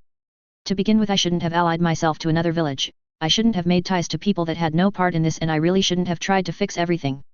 Informed or not, it didn't make me omnipotent. As to what led me in this room, I shouldn't have bothered following Moritani. So what if Earth might be starting a war? Even if it was true, what could I have done about it? If I had learnt anything at all, was that all the countries were readying for war. They were warring nations. How could I forget I was effectively a foreigner in these lands and I had no superpower to magically fix things? I was just another kid with a hero complex, and I really should have died this day, and I almost hate retelling this part of the story, but today was another turning point in my life. It was the day I realized I wasn't immortal and that I was in way over my head. So, I did what everyone did when they were scared out of their minds but didn't want to show it. I turned to anger.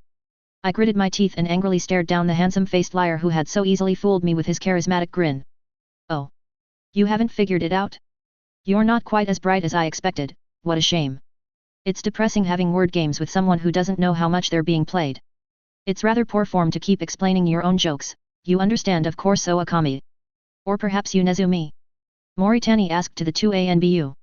His face suddenly lit up as he remembered something. Nezumi. Oh, this is funny.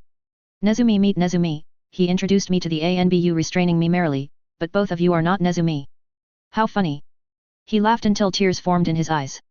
I was really struggling to keep my own from leaking out as he mocked me. I looked away shamefaced and caught Suda's gaze for a second before he too looked away from me to glare at the ANBU holding him. I felt like the stupidest person on earth. Moritani-san, Akami warned, if this kunoichi does know something, let's not waste time. Yaar. You ANBU are a pill, aren't you? Fine. Moritani grumbled at the ANBU before turning to me with a faint pout, may as well keep this polite. I want you to tell us of a certain mutual acquaintance if you wouldn't mind. What? I frowned in concentration and bounced my eyes from Moritani's face to Suda's wrathful one. Do they mean Suda? Oh, you are a dumb one, Moritani sighed in apparent exasperation, not the Tanny noble. We already know all about him. We have bigger fish to fry. I gritted my teeth again and bounced my eyes across the room in desperation, trying to figure out what these people wanted. Dear Kami, I didn't think I'd have to spell it out for you.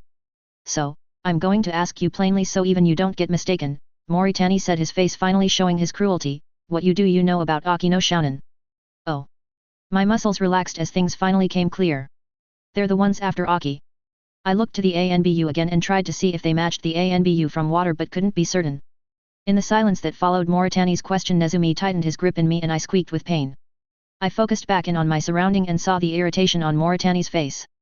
Perhaps I wasn't plain enough for even you. Do you? Moritani-san. Lift her head before you repeat that question, Akami ordered and walked closer. Moritani gritted his teeth but acquiesced to his request. Fine. You good now? Good. Geez, Moritani sighed and ran his fingers through his hair. Let's start again and I'll be more specific. Do you know where Aki is? I wished I was able to spit in all their faces, but Moritani had stepped back to let the ANBU stare in my face, and the ANBU himself had the pesky mask as protection.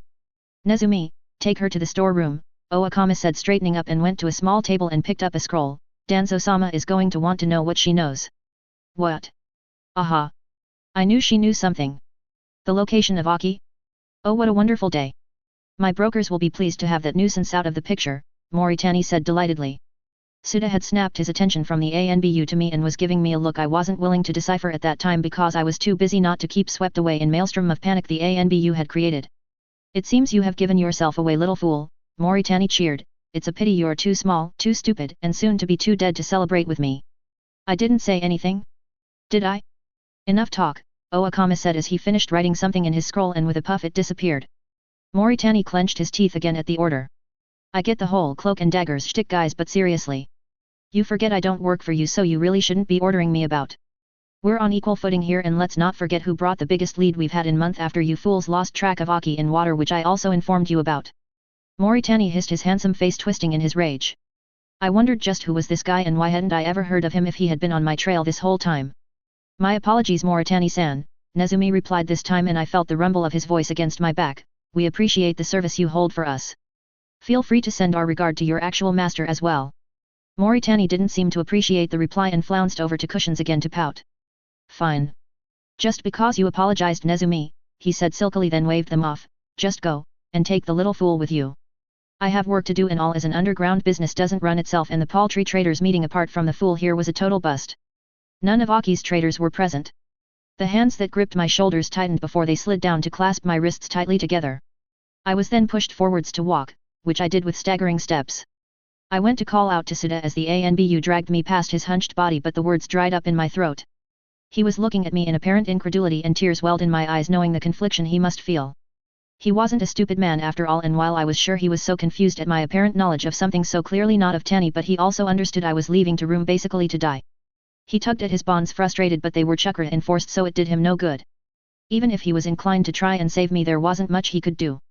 I was ousted from the room. I turned to Suda to mouth at him what my voice failed to vocalize. I took in one last glimpse of his brown sun-streaked hair and stricken hazel eyes before the door slid shut behind me. I'm sorry, senpai. I was dragged into a dusty room and thrown up against the far wall in a painful movement. I groaned in pain as I bounced off the timber wall and then onto the grimy floor, jarring my shoulder as I landed because the tight grip the ropes that they had bound me in on the way threw off my balance. Small mercies was that it was finally the opposite shoulder to the one that usually cops all the damage. Get on your feet, Nezumi ordered firmly as he slid the door shut behind him. Shouldn't have shoved me to the ground if you wanted, Irk. I doubled over in pain where the sheath of the ANBU's tanto rammed itself into my midsection. The hell? I was getting up, I gasped. On your feet, the order was repeated, and I did so this time without the smart comments that got me skewered last time. Never let it be said I couldn't learn. Once I staggered to my feet, I waited a bit to see if this was a die on your feet moment, but nothing was forthcoming. I was just getting stared at by the ANBU. At least I think I was. It was hard to tell with the mask. What now, genius? I couldn't help but ask in the awkward silence. I was essentially sheath whipped across the face, which sounds about as pleasant as it felt. My knees weakened in both the shock and pain, but I resolutely stayed on my feet. The effort felt gargantuan, and I was certain my right cheekbone was now broken. Damn it. I actually can't learn to keep my mouth shut. I felt my right eye water in reaction to the blow, and it made for a blurry mess, so I just opted to keep that eye shut. I went to ask the ANBU what the hell he wanted from me, but I'm certain now there was an unspoken order for silence that I was struggling to learn. The answer to why we were waiting came a couple of agonizing minutes later when Owakami ANBU arrived and stood by his partner. "Guard the door," Owakami asked Nezumi, and the ANBU did so without a word, leaving me with Owakami. I watched him pull a brush and a scroll from his sleeve with casual grace, and with a few swift hand signals the scroll slid open for him with the sharp sound of moving parchment. He then turned his attention to me. "Aki no Shounen," he intoned coolly, "where is her location?" "I don't know," I said honestly. I had no idea where we were, technically. There was a pause before he wrote something down on the parchment. A moment later, in a movement I didn't see coming, I had a Tonto sheath rammed into my already bruised gut. I retched painfully and I tasted the bitter tang of blood in my mouth. Apparently both ANBU were fond of interrogation via Tonto sheath. I wonder if they teach that in ANBU Root Academy alongside lessons of how to be a dick classes. I may have smiled inappropriately for my circumstances that apparently merited another scribble in the scroll Owakami was holding. He continued his interrogation. "How familiar are you with the merchant known as Aki?" I declined to answer this time, instead focusing my attentions on not coughing up a lung, and the ANBU went for his Tonto again. Wait. The question was ambiguous. I implored, but I received a blow from the Tonto sheath anyway across my left cheekbone this time, and I was sent sprawling. "Are you familiar with Aki's movements?" "No." A swift kick and I flew towards the back of the room again, and I cracked my head painfully against the wood and involuntarily bit my tongue as my jaw clicked shut. I disinclined to agree with Moritani-san in any instance, but he may be correct about your intelligence. I spat out a globule of blood and glared at the ANBU hatefully. "You're asking the wrong questions," I wheezed out wetly with bloody spittle running down my mouth that I was somehow embarrassed I couldn't wipe. The ANBU picked me up by the obi of the now ripped and bloody kimono I wore and pulled back his fist. "Answer the question," he ordered. I had a stupidly brave moment I instantly regretted and back-talked him. "When you ask the right question I'll give you your answers, baka." The ANBU sucker punched me straight in the face and the room blurred. I was dropped to the ground, but I didn't work that out until I saw the flecks of blood on white boots standing before me. I realized I was lying painfully on my side, couldn't breathe through my nose, and my breath was coming out in fluttering gasps that rattled ominously in my chest. Add that to the blinding pain ringing through my ears, I wasn't surprised that I slipped out of consciousness, because when I came to I was on my back and a green glow surrounded my face. I had a beautiful moment of relief upon the realization I was being healed, and I kind of equated being healed to Elias, but then I recognized Moritani's slick and slimy voice. "You really are an idiot. Who argues with ANBU? An idiot. Don't you know the 3B's guide to ANBU? No banter, no barter, no bullshit. You're a Class A waste of space. I'm inclined to think that it was just your looks that got you through training, because it certainly wasn't your smarts, darling. Even WHEO. Come to have you." I groaned. "Ah, such a lady," he said in a simpering voice. "Oi. ANBU. Do you want her restored completely?" he called while still keeping the fog of Shaozen Jutsu on my face. I looked to where Moritani's gaze went to and saw both Owakami and Nezumi near the open doorway through the green glow. The fact that I could see through both eyes meant that Moritani had at least healed the broken nose. I turned my attention to the handsome man and he noticed my gaze. "Some of us actually are skilled at hiding our abilities, novice," was his reply to my unspoken question, and I shut my eyes to his self-righteous grin. "That should suffice, Moritani-san. She just needs to be coherent," Nezumi intoned and stepped towards me. "Well, maybe you need to go a little less heavy-handed next time," Moritani said, keeping his smile, but it had turned sharp and nasty. "We wouldn't want to kill our best lead to Aki since the last debacle. After all, you are not the only party interested in bringing her down." The ANBU didn't reply but bypassed Moritani to grab my obi again and raise me from the ground. My head fell limply to the side and I was thoroughly fed up with it all. "Mao, enough." I pulled the available chakra into my eyes, ready to do anything and everything to get out of that hellhole. Secrets be damned, but a massive crack slipped through the air, making the dust motes in the air shimmer. Everything paused for a moment, then moved all at once as the ground heaved and I was dropped to the floor once more. As I was falling, I just managed to catch the disbelieving gasp of Moritani and the hushed "what the?" before the entire building collapsed with a rush of falling stone and wood. "Ah shit! What just happened?" "Don't question it, Ringo," Suda said hurriedly and somehow miraculously untied. The rush of cold air and dampness pervaded my senses and I shivered as I realized I was somehow heading away from the now remains of the Kuroijo. How awfully, horrendously, convenient. I was slung over Suda's shoulder as he sprinted away from the rush of rock and stone. He moved with breakneck speed to land on a nearby boulder that was out of the chaos. "We need to move quickly. If they're still alive, we need to be far out of reach before they even question the possibility we're still alive." I was still a couple of paces behind in his thinking. "But how did you even get untied?" I asked dumbly, and Suda sighed and swung me down from his shoulder and wiped the water from his still bruised face. "And how did I get untied?" All I could remember was Sita bursting into the storeroom and dragging me through the window as the wall caved in. I have no idea where the ANBU had gone or even when they had left. We can talk later, Ringo. You have to pull yourself together right now because we've got to go. Sita hissed. But, how did you find me as the building was collapsing? I felt a sharp pain in my newly healed cheek and Sita's angry and terrified gaze held mine. Ringo, this is not a game, I need you to follow orders. Move. Still quite shell-shocked, but I managed to follow Sita in a breakneck dash across treetops and rock stacks as far away as we could from the remains of the Kuroijo. The ill-fated tea house was a little of the way out of town and it seemed that the rockfall had missed most of the border town as we sprinted closer. As we hit the town limits we wound our way past the legion of villagers that swarmed out of their houses and headed towards the now crushed tea house to provide aid. The persistent rain aided us slipping through undetected. It was only once we hit the center of town I finally realized that Sita didn't know where we were actually going, so I started to lead him to the inn where Hiruto, Naruto, and I had set up camp. This is the place. Sita whispered to me as we landed on the rooftop opposite the building of the inn. I could see steam rising from the back of the property even through the drizzle. Yet, we agreed that the public bathhouse accommodation would be the least suspicious place someone would look. I'll take your word for it, Intelligence Nin, he murmured. I paused in my steps to the bathhouse. Senpai, are you really angry with me? I asked hesitantly. Sita looked at me incredulously. Angry? No, I'm furious. What were you thinking? You are way too underqualified no matter which way you spin it to have entered that tea house alone. As a prostitute to less. I mean, I'm a fraction grateful for the effort, but you could have died. We should have died. If it wasn't for that rockfall. He trailed off and sighed harshly. We were so incredibly lucky that I want to buy a lottery ticket. For some reason the gods decided to spare us, but believe me, I am not overlooking what our chances were if divine intervention didn't occur. With that, Sita leapt on the inn's roof and then to the entrance. I followed hesitantly. Before we passed the entrance though, Sita grabbed my arm. When we're clear from this, I also expect some answers, he demanded sternly, and then pushed through the door without expecting a response. I don't think I have the option of refusing. I paused a moment listening to rain hitting the cobblestones outside before following. It was until I passed the welcoming area and I received some smirks and aghast stares from other patrons that I realized my current state of dress. I was fashioning some pretty low-class whore vibes as the events of this evening had shown themselves upon my ripped, soaking wet and torn kimono. Bloodstains included. Sita's glare thankfully warded most of them away though. He had also seemed to have delved into a deep sulk and I was hesitant to disturb him and get my head bitten off again.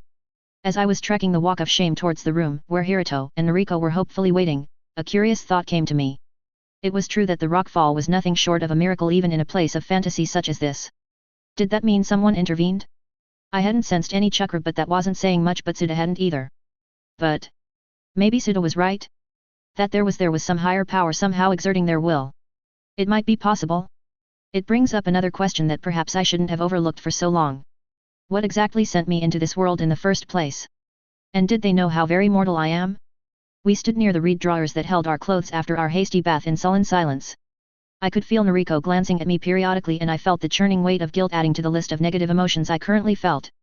Shame, embarrassment, humiliation, regret. I had received the absolute worst dressing down from Nariko not even minutes after entering the bathhouse, where I was verbally skinned for my actions. She had obviously been holding the temper until now, because when Sita and I had first arrived in the room to the inn where a frantic Nariko sharpened her equipment and a desperate Hiruto paced, she was more relieved than angry. Both Hiruto and Nariko cried pitifully when they saw Sita and in hushed and terrified voices asked what had happened. Sita, without even looking at me, gave them a basic run over about what had happened, including a quick brief on his capture by ANBU outside the bounty hall. He also said we would have 20 minutes maximum to pack and leave the border town. Sita spared a small glance at me to take in my torn finery and demanded I use that time to take a bath and change. As I left though, Nariko was resolutely following me with fire in her eyes and many, many words of anger on her lips. Despite her anger, she would have really worried about me. It was that thought that spurred me to apologize. Sorry I left you behind. I mumbled lowly and pursed my lips. I was also very glad that I had indeed left her behind as well. Sita was right. I would have died if not for that rock fall, and if I had let her come I would have also dragged Nariko into it. Don't sound so sure of it, Nariko replied to me sarcastically, now fully looking in my direction and tisket at the bruises on my ribs. I grimaced as she set about bandaging them with a little less care than I would have liked. No, I mean that I'm sorry I took off on my own. It was a stupid thing to do and I'm glad I'm alive to tell you I'm sorry. I said honestly and gave her a genuine look of contriteness. She held my gaze and looked sharply back at my now bandaged side and then walked over to the reed drawer holding her clothes. She opened it and pulled out the first piece of cloth on the pile. She paused a moment in her movements, then held up the cloth, stroked it softly, then passed it to me with a sharp movement. Here is your bandana. Noriko murmured, holding out my plum-toned bandana like a peace offering. I murmured back a thank you and smiled. She didn't smile back, but she also didn't frown, so I took that as a win. I carelessly went to tie it around my discolored roots, but a lock of hair in the corner of my eye caught my attention. It's black. Oh. I squeaked out, surprised. What? Noriko demanded, taking a more defensive stance. I regretted my overreaction. Oh. Just I need to find some bleach and dye, I explained and motioned to me hair. It would have to wait though, obviously, as I wasn't likely to be able to do anything in the timeline Suda had given us. What do you mean? Isn't it naturally black? Just keep it natural. Constant dyeing completely wreck your hair anyway, she said, looking at my brittle and frizzy strands. Well, it's for personal reasons. I can't possibly tell her it's cause I need to disguise it. Noriko simple snorted at me. Nice try. It's just suspicious and seems like you're trying to hide something. If you don't like it, just cover it all with your bandana. It was then I remembered she knew about my adopted status and hoped she hadn't connected the two like Misaka-sensei had. I just don't think black is my color, I said to my defense. You're so vain. I snorted. Not really. But I understood why she'd think that, so I just bundled up all my black hair into my bandana rather than leave the loose locks out. Hypocrite, I replied. We shared a moment of I supposed was mutual amusement before we remembered the events of the day. Her smile was the first to waver and my own followed. Noriko clenched her teeth that seemed to come to a decision. She grasped my shoulder, stood on her toes and got right into my face. I was a bit uncomfortable in the way I was close enough able to notice the threads of silver in her seafoam eyes. Once she was sure she had my full attention, she imparted what she wanted to say. Never leave me out of the fight again, she said sternly. Deeply uncomfortable, I answered swiftly. I promise, I replied and hoped it wouldn't be another lie. It probably is. Languishing in a brothel at a market village on the border of fire and grass to meet his contacts was not something he minded doing. Not one bit. Oh ho ho ho.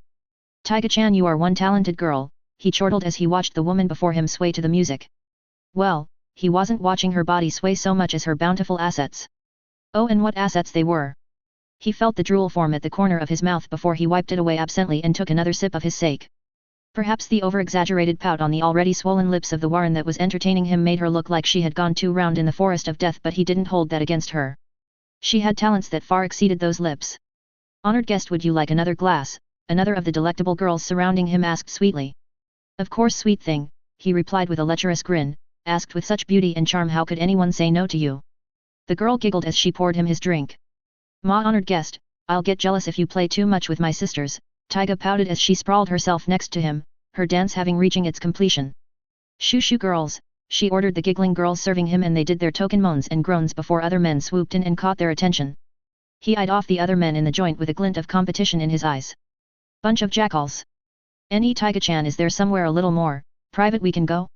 He asked, huffing slightly when Taiga leant in closer to play with the collar of his shirt. Of course, honored guest, we have a back room for special guests, she said demurely, and in a smooth movement got up off the lounge seat and with a curled finger beckoned him to follow her. He was certainly not going to refuse her and followed quickly. Ah, Taiga-chan. Alas, we're alone. There are a couple of things I was hoping to get to know better about you. Taiga crossed her arms under her chest, which he was not complaining about. Not one bit. Ah, so round and perfect. Not quite the melons I'm used to, but I'll cope with those grapefruit, he said dreamingly and went in for the kill, but Taiga skipped to the side. Mao, you only care about breasts. I'm sorry, I'm not Tsunade of the Sunin. Taiga pouted and sashayed to the window. He just about saw his good time fly out that same window and so hustled to make peace. Hey, it's not like Tsunade is anywhere nearby to compete with you here. You are obviously hold the title in this place. I guess you're right, she sniffed and blew her nose cutely. I guess my only contender is Aki if she were to wander by. That certainly perked him up. You mean Aki no Shounen? The babe trader? The hottie of the roots? The merchant with the biggest TI? Stop it, you're making me mad, Taiga said dryly. You wouldn't think I'm a lady with that talk. My apologies, sweetheart, he simpered. I was just overwhelmed to find out she was nearby. I'm curious about her. You lecher, you just want her for her chest, Taiga pouted again, slapping him lightly on the arm. Didn't you say I was enough? Of course, but, I'd like to see if the rumors were true, that's all, he defended. Oh. I wouldn't have thought you put much stock in rumors like that, considering your own illustrious reputation. I earned mine fair and square, sweet cheeks, you better believe it, he cackled, self-satisfied. Ah well, if you want to chase rumors then I'd head east if I were you. A whole lot of action happening on the routes and Aki's bound to be where the action is. Oh ho! How interesting! Now do we have to talk about other girls now? Taiga whined, I want you to talk about me. Ah Taiga-chan. I'd love to but I smell a story coming. Always a pleasure to see you again and I'll pop by when I come through next, he said with a mischievous smile and kissed her on those luscious lips with a bold smack. Oh my, Taiga swooned and the man gave her a cheeky grin before swaggering out of the room blowing her a kiss on the way. Oni-san, Oni-san. Who was that? A younger apprentice said soon after in a hushed whisper as she burst into the private room where she had seen this enormous man walk on his way to leave the brothel. Her older sister looked at her coyly, oh. Don't you know? That was the legendary super pervert. Taiga said in a giggle, he's one of the good ones.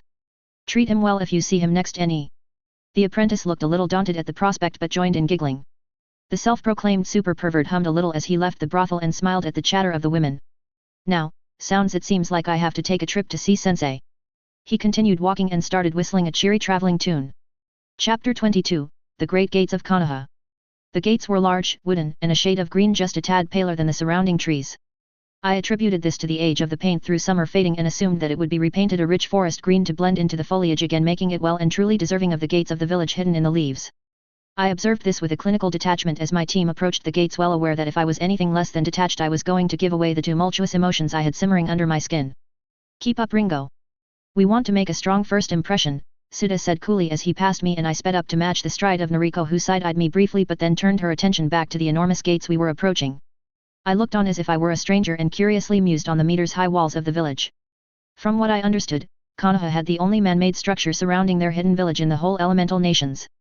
Suna had a natural crater, Kaminari a mountain range, Kiri hid itself in the landscape combined with the perpetual mist and Iwa. What on earth did Iwa have?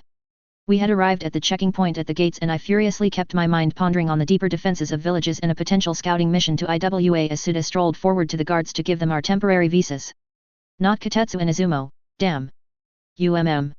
Right. Hidden in stone. A rocky outcropping maybe?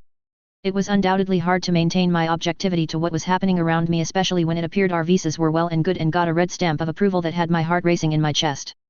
The guard smiled cheerfully at us as we walked by, welcome to Konoha Team Tani and good luck with the Choyunin exams. I felt like crying for what felt like the umpteenth time in the past couple of days. Home. 1 week earlier. Getting increasingly muddy and confused I was extremely aware of my tenuous situation as my team and I fled the border town. We were using the maximum level of stealth we had and I was glad that we weren't making an absolute hash of it but by no means were we a covert squadron. I took rear guard for our escape even though it is usually a position for a stronger combatant like Suda and Hiruto but as I had some experience with being able to cover our tracks I was one that Suda assigned the position. So, I found myself racing after my team eliminating stray footprints and broken branches that were clear indicators of our hurried passage. We ran for 3 days and during this time I stewed on my actions and was trying to come up with contingency plans to somehow remove myself from the backlash of this mission. Is there no option but to go AWOL? It would be messy and completely without contingency but I supposed I could just stop following the group and disappear?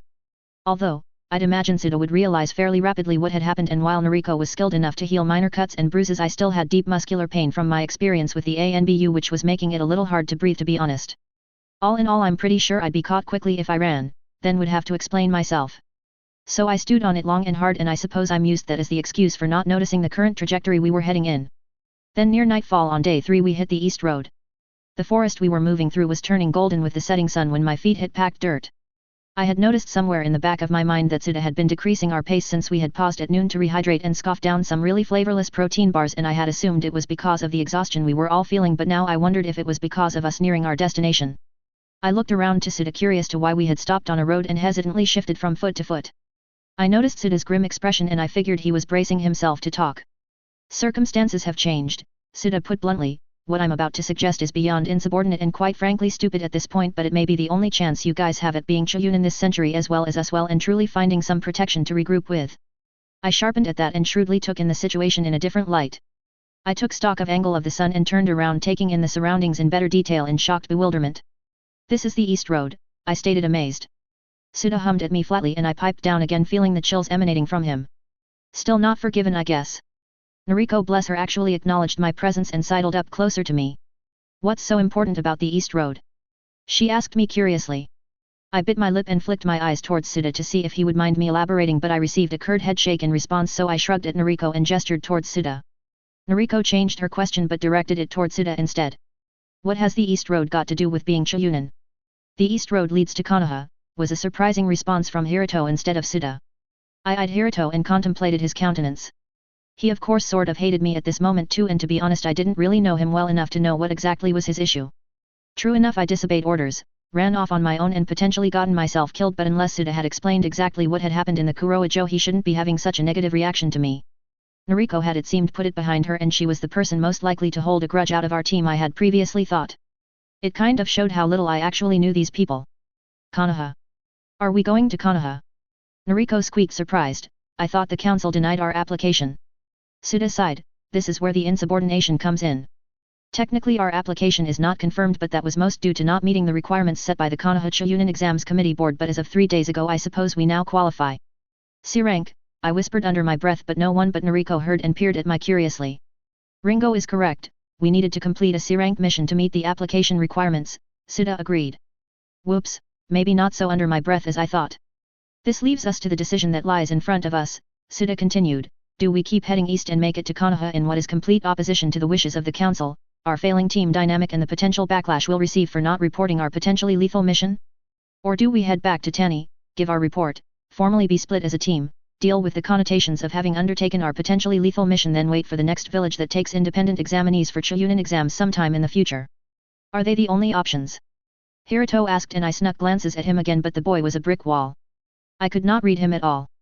No, but there are main ones, Suda said honestly. There are of course considerations that must be taken into account. The fact that we were attacked by foreign nin, that is information that must be ferreted to the council no matter which options, so that courier missions can be rescaled. It's just a matter if we send that information in person or not. The other thing is that some sensitive information has arisen in the light of this mission that will need to be done in person. However, it may be potentially safer for a representative of Tani to come to us in Konoha with the guard of multiple nations in our defense. There are a lot of options, but ultimately it is down to this decision: Konoha or Tani. Konoha. We all turned to look at Noriko, who had voiced her option quite forcefully. She peered around and looked resolute. I'm not going to pretend you all do not know my circumstances, but if we turn back to Tani I may as well be officially resigning from the shinobi forces. I have responsibilities to my clan and I am bound as heir to follow their wishes, unless I am too valuable to the shinobi forces to give up. So, obviously I choose Konoha. I turned to look at Hiruto now, that seemed to be ruminating on Noriko's words, and finally, turned to look at me, and I at last saw what he had been hiding from me. Hurt. I choose Konoha too, he said quietly. I'm not going to lie though, I want to go home because the last couple of days have been absolutely exhausting and I've never been more terrified in my life. I don't want to continue this mission, I don't want to have to go and perform in front of strangers when I feel like the world is breaking, but more than that, I don't want to lose you guys. He said those last words as an almost whisper, and I was struck by how young he was. My mind was consumed with murder, betrayal, and revenge on a daily basis, and while my decisions were often pretty stupid and childish at times, I most certainly never entertained such wholesome thoughts like friends forever. Suda, it seemed, followed my train of thought for once and rolled his eyes skyward. You can't make decisions like that, Hiruto. I don't care, he said stubbornly, and purposefully linked his arms between Noriko's and mine arms in a show of unification. We may be a little broken at the moment, but it's a couple of days to Konoha, right? We just need to stop keeping secrets. His arms tightened on mine meaningfully, and work together. Suda looked to where Hiruto's arms linked mine and then gave me a hard look. Very well. We will proceed to Konoha. He then bit his thumb and quickly signed a summoning circle, and a small furry animal appeared within.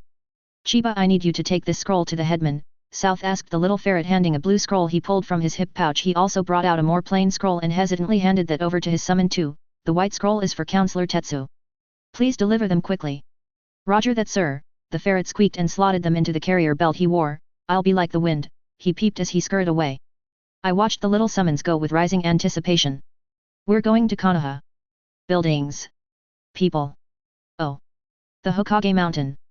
I was waltzing through the quaint little wooden buildings, peering around like I was looking for something.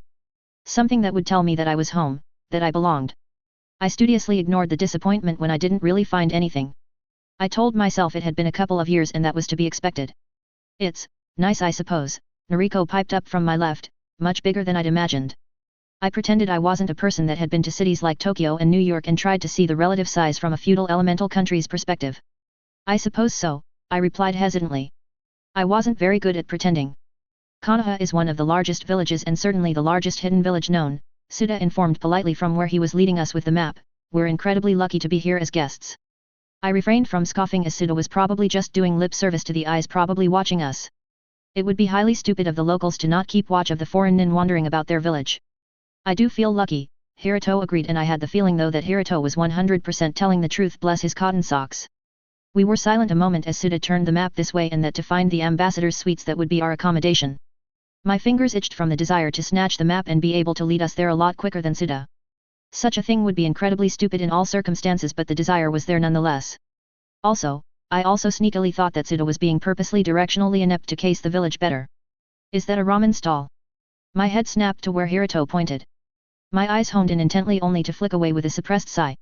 Not Ichiraku. Damn. We can go there for dinner perhaps, Suda replied absently, his head still buried in the map. Hells no. I did not go all the way to Konoha to get ramen from a place that is not Ichiraku's. Who knows, we might find some place better, I said coolly, and I received a grunt back from Suda. Still not on the best of terms, but we're getting there.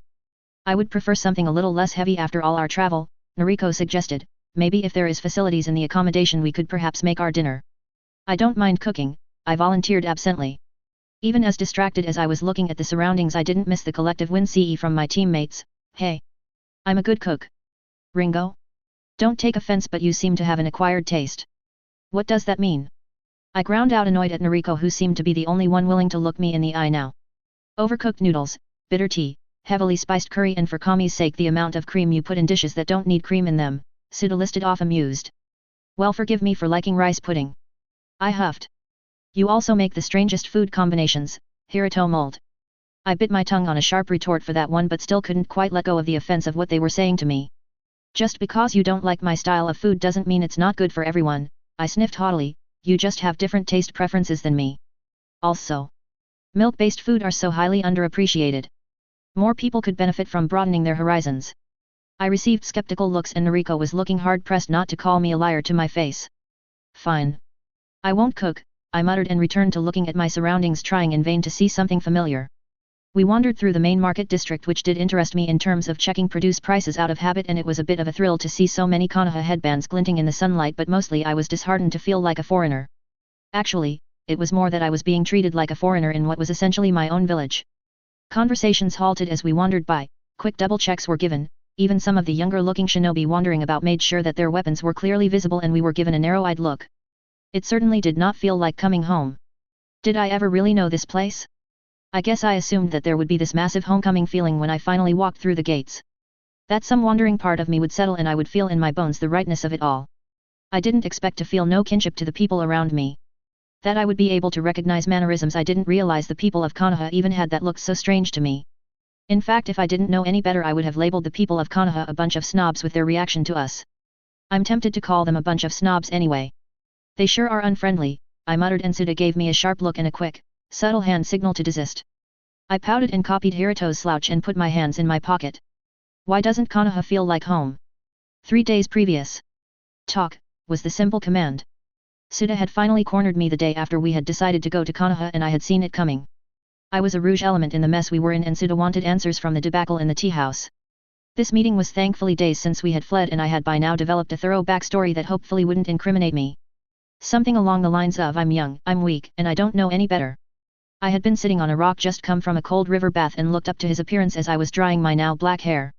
Suda was eyeing the color intently, and I sighed. What do you want to know first? Start with who you are.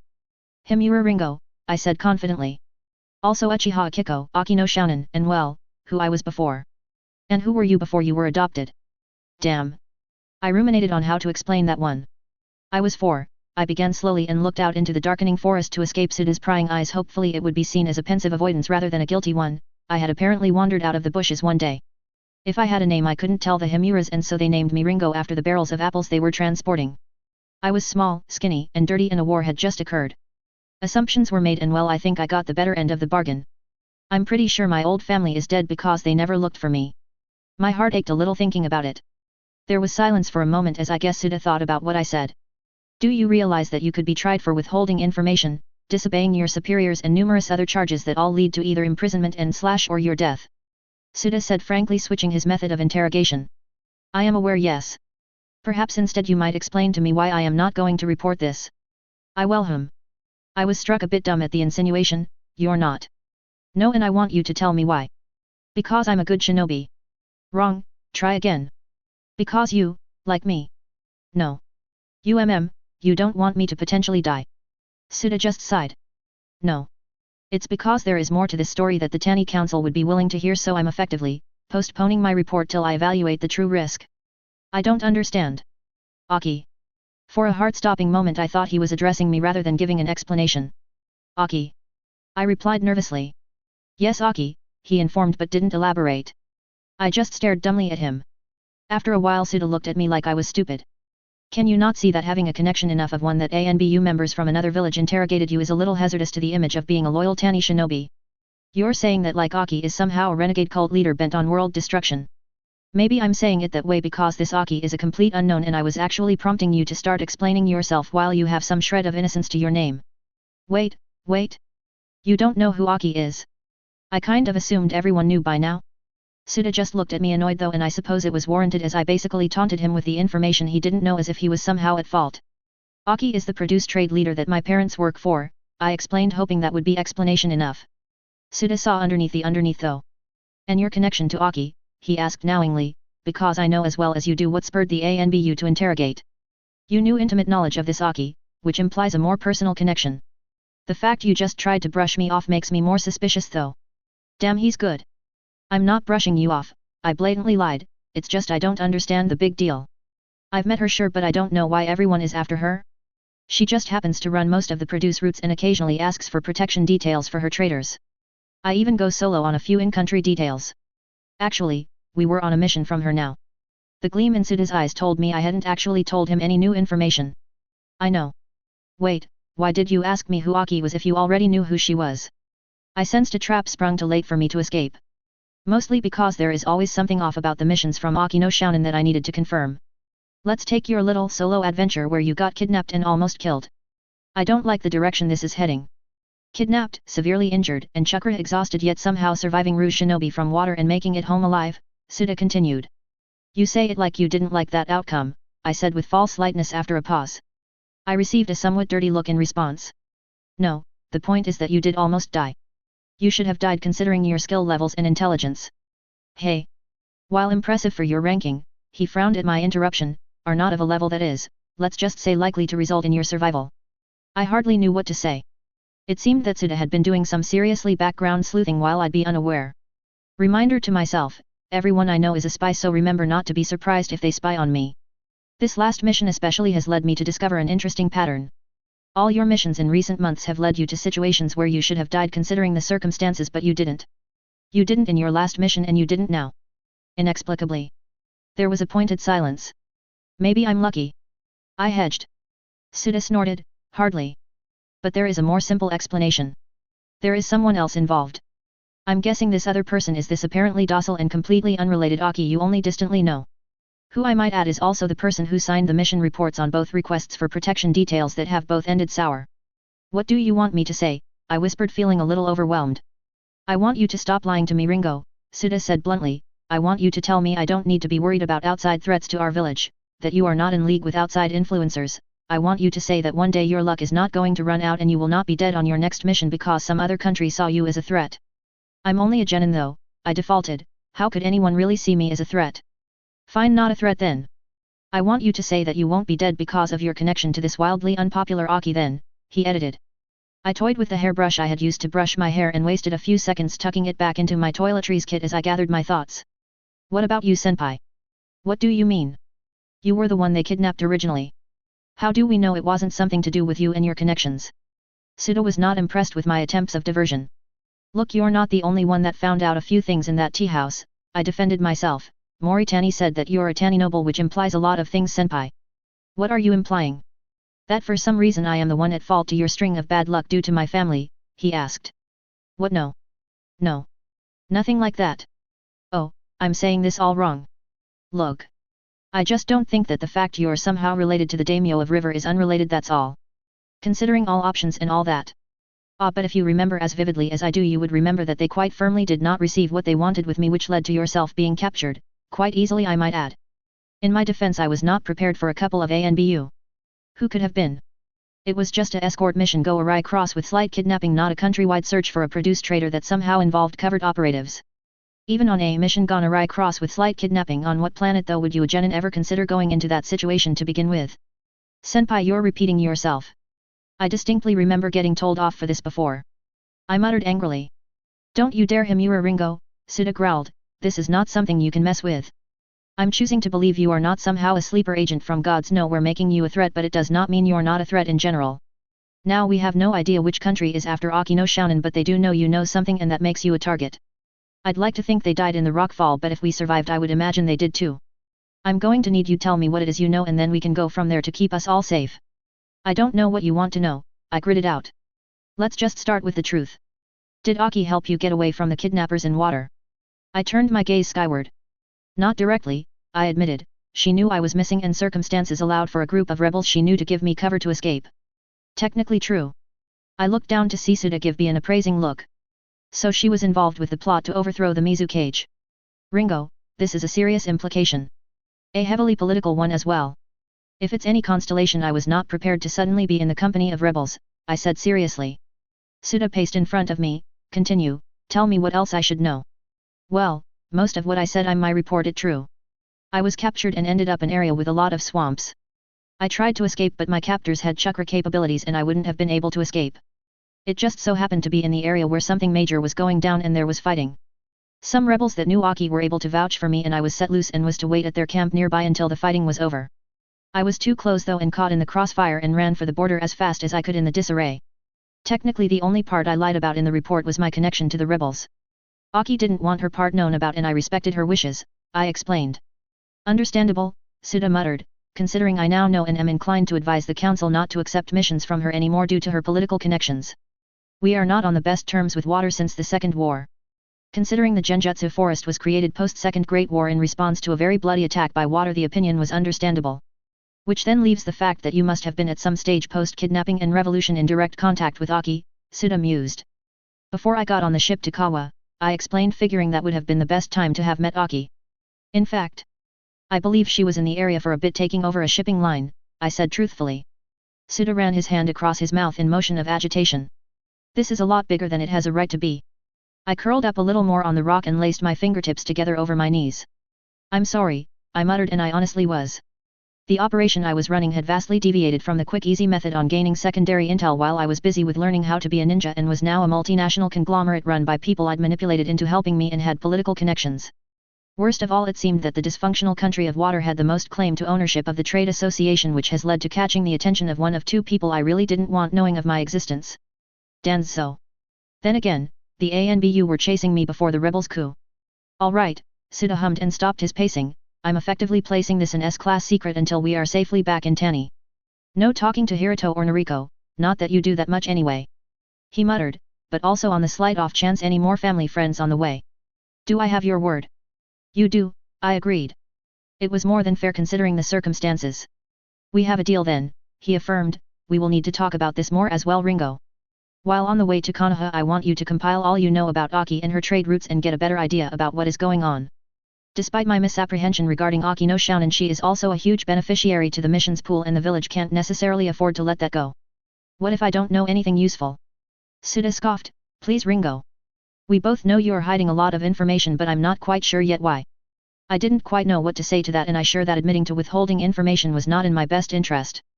I'm sorry, I apologized instead. Ends up that was tantamount to admitting fault anyway, and Suda gave me a cool look. Just a word of warning, Ringo. I'm giving you the benefit of the doubt here.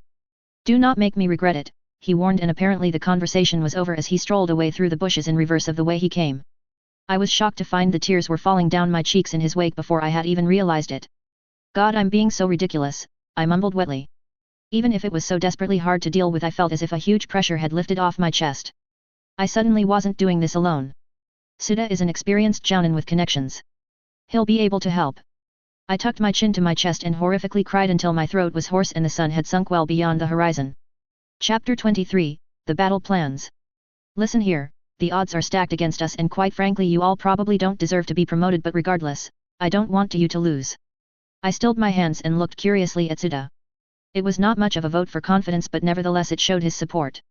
We were currently holed up in our fairly utilitarian accommodations after as much dithering as I've ever seen Suda do, and had just finished setting up booby traps and privacy seals because we aren't stupid, and had moved on to unpacking our bags when Suda let out this comment.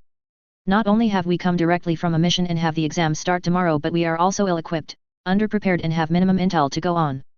In the business we call this an excuse to retreat, Suda continued frankly. However, we are representing our village's strength, so we need to at least put on a show. Suda paused and looked at us all very seriously. So, he continued, I'm going to detail out a plan for you all so that we can make the most of this opportunity without losing face, okay? I sat down heavily on the side of my allocated bed and considered Suda's words, trying to see the intelligence I knew lurked under the surface. Senpai's proved he is more than he appears, so I need to take him more seriously. Go on then, I encouraged in a serious tone, and that earned some odd looks from Hiruto and Noriko, but I ignored them. For once I'm actually not going to question him. Suda too looked at me suspiciously at my lack of tokenistic dismissal, but when I remained intent he moved on. This is when Hiruto piped up. I know it's a bit rushed and all, but why are the odds stacked against us? Hiruto perched himself next to me and stretched out so his arm slid behind me to toy with the back of my shirt. Ah, we're back to the personal space invasion part of our relationship. I'm glad you asked that question, Suda replied and settled down on his own bed. It's to do with the way the exams are run this year. Forgive me if this seems stupid, but shouldn't the exams be run the same way every year? Noriko asked, confused from where she was still standing. I mean, the location changes but the goal hasn't. Isn't Chunin a standardized rank regardless of country? You are not incorrect per se, Suda explained, but there is still differentiation in how the countries perceive the main qualities a Chunin must present. It all comes down to the values of the nation really. So the exams are set up so that they provide the opportunity for those particular values to show themselves. Correct, Noriko, Suda affirmed. Now we have some clues as to what to expect just from knowing Konoha, but a key indicator as to what lies ahead is the application requirements Konoha required. 3-man cells in a C rank, I muttered under my breath. Ringo is correct. From this we can assume that the exams are going to rely heavily on teamwork and combatability. To a lesser extent the ability to complete a Chunin level mission. But how are we at a disadvantage? Hiruto asked, confused. Our teamwork and combatability is pretty touch and go, I replied with a wince, and earned very sour looks from my teammates as they realized I was correct. Yet, we all know whose fault that is. This is just guesswork though, right? I asked Suda, intent moving the conversation along, but also because I was a little suspicious. As someone that actually knew what the Chunin exams held, he was a little too accurate. An educated guess, Suda admitted. I know some Konoha tactics and the way they approach missions, so I'd assume they'd plan an examination with scenarios likely to give their own genins an advantage, seeing as they'd have been taught the same way. Taught the same way. Noriko seemed to be caught on the wrong point in Suda's explanation. I was still reeling at how Suda could predict with some accuracy on how another nation ran their missions. What specialization was he again? Yes, in Konoha they learn standardized values within an academy. They often don't get apprenticed until they reach Chunin. So, does that mean they're all the same? Hiruto asked as he tried to work out the logistics of apparent mass-produced cookie-cutter shinobi. I couldn't help but give my 2 cents here. They're only in the academy till they reach genin ability. They are then given a uniquely skilled jounin teacher, but a shared one that matches with the team dynamic. Let me guess, Noriko said wryly, 3-man cells. And the ability to complete C-rank missions, I'd think, I added. Moving on from Ringo's once again suspiciously accurate knowledge. Suda added, giving me an exasperated look. I winced sheepishly and added it to the list of things I'd probably have to explain myself for eventually. Point is, while we can't train anymore for these exams nor retrieve any of our equipment we've lost on the way here, but what we can do is go over some tactics and do these exams the smart way and hope to win through basically avoidance of the power moves of other hidden villages. It was actually a really good plan considering the circumstances. Suda took stock of our intent faces and nodded to himself. Alright, get comfortable, he instructed and gestured Noriko to seat herself next to him. First off, we've gone over Konoha tactics briefly but not the other nations. Now, what you really need to know about Mistnin is their tendency for ambushes. Our conversation lasted well into the evening and continued, still ringing into our ears about cloud guerrilla tactics, sand power attacks, stones defenses, and the like, before we had to call it quits to get some rest for the next day.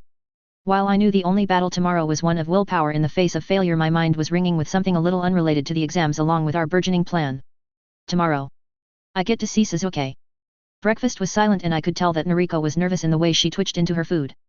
Hiruto, who could often be counted on to break the tension, was also silent, seemingly lost to daydreams by the blank look on his handsome face. As I was scraping up the last of my rice, a subtle flare of chakra had me turning my attention to Suda, who had wandered into the breakfast nook. Ringo, a word. I sighed and picked up my rice bowl, gave it a quick rinse, then followed him sulkily to the other room to face the music. I didn't miss, however, the way Hiruto's eyes sharpened on me as I went, and I wondered silently what he was thinking. Instead of grilling me again about my secrets, Suda said something quite unexpected and with a look of exasperation. Are you by any chance familiar with a Konohanin named Tanaka Yumi? I quickly placed the name after a moment of shock and then I couldn't help but wince. No. I said in vain. Well, she certainly knows you. She is in the foyer quite keen to see you off to the exams. I didn't survive the Kuroijo after all it seems, I explained seriously. I'm afraid you are going to have to go down there again and inform her of my passing. Ha. Ha. Very funny Ringo, he bitched back. If it wasn't for the Kuroijo I might have had the inclination to refuse, but as it happens Tanaka-san was quite happy to inform me that she was your medic after the disaster of a solo mission you went on. Well. I wasn't going to pass an opportunity like that up. I winced again. So I'm going to have to meet her. No, we're going to meet her, he corrected and waved me in front of him to head out of the door into the hallway. I grumbled as I put on my combat boots and trudged down to the lobby where Yumi undoubtedly was flitting about. Ryingo-chan, a squeal erupted from the entrance and a frantically waving hand made it more than clear where Yumi was waiting. Ah. Yumi-ni-san, I replied with forced chirp, very aware of the eyes Suda was boring into the side of my head with my apparent morphing into another person. I had hoped I wouldn't have a peanut gallery for my eventual meet-up with Yumi with this fake persona. Oh, I'm so glad I was able to see you before the first exam. When you didn't arrive I was worried perhaps that shoulder didn't quite heal right after all and you had to sit the exam out. I hope you have been resting it up in preparation then. I laughed nervously and had flashbacks of the general beating I'd received the last couple of days. More or less. I lied and pulled my shirt a little more over the bruising on my arms. Anyway.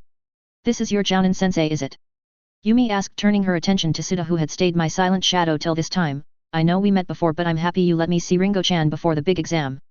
She grinned happily at him. Ah, I suppose you could call him that, I said breezily in response, but I'll introduce you properly anyway. Senpai, Yumine is the medic that took care of me when I crossed the border in fire. Without Yumine I probably wouldn't have made it, I said with a touch of adoration that had me internally gagging. Yumine, this is, just Suda. He is my sensei till our team hopefully gets Chiyunin. Senpai. You call your sensei senpai? Yumi asked with a curious cock of her head. Armed with the new knowledge that people can predict other countries' mission tactics from the way they're taught, I balked at clarifying this to her.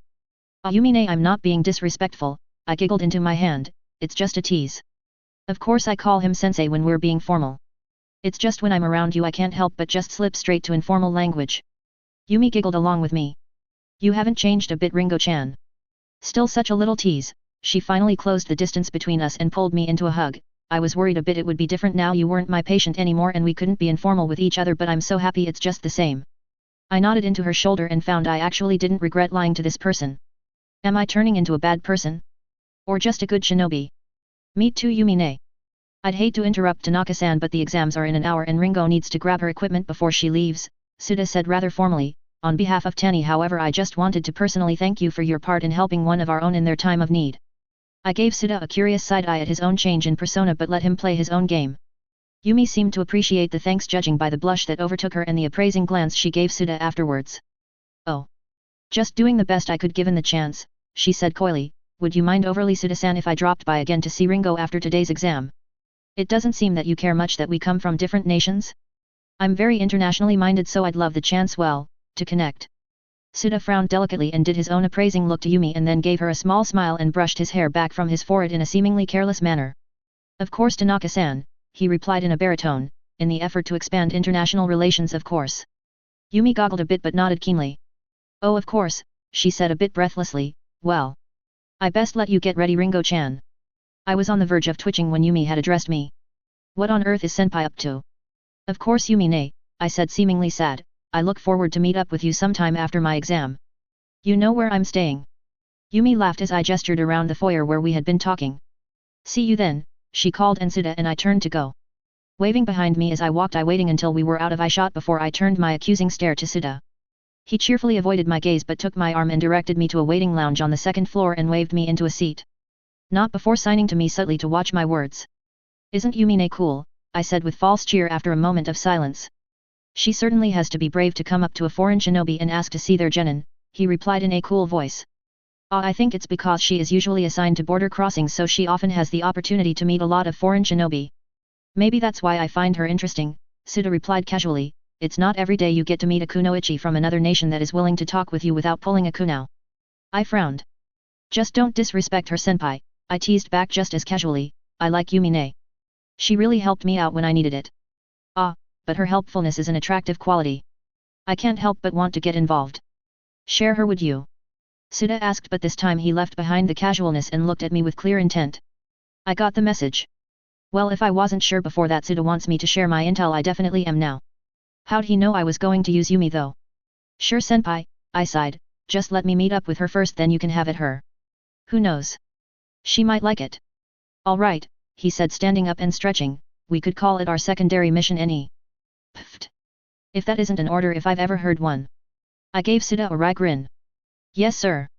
Maybe I had the benefit of actually being older than I seemed, because the glares we received as we passed the door into the waiting room just amused me. Mainly because they mostly came from round childish faces or acne-riddled teenage skulls. The older ones littered the walls and looked about as interested in waiting as watching paint dry. This is just like entering high school again. The genjutsu trap as we entered the building was easy if you knew it was there. I did, of course, so we bypassed that mayhem early and had found the examination venue soon after. I kept myself from snorting as one particularly ferocious genin growled as I walked by. Plebs. I looked to my team to see how they were holding up to the intimidation techniques and was proud when I saw they had donned appropriate defenses. Noriko was acting if she was above it all and was all but swanning next to me, appearing as though she was some kind of royalty stuck amongst the common folk. Hiruto on the other hand was using kindness as a tactic and smiling pleasantly to anyone who looked his way. I hid a smirk as the genin who were caught by his grin looked away awkwardly. I led the team to an available space on a bench and sprawled across it with a sigh. I didn't spot any of the Konoha 9, but perhaps that wasn't saying much. I hadn't actually seen any of them before. I peered at the door and blinked a couple of times as I realized something. Holy shit! I'm actually going to meet them. I sat up and stared at the door in anticipation. I don't know why it hadn't dawned on me before now that after all my efforts in ensuring that this would pan out exactly how the story went, that I'd get to witness some of it. Ringo, are you okay? Hiruto asked with a tinge of worry and looked around subtly to see if he could stop what had gotten me worked up. I made some hand movements that generally conveyed that I was okay because I didn't trust my voice to be squeaky. I'm actually in the storyline. I had hidden in the shadows so long that I forgot that there was a limelight to be had. Naruto would eventually bound through those doors and the Chunin exams would really begin. A curious thought occurred to me. I wonder if I was in the crowd of genin in the actual story? I was jittery at the thought. It appears that the real test today would be the level of my self-restraint in the wake of years of preparation. Shit, my self-restraint is basically non-existent. It was pretty tense, but time did move on and the room slowly filled. I had distracted myself quite thoroughly with the step-by-step process I would have to complete now that I was in Konoha that I was actually snapped from my thoughts with a loud, boastful voice of a teenage drama queen. My name is Uzumaki Naruto and I'm not losing to any of you. I bit my lip to stop the giggle that almost escaped. Did I actually do it? Did the storyline stay the same? The nervousness fled from me as I peered up over the heads that had perked at the voice to see a grubby-looking boy with bright hair glare at us from the entrance of the room. Years. Years and years and years of waiting. Now is time for action. I tucked my head again to stop them straying over the Konoha contingent too long lest I never stop staring. I couldn't give myself away yet. I was satisfied that if the storyline hadn't changed then my plan would work. It would mean every movement of Danzo that occurred in the next month were predictable and it would give me the opportunity to bring him down. Not only that, I could probably clear Itaka's name if I played the game carefully. All I needed to do was get the intel I needed from Yumi, find my contact in Konoha and make use of the invasion to enact the plan I had been working on for years. So I sat and waited and schemed all up to the moment Ibiki made his entrance. I was a little affirmed in my decision to stay away from everything that made me an Uchiha now. I figured so long as I didn't ripple the timeline too much during the exams the old crow would be ousted by next month. I had to bite my lip again, but this time against a highly inappropriate evil cackle. Everything is as it should be. Compared to the muggy weather that Taki was experiencing, the shift to the almost frigid air of rain was a shock to his already weakened system, but he has always endured. He also used this mentality to withstand the quite frankly demeaning scolding he received in the wake of his elderly relative's ire. He was unsure if he should be exasperated or amused his young cousin was causing him so much strife with her antics. It seemed he was to be the accused for the Three Tails' mysterious disappearance. No more solo pursuits around the countryside, Itaki, Madara's voice warned, his voice like silk over steel. You're suspended until further notice. Understood, Itaki replied coolly, and with a swirl of black and orange his overbearing patriarch disappeared, although his presence seemed to linger. Itaki reclined against the windowsill and looked out upon rain pensively and somewhat content with the slice of peace he was given with this break in missions. There was no need for him to leave anytime soon anyway. He had done all he needed to do on his way here. All was well. Chapter 24, The Chunin Exams. I steepled my hands in front of my mouth in thought and stared at the paper before me. It showed the very basics of physics in clear print with a diagram of a shinobi throwing a kunao, and you were supposed to predict the trajectory using the force used by the shinobi and the angle of the throw. For reasons that are fairly obvious, I didn't want to answer the question if I didn't have to. Which coincidentally I knew I didn't. Deciding it wasn't worth it, I instead looked up from my paper and instead scoped the room. I of course had already located the Konoharuki 9, but most of them were either in the middle column or to the far right of me. I was tucked midway through the left column in the same row as Noriko, but she was in the central column. I had winced when I saw who was in the seat next to her and sympathized that she had to sit next to that fluffy sound guy. Zazu? Wait. I think that's the toucan-looking bird from Lion King. I couldn't quite remember. Again, I suppose it wasn't important in the long run. He'd be dead within the month anyway if I had succeeded in keeping the timeline. I glanced around to others in the room and regretted that Sasuke was too far placed from me to easily creep on him. I instead settled for staring at the back of Shikamaru's head where his ponytail stuck straight up as he was face down on the table sleeping. It's a credit to his genius if he had deduced the lesson from this exam already, but it's likely he had already finished or is confident that he could finish the question before the time was up and wanted to sneak in a quick nap. I sighed bored and wondered curiously at where the Naras bought their hair ties to have enough strength to hold their hair when I was given a hem from the peanut gallery at the side of the room. I was appalled when I was given an orange card warning. Surely they didn't think that my staring was an attempt at cheating.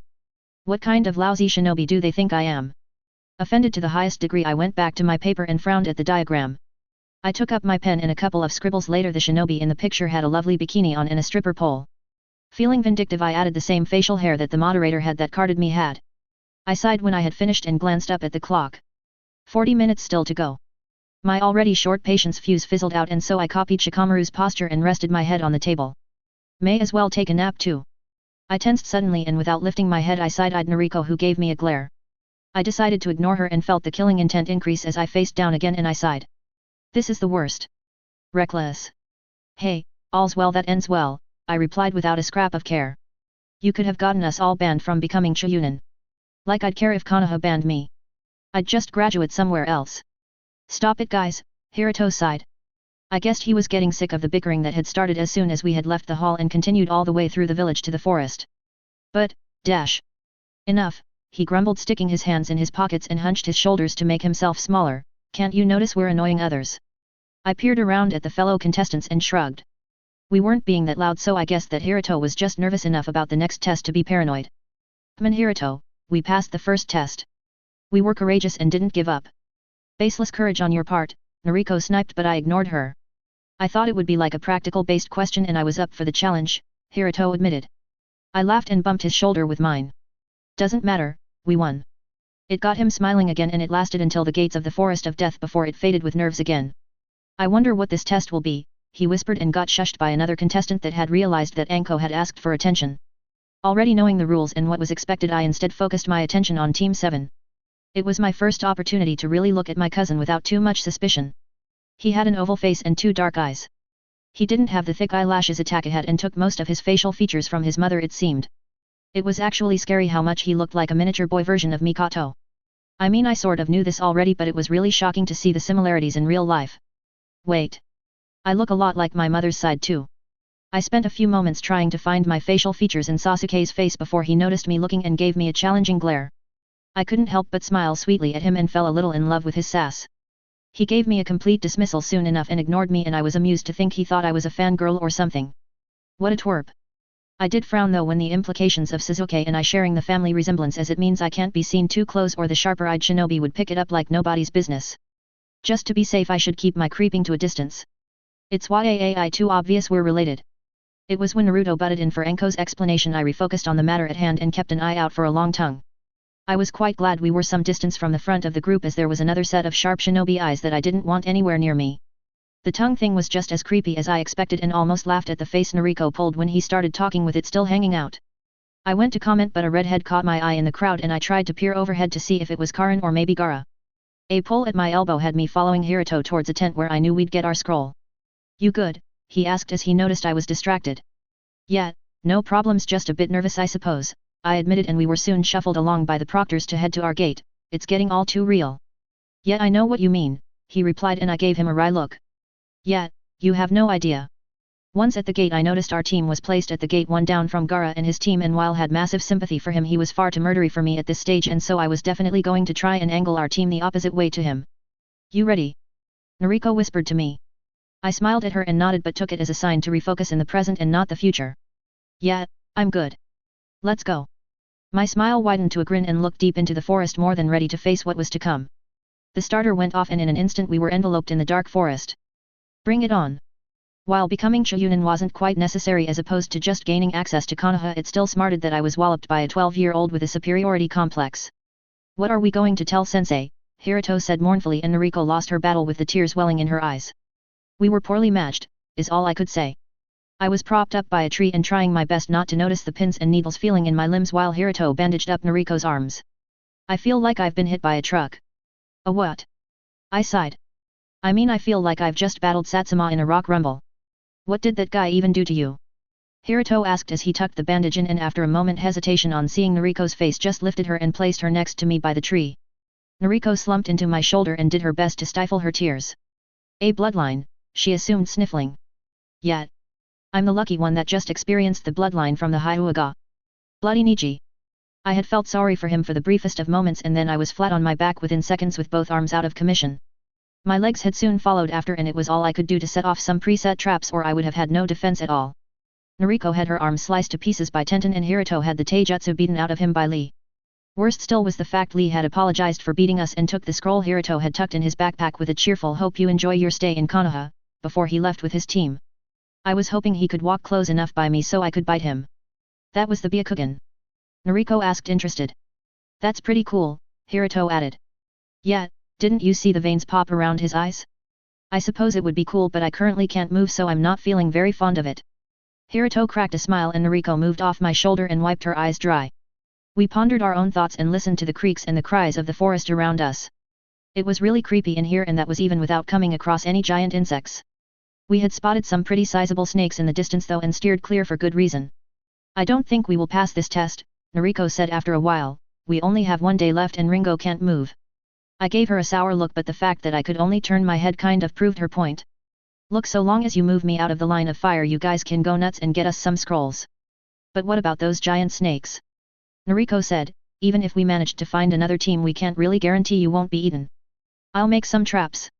And how exactly are you going to achieve that? Girls, stop. I think we should stay as a team, and well, I guess that means we'll stay here until the time's up, Hiruto interjected to unwind the argument. I just don't want to be the reason we have to stop. Ringo.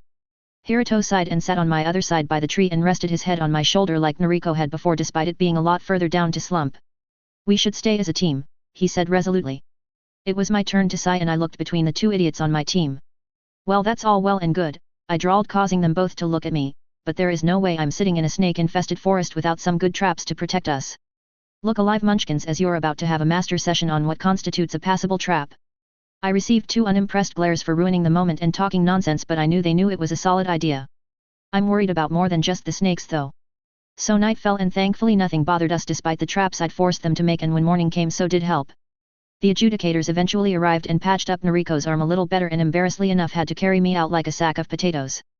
I guess Hiruto didn't have to worry about disappointing Suda because as soon as he saw me he burst out laughing.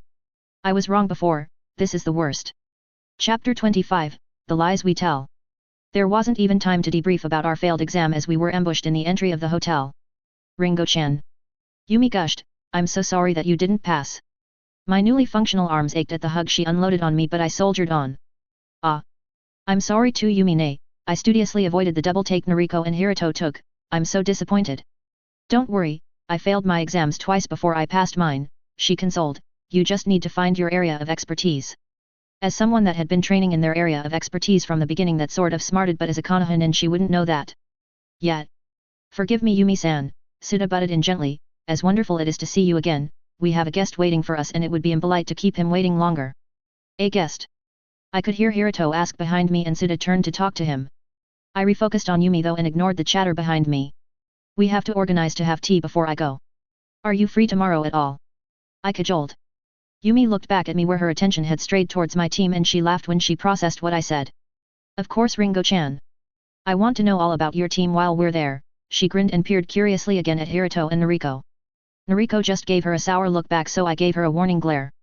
I can't wait, I said sweetly and gave her an enthusiastic hug. I better go and meet this person that is waiting for us. 8 in the morning too early? Not at all, she smiled, get some good sleep though. Exams are exhausting in more way than one, and word on the medic grapevine as you encountered the Byakugan. Your chakra pathways are probably still a little fragile, so try limit the usage any. No good gossipy medics. I grimaced, just like old times. Just like old times, she agreed and stepped back. See you tomorrow. We waved at each other and smiled, and I only stopped and turned to my team when I had walked well into the hotel lobby. Were you just possessed? Noriko snarked. Who was that girl? I was a little amused. She said girl like it was a dirty word. That was Tanaka Yumi. She was the medic as I recovered from that mission in water. I struggled to find a word to describe what our relationship was. Bonded. Bonded. Yup, I shrugged and left it at that. Noriko fumed next to me and grabbed a hold of my sleeve. The entire interaction was disgusting. I silently agreed but didn't respond as my curiosity at whom we were meeting was rising. Senpai. Was it just an excuse saying we're meeting someone? Suda grimaced and quietly responded with an, unfortunately not. While he had muttered his response, he received an answer from the stairs near the lobby. Such insolence, Counselor Tetsu said lightly as he swung towards us. Fuck. Counselor Tetsu, I was merely saying that it's unfortunate as you had to come all the way here to greet us, Suda defended weakly. Save the excuse, Counselor Tetsu retorted, or else I'll ask if you meant unfortunate as in I had to come all the way down to the lobby because I grew tired of waiting for you in an empty room for an hour, or unfortunate as in I had to come all the way to Konoha because you four decided to surprise the council by attending the Chunin exams with neither proper representation or approval. We had nothing to say to that. Well. If we're all quite done, I would like to have some tea and stop airing our private business in public places. Now, you will all follow me to my accommodations. We dutifully followed the counselor to what must be the best room in the hotel and stood in silence as Counselor Tetsu settled into the chaise lounge with a newly lit pipe and a steaming cup of tea in front of him. We didn't dare sit across from him like equals after we had been so firmly put in our place. Shall we start then? He asked mildly. Suda stepped up to the plate for us and recounted the Borderlands mission that had turned sour and all that ensued. I was surprised by the candidness Suda showed as he went into quite the bit of detail. However, he was rather silent on what exactly happened in the Kuroijo. Hiruto, Noriko, and I were then told to say what we had experienced while Suda had been captured and, following Suda's example, we left nothing out except the Kuroijo. Even the underage drinking part. Tetsu puffed at his pipe and considered us all. He obviously found us wanting as he gave us all an unimpressed look. You have just come from the Chunin exams, correct? Yes, counselor, Noriko responded politely. I take you have failed this trial period then. Yes, counselor. How unfortunate, he mused and took in our bedraggled appearance, and I felt the full weight of his gaze when it slid to me. Himura Ringo. Why again are you at the center of this bout of misfortune? He pondered out loud, the implications that one must come to.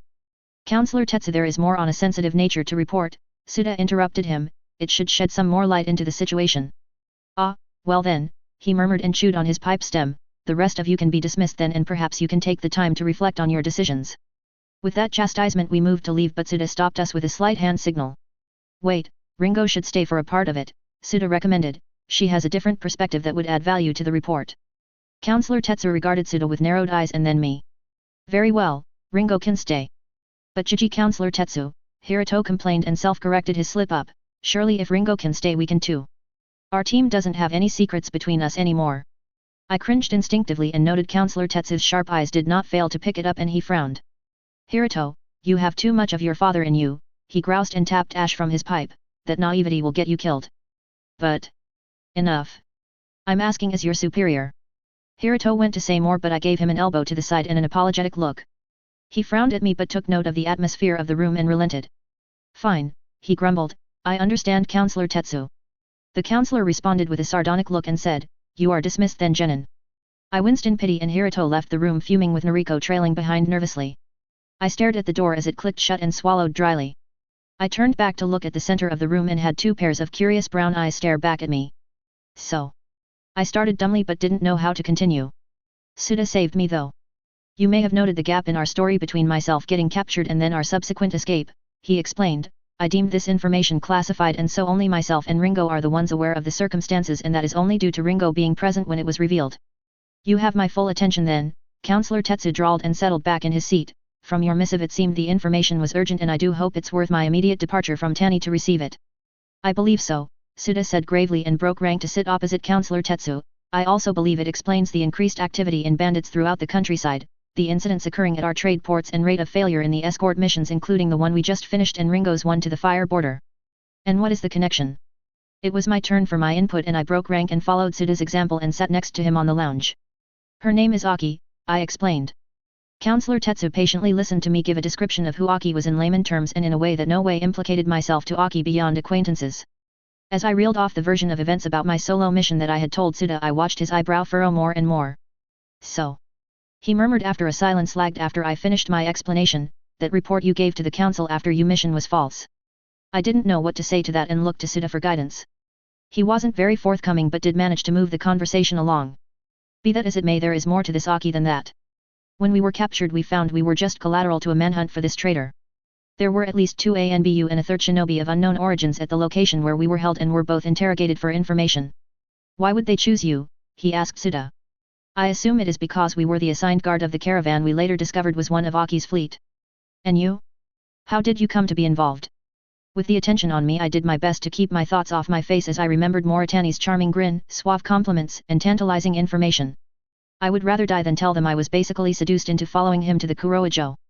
He gave an indication that he knew where the shinobi that captured Senpai was, I responded. Well, it seems you did succeed somewhere, Counselor Tetsu mocked, you found yourself thoroughly outclassed. How did you manage to escape again? A rock slide. How miraculous. Yes. The conversation stilted again and Tetsu tapped his pipe once more deep in thought. I will disclose some information that will remain in this room, he began with utter seriousness. I have been aware of the merchant known as Aki for some time and have been watchful up till now to her movements. Well, color me surprised. Why did you keep letting me explain who Aki was if you already knew? Because your sensei was correct in his judgment, he replied, your alternative perspective does add value to this issue. I was gobsmacked. Was that a compliment? I am satisfied with this new report of your encounter with the Mist Shinobi at the border as it corresponds with information I have gathered. I was wholly disappointed with the lack of depth in the previous one, especially considering your mentor. He frowned at me again. In future I do hope that you understand the consequences of your lying, as it does appear so traitorous in hindsight, doesn't it? Does that mean I won't be punished for it? I asked cautiously. Normally I would strip a rank, but in your case there really isn't much to strip, he said with dark humor. No, instead you are going to complete a mission for me and you will do so impeccably, do you understand? Yes, I responded hesitantly. Yes, you what? Yes sir, I understand. Good, he grunted and leaned back in his chair. Is there more to this story that I need to hear before I go on? I hesitated and Suda nudged me with a nod. Yes, I sighed, there is a little more. I hope all this sharing and caring doesn't come back to bite me later. There is a kunoichi named Tanaka Yumi that healed me at the border. She mentioned something to me that after my experience in water concerned me. I kept up the connection and thought to learn more about it once I came to Konoha for the exams. And this information was that the origins of the attacks on the caravans were from Fire Country. How was a mere border guard the source of this information? Truthfully, I don't think she knew the importance of what she said, I replied. We had been speaking of my childhood as a trader's and she was the one who mentioned Aki. I said I knew of her and she responded heard that a bounty had cropped up for her capture.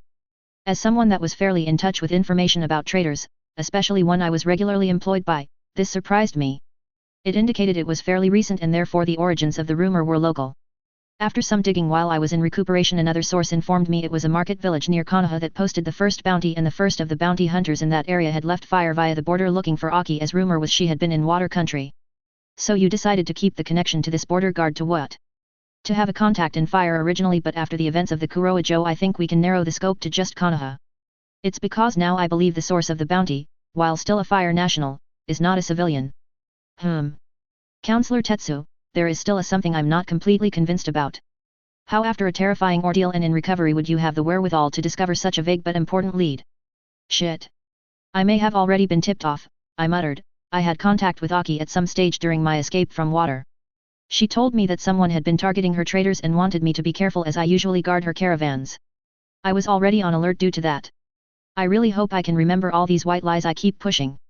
Well, I suppose another mystery is solved at last.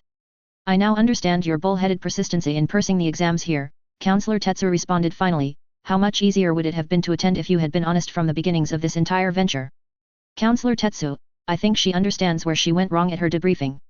What is important now is what to do with this information, Suda interjected.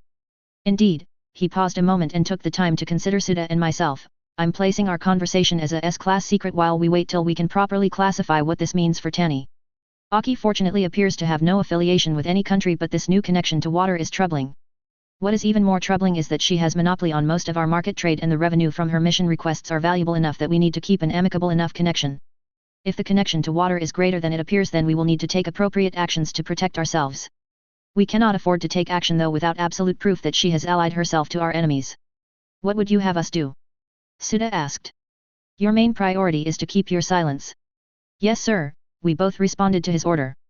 In the meantime I have that mission for you, he said turning to me, a chance to redeem yourself as it was. I want you to keep a record of your conversations with Aki in the future. I want to know where she is, what she's doing and where she is going. Yes sir. Another thing while we have the opportunity. Develop this connection further with the border guard further and find out all you can and relay it to me immediately this time. Sir. If I may, Suda interjected, I understand the time restriction on gathering information at this time but surely Ringo is not the only option here. She is just a genin. A genin trained by our best spy, he responded gruffly, I'm choosing to believe that her years under Honda's guidance will not prove unsatisfactory. But sir. From the information so far we have to believe that the person after Aki is highly dangerous and highly capable if the hiring of ANBU agents tells us anything. The risk is too high. It's far too dangerous for one genin to do alone. Plus. She has already been targeted by these individuals for her connection to Aki already. Thank you for volunteering then Jounin Suda, the counselor snarked, if you are so concerned then you can be her handler for the duration of this mission. But, dash. Enough. Team Tani will stay in Konoha for the entire duration of the Chunin exam period as invited and do our best to keep good relations with Konohagakure. You two will be tasked to conduct this secondary mission in the meantime. I echoed another affirmative response with Suda who had put on a blank expression that I assumed hid his tumultuous thoughts. Good, Counselor Tetsu grunted, let's leave it at that. You may be dismissed. Finally. Suda and I stood quickly and we both rounded the lounge to leave the room. I was almost to the door when the counselor spoke up behind me. Oh Himura before you go, he called out and I paused and peered over my shoulder, I expect to receive a report worthy of your sensei after this mission yes. I would hate to think your attentions are not solely on the betterment of Tani.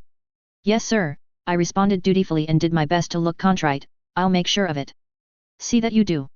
I would hate to see my lenience in regards to your past actions misplaced. I understand sir. He nodded back to me and turned his gaze elsewhere in dismissal so I took the opportunity to leave the room once more. As I cleared the doorway my thoughts turned inwards and my head was ringing the list of things I needed to do to fit this new mission in my grand plans. Shit, I muttered and Suda who was a few steps in front of me peered back and looked at me looking equally as frustrated and weary. Yeah, shit. Chapter 26, The Meeting Day. The next day I woke with extreme reluctance. I rolled my aching body out of bed though and did some low-intensity kata to try and stretch out the muscles that tightened through the night. A glance at Noriko's bed showed she was already up and I felt a sense of dread as I walked out of the room. I hope I'm wrong. Luck was not on my side though as I wandered to the dining space and saw two of my teammates waiting patiently for me with eyes that glittered with determination. Suda was there too but he was studiously ignoring the situation and was grumbling into his breakfast. Ringo, Hiruto said with false cheer, come take a seat. Is this an intervention? I asked wryly. By that do you mean are we intervening about you having too many secrets? Then yes. Guys if this is about what I talked about with the counselor last night you know that I can't. No it isn't though I am frustrated about that it's about the part where apparently your entire life story is a lie. I sighed and crossed my arms defensively on my chest. Have at it then. Why did you lie to us about your family? Noriko asked piteously. I didn't lie. I just didn't tell you that's different. How can you say that? Hiruto asked wounded, you have this secret life with the traitors and apparently were picked up on the side of the road. How could you keep that from us?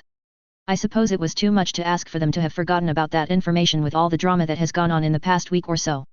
Still not lying though, I retorted defensively, plus. Like you can talk.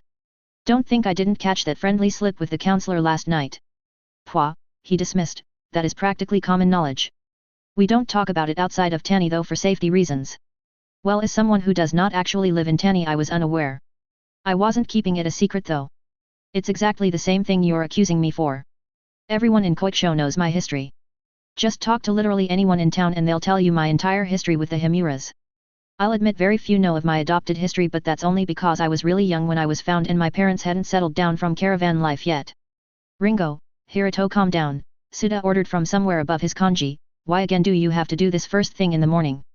Hiruto and I agreed that we would wait till the mission officially closed to ask our questions, Noriko explained for them both, since we gave our mission debrief last night, well, it was time to make things a bit clearer.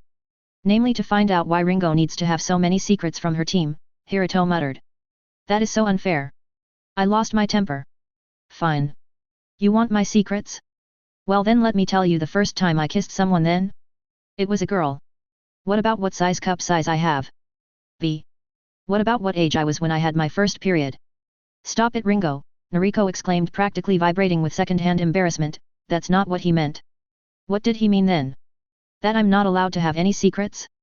There are some things in my life I actually have the right to privacy for. I think what Hiruto means is the secrets that have an effect on our team.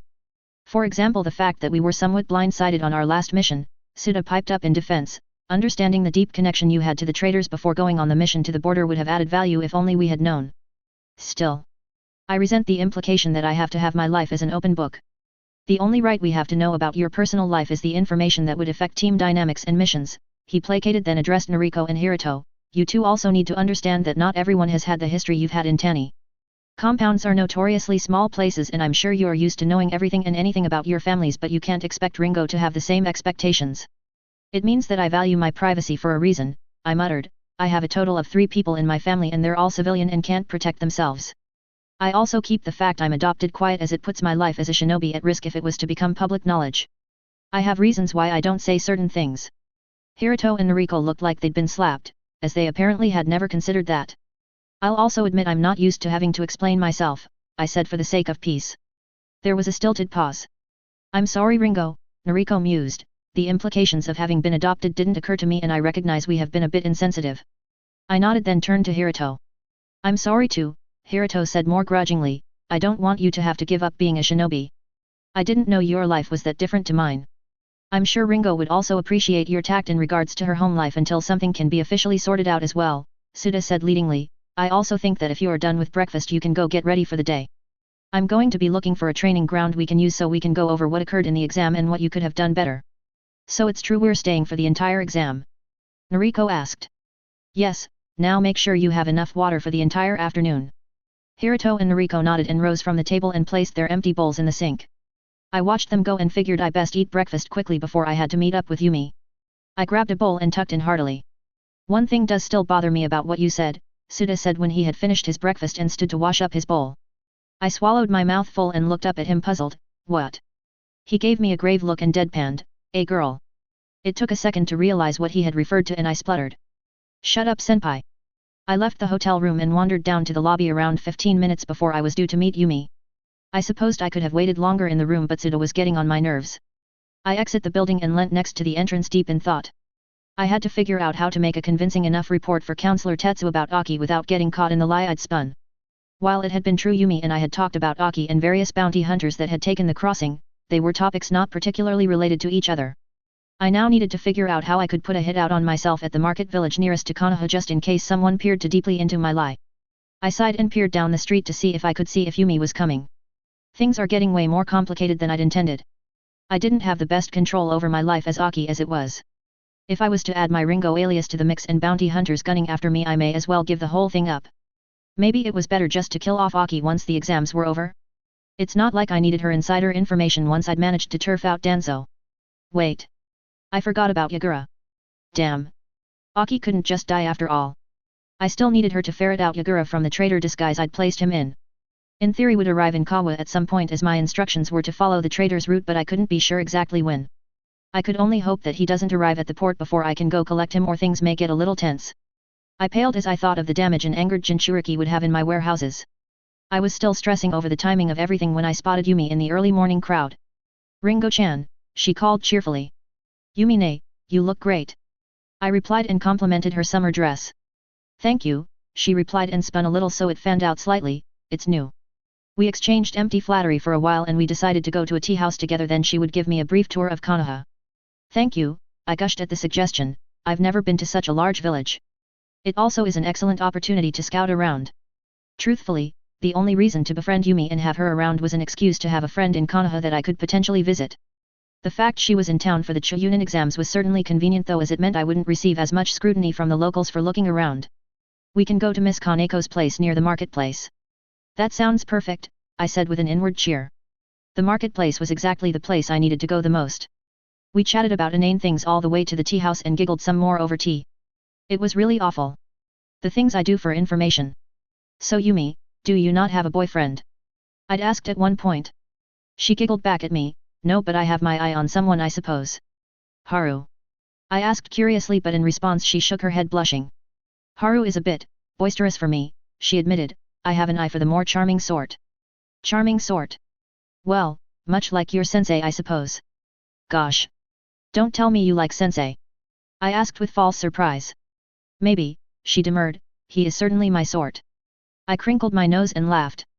Maybe, I agreed half-heartedly and moved the conversation along to the various people in her life she considered the charming sort. Not that you would know him, but there is a shinobi named Shiranui-san that has charming down pat. I'll point him out if I see him if you'd like. I was amused that she chose Genma as someone she considered charming and was even more surprised she seemed to be informing me of actual people in Konoha as I had been making up people I apparently considered attractive. We finished our tea and cake and left the tea house for my tour.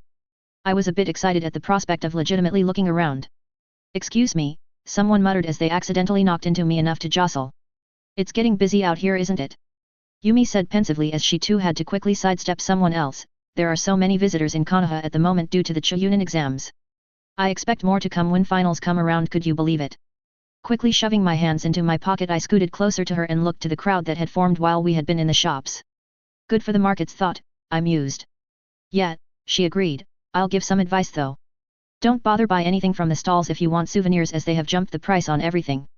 You'd have more luck in the smaller shops. They're a little more honest there. Hey. Offended but with no cause to say anything I just remained silent. We skirted around the main throng of shoppers and window shopped the wares. Yumi chattered inanely about where she bought ingredients for the moisturizer she made herself that she swears works wonders when a commotion caught my eye. Two boys were racing around a vegetable cart generally causing a nuisance until suddenly the two boys turned into two naked women. I swallowed my spit and choked at the scene and went a little closer. Konohamaru released his jutsu first and laughed when he saw the reaction from the crowd forming around him. Oyabun, we got him good. The intentional victim of this prank apparently was the cart owner himself, who was nearly insensible with Naruto half draped over him in female form. I don't think he learned his lesson though, Naruto-kude, proper men don't throw rotten vegetables at people, do they? Konohamaru laughed and went to turn himself back into a girl, and I was struck by inspiration. I couldn't help myself. I peered around quickly to see if anyone was facing me before I took a massive risk. I turned on my Sharingan. It only took a moment to copy the Warik no Jutsu, but it didn't escape notice. There was a spike to my churka and I felt Yumi, who was thankfully behind me, to turn her attention to me. I also caught a few chakra-inclined people turn to look at me curiously, but by then my eyes faded to a burnt orange, so perhaps if anyone had caught red they potentially could explain it away as a trick of the light. Ringo? Yumi asked wary. I turned with a chagrined smile. I'm so sorry. I was going to squirt them with a water jutsu to get them to knock it off, but remembered this wasn't my village. Does stuff like that happen normally? Yumi looked a little less suspicious but still kept her frown. More often than I'd like, she muttered, giving the two boys a dirty look. They both should know better. We both watched as another shinobi conked the two troublemakers on the head and dragged them off the poor cart owner, who looked like he had been just gone around with an octopus. I once accidentally went rooftop jumping in a dress. I volunteered my own scandalous story to move the conversation along. It wasn't until someone whistled at me that I even realized I was flashing people. Yumi's shoulders relaxed and she laughed. I once had a friend that spent the night with someone who already had a girlfriend, and she ended up jumping out the window early in the morning with absolutely nothing on. She was just lucky her shunshin speed meant only very few could see her walk of shame. I laughed. Should you be telling me stuff like that?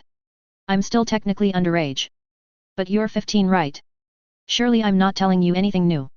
Ah, but you forget my teammates are only 12 and my sensei is a boy, I said wryly. I don't really have anyone to talk to about that stuff. Yumi's eyes started to sparkle with tears. Do you mean that I'm your first proper girlfriend? She said softly. Not really. Ah, yes. Oh Ringo. There is so much you need to know. Let's have a proper girl talk. Yumi cooed and linked my arm with hers. Why don't I tell you about my experience with my first boyfriend? We left the marketplace behind and talked on the painful subject that was Yumi's love life. I was bored to tears and cringing at the drama, but I was also thankful that we had moved on from the incident in the marketplace. What I didn't know at the time that while my chakra spike caught the attention of a couple of people, one in particular took special interest. Jade green eyes had followed us intently as we left the marketplace, and the man who owned them leaned up against the stall he had been trading at. Well, I'll be, he had said wryly, the little mouse survived after all. Oh hell. I should have never let curiosity drive me here. I had just finished catching up with Yumi and I felt like my brain needed bleach for the horrifying things I had learned about her and her relationships. I wanted some consoling, and that is when I saw my savior in a ramen shop. I couldn't help it. I doubt anyone that had ever read or seen the story had never had extreme ramen cravings for Ichiraku's, and I was terrible at controlling impulses. I'd felt a bit like a deer caught in headlights about half an hour later though, as Team 7 entered Ichiraku Ramen. I thought I'd been careful with it as I'd cased the place a bit and with luck I had already seen Naruto come and go, so I thought I had been safe, but it seems that Naruto had went to find his teammates and come back for seconds. I'm much too close to Sasuke. My stomach dropped and I couldn't look up from my bowl. I really couldn't be seen next to him. Not yet. Hey. What is a foreign ninja doing at Ichiraku's? A loudmouth brat that I wish I'd never gotten into contact with yelled. Be polite to customers, Naruto-san, the ramen chef admonished from where he was preparing Team 7's ramen order. The boy next to me turned expectantly to face me, and after feeling the tension rise in the air I felt compelled to respond. Ah. I heard that ramen here is the best in the fire country. I didn't mean it to come out slightly like a question, and unfortunately it drew the absent-minded attention of Kakashi. Bad news. Bad news. It's nice to know that the rumors are correct, but I think I'm quite full, I continued before standing from the stool and bowing to the chef. Thank you for the meal. I placed my money for my bowl on the counter and started to leave. I lifted my arm to shift away the cloth, but in a moment of weakness couldn't help dragging my eyes slightly to my cousin. He was scowling cutely at Naruto and I softened slightly. The moment I did though, the hairs on the back of my neck prickled and I turned my eyes a bit to the left and was caught in a narrowed one-eyed gaze. The moment was a bit too long, perhaps because we were interrupted. Suspicious. A squinting Naruto peered at me and I felt majorly disconcerted. Hey. What are you, like 30? Whoa, hey. That's just rude. Also, not relevant. No? Just let me be on my way, please. Ano-sa. Why are you staring at Kaka-sensei? Wait. Do you have a crush on him? Both Sakura and Sasuke then turned immediately to me. I was quite frankly horrified. Jesus, kid. Keep your mouth shut. Kakashi-sensei, a sweet voice questioned, and I snuck a glance at the fruity-haired girl. Do you and Kunoichi-san know each other? No, Sakura-chan, we don't. But perhaps she knows Sasuke-kun, he questioned, giving me a suspicious side eye. Definitely feeling as though this was turning into dangerous territory, I edged to leave again, but again was waylaid by Naruto. So you were staring at Sasuke? That's gross. You're so old. Logically it is probably not a good idea to kill the main character, but, so tempting. What's your intentions with Sasuke-kun? The sweet voice of Sakura morphed into a timber growl. Nothing, which was slightly a lie, and I had the biggest fear they all knew it. I got some more suspicious looks. I didn't dare check Sasuke's face. There was no need to add fuel to the fire. Hold on. I know what's happening. You're not just a foreign nin, he cried out suddenly, triumphant in his sudden epiphany, and I felt a heart attack coming on. You're a closet pervert, Databia. I stumbled in my steps as I had trying to find a quick escape. What the fuck? I couldn't believe after all I'd been through to finally return to Konoha to be called a pervert by this kid. I turned slowly towards the small blonde child that would one day shape this world. Excuse you. Keep away from kids, you creepy old woman.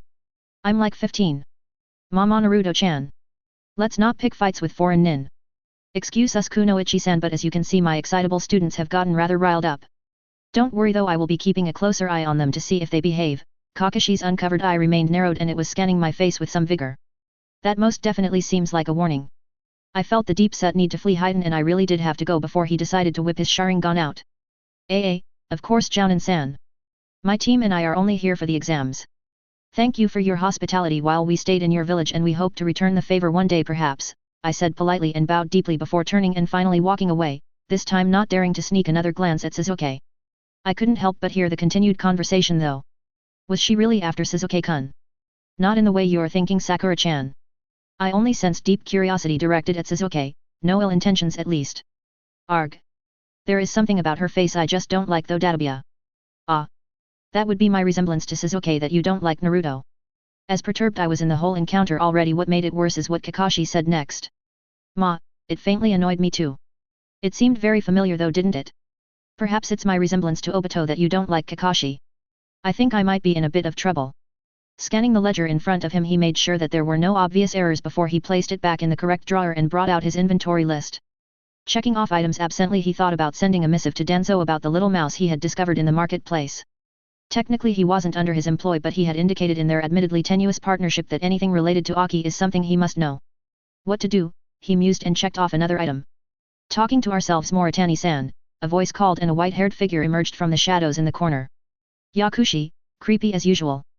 Humph, Kabuto replied unimpressed and looked around the cluttered room, and his expression formed into disgust. Don't you ever clean? What do you want? Moritani sighed impatiently. More ingredients for your poisons. Yes actually, he replied snootily, the dried golden diamondback venom from Wind if you'd please. Moritani clicked his teeth. The stuff as rare as hen's teeth, you mean? Do you know how hard it is to import and the amount of bribery I had to use to even get it into the village? That sounds like a you problem, Kabuto replied. Isn't your master a snake summoner? He grouched but went to get the valuable item for the other man. I think you misspoke. Surely you mean our master. Moritani sighed, I'm guessing you're not paying for it either. You'd be correct, Kabuto sniffed and inspected the powdered venom as it was handed to him like he expected to be swindled. If that's all, I'd like you to get the hell out, Moritani grouched. Such manners, Kabuto mocked but still went to leave. Moritani hesitated but still called him back. Wait, perhaps there is something that Orochimaru-sama would like to know. The Kunoichi from the Kuroijo that knew information about Akino Shounen is alive and in Konoha. The Kuroijo. Yeah, the brothel that fronted our operation at the border of river and rain. Ah, the landslide disaster. That cost us a lot of money, Kabuto said gravely. Alive you say? I'll let him know. I hardly think it's worth his time though. Whatever, he can do what he wants with that information, Moritani grumbled. It does mean that I'll be laying low if she and her teammate are in town as they know who I am. At least until the exams pass and it's all moot point anyway. Teammate. Yeah, she and a Tani noble and at least one other little kunoichi. They must be here for the exams, he mused. They must have arrived late as I don't have information on a team from Tani. I'll have to update my card information regarding them nevertheless. What was her name again? Moritani hesitated. I only knew her as Nezumi. I doubt it's her real name. How helpful, was the sardonic reply. Well, this has been a joy as usual, but I have things to do. Yet. So long, Yakushi. Kabuto gave him a cool glare but left from the same shadows he had arrived in. Now back alone with his collection, Moritani grumbled and finished his inventory minus some rare and expensive venom. Already frustrated with his encounter with Kabuto, he forgot all about the possibility of telling Danzo.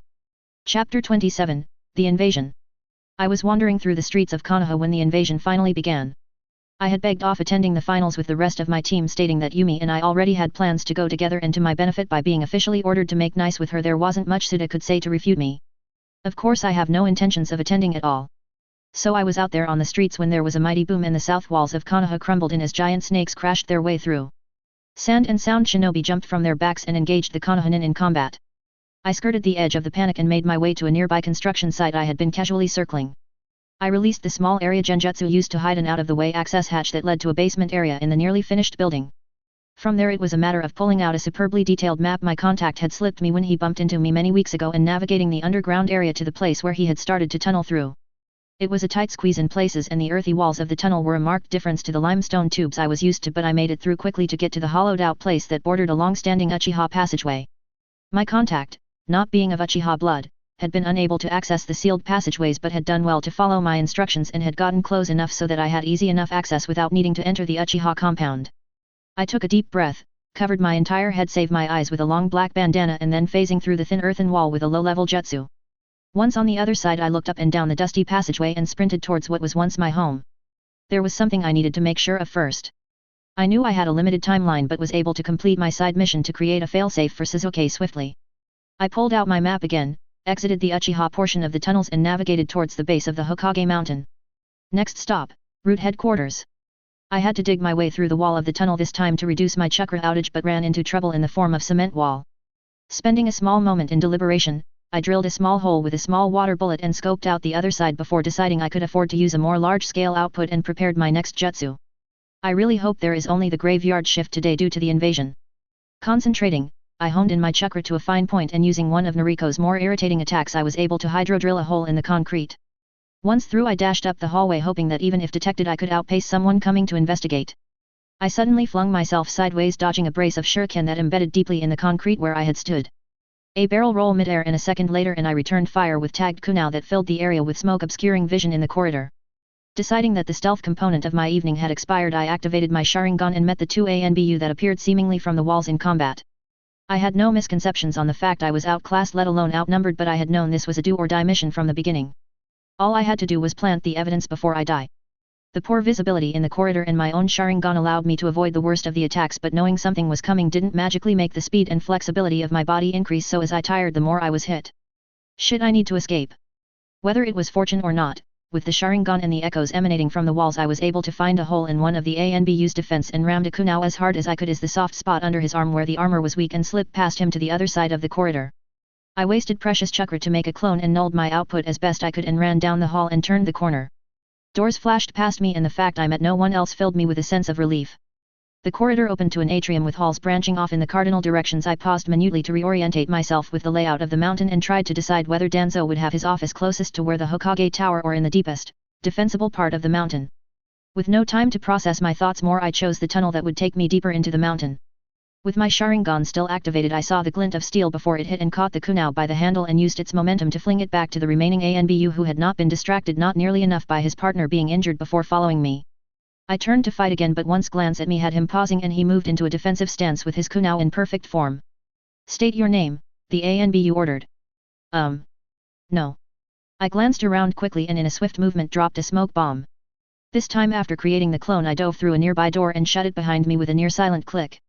Panting, I placed my back to the wall and quickly pulled out a scroll from my pocket and transferred over a silent seal to the door. Cautiously watching the door, I took a risk and deactivated my Sharingan to hide my chakra the best I could and hoped that the ANBU assumed I pulled the same trick as before and had run up the hall. It was only when the adrenaline receded a bit I realized that I was seeing the doorway too clearly and that it was due to the fact the room was illuminated. I pulled out a couple of kunao out and a scroll ready to blow the place up as best I could as I further realized I wasn't alone in the room. You can't stay out of danger, can you? You can't stay out of danger, can you? The words echoed in my head as I saw the last person I'd expect lounging on what must have been an uncomfortable steel chair in the middle of the root complex. Wooden packing crates surrounded the room and wood shavings littered the floor. To my eye, it appeared I had interrupted him while he had been rifling through a smaller crate that was placed on a nearby desk. It had to be fucking Green Eyes again. Moritani, I ground out, muffled through the black bandana I still had around my head. Taking a quick look around, this time taking note of the transient vibe of the accommodations, I guessed he was only camping out here due to the invasion. I assume that is Nezumi under there, he grinned back charmingly, or so you say anyway. The root ANBU burst through the door at that moment and halted as he heard Moritani's and my conversation. He recovered quickly and moved to immobilize me. Now I was distracted. I was too off guard to do more than a couple of defensive maneuvers before I was face down on the floor. Just like old times, Moritani continued as he took stock of my position on the floor, and it had not escaped me to notice the similarities of this situation with the Kuroijo disaster. More interrogation then? I snarked. Well, if you insist, he replied with a chuckle. After all, I have some people very interested in what you know. People? I received a laugh at that and Moritani just leaned back on his chair. See, it's stupid comments like that which makes me second guess that you know anything at all, he said amused. I gritted my teeth and raised my head as best I could to glare at him, letting my Sharingan to seep through. It was actually fortunate that the ANBU had his hand pressed down on the back of my head in the end as I let my eyes fade back rather than waste even the little chakra it used. Moritani-san. You know this intruder? Oh yes. We spend a very pleasant evening together, he replied smirking, brought the house down and everything. The ANBU didn't seem to know what to make of it and the pause lingered. Tie her up to the chair and go get one of the interrogators, Moritani finally said to the ANBU holding me down and dropped his smile. Surely there is one left in this hellhole to extract what we need to know. I am not authorized to relieve anyone of their post, the ANBU replied woodenly. For fuck's sake, Moritani hissed. How about I fucking authorize you relieve them from their post? The ANBU only hesitated for a second but nodded sharply and left the room, leaving me tied up on another steel chair for Moritani to gloat at. Shit. This thing is as uncomfortable as it looked. I sat as comfortably as I could on the chair and glared at Moritani with my two black eyes. He just stared back at me and crossed his arms pensively. I can't afford to wait till the ANBU comes back. Do you know where Denzo's office is? I asked him. Moritani's lips twitched. I think you've misjudged this interrogation. Do you or do you not know where Denzo's office is? I repeated forcefully. Look, to be honest, I'm not taking you seriously at all in that cheap disguise, he replied amused and reached over to pull at my bandana. I did my best to bite him. He just laughed. You're a lot plainer under the makeup, he mused as had a good look at my face, still quite remarkable though. I was quite angry that I felt a little pleased at that and scowled at him for flattering me yet again. Tell me where Denzo's office is and I'll leave you alone with your collection, I said firmly as I looked around the room at the somewhat eclectic objects in the room both in and out of pine packing crates. Moritani smirked and surveyed the room himself. Merchandise actually, he said amused, all top quality, high-end products going at a very reasonable price to the right buyer. Ah, so he is in the trade business after all. Is this what you do then? I asked intrigued despite myself. Black market trade. More or less, he replied amused and took a seat opposite me and placed a chin to his hand. Despite it all, little mouse, I find myself enjoying these little chats, he smiled. You do know how to make a guy feel like the smartest man in the room. I scowled at him. Asshole. Just tell me where Denzo's office is, I gritted out. It's not like I can escape and do something with the information, I goaded. Why would I when it bothers you so? Look, just tell me. I've got a limited window of time. What a shame. I glared at him and he smiled back charmingly. Fine. Have it your way, I spat and let my Sharingan form and relished in the startled shock on Moritani's face, wiping that smug look off of him. Sharingan, he asked incredulously, how did you get those? Did you steal them? No. Uchiha then, he asked somewhat delightedly, now I definitely have someone interested in some of those beauties. You wouldn't mind handing them over, would you? Like hell I would. Now don't be like that. Though this explains a lot of things, he mused, always so prideful. What are your origins thought? You can't have been a Konoha citizen though, or you'd be 6 feet under. It makes one wonder what stuck-up clan member spread his seed throughout the country. Last chance Moritani, I hissed, not impressed with the chatter, tell me where Danzo is. Look, this is getting a little ridiculous, little Uchiha, Moritani sighed and ran his hand through his hair, even with this surprise bloodline you still don't understand your position. You're done. Finished. Failed as it were. When the ANBU gets here you will be interrogated for Akino Shounen's location and now have gloriously given another reason that you can be exploited with that lovely eye jutsu. Plus, everyone knows that so long as you don't look in an Uchiha's eyes you're good. So be a good girl now and stop asking me for fucking Danzo's office. I huffed a frustrated breath and funneled some chakra into one of the seals on my armband, and a flurry of wind was released, shredding the ropes that bound me as well as unfortunately creating a multitude of tiny lesions on my skin from the escaping air. You are the most fucking annoying person on the planet, I growled at Moritani, who just rose from his seat with a sardonic eyebrow raised. Right back at you, Uchiha-san, and he entered into a defensive stance. Not pulling any punches, I immediately set out to destroy all of his stock. He showed his hand when he stated their value, and as expected he panicked at the sight of the oh so easily flammable crates smoldering under a well-placed katon. You psycho! While he was distracted I dove for the equipment that had been stripped from me and managed to get a hold of my thigh pouch before I had to dart away from Moritani's glowing green hands. Do you fucking know how much money these items are? How rare some of them are? Some literally are irreplaceable. Should have told me where Danzo's office was, I grunted and pulled out some ninja wire. Oh ho ho ho, he laughed darkly, I will enjoy the process of taking those eyes out, you obtuse bitch. He lunged at me and I used the slowly thickening smoke as a cover and hid in the flickering shadows, threading the wire around as I moved. Moritani used his chakra scalpels to slice the wire when he encountered it, and it was when they disappeared as he decided to risk a water jutsu for his burning collection I shot a spark of electricity down the wire. Unfortunately Moritani went for broke with the water and it covered the room, so with the added electricity we both were affected. Shudders racking through me I gritted my teeth and risked entering close quarters with Moritani and his scalpels. I dove at him with a kunao and he countered with a wakaizashi he had seemingly pulled from nowhere. This sword was owned by the first daimyo of Wind Country and is worth more than my firstborn, he hissed, and I'm using this priceless treasure to fight a overgrown child with no concept of reality. I purposely ran my kunao up the blade to the handle and it embedded in the hilt before I jumped back, pulling a new kunao out of my pouch. Moritani looked apoplectic. That's it, he gritted out and dropped the blade and made the final mistake of finally meeting my eyes. Relief spread through me and the illusion swept from me like a soft sigh. To his perception I was 5 degrees more left than he expected, and when he ran at me it was a small matter of using his momentum to grasp his upper arm that had not been coated with the blade-sharp shuktra that coated his hands and drive the hilt of my kunao into the base of his skull. He went down with a clatter and the chakra on his hands flickered out. Not wasting any more time I bound him best I could and strapped him to the same uncomfortable steel chair I had been bound to. He came too quickly, but that was to my benefit. I really had to have this sorted out quickly before that ANBU came back with the interrogator. Moritani, to his credit, did not seem fazed as he took stock of his situation. That was a somewhat intelligent strategy, he admitted and glowered at his still smoking wares. Glad you approve, I replied wearily and took the opposite chair in direct contrast to the situation before I escaped. I made sure not to take my eyes off of him just in case. What now? You tell me where Danzo's office is. No.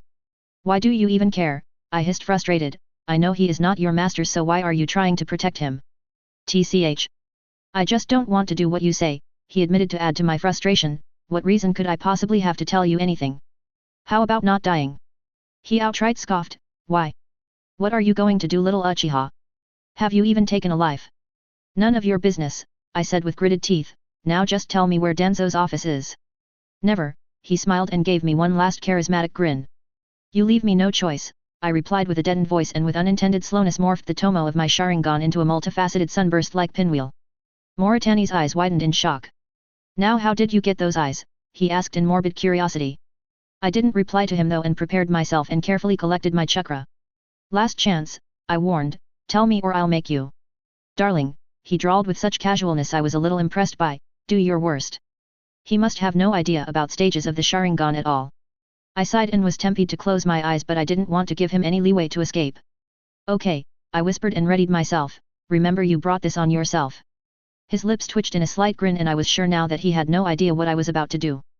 Mangekyou, I murmured and the kaleidoscope spun. Moritani sure learned in the end what the Mangekyou was and I learnt the location of Danzo's office. Somewhere around the 10th hour of torture Moritani's mind gave up. I hadn't realized I was unable to release the technique until the full time was given and so I had to stand and watch for another 38 hours as the senbon I chose as my torture device turned him into a pincushion. Not a wasted 38 hours judging by the unintended information he spilled though. When I had returned to my own senses, Moritani was out for the count and I was fighting vertigo. Breathing hard I had to sit a moment to recalibrate my senses and condense 48 hours of memory for the less than the minute I had on the outside. I blinked rapidly and let the Mangekyou fade away and in its wake the trepidation rose. I felt like Alice in the rabbit hole. Why do my problems always have to be the tip of the fucking iceberg? I was fortunate though in regard to my initial goal and that was that according to Moritani, Danzo's office was not far away from this location. I'd have to backtrack and I didn't know if the ANBU that had been dismissed was still nearby but I was somewhat hopeful so long as I left now. I stood to leave but a look at Moritani had me hesitating. Technically he could still live, perhaps even regain cognizance with correct treatment. If he did then my identity would be at risk. I can't risk that. Especially with what I now know. Hesitating I neared the body and with great reluctance but determination I altered some explosive tags so their seal would become unstable in approximately 15 minutes give or take. I haven't actually timed them perfectly. I then left the body and went to the door again, removed the silence seal and made to leave. Now let's hope that ANBU is still a way off. In the main hall of the Taka shrine, underneath the 7th tatami mat from the far right sat an ancient tablet, well, used to sit an ancient tablet. It had been replaced with somewhat newer stone block made of cool granite. Inscribed was not a warning of the Rin-Egan, the god tree or anything to do with the moon and instead was a simply made haiku. It would sit undisturbed for many years until Suzuki would eventually be persuaded to search for it. He would take one look at the stone, roll his eyes then curse his cousin's name under his breath before storming out leaving the tablet undisturbed for many more years after. True power is found under tall trees with green leaves. With your family. You would think that COVID would mean loads of time to write and finish this story. That is so not the case. I apologize so much for the delay which is quite inexcusable since I only had to add like a paragraph. I did end up revising it completely because it didn't flow and I'm worried it's not going to match completely to the style of writing I've been using. But here is the final chapter. I do have an epilogue as well I'll add soon, actually soon. I've been writing this story for almost 5 years which is shocking. But I hope you enjoy. Once I add the epilogue I'll load the whole thing on A03 as well. Geez, what a ride. Thank to everyone that has been patient with me for so many years. Love you lots. Disclaimer, I do not own Naruto. Chapter 28, The Bed We Make. Danzo's office has the appearance of a traditional tea room but in the layout from what I remembered the Hokage office had. The opposing wooden-hued desk placed in power position for whoever entered the door. I slipped in silently and before I knew it I was elbow deep into the bookshelves. I must have checked for traps with the Sharingan before I began my search for the relevant scrolls as I found it was activated and I had several promising pieces in my hands. Talk about tunnel vision. Of what Moritani had spilled, the most damning information I had found was evidence of the somewhat mutualistic relationship Danzo had with Orochimaru and his involvement in black market trade to fund his private army. An exploitable weakness. It was how I was going to get him and I was getting way too excited about the prospect of having some more control over this evil man. I knew trade. I could easily provide the evidence now I knew the existence beyond planting my evidence in Danzo's private records about the Uchiha. When the authorities went searching for information about the black market trade lo and behold a list of other atrocities made by his order was going to be in the same place. I had been planning to pin him on false charges of tampering with selling state secrets or something but this was too rich. He had truly dug his own grave. I schemed through a missive from Wind Country and drew back my lip to expose my canines when I saw his tampering of the impoverished sand village when he himself was the one stealing the daimyo's contracts. I only had a short window to read before I couldn't afford the delay anymore. The seal on Moritani would only last 10 minutes more maximum and the ANBU were no doubt either back or soon to be back to check on him. There was also the slight chance they would find the explosive seals before they blew. I did stuff them down his throat though. I lifted my shirt slightly and touched it to a small black tattoo I kept hidden under a cuff. The sealing tattoo released 2 ancient-looking scrolls that were slightly stained with oil and blood and one slightly newer one. I hated sacrificing some of the scrolls I had taken from Natsuko's parents' house but I needed to place evidence of that night firmly with Danzo. The newer scroll was forged document that I had devised using my memory of Ataka's handwriting and had painstakingly written a mission report outlining a successful mission. I bundled them together and eyeing the more protected section in the office decided slip them with some older looking scrolls that only had protection against the removal of scrolls. I did my best to make them look like they belonged there by gentle settling them under some similar aged scrolls, but if Danzo had a good enough memory then he would notice the intruders. Let's hope he is too frazzled by the unraveling of his black market trade to care about the new arrivals.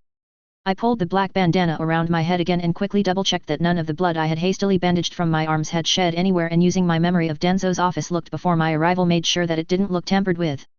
With the time frame I was in I supposed it was the best I was going to get. I held my breath and slunk out the door and tried to look for the nearest exit. I wasn't sure I could go back out the same way I came in.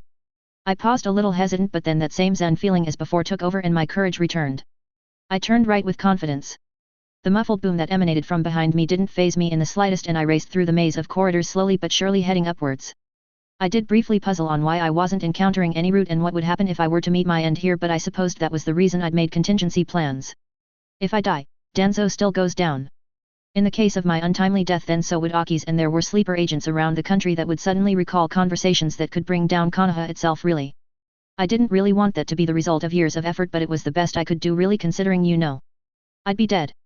I couldn't tell you how long I raced through Root's headquarters as my sense of time only reappeared once I stopped with the realization that my feet had led me to a dead end. I was in an area that looked still under construction, or perhaps had some other purpose with its rough-hewn walls and dirt floors. My calm feeling was starting to take the back burner until I noted the strange movement in the air. Fresh air? Scanning curiously I gave a small trill to sense what my eyes weren't telling me, and with the echoes discovered a hidden tunnel. Feet moving forward carefully I ducked through the illusions to see a crawl space of a hole that led outwards to what I was assuming was the outside. Saying a quick prayer and a Hail Mary the first got to my knees and started to crawl. By luck or simply chance I left Root headquarters alive. I'm sure I could rival Naruto at this random luck skill. The tunnel I had discovered opened up on the side of the Hokage mountain between two rock formations and some shrubbery. From my slightly evilated view through the bushes I could see some leveled buildings and in the distance the wall of Konoha with a gaping hole in it. After observing for a few minutes I figured that the invasion was over, judging by the lack of chakra released in the area and the amount of medical staff running all over triaging fallen soldiers. Just how long was I in the complex? I skittered down the mountainside shedding my makeshift bandages, irritating the skin until it started bleeding again. I made sure I had my Hitai 8 was clearly visible, threw some bull dust over my head and without making sudden moves pretended to crawl out of a destroyed building. I groaned as a frazzled-looking Medinin closed in on me and I did my best to look disheveled and pitiful. The shinobi took in my young appearance and Tani Hitai 8 and ran a quick diagnostic just over my chest. Superficial abrasions and bruising, eye strain and some substantial chakra exhaustion, he identified and pointed a finger in one direction. The medical tents are that way. Since you can walk, head over there for treatment. He then moved on to another more ailed-looking civilian who was having trouble focusing his eyes. I nodded my thanks, but he didn't either notice or case, so I started heading in the direction he pointed. I was more interested in finding my teammates than the medical tent, but any direction was as good as another. I pulled out a reel of bandages and did my best to wrap my arms again. As I walked I took note of villagers in varying stages of mourning. Most seemed like they were still in shock. Another thing was the many voices traveling the news from one to the other saying the same thing. Have you heard the news? Hokage-sama is dead. Oh. Kunoichi-san, we meet again. Shivers tingled down my spine at that smooth voice. Not the good kind either. Ah, Jounin, pleasant surprise. Kakashi's gravity-defying hair was lightly sprinkled with dust as he oh so casually leant up against the remaining wall of a house in the impact zone. I was 100% sure he was taking his full weight and feigning leaning as the wall was clearly ready to follow its companions as scattered remains on the ground. It's curious to see such a pleasant face in such an unpleasant situation. I looked around at the broken boundary wall of Konoha where the snake summons came in, and then at the radiating debris from the residential area the snakes had crushed. One of them being the hotel my team stayed at. Simply looking to treat my arms properly and to find my teammates Jounin. Mama, it's embarrassing to be called by my title at my young age. Feel free to address me by my name. I was pretty sure this was a trick somehow, as he hadn't given me his name formally and he couldn't have missed that fact. Maybe he thought I would already know. I did. Oh well. Ignorance seemed to be the way to go. And... Your name is... His one visible eye squinted at me. I must have forgot. My name is Hitaki Kakashi. There was a pause where I suppose he expected me to know that he was also Sharingan Kakashi the copycat ninja. I did. I was doing so well with ignorance though I decided to keep going and simply ignore it. Well, Hitaki-san. I wouldn't want to keep you. You must have better things to do. That may be true. Oh. Silly me. I'm terrible at names and seem to have forgotten yours. Would you mind giving it to me again? Yeah, no. There is no way I was ever going to tell him my name. Kukaki Rukia. Rukia? How uncommon. I shrugged and decided that the best place to be was far away from Kakashi right now. I needed to find my team more importantly. Well, forgive me Hataki-san. As you pointed out earlier, I am quite out of place for these circumstances and I'm sure my team is missing me. I bowed goodbye maybe a bit too hastily as I left but sighed in relief as I was sure I made some distance between us. You're a fast walker Rukia-san. I bit back a squeak and was very glad I had long repressed my habit to enter Uchiha attack stances. Hataki-san, waha. I smiled at me. It would be abysmal of me to leave such an important visitor of Konoha to her own devices. It could be dangerous you see. Yet another not so thinly veiled warning I suppose. Jesus Christ, Kakashi was good at this. I was terrified of a man I could only see one eye of. This is the Shizuke incident all over again. I just hoped we didn't run into his students or I actually would be handed over to the Konoha TNI just for even looking at Shizuke. Actually thinking about it, I was getting a bit confused as to why I wasn't just brought straight to Konoha TNI hogtied with a bow on my head. I eyed Kakashi a little more nervously. Everything okay Rukia-san? He asked pleasantly. I cringed inwardly but tried not to let it show on my face. I'm a little worried to be honest. I admitted. Well, as it's quite apparent I am a foreign nin and you have just experienced an attack from not one but two countries. Why am I still walking about? I was also aware that I had behaved extremely suspiciously last time we had encountered each other and despite not really having contact with Kakashi much at all. He was still an elite shinobi and I'm sure I overlook a lot that he sees right through. Who knows what he knows? Kakashi stuck his hands in his pockets and looked absently at the clouds. Who knows? He mused. I gave him an odd look but he didn't respond to it. Instead he actually looked really sad. Probably thinking about the Hokage. My apologies. I muttered and awkwardly folded my arms across my chest being mindful of my newly hastily bandaged arms. It had only been an hour or so since I started searching for the others from Tani and Kakashi was now the third person to stop me. I had also only just managed to shake another harried-looking shinobi who didn't know if he should be arresting me or not but I had explained I was a genin participant in the exams. He was soothed enough to let me go on my way to the medical tents. The tents that I wasn't actually heading to though. We traveled in silence for a while and watched as a squad of blank-faced ninja who carried large scrolls on their backs marched past. Body scrolls. They nodded to Kakashi as they passed and Kakashi's footsteps dwindled to a stop. Your team, they were in this area when the invasion began, he asked curiously. I slowed to a stop as well and looked back at him. I'm not sure. This is where our hotel was though. He looked to the sky again and sighed. He took a step forward and suddenly dropped his gaze to mine. His exposed grey eye was steady and I found myself caught, waiting for him to speak. How confident are you that your teammates are alive? My breath whooshed out of my like I had received a blow to the stomach. In all my planning and scheming I had simply assumed like most characters in stories that when the characters died there would be a huge affair and whatnot and so in hearing no news, it was good news. I kept forgetting I was not the main character in this story. I wasn't even a side character. I was a non-character, cannon fodder. The people you could see dying in the background and much like me, my teammates were non-essential to the original plot. I need to find them. Whoa there Rukia-san. Let's get you sitting down. Kakashi-sensei was so much closer to me at that moment and guiding me to sit on what was essentially rubble. Take deep breaths now. His voice was kind and the white noise that invaded my thoughts that I hadn't noticed until now was ebbing. I think I just went into shock. I was ironically shocked at the notion. I also think you just snapped yourself out of it, Kakashi-sensei's now warmly amused toned voice inferred. Oh. Ma. I think you'll be fine but just in case let's head to the medic tent I nodded absently and was appalled at how my body and thoughts had betrayed me. I didn't notice Kakashi-sensei's guiding hand on my arm until he tugged me to face a couple of white makeshift tents and led me to one with a cart full of food near the entrance. Here we are Rukia-san. Now I have to be well elsewhere. See the medic and ask for your teammates, he insisted. Before leaving though he turned, chucked me an apple from the lunch cart, then took in my features with his one grey eye scanning intently. Let's hope we don't meet in suspicious circumstances again. It's a shame to see such a pretty face hide so many secrets. I regarded the apple in my hands to his retreating back taking in the significance. Why is everything so complicated? I was turfed out of medical pretty quickly with my arm still stinging and newly bandaged. I hesitated at the entrance until I was shooed on once more for being in the way. Listless I decided to hang around the tents, not in the way this time, on the off chance any of my teammates would turn up. It gave me an awkward amount of time to sit and reflect on what I had just done and what I was supposed to do now. Do I actually want to find my teammates and go back to Tani? Would there be a benefit? On one hand I could go as I had the means to take down Danzo and all it would take is me slipping a communication scroll to my contact in Konoha to be there waiting for Tsunade once she takes the seat.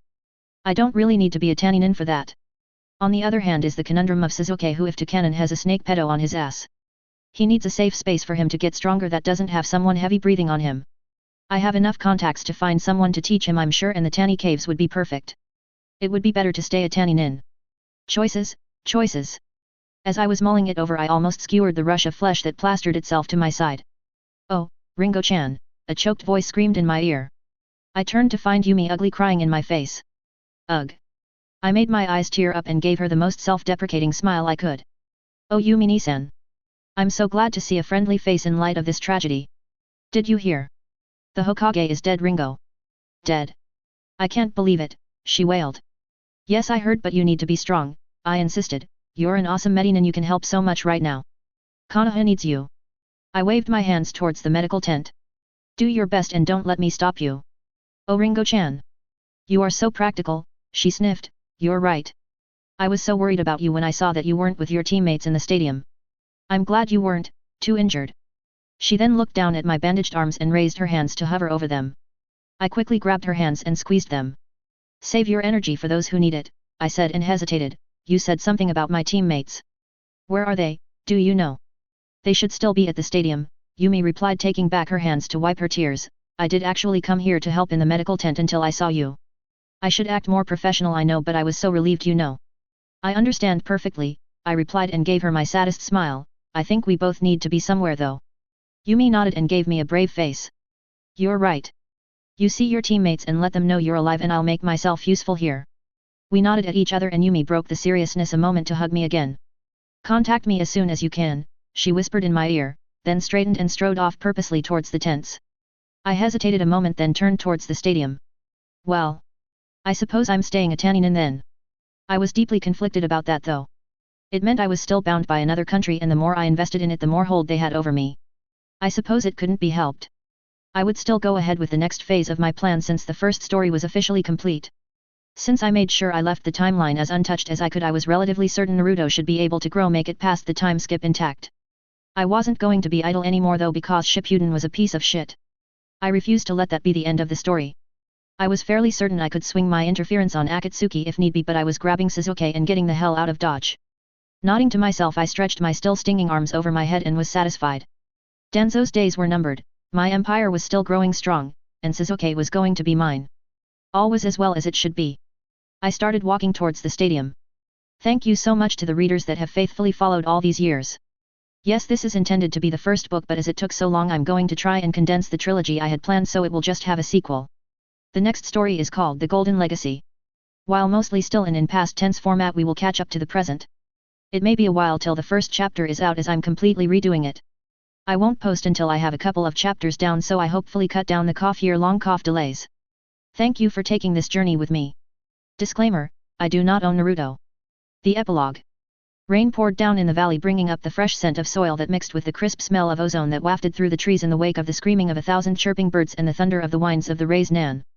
I descended from the treetops, silently covering ground until I reached the edge of the ravine. Two slightly blurred figures were huddled close to each other on the rocky platform, and I knew the battle had come to an end. I waited patiently on the opposite side of the valley. It was time. One figure staggered to his feet, then made his way achingly slow across the rocky platform, then upwards to the statue of our ancestor. It was apparent from a glimpse through crimson eyes that he had no chakra to spare. I ached to aid him, but he had to leave the area of his own violation, or questions that couldn't be answered would arise. Konoha must think Orochimaru had taken him and thus he would be lost to them, then Orochimaru must think that Akatsuki had taken Sasuke and so inherently lost to him as well. I created a single shadow clone. The chakra drain was substantial, but I was expecting it to be. I was quite fortunate that I had copied Naruto's technique when I had the chance during the Chunin exams. Assured that my plan could continue, my shadow clone morphed into a larger, much bluer form with a sharp-toothed grin, and I too changed my appearance to suit my brilliant genius of a cousin with crimson eyes ablaze. My clone and I made our way across the canyon edge and met my young cousin as he stepped off Madara's statue. With no small amount of shock on his part and touch of genjutsu on mine, I had my prize. I let out a pleased smile and was amused when my clone gave me a fanged grin. Clone Kisame picked up the cargo and together we raced towards Rain, where we would then detour underground. My clone would be due to disperse by then, and my baby cousin and I will then steadily make our way into river via the tunnels. No one could possibly know what would have happened. No one has ever predicted Konoha's #1 knuckle-headed ninja, and I knew that by riding in the shadow of his actions my own would be hidden. I knew I would succeed, for how could anyone connect the dots? They didn't exist in this world. I was sure I was safe. Finally, Sasuke was mine.